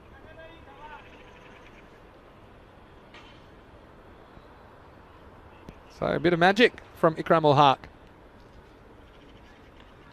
And I just had a feeling about this game. It might be a close finish. It's shaping up that way at the moment. Well, this is down the leg side. And this time the fielder, well, he gets behind it. Using the hands, he's got the memo. So that'll be 2 extras, and again, they'll take him every way they can at the moment. He's got a little bit of the Adams about his action, hasn't he? He's really, it's all that shoulder. You got the feeling, it looks painful, it looks like it's going to pop out. And I tell you what could have been painful there. I mean, the batsman playing that shot, and I thought the wicketkeeper was going straight into the bat there. I mean, it's hard to tell how close he was from where we are, but I don't think he was that far off. And there you go. This one again. That was a bit high, but umpires have been consistent with the application of that rule. Just going back to the chat. Actually, I got Waz's time wrong. It's of course with the daylight saving. Of course, it's 3:30 a.m. So I forgot to account for that. I'm sure the clocks will be going back soon on the eastern states of Australia. And we got some confirmation from ECN European Cricket Network. Come back to that in a second. Oh, that could be out. Maybe just kept his foot down. Yeah, let's have a look at that again. It was certainly good work. Let's see. Obviously, it's looked good from this side. Let's hit side on. Yeah, let's have a look. I thought for a second he may have lifted his foot. It was a nice bit of keeping, you'd have to say. This just dragged it out. Just got it back in time. And the keeper, well, did he keep the ball? Let's have a look. Oh, he didn't have the ball, so he wasn't going to be out. So I gave him too much credit. But anyway, I think regardless, I think he was safe. So those games, it's going to be City Lions versus Hira Sabadell. And then Hira Sabadell versus Barna Royals.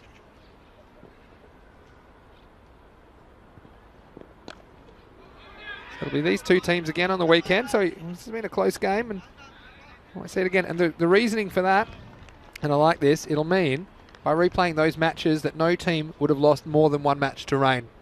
So that's good that they've given priority to the teams that have had more games rained out, getting first priority, and obviously we try and make up the matches as many as we can anyway. That's the end of 5 overs. The 50s come up. It's 50 for 3.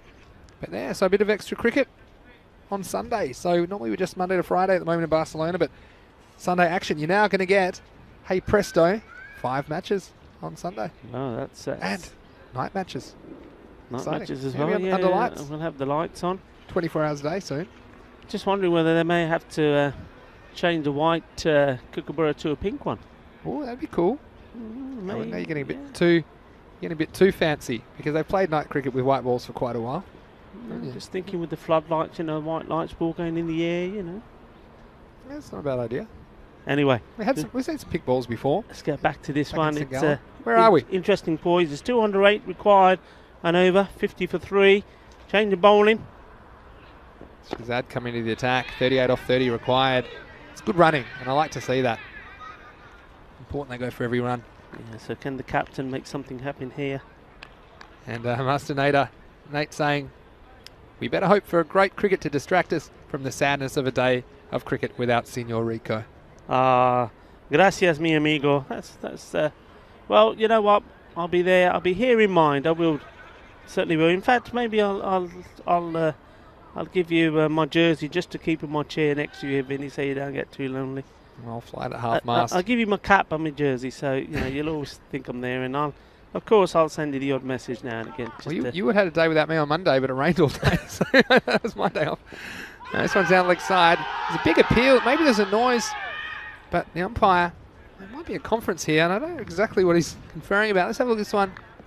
This looks like it's missed everything, and there might have been all kinds of sounds there, but I think in the end, I think there's not a conference. Yeah, just going straight through. Yeah, because if you ask me, what happens down here, when you're the keeper, it's easy to get excited because, look, there's all sorts of things that can make a noise, and it's probably the batsman hitting his own pad or just the ruffle of the swing of the bat, but there was nowhere near anything, and we'll see if but it's a good way to actually try and stop a wide. And there's a call in the end. Well, we're just waiting. The umpire's coming back to his spot and see what's happening. He's giving him out. Well,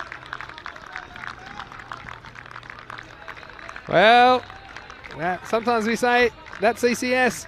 We have a look at this one down the leg side. Well, it wasn't miles away from the bat, but did feel like it went past the bat. And, well, again, look, the batsman walking straight off, which is to his credit. But, again, I wonder what that conference might be about down the leg side. It's a long day for the umpires as well. But we've had a lot of good umpiring. That's one that perhaps I think the batsman can consider himself unfortunate. I mean, the umpires, give them credit, they did the right thing. There was obviously something for them to clarify, they did, and everything for them pointed to the decision as being out. And well, the men in black, they've given their verdict. They've seen something that we haven't, so a wicket goes down and this game gets even more interesting. Oh, sure does. Kashif Shafi, the new batsman. Well, I'll tell you what, there's been a couple of ones today that you don't really know how to describe them, but what I will say is for the most part, the men in black, they've done a very good job during this series. We've seen some very good calls.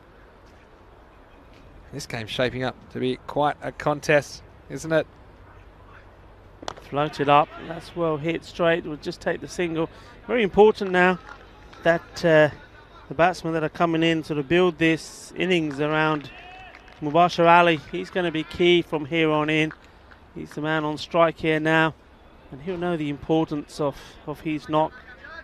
Just will feel if he can just, well, I suppose play 5 big shots and this game is in the bag, isn't it?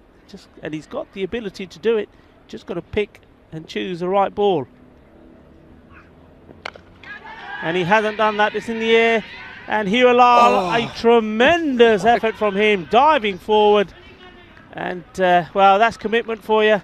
Unbelievable effort from Hira. What a good effort it was, wasn't it? It just curved away from him at the last moment. He was off to the races. And watch out. You don't want to be the blade of grass, which is under Hira. We've seen him do it with the bat and the ball, but also in the field. Such an important player. That's the kind of effort we love to see here in the Fancode European Cricket Series. The last ball of this over. It's good contact. Is he going to go through the gap? And oh dear, it's Bakhtiar Khalid once again. Misjudgment from him. Maybe in his case he has to take those shades off. Totally missed it here, and all he had to do was get a hand on it. Missed it. It goes through before, and the captain is not happy at all. Only 7 off that over, including that boundary off the last ball. So what do you think, guys? We've got ECN, European Cricket Network, one of the monkeys behind the desk typing. It's nice to have you with us, ECN European Cricket Network, saying Rico, day-nighters are played with white balls. You know what I'd say back to that? It's not day-nighter, it's a night-nighter. But anyway, we'll come back to that. And Wazza saying that didn't really see an edge there. And Luke saying batsman did the right thing. No complaints, just walked off. Well, that's what you got to do. You have to respect the umpire's decision. Look, there's going to be some you don't agree with. They're human, of course. And like I say, for the most part, the umpire's been very good. And well done to Shakur, captain leading by example. Says, good effort by the keeper. Down the leg side, it's never easy. And the ball's behind the batsman, but it'll be 2 handy runs. And let's have a look at the equation. It's now 29 off 24. And with 6 wickets in hand, well, this was the situation in the last match where the Warriors just got stuck in glue, didn't they? With about 30 to go. Saw 10 dot balls in a row from one of the bowlers. And this weight's under control, but at least another wicket. Be very interesting. It's already very interesting. Here's Ikram ul Haq. With that down towards the backward point area. We'll take the single. So that's 3 runs this over so far. 2 wides. The single there.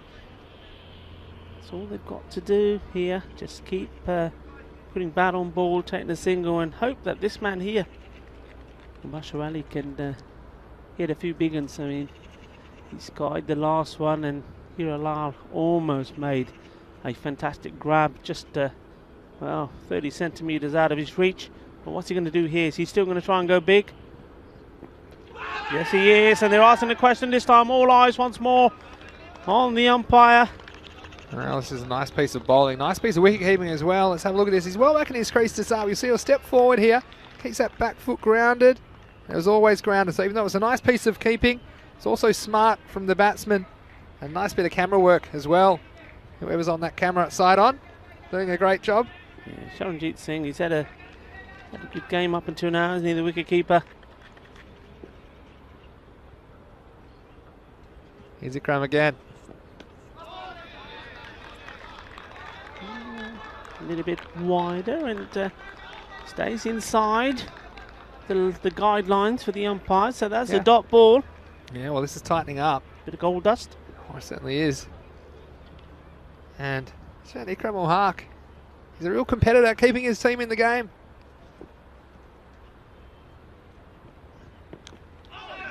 Big swing. And again, the keeper can't do anything about this one. It'll be a bye. I think it'll be a bye. Never know. I think got a little bit of bat. Maybe Bit of edge we'll on see that? from the I think a little bottom of the bat. Yeah, fair enough. But yeah, 2 to come here, and it's a score 61. So they need 27. And wow, really tightening up. 20 balls remain. What do you think if you're watching on ECN? There we go. That's another one. And he does like them when they go all the way through. And why shouldn't he celebrate? Look at this. Beautiful bowling. Yes, Toma. I've got my man. There's another. He's loving that. A little bit of Rafa Nadal about him there in his celebrations, I think. Well, you've got to hit the target, and that's worked for the bowlers today. And isn't he happy? Oh, Rafa the man. That's what I like, he says. And that keeps his game very much alive. Another wicket. The big man is still there. Mind you, he's lost his touch for the moment. He's just dealing in singles once more. The big hits have disappeared. Another batsman coming in. Yeah, so Kander Raja's coming out though, but he's a pretty accomplished player. And we have seen him batting a bit higher for the City Lions in the past. Just wonder if he'll just have a cool head in this situation. As we see the equation, City Lions 61 for 5, a ball to go in the 7th over. So requiring 27 off 19 balls. It's the last ball this over. Big swing and a miss, so there you go. And that will make the score 61 for 5 after 7. And Rico, this one is nicely set up. 9 and over required, 27 off last 3. But just a reminder to everyone watching, we will be back tomorrow for day 14. I'm sure the match preview, if it's not already up, it won't be far away at europeancricket.com. Don't forget to keep up to date with all the highlights and the fantasy dashboards, the match summaries at our social media accounts at European Cricket on Twitter, Instagram and Facebook. But please rejoin us tomorrow at 7:30 a.m. GMT, which is 8:30 in Central Europe. It's 1 p.m. in India. Myself and Rico will be with you once again for a very exciting day of action. Yeah, sorry, Vinny. I'm just having a look here with Sabadell, having a little bit of conference, trying to decide who's going to bowl. They've got to be careful here as well because of the time. I mean, time is dragging on here. Of course, the umpires will keep a tight control on it, but you can't waste too much time. You've got to be ready with your bowlers. Right, it's going to be the captain to bowl. It's hit hard and it's going to go all the way. Balle, balle, balle. How important is that one? The first ball of this, his second over, goes over the fielder for 6 runs. And, well, he's found his rhythm once more. Yeah, as long as he's there, Mubashir Ali, you think that he'll get him home, but we've seen things change in an instant. It's a good last over from Ikram Hart. He went for 4 runs. I've decided that's a magic over for bowlers, 4 or less. Okay? No, it's not the right time to bring that up, but 6 and a miss. Yeah, I've decided if 20 or more is a magic over for a batsman. I've decided now. It's not going to even ask your opinion because it's been decided. I've written it down now. Hey, 4 or less, that's a magic over for the bowlers. Okay, now I want your opinion, to be honest. No. 4 or less, no. 4 or less, I think, is a good over. It's not a magic one. I don't know, what's a magic over for a bowler? If 20 plus for a batsman's magic, what's magic? What do you think on the YouTube chat? 2. No. 2. Yeah, 2. No. 2, come on. I'm a bowler and I'm saying that, 2. 2. 4, I mean, 4, if you can bowl a bad ball, it's gone for 4. You can't call that a magic. How about 3? I'll meet you in the middle. All right, 3. Ooh, this is like discussions about the golden ball now, isn't it? It's the same sort of thing now. Discussions over 3, isn't it? And I thought that was going to go through. Big old swipe. It's there, or if it's there, it's gone, isn't it? In that one spot with Mubashir, but anywhere else, he's not getting bad onto it. And I just think if they just had a bowler that could just get that radar homed in full on that off peg, that they could see the end of him, and that probably could signal the end of this match in favour of Sabadell. But he's still there scratching around. And the captain, he's not scratching around. He's hit this big. That's a biz away. Super 6. As it smashes into the scaffolding and stands behind us and lands conveniently at my feet. There you go, buddy. Didn't even see that one coming. Well, that was a massive hit. 6 runs, and that's the second Maximo in this over, and that certainly is going to take some attention away. Well, you said Sekinder Raja, you can be useful. Well, you don't get more useful than that. That's a big hit. He's a weapon at number 7, that's for sure. And that'll be a wide ball. And yeah, that was a huge one, wasn't it? Just watch this one. I think it bounced off the keeper's pads down the leg side. Watch this. Onto the stumps, and he's very lucky that his foot remained grounded because that would have been out. Well, he's out to prove a point, isn't he, Sekinder Raja here. We just watch this ball. Asking, no, they say a little bit chal mere bhai nahi tu itte reh kitte chalna. And yeah, I had to prove a point because he was the man on the boundary in front of us who overran the ball and went for 4, and they wanted to replace him, and he stood his ground and said, I ain't going anywhere, I'm staying here. And now he's out there, and well, wouldn't it be fitting if he's there at the end and he wins this match for him? I think he'll go back and have a word or two to say to the captain and his teammates. I think you're probably right there. That's the end of the over. 75 for 5 after 8. And looks like this one's going to the wire. Meet me there, Rico, because 13 off 12. And although we've seen both these two can clear the boundary, if they were to lose a wicket, or if there's a couple of dot balls, we've also seen quite a few dot balls because they're kind of all or nothing at the moment, aren't they? Going for the big shots.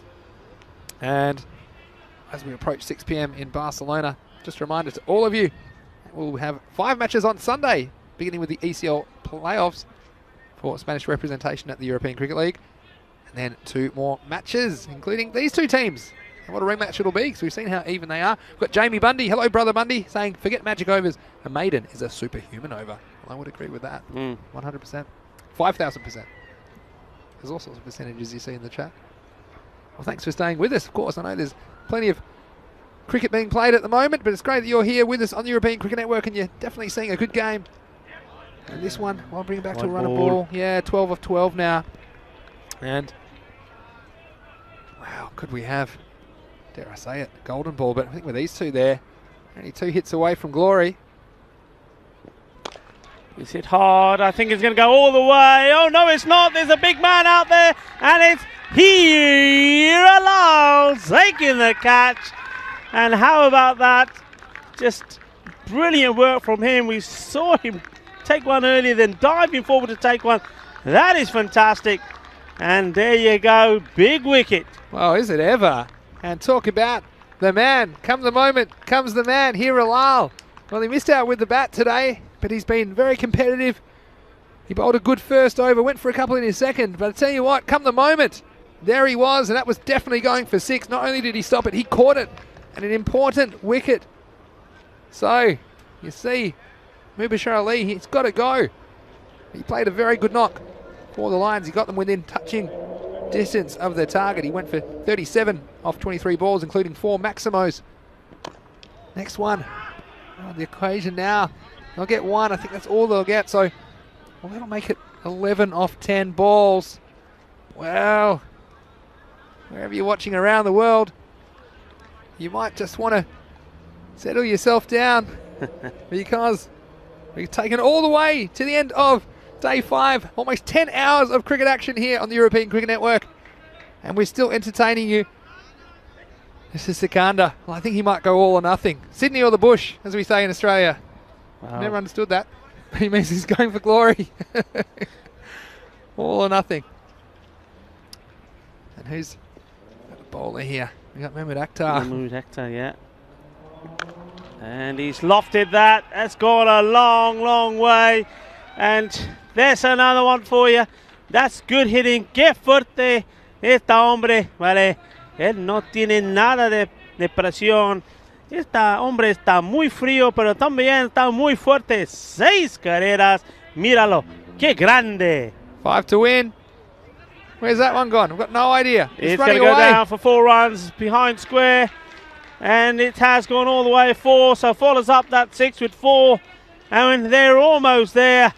Well, they've tied the scores. I was going to say before that ball, Sikandar, I said Sydney or the bush. I don't know if that was Sydney or the bush, but I can tell you it was massive. He lined up and got that right out of the middle of the bat.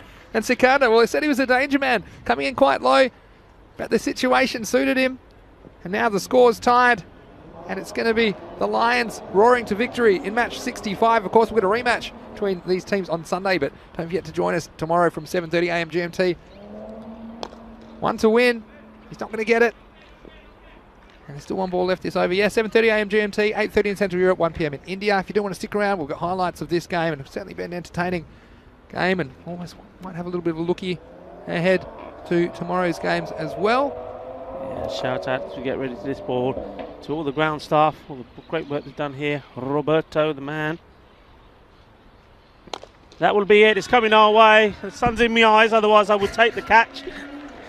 And that's the way to finish a game, with a big hit, and the two of us bumped heads at the same time. You probably heard that on your the viewers would have heard that. That was a bit of bumped of heads. We are social distance normally, I assure you, but with that ball coming right in the sun, I thought, well, I'm going to get out of the way of this one. What a way we finished. I have to disinfect my head now after we clapped headphones there, trying to stay a respectable distance away. But there we go. So the final score is 93 to 87 for Sydney Lions, with 6 balls in hand. Winning this one, Sikandar Raja gets them home. But let's go back to the start of the innings. A fairly cautious start. The first over just went to 6, but then 12 and 18. The last 2 overs of the power play, as City Lions look to make light work of this target. But then there's a couple of moments, and I'm sure that Mahmood Akhtar would like to have that one back. He was right in the hot seat at the end. And Hira Sabadell, he kept his team in the game. Some very good fielding. And this one beat him all ends up, didn't it? But Shanawaz Shahzad, and this was another one given out down the leg side. Well, maybe it was the appeal that did it. The umpire, after an eternity, came back and gave the captain, Amar Shakur, his marching orders. But then some of this fielding, they were trying their best. They set higher standards for themselves. Hira Sabadell, the bowlers right on target. Ikram Ul-Haq, well, he was dancing a happy dance. They were singing a happy tune. This is another one. Hira Sabadell, he could only watch that one go over his head.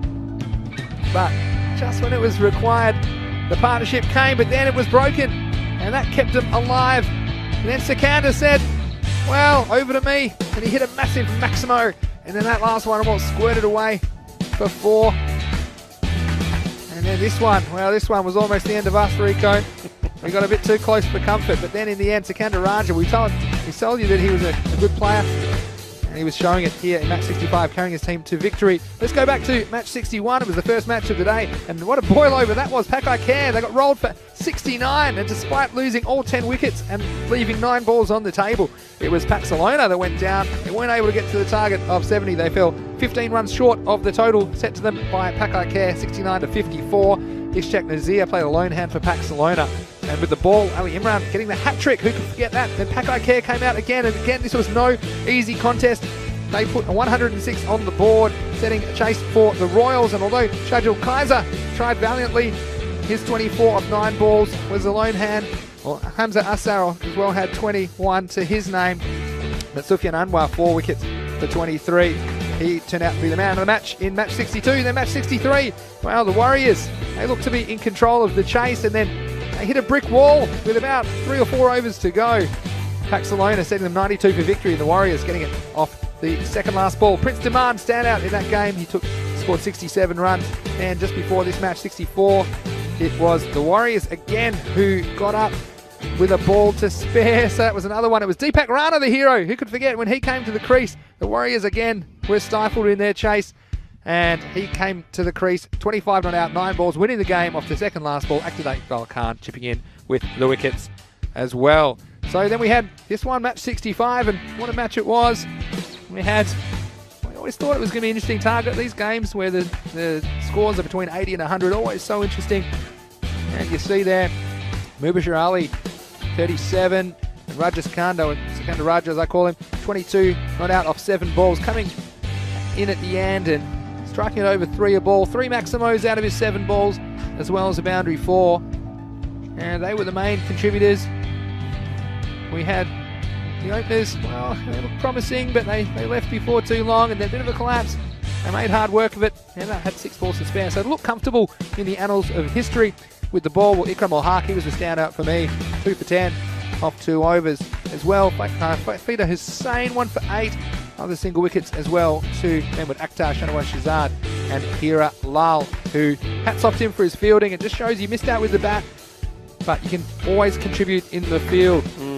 So there we go, Rico, and as we reflect on today, well, we've seen a lot of things. We've seen a team bowled out and win. It's only the second time I've seen that in the ECS. We've seen a hat-trick. We've seen some Sun causing chaos for fielders and some missed opportunities as well.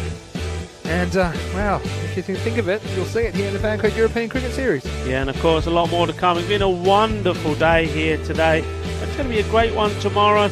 We'll be starting off bright and early, so Central European time with Men in Blue versus the Stars. Men in Blue, they've just impressed me more and more. The more games they've played, started to bat well now, and with Abhishek Borika bowling, anything is possible. And then we also have the Tigers coming back. They're playing 2 games, and that group is wide open. But you know, as the sun comes down, we have to say a few thanks to Roberto and the ground staff. And today we have some of the youngsters here as well helping out.